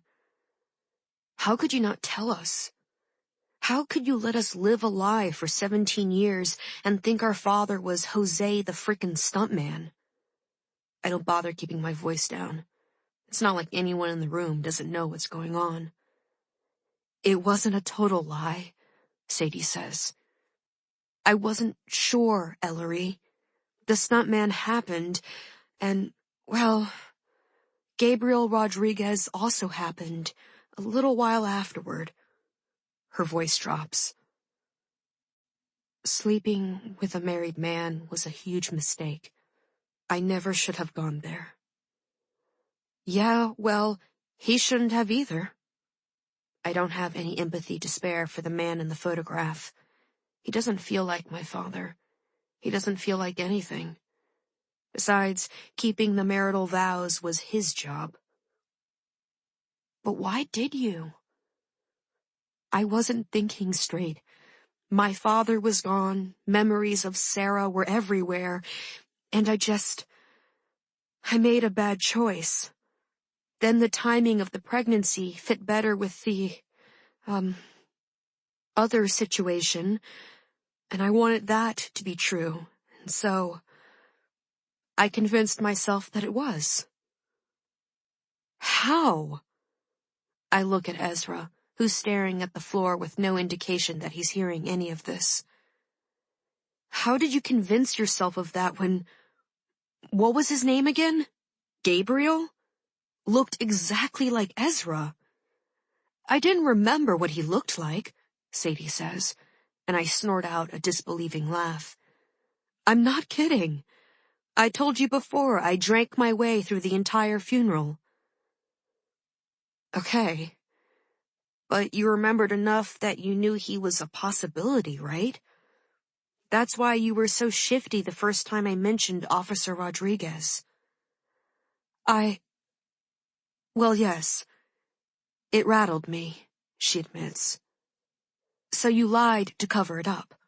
You made up a story about Officer Rodriguez at Lacey's funeral, and you made me suspicious of him. What? Sadie sounds bewildered. Why would that make you suspicious of him? Suspicious about what? That's not the point, I snap. The point is it did, and then I didn't ask him for help when I could have, and now Brooke is dead and maybe... I stop. All the anger suddenly drained out of me, remembering how I hadn't told anyone what we'd found in the Fright Farm recycling bin for an entire weekend. Keeping secrets that weren't mine to hold. Like mother, like daughter.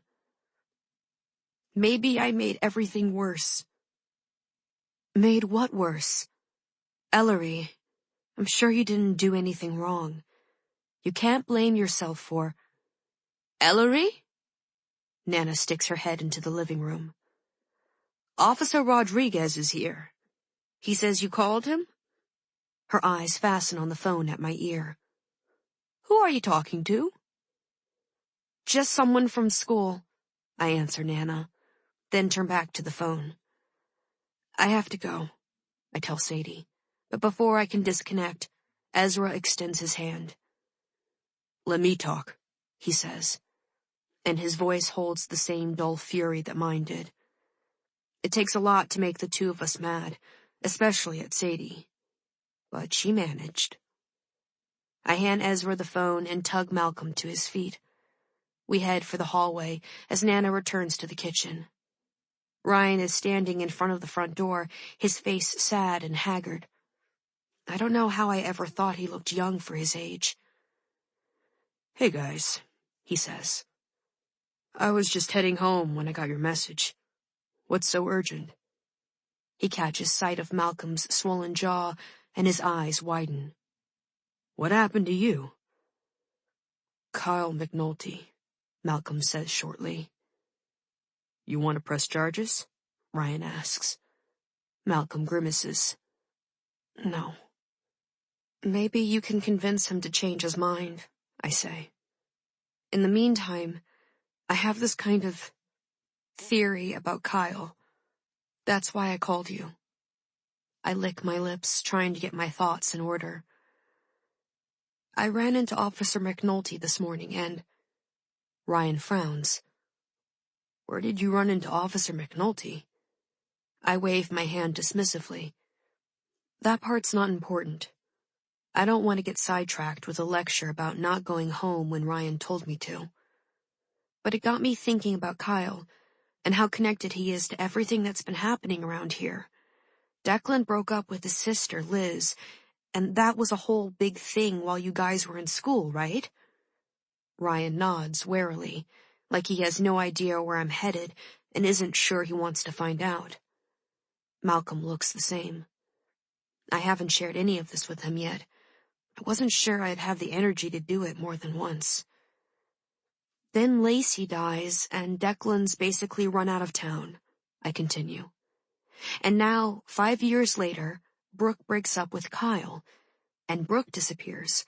And Kyle and Katrin are friends, and we already know Katrin is involved in the homecoming threats, so... I steal a glance at Ryan to see how he's taking all this. He doesn't look as impressed as I had hoped. Basically, I think they're all in it together. Liz, Kyle, and Katrin. That's your new theory? Ryan asks. I don't appreciate the somewhat sardonic emphasis he puts on the word new. Malcolm just sags against the wall, like he's too exhausted to get into any of this right now. Yes, I say. Ryan folds his arms. It doesn't concern you that Liz and Kyle have alibis? They're each other's alibi, I say. It only makes me more sure I'm onto something. So you think... what? We just took their word for it? Well, no. A trickle of doubt seeps in. Did somebody else see them? Ryan rakes a hand through his hair. I shouldn't tell you this. It's not your business. But maybe it'll get you to stop trying to do my job and trust me. For once. He lowers his voice. An entire fraternity saw them. There are pictures and video, time-stamped and posted on social media. Oh, I say in a small voice, embarrassment warming my cheeks. He makes a frustrated noise in his throat. Will you knock it off now? Please? I appreciate you coming to me this morning, but like I told you, at this point, you're more likely to hurt the investigation than help if you keep talking about it. In fact, he shoves his hands into his pockets and slides his eyes toward Malcolm. I was just telling your mother, Malcolm, that it might not be a bad idea to stay with friends for a day or two. Malcolm goes stiff. Why? Is something happening with Katrin? Was it the video, or... I'm not talking about anything specific, but tensions are running high and Ryan pauses, like he's searching for exactly the right words. I wouldn't want you to accidentally say something to her that could... interfere. Interfere how? Malcolm asks. It's just a suggestion.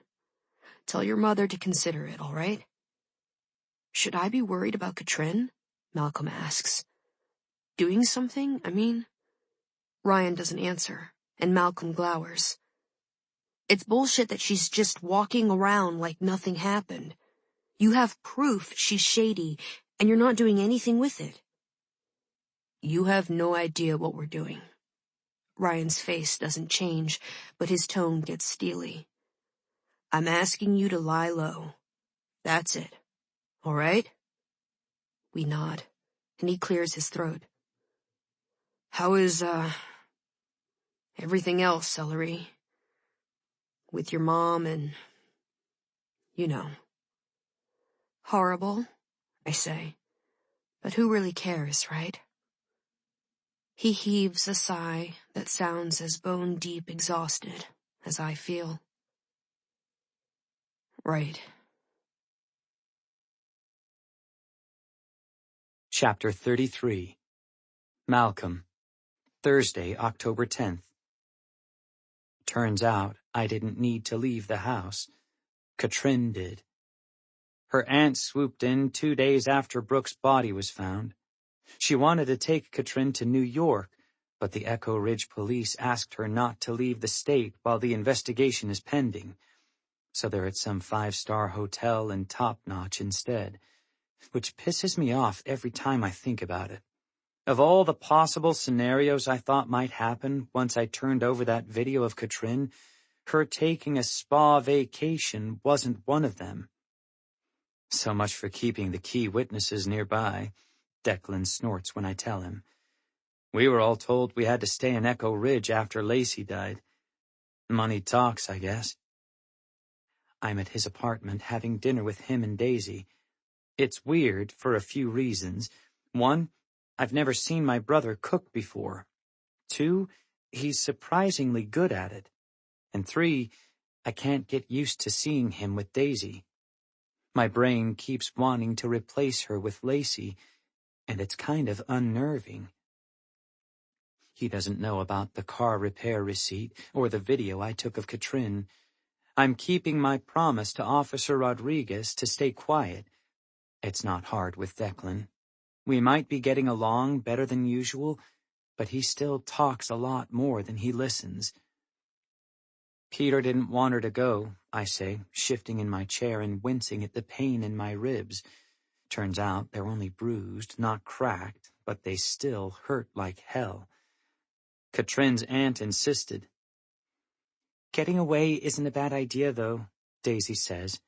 She and Declan are washing dishes while I sit at the kitchen table, and she keeps brushing against him even though there's plenty of room for two in front of the double sink. It's so horrible those first few days after. All you can think about is what you could have done differently. At least a new environment is a distraction. She sighs and flips the towel she's holding over her shoulder, leaning into Declan. I feel for Katrin, honestly. This brings back such awful memories of Lacey. Declan kisses the top of her head, and the next thing I know, they're whispering, nuzzling, and about 10 seconds away from a full-on make-out session. It's uncomfortable, not to mention crap timing after what we've just been talking about. I realize they've been suppressing their big, forbidden love for years, but I could have used another half hour, minimum. When the doorbell rings, I'm relieved at the interruption. I'll get it, I volunteer, springing up as fast as my bruised ribs will let me. Too fast, as it turns out. Even though Declan's front door is only steps away from the kitchen, I'm still wincing when I open it. Officer Ryan Rodriguez is standing on Declan's stoop, wearing his full police uniform. He blinks in surprise when he sees me. Oh, hey, Malcolm. I wasn't expecting to see you here. Same, I say. Are you... I try to think of a reason why he might be here and can't come up with one. What's up? Is your brother around? Yeah, come on in, I say, and he steps through the door.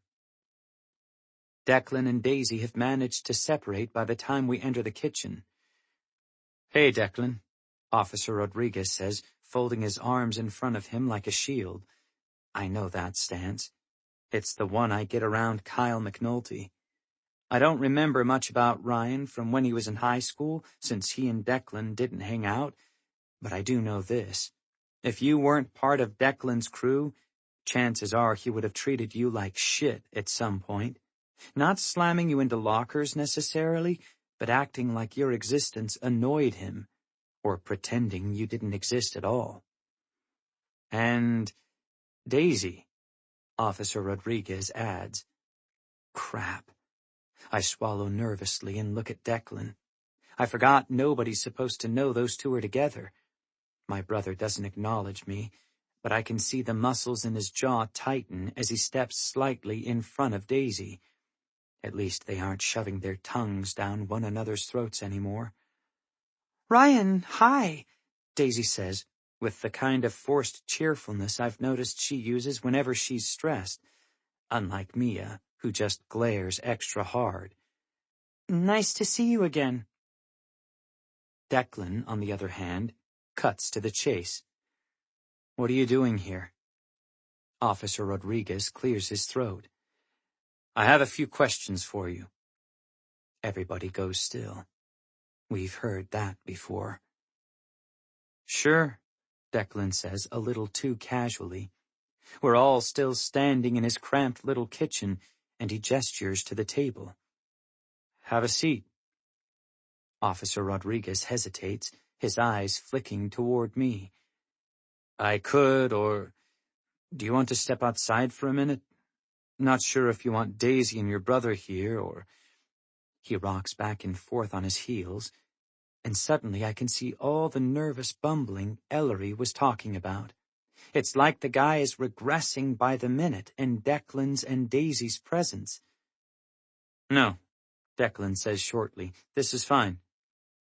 Officer Rodriguez shrugs and lowers himself into the nearest chair, folding his hands on the table while he waits for Declan to sit across from him. Daisy drops beside Declan, and since I can't think of anything else to do and nobody's asked me to leave, I take the last chair. Once we're all seated, Officer Rodriguez focuses his gaze on Declan and says, "Could you tell me your whereabouts the Saturday before last? September 28th? I feel almost exactly like I did the morning that Brooke disappeared, when I realized I'd have to tell Officer McNulty that I was the last person to see her. This can't be happening. Shit, shit, shit.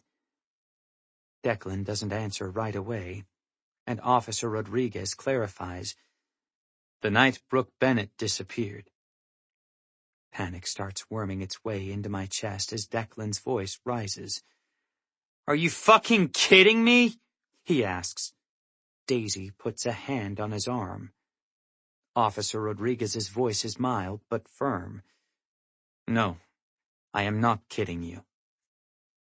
You want to know where I was the night a girl disappeared? Why? Are you refusing to answer the question?" "Should I?" "He was with me," Daisy says quickly. I study her, trying to get a read on whether she's telling the truth.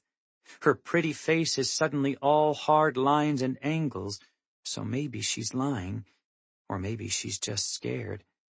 Some emotion flits across Officer Rodriguez's face, but it's gone before I can figure out what it is. "Okay. And may I ask where you two were?" "No," Declan says. At the same time, Daisy replies, "Here." I still can't tell if she's lying. It goes on like that for a few minutes. Daisy smiles like her teeth hurt the whole time. A dull red flush creeps up Declan's neck, but Officer Rodriguez seems to be getting progressively at ease. "All right," he says finally. "If I could switch gears for a minute. Have you ever been to Huntsburg?" Daisy's eyes widen as Declan goes rigid. "Huntsburg," he repeats. This time, he doesn't state the obvious. "You're asking me if I've ever been to the town where Brooke's body was discovered." "Right," Officer Rodriguez says. "No," Declan growls. "Never?" "Never." "Okay, one last thing." Officer Rodriguez digs into his pocket and pulls out something in a sealed plastic bag that glints under the cheap track lighting in Declan's kitchen. "This was found in Huntsburg, and the same general area as Brooke's body. Does it look familiar to you?" My blood turns to ice. It does to me. The ring is big and gold, with the words Echo Ridge High etched around a square purple stone. The number 13 is on one side, and the initials DK on another. Declan's class ring, although he never wore it. He gave it to Lacey junior year, and she kept it on a chain around her neck. I haven't seen it in years, not since before she died. It never occurred to me until just now to wonder where it went. Daisy pales. Declan pushes back from the table, his face expressionless. "I think we're done talking," he says. It's not enough to make an arrest, I guess, because Officer Rodriguez leaves after Declan stops answering his questions. Then Declan, Daisy, and I sit silently in the kitchen for the longest minute of my life. My thoughts blur together, and I can't look at either of them. When Declan finally speaks up, his voice is stilted. I haven't seen that ring since before Lacey died. We argued about it. We'd been fighting all week. All I wanted to do was break things off, but I didn't have the guts to come right out and say it. So I asked her for my ring back. She wouldn't give it to me. That was the last time I ever saw it. Or her. His hands are clenched into tight fists. I have no clue how it ended up in Huntsburg. Daisy's chair is angled toward him. Her hand is on his arm again. I know, she murmurs. Damn it all to hell. I still can't tell if she's lying. I can't tell if anyone's lying. Declan hasn't ever told that story before. Maybe he didn't remember the ring till just now either. Maybe he didn't want to remind anyone of how much he and Lacey had been fighting before she died. Or maybe it didn't happen. It's been creeping up on me for weeks now how little I know my brother. When I was really young, he was like a superhero to me. Later, he was more like a bully. After Lacey died, he turned into a ghost. He's helped me out since Brooke's body was discovered, but until then, all he'd done was lie and sneak around. And now I can't shut off that corner of my brain that keeps asking, what if? Fuck you, Mal. Declan's voice makes me jump. His neck is still brick red, his expression thunderous. You think I can't tell what's running through your head right now? It's written all over your face. You think I did it, don't you? You always have. I open my mouth to protest, but no words come. His face darkens even further. Get the hell out of here. Just leave. So I do.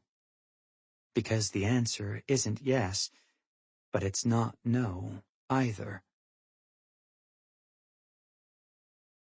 Chapter 34. Ellery, Thursday, October 10th. But none of it makes any sense. I'm at Malcolm's house, curled up on his couch like on homecoming night. He has the Defender movie on again, but neither of us are watching it. He texted me half an hour ago. I need your true crime brain. I'm not sure why he trusts me after my Kyle-Liz theory imploded so spectacularly. But here I am. I don't think I'm helping, though. Declan being Lacey's killer has always made sense to me. But being Brooks? Never even crossed my mind. What connection is there between Declan and Brooke? I ask. Malcolm's eyes flash. None that I know of. Except that he was in town the night she disappeared. If the police had ever looked at my phone, they'd have seen his text. He takes out his phone and unlocks it, then swipes for a minute. He holds the phone out to me, and I'm looking at a message.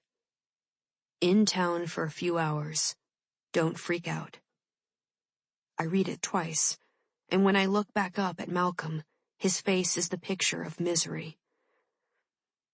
I thought that I was trying to help Declan out by not, telling the police, he says haltingly. I thought it was just bad timing. But what if... Christ, Ellery. He slumps back against the couch, rubbing a hand so hard across his bruised face that it has to hurt. What if it was more than that? I study Declan's text again, wondering why I don't find it more disturbing. After all, I've had him at the top of my suspect list for weeks, and this puts him at the scene of the crime. Problem is, it's not the right crime. Okay, but Declan was in the process of moving then, right? Or he had moved?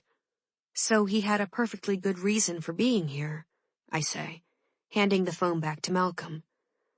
And why would he send you that text if he was planning something? You'd think he'd be more subtle. Subtle isn't how Declan rolls. I get what you're saying, though. Malcolm brightens a little, then jiggles his phone as though he's weighing it. I should let my mother know what's up. But she's having dinner with a friend, and she's hardly done that kind of thing since she and Peter got married. I feel like I should let her have a few hours of peace before everything goes to hell again. I think back to my one lunch at Echo Ridge High with Brooke, when she'd said that Malcolm was cute but couldn't compare to Declan. Do you think... Could Declan and Brooke have been secretly dating or something? What, while he was also secretly dating Daisy? I'm just trying to figure out how the ring could have gotten there. Would he have given it to Brooke? Malcolm's voice is ragged. Maybe. I mean, you'd think somebody would have noticed him sneaking around with a high school girl, but maybe not. He runs a hand through his hair. I shouldn't have left Declan's place. Me and him. I don't know. It's always been complicated. We're not close. Sometimes I've almost hated him. But he's not a... serial killer. He almost chokes on the words. Do you think Daisy knows more than she's saying? Do you? Malcolm asks.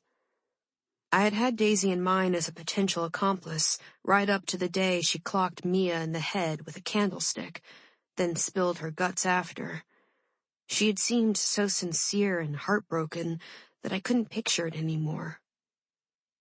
No, I say slowly.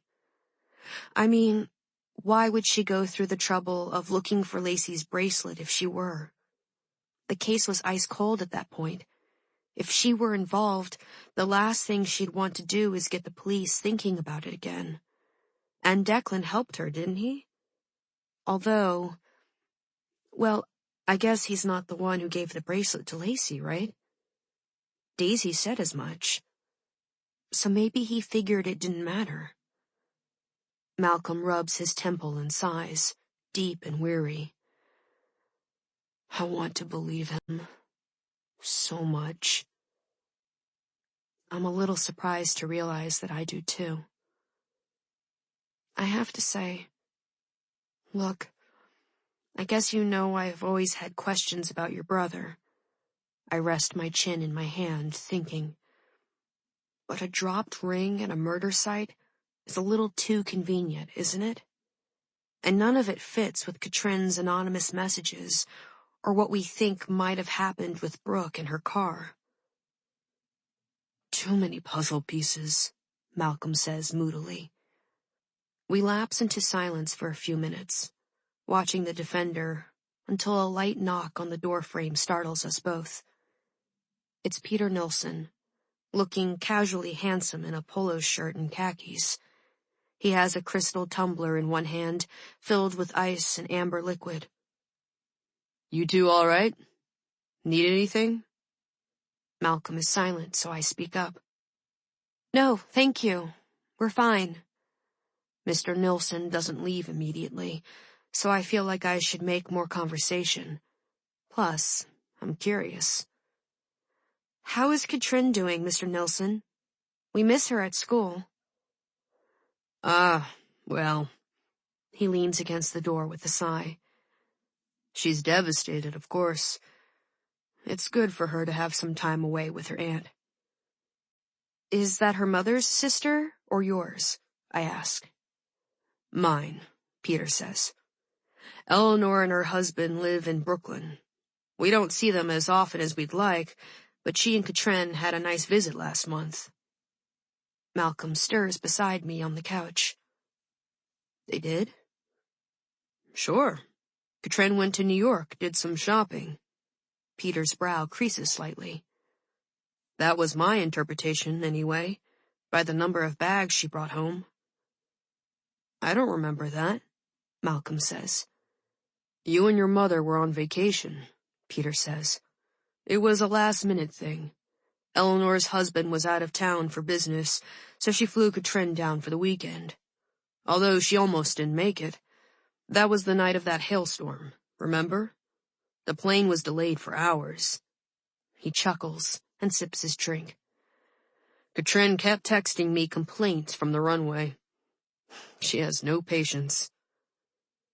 I'm sitting close enough to Malcolm that our arms are brushing, and I can feel him tense at the same time I do. My entire body goes numb, and my pulse starts to race, but I manage to speak. Oh, that's so frustrating. I'm glad she made it there eventually. Mr. Nilsson's eyes wander to the screen. The Defender, huh? That's your mother's movie, isn't it? Yeah. She only had one line, though. I don't know how I'm still talking normally when a million thoughts are zipping through my head. That does not compute. At least it's a memorable one. Well, I won't keep you from it. You sure I can't get you anything? Malcolm mutely shakes his head, and Mr. Nilsson turns and retreats back into the dark hallway. We sit in silence, my heart hammering so loudly that I can hear it in my ears. I'm sure Malcolm's is doing the same. Fuck, he finally breathes. I keep my voice to the lowest whisper possible. Katrin wasn't here on Labor Day weekend. You and your mom weren't here. There's only one person in your house who could have driven Katrin's car that night. Fuck, Malcolm says again. But he wasn't here either. He was in Burlington. Are you sure? Malcolm gets to his feet wordlessly and motions for me to follow. He leads me upstairs to his bedroom and shuts the door behind us, then pulls his phone out of his pocket. He said he had dinner with a guy who used to live here, Mr. Coates. He was my scout troop leader. I've got his number in here somewhere.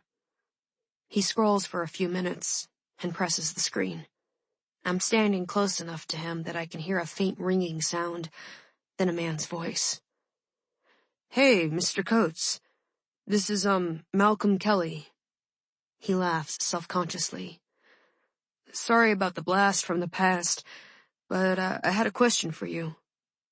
I can't hear what Mr. Coates is saying, but his tone is welcoming.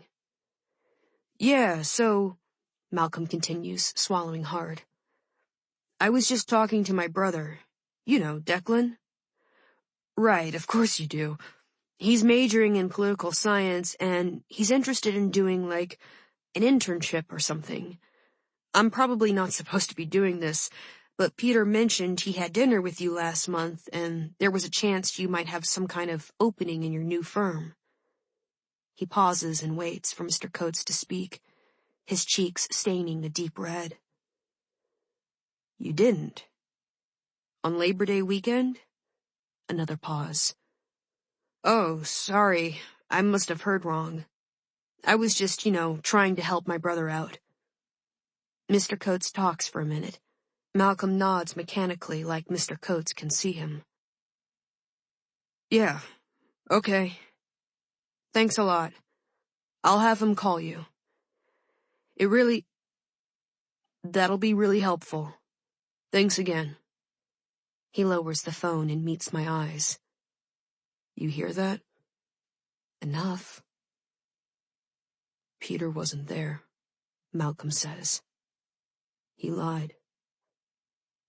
Neither of us says anything for a beat. When I raise a hand to tug at my necklace, it's trembling so hard that my fingers knock against my chest. Let's think about this, I say, in a voice I have to fight to keep steady. It sounds like Peter was probably here, driving Katrin's car the night of the hailstorm. But if Katrin wasn't in the car when it hit something, or someone, why would Brooke be involved? Why would she help get the car fixed if she... Oh. I grab hold of Malcolm's arm. The pieces are falling into place, and this time I might actually be right. Oh my God, Mal. Katrin said Brooke took off during a sleepover once, remember? She thought Brooke was slipping out to hook up with you. What if she was with Peter? That's impossible, Malcolm says, with no conviction whatsoever. His eyes are like glass. Think about it, though.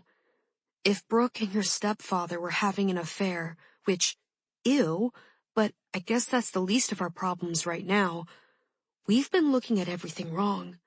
It's not just about the hit and run. It's about keeping everything quiet. I pull my own phone out of my pocket. We need to tell Ryan about this. He'll know what to do. I've just opened a new text window when the door flies open. It's like watching some alt version of my life to see Peter standing there with a gun pointed straight at us. Your poker face needs work, Malcolm, he says calmly. His pale hair glints silvery gold in the dim lighting, and he smiles so normally that I almost smile back. Anyone ever tell you that? Chapter 35. Malcolm. Thursday, October 10th. All these weeks of wondering what the hell was happening around town, it somehow never occurred to me that the guy I trust least of anyone might be involved. I'm an idiot, and Ellery sucks at solving true crime, but none of that matters right now. I'm going to need your phones, Peter says. He's still in his polo and khakis, but he's slipped on a pair of gloves, too. Somehow that's more chilling than the gun. This isn't a drill, kids. Put them on the side table next to the bed. One at a time, please. You first, Ellery. We both comply, and Peter waves the gun toward the hallway. Thank you. Now come with me. Where? I ask, glancing over at Ellery. She's frozen in place, her eyes trained on Peter's right hand. His nostrils flare. You're not really in a position to ask questions, Malcolm. Jesus, this is bad, colossally bad. I'm only just starting to grasp how much shit we're in, but I know this much. Peter would never let any of this unfold if he planned on leaving us alive to talk about it. Wait, I say. You can't. Look, it's too late, all right? We found the receipt from Daly's auto and gave it to the police. They know something sketchy is going on with Katrin's car, and they'll figure out you're involved. Peter's expression flickers with a second's worth of doubt, then relaxes again. There's nothing on that receipt that points toward me. There's the fact that you're the only family member who was at home to drive, I say. Peter raises his shoulders in a careless shrug. Brooke borrowed the car and had an accident. Simple enough. I keep talking. I just spoke to Mr. Coates. I asked him about meeting up with you that weekend, and he said you never did. He knows you lied. I listened to every word you said, Malcolm. You told him you must have heard wrong. Mom was there when we talked about it, I say, hating the desperate edge that's crept into my voice. She'll remember. She'll know something is fishy. Your mother will remember whatever I tell her. She's a remarkably compliant woman. It's her greatest asset. I want to kill him then, and I think he knows it. He takes a step back and lifts the gun so it's pointed directly at my chest. I strain to keep my expression neutral as my brain cycles through every possible reason why it's too late for Peter to get away with another murder. Officer McNulty was there when Katrin said Brooks snuck out during a sleepover to meet up with somebody in this house. If she wasn't coming to me, it had to be you. If you're not here, there's no reason for anyone to think it wasn't you, Peter points out. Shit. I wish Ellery would snap out of whatever trance she's in. I could use another brain working right now. People are going to question another murder, another couple of murders, especially if your stepson is involved. First your daughter's best friend and now me. This is going to come back on you, Peter, and it'll be 10 times worse when it does." "I agree," Peter says. He looks completely relaxed, like we're chatting about baseball scores or the latest Netflix series. Not that we've ever done either of these things. "Now is absolutely not the time for anything even remotely resembling a homicide. I have to insist you come along, though. Downstairs. You first, Ellery." Hope pulses through me, even though the coldness in Peter's eyes tells me it shouldn't. I contemplate lunging for him, but Ellery's already moving toward the hallway, and he has the gun trained on her back. I can't see any choice except to follow, so I do. "All the way to the basement," Peter says. He keeps his distance as we troop down 2 sets of stairs.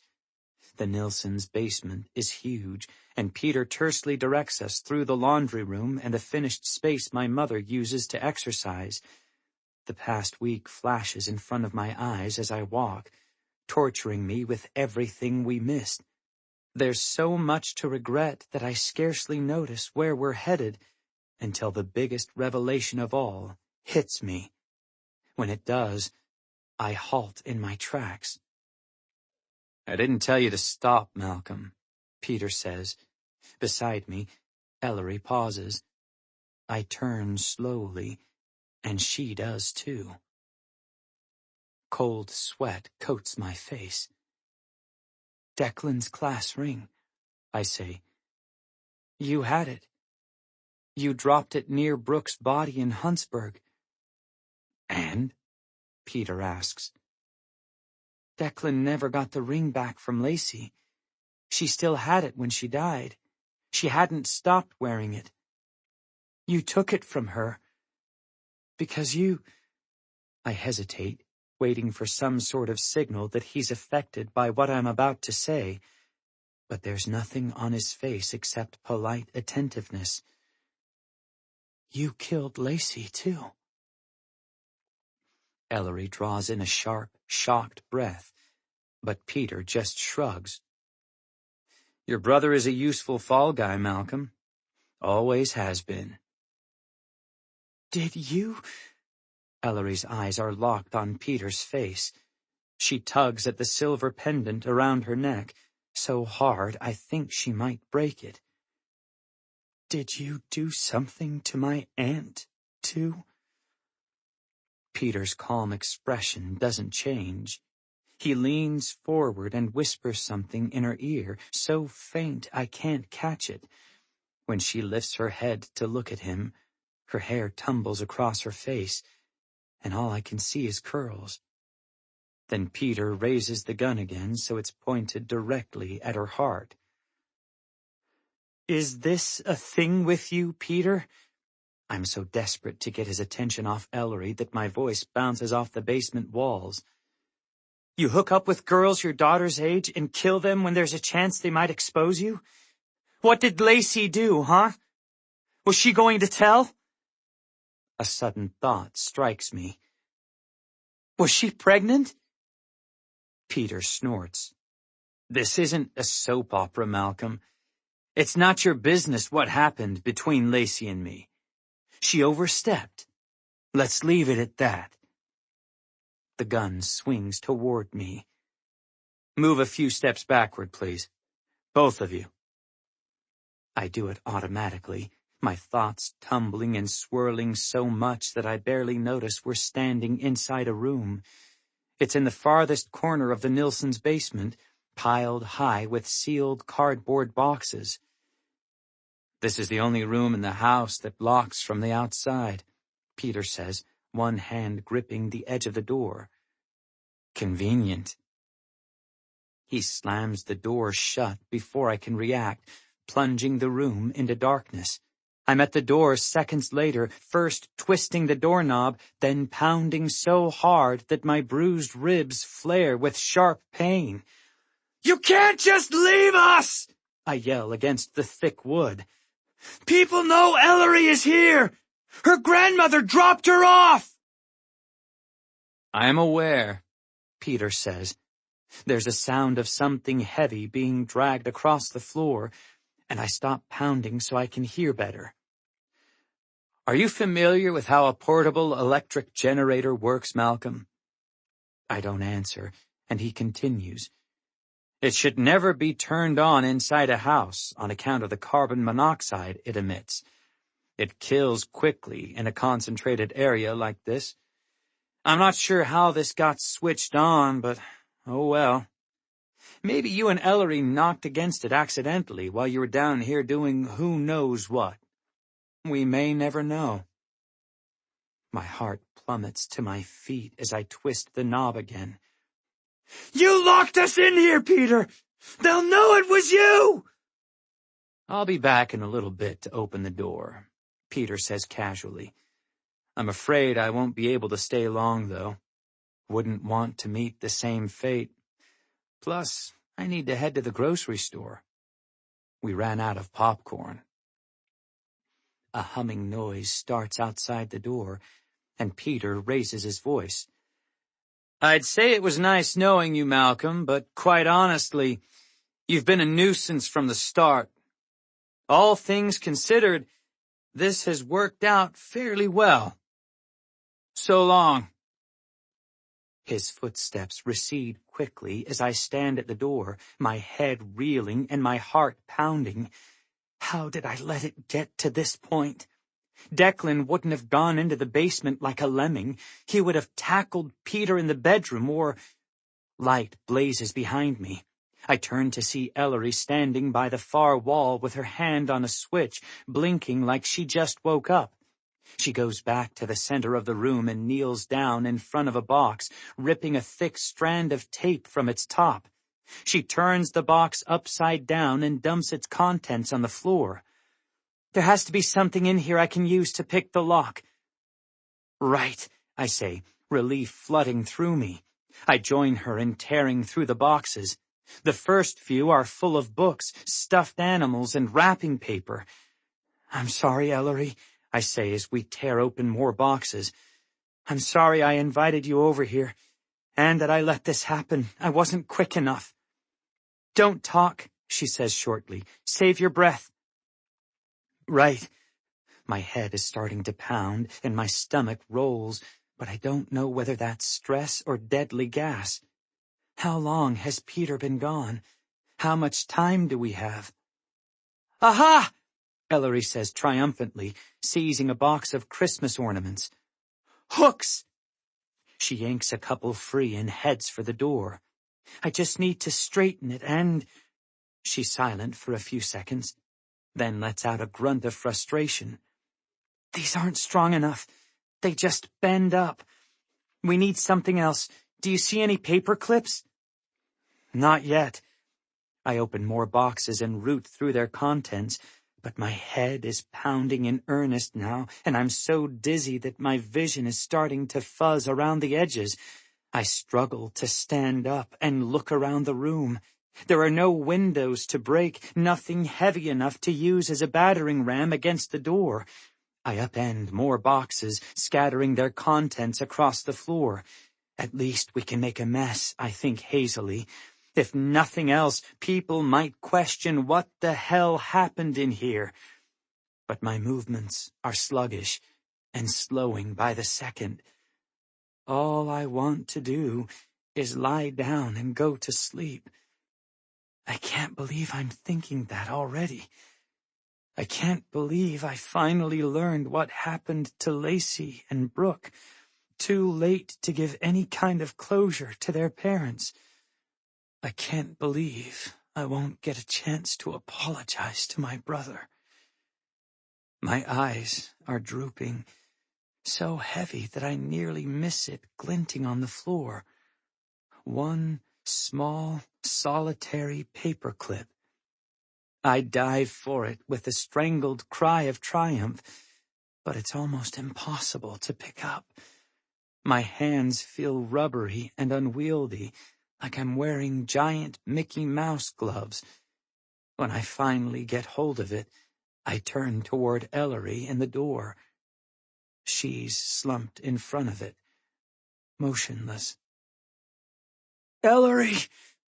I grab her by the shoulders and pull her into a sitting position, cupping her cheeks in my hands until I see her release a breath. I shake her as hard as I dare until her hair spills across her face. Ellery, come on. Wake up. Please. She doesn't respond. I lay her carefully on the floor and turn my attention to the paper clip. I can do this without her. I just need to unfold the clip and get to work.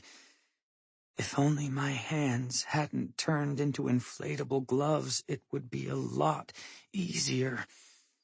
If only my brain wasn't about to pound out of my head.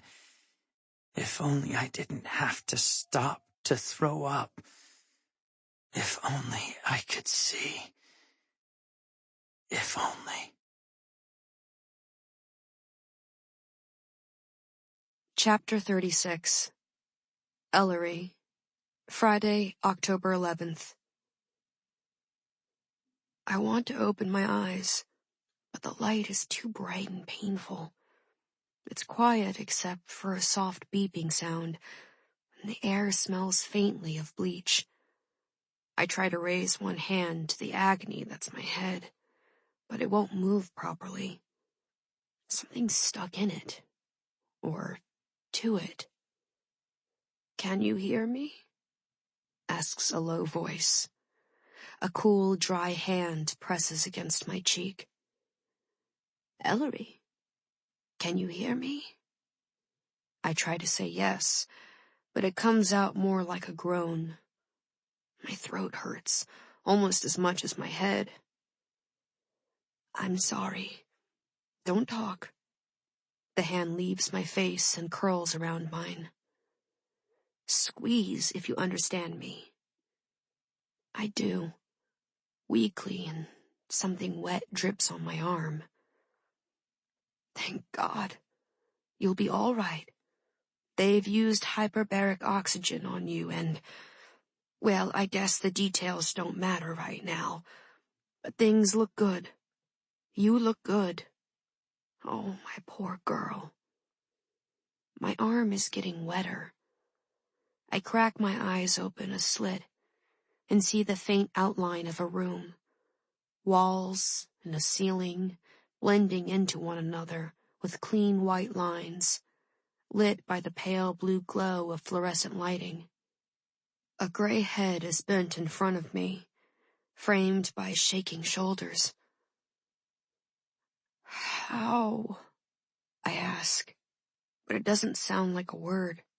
My throat is as dry and rough as sandpaper. I try to swallow, but it's impossible without saliva. How? I rasp again. It's still unintelligible, even to my own ears, but my grandmother seems to understand. Your brother saved you, she says. I feel like Sadie's robot character in The Defender. That does not compute. How did Ezra wind up in the Nilssons' basement?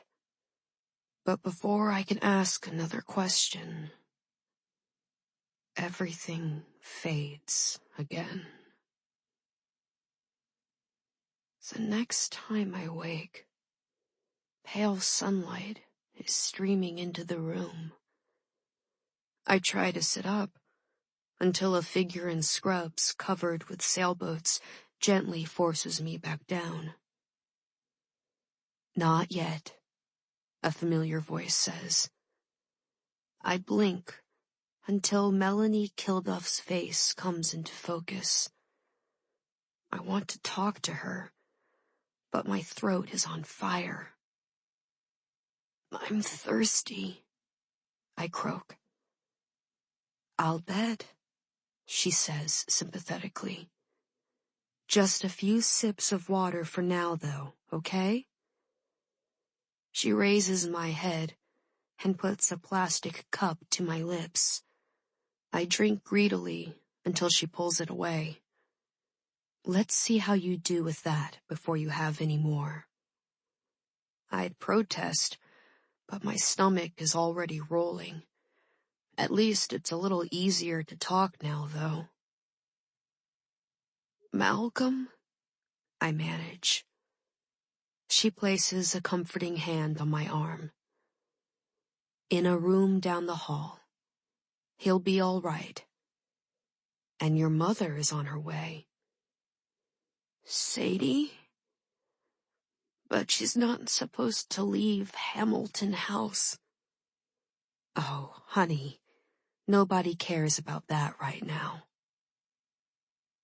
Everything about me feels as dry as dust, so it's surprising when tears start rolling down my cheeks.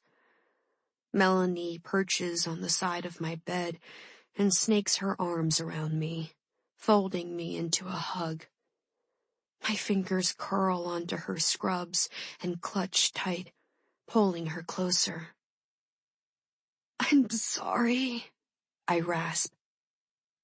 I'm so sorry about everything. Is Mr. Nilsson? I trail off as my stomach lurches and I gag. Melanie raises me into more of a sitting position. Throw up if you need to, she says soothingly. Right here is fine.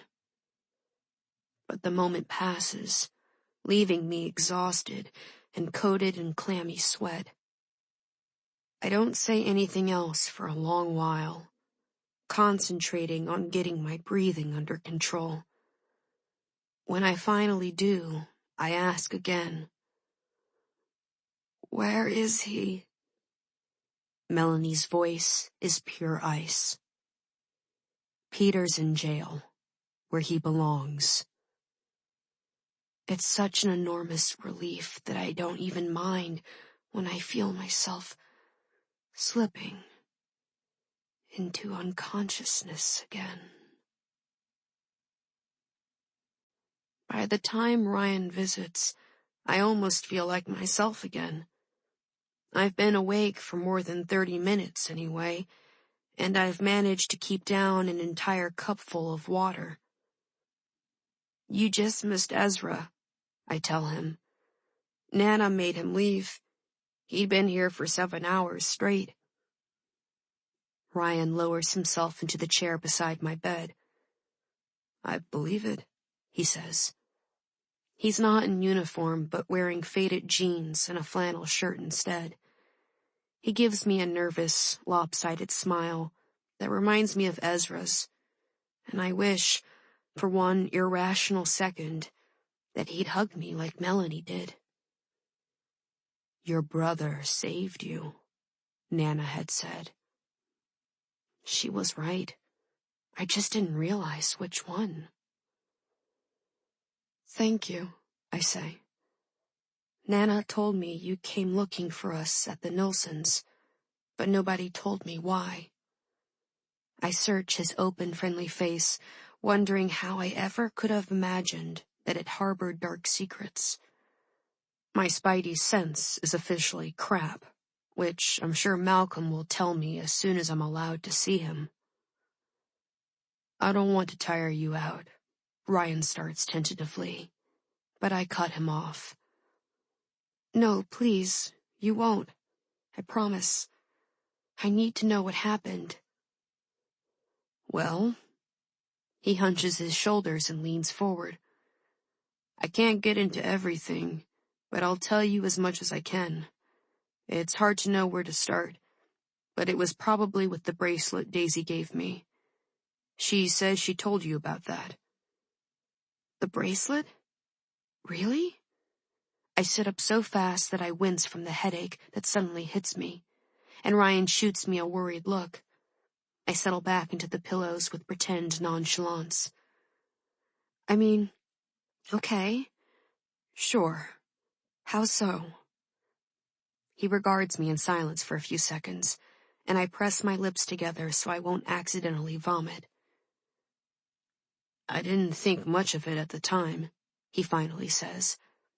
I followed up with the jeweler and she had no paper trail. She'd sold a bunch of bracelets around the same time and kept lousy records. Dead end, I thought. But I asked her to contact me if any similar sales took place, and last month she did. A guy bought the exact same bracelet and paid cash.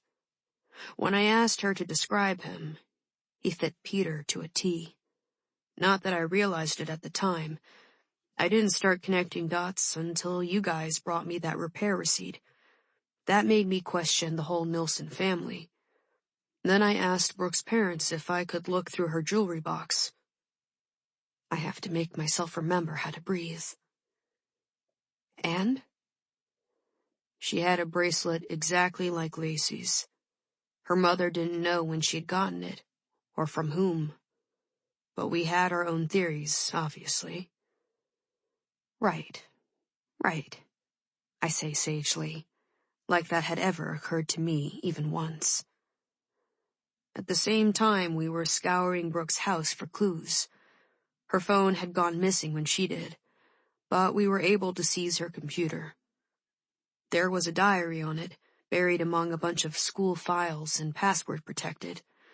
It took us a while to get it open, but once we did, we had most of the story. Brooke's side, anyway. She was cagey about names and details, but we knew she'd had an affair with someone older, that she had been with him the night something terrible happened, and that she wanted to make things right. We had the car repair receipt, so we were starting to piece things together. But it was all still circumstantial. Then the Huntsburg police found Declan's ring at the crime scene. Ryan grimaces, burrowing his neck into his shoulders. I screwed up there when I questioned Declan. I was trying to rule him out while confirming that the ring was his, because at that point I was pretty sure he was getting framed.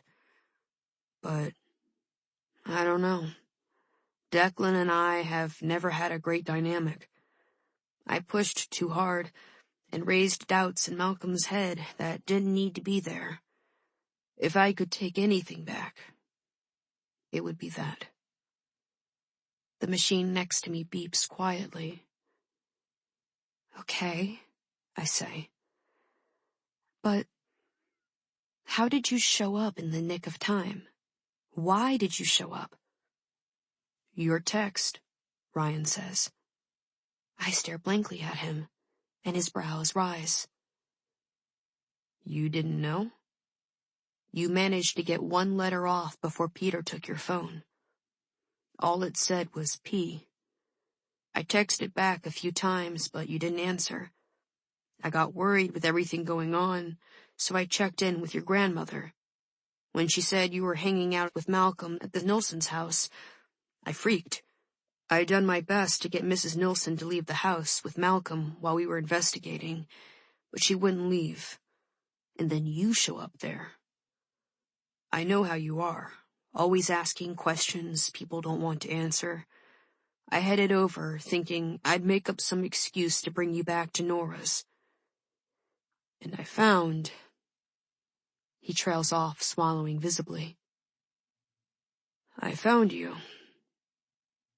Where was Peter? Ryan's expression darkens.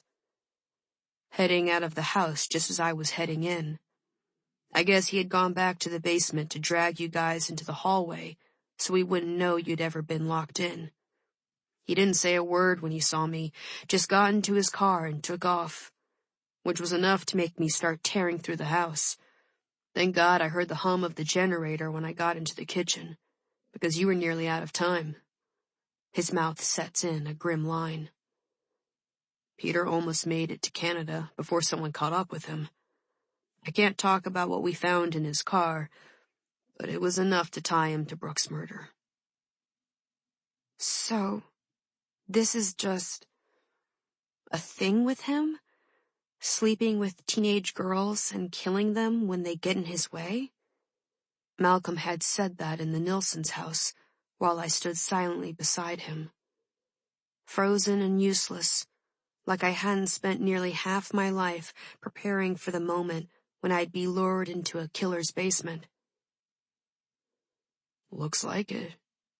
Mind you, he hasn't confessed to anything.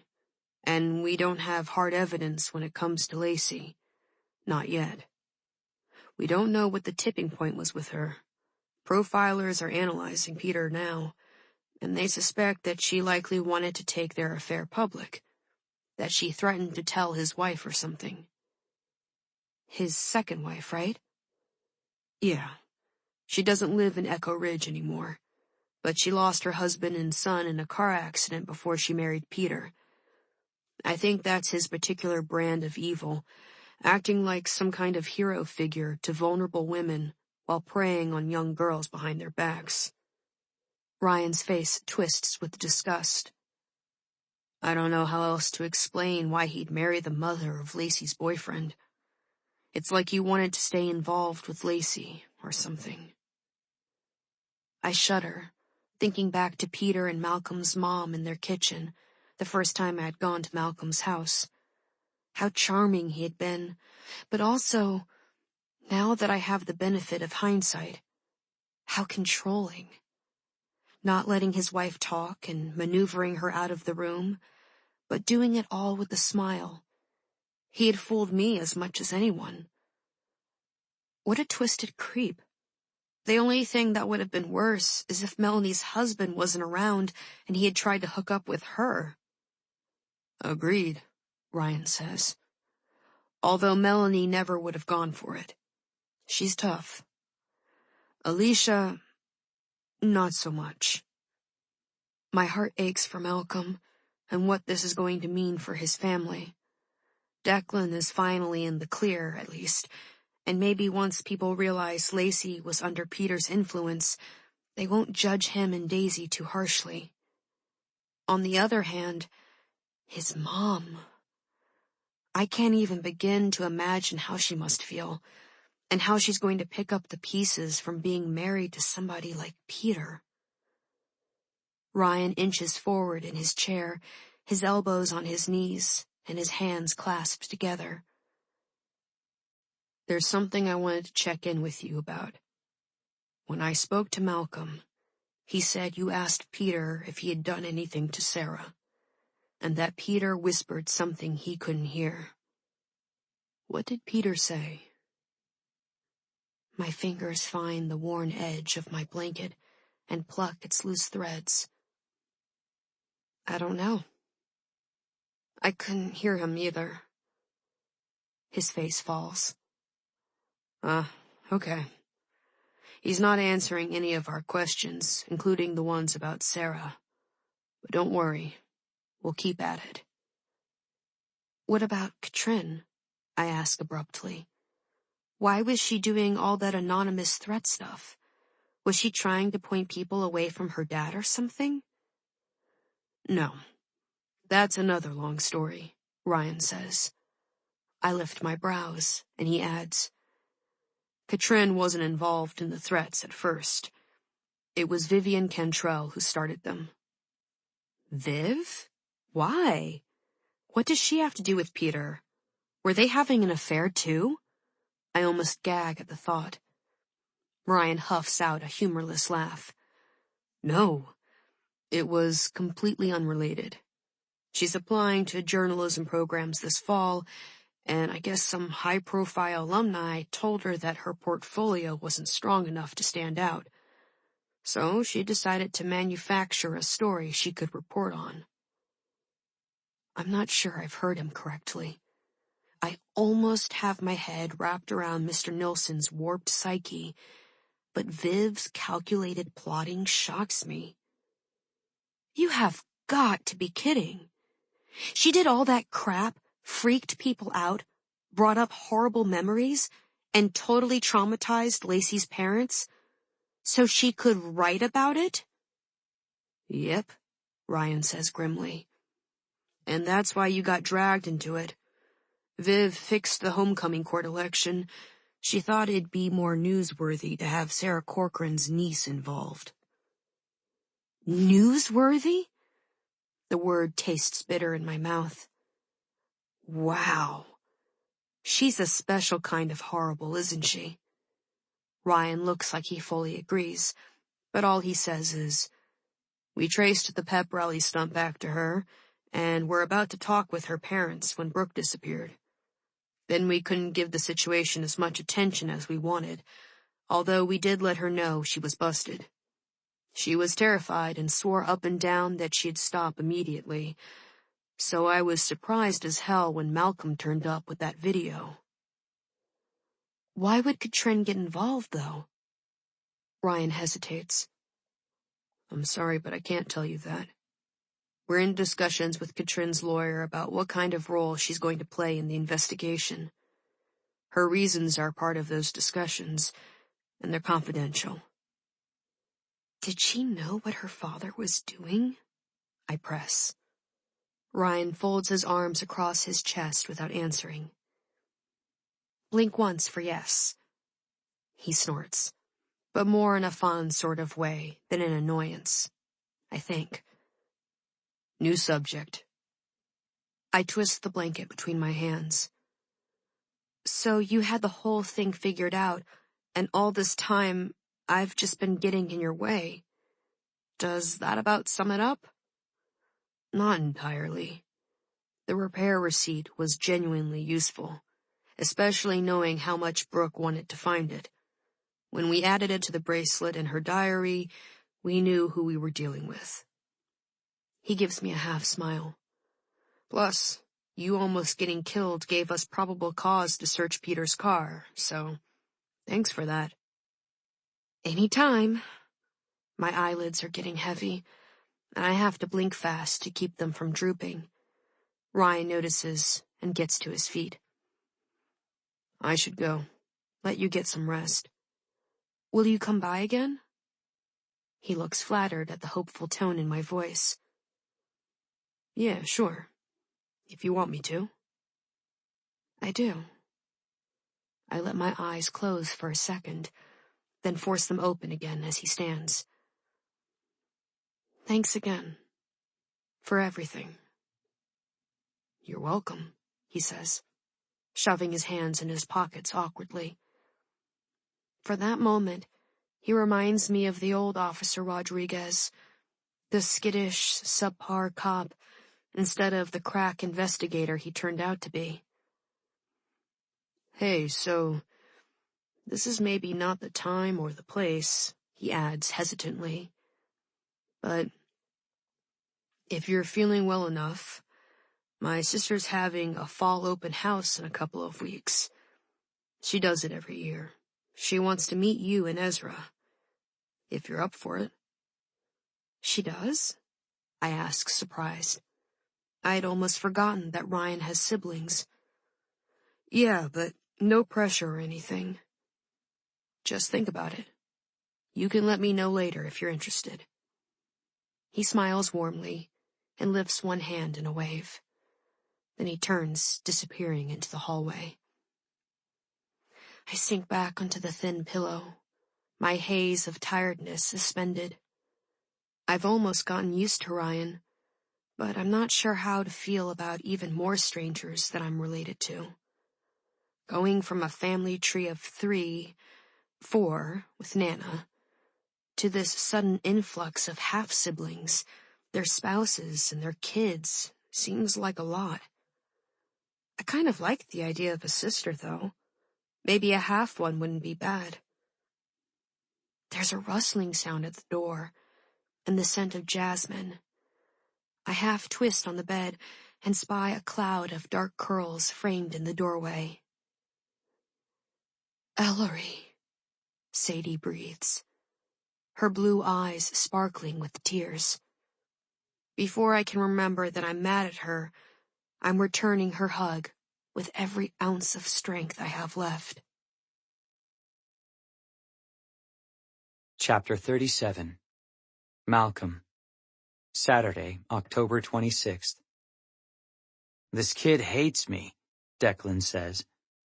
I don't think he's wrong. The 6-month-old baby he's holding is sitting stiff as a board on his knee, red-faced and screaming.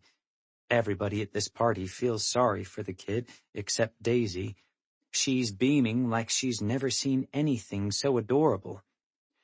I can practically see her ovaries exploding, Mia murmurs beside me. You're holding him wrong, Ezra says. He scoops the baby up in one deft motion, cradling him in the crook of his arm. Just relax. They can tell when you're nervous. The kid stops crying and gives Ezra a giant, toothless grin. Ezra tickles his stomach before holding him out toward Declan. Try again. No, thanks, Declan mutters, getting to his feet. I need a drink. A pretty dark-haired woman climbs the porch stairs, squeezing Ezra's arm as she passes. You're so good with him. She's the baby's mother, Ryan Rodriguez's sister, and we're all hanging out at her house 2 weeks after Peter Nilsson's murder attempt, like everything's back to normal. I don't know. Maybe it is, or maybe we're finally figuring out that we haven't been normal for years and it's time to redefine the word. Declan heads for a cooler in the backyard, and Mia nudges my arm. No time like the present, she says. I glare at my brother's back. Why is it even my responsibility? He's older. He should extend the olive branch first. Mia adjusts her cat's eye sunglasses. You thought he was guilty of murder. Yeah, well, Ellery suspected me at one point. I got over it. Ellery had known you for less than a month then. She wasn't your brother. He didn't even visit me in the hospital. She enunciates every word carefully. You thought he was guilty of murder. I almost got murdered. You could do this all day, or you could be the bigger person. Mia waits a beat, then punches me in the arm. At least he showed up. All right, fine, I grumble and take off after Declan. I wasn't sure he'd be here. We've only spoken a couple of times since I was released from the hospital, mostly to sort stuff out related to Mom. That's a mess.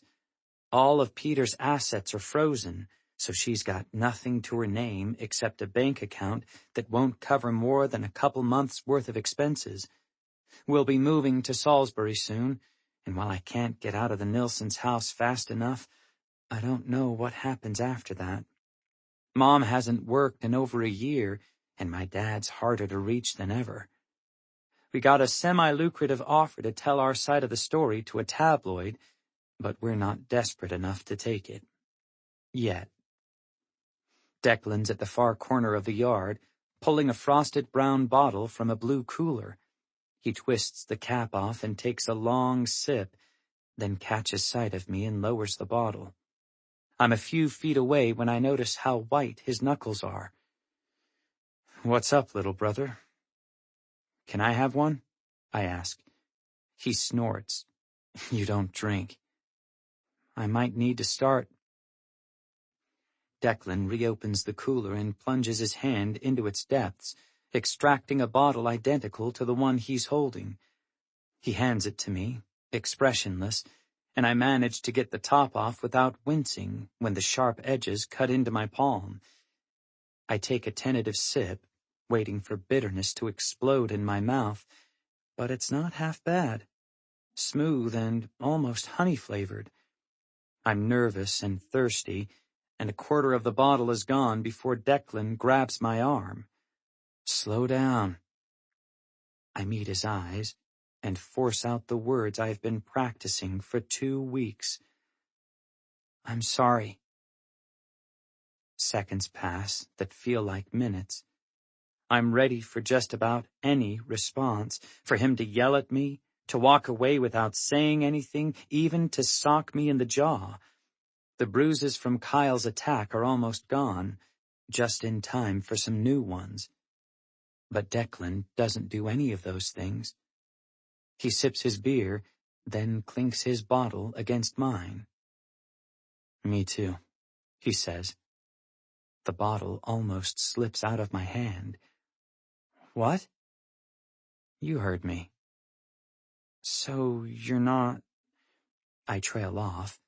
You're not mad still seems impossible. Declan looks back at the porch we left, squinting in the bright sun. It's one of those incredible late October days we get sometimes in Vermont, upper 70s with an almost cloudless blue sky, the trees around us exploding with color. Daisy is holding the baby now, talking earnestly with Ryan's sister. Mia and Ezra are sitting side by side on the wooden railing, legs dangling and their heads bent close together. The sliding door to the house opens, and a girl steps outside, dark curls bouncing around her shoulders.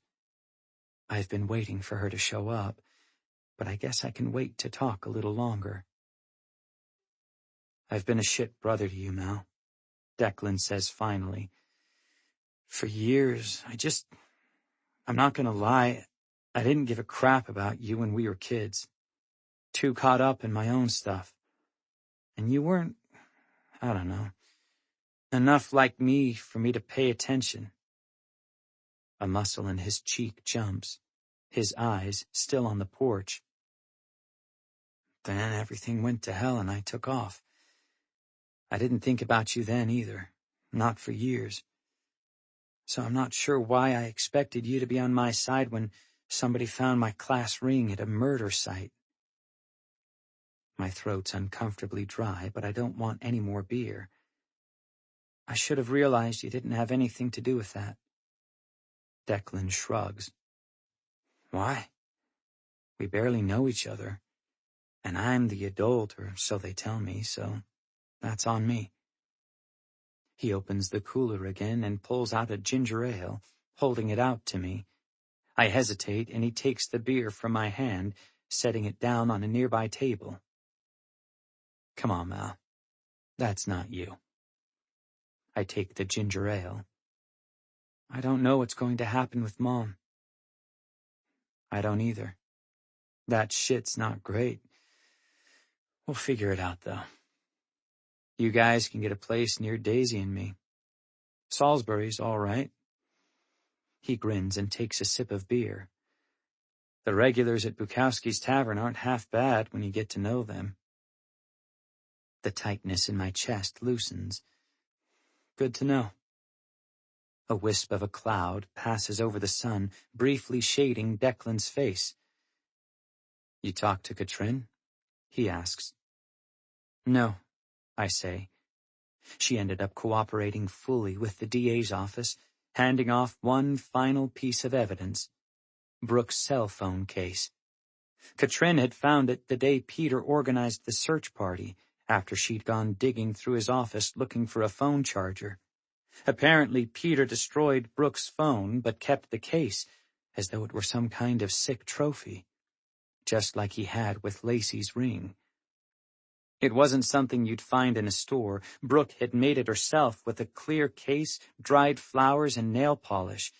It was one of a kind, and when Katrin saw it tucked away like that, she knew her father was involved. Instead of turning him in, she'd recreated one of Viv's anonymous threats to try to deflect attention. Katrin's lawyer painted as sympathetic a picture of her as he could. He claimed Peter had methodically estranged Katrin from her mother for years so he could control and manipulate her, to the point where she was totally dependent on him and unable to distinguish right from wrong. A different type of victim from Lacey and Brooke, but still a victim. And maybe she is. I don't know, because I haven't answered the one text she sent me since she was released into her aunt's custody. Katrin isn't allowed out of the country, and her mother's not willing to move here. He's all I have. I didn't answer. Not only because it wasn't true, she'd had me and my mom at the very least, plus her aunt and even Theo and Viv, but because I can't think about my stepsister without remembering the last time I saw Brooke in her driveway, glancing back at me over her shoulder before she went inside. Soon after, according to the police, she slipped out again to meet up with Peter. I don't think I can ever accept the fact that Katrin knew Peter was involved in her best friend's disappearance and stood by him anyway. Maybe one of these days when everything is less raw, I can try to understand what it was like to grow up with that toxic sewer for a father. But 2 weeks after he tried to kill me isn't that time. Probably a good thing. That whole family's rotten to the core, Declan says, taking another long pull at his bottle. Anyway, you and Mom should come over for dinner this week. Daisy and I bought a grill. I start laughing. Holy hell! You bought a grill! You're holding babies! What's next, Suburban Dad? You gonna start talking about your lawn? Declan narrows his eyes, and for a second I think I've gone too far. Then he grins. There are worse fates, little brother. Much worse fates. He turns toward the porch again, shading his eyes against the sun. Ellery has her hands clasped stiffly in front of her as she talks to Ryan's sister. Why are you still over here yapping at me? Go get your girl. She's not my... I start, and Declan shoves me. Only a little too hard. Don't be such a wuss, Mal, he instructs, pulling the ginger ale from my hand. But he smiles when he says it. So I leave him, crossing the yard toward the porch. Ellery spots me when I'm about halfway there and waves. She says something to her half-sister, then bounds down the stairs with an energy that sets my nerves jumping. I've seen her only a couple of times since we left the hospital, always with some combination of Ezra, Mia, or her grandmother around. I even saw Sadie briefly before she went back to rehab. Ellery and I aren't alone here either, but for a few seconds in the middle of the backyard, everybody else fades away, and it feels like it. Hey, she says, stopping within a foot of me.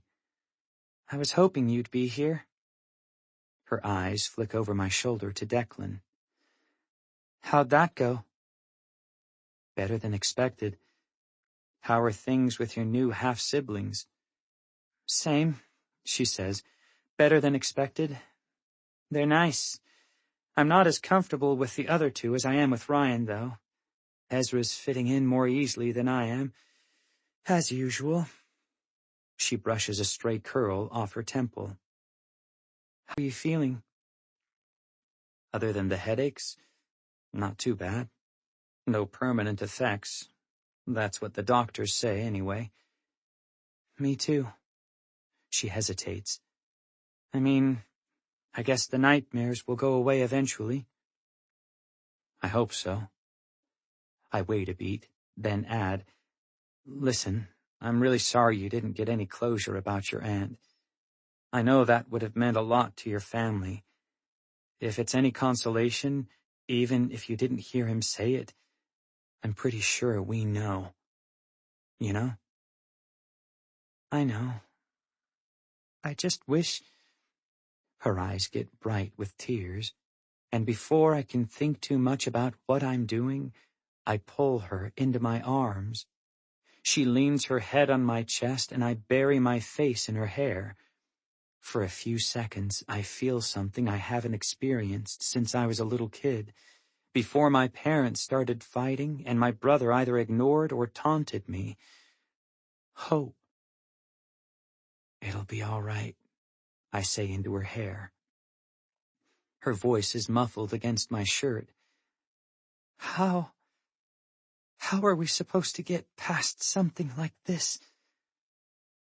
I look over her head at the porch, where Declan's rejoined Daisy, and they're talking with Ryan and Mrs. Corcoran. Ezra's gotten off the porch railing to hold the baby again, and Mia's making faces at it. The Kilduffs arrived at some point, and even though my mother's not here, I can almost picture her venturing into something like this one day, forgiving herself for believing a monster's lies. We all have to figure out a way to do that. Just living, I guess, I finally say. Ellery pulls away from me with a small smile, swiping the back of her palm against her wet cheeks. Her dark lashes are spiky with tears. Seriously? That's it? That's all you've got? No, I have an ace in the hole I've been saving to cheer you up. Her brows rise, and I pause for dramatic effect. Would you like to visit a clown museum with me? She starts to laugh. What, now? In the middle of a party? Can you think of a better time? After the party? Ellery suggests. It's right down the street. We could be there and back in half an hour, 45 minutes tops.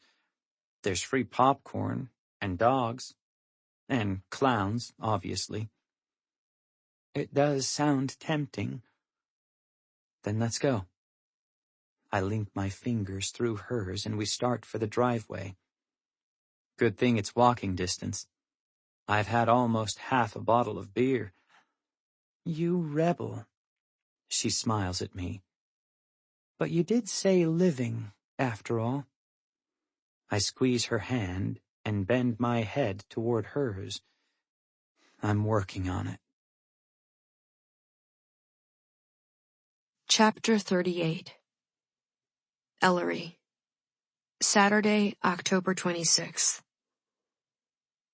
Malcolm's hand feels warm and solid in mine. Leaves swirl around us like oversized confetti, and the sky is a bright, brilliant blue. It's a beautiful day, the kind that makes you think maybe everything will be okay after all. Despite all the trauma of the past 2 weeks, good things have happened too. While Sadie was in town, she and Nana talked. Really talked. They still don't understand one another much, but it finally felt like they both want to try.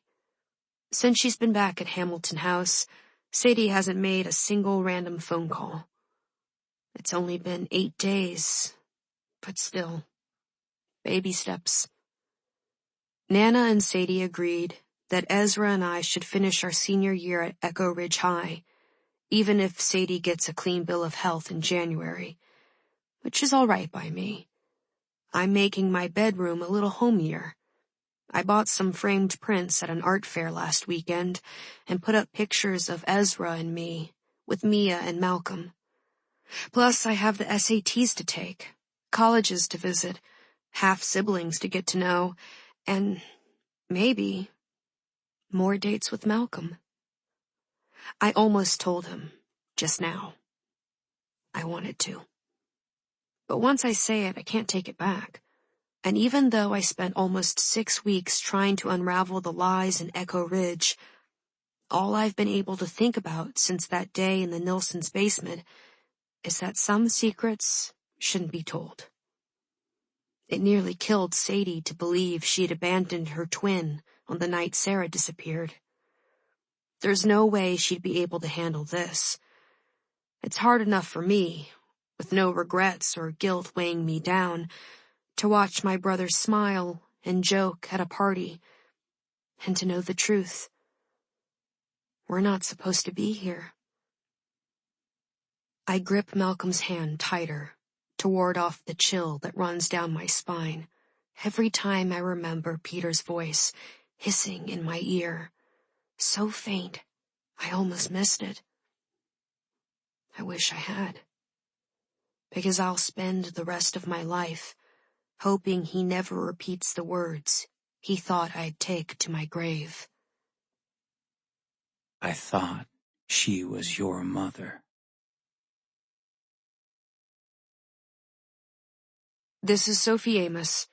We hope you have enjoyed this unabridged production of Two Can Keep a Secret by Karen M. McManus. This program was directed by Simone Barros. Executive producer Kelly Gilday. Text copyright 2019 by Karen M. McManus. Production copyright 2019 Penguin Random House, LLC. All rights reserved.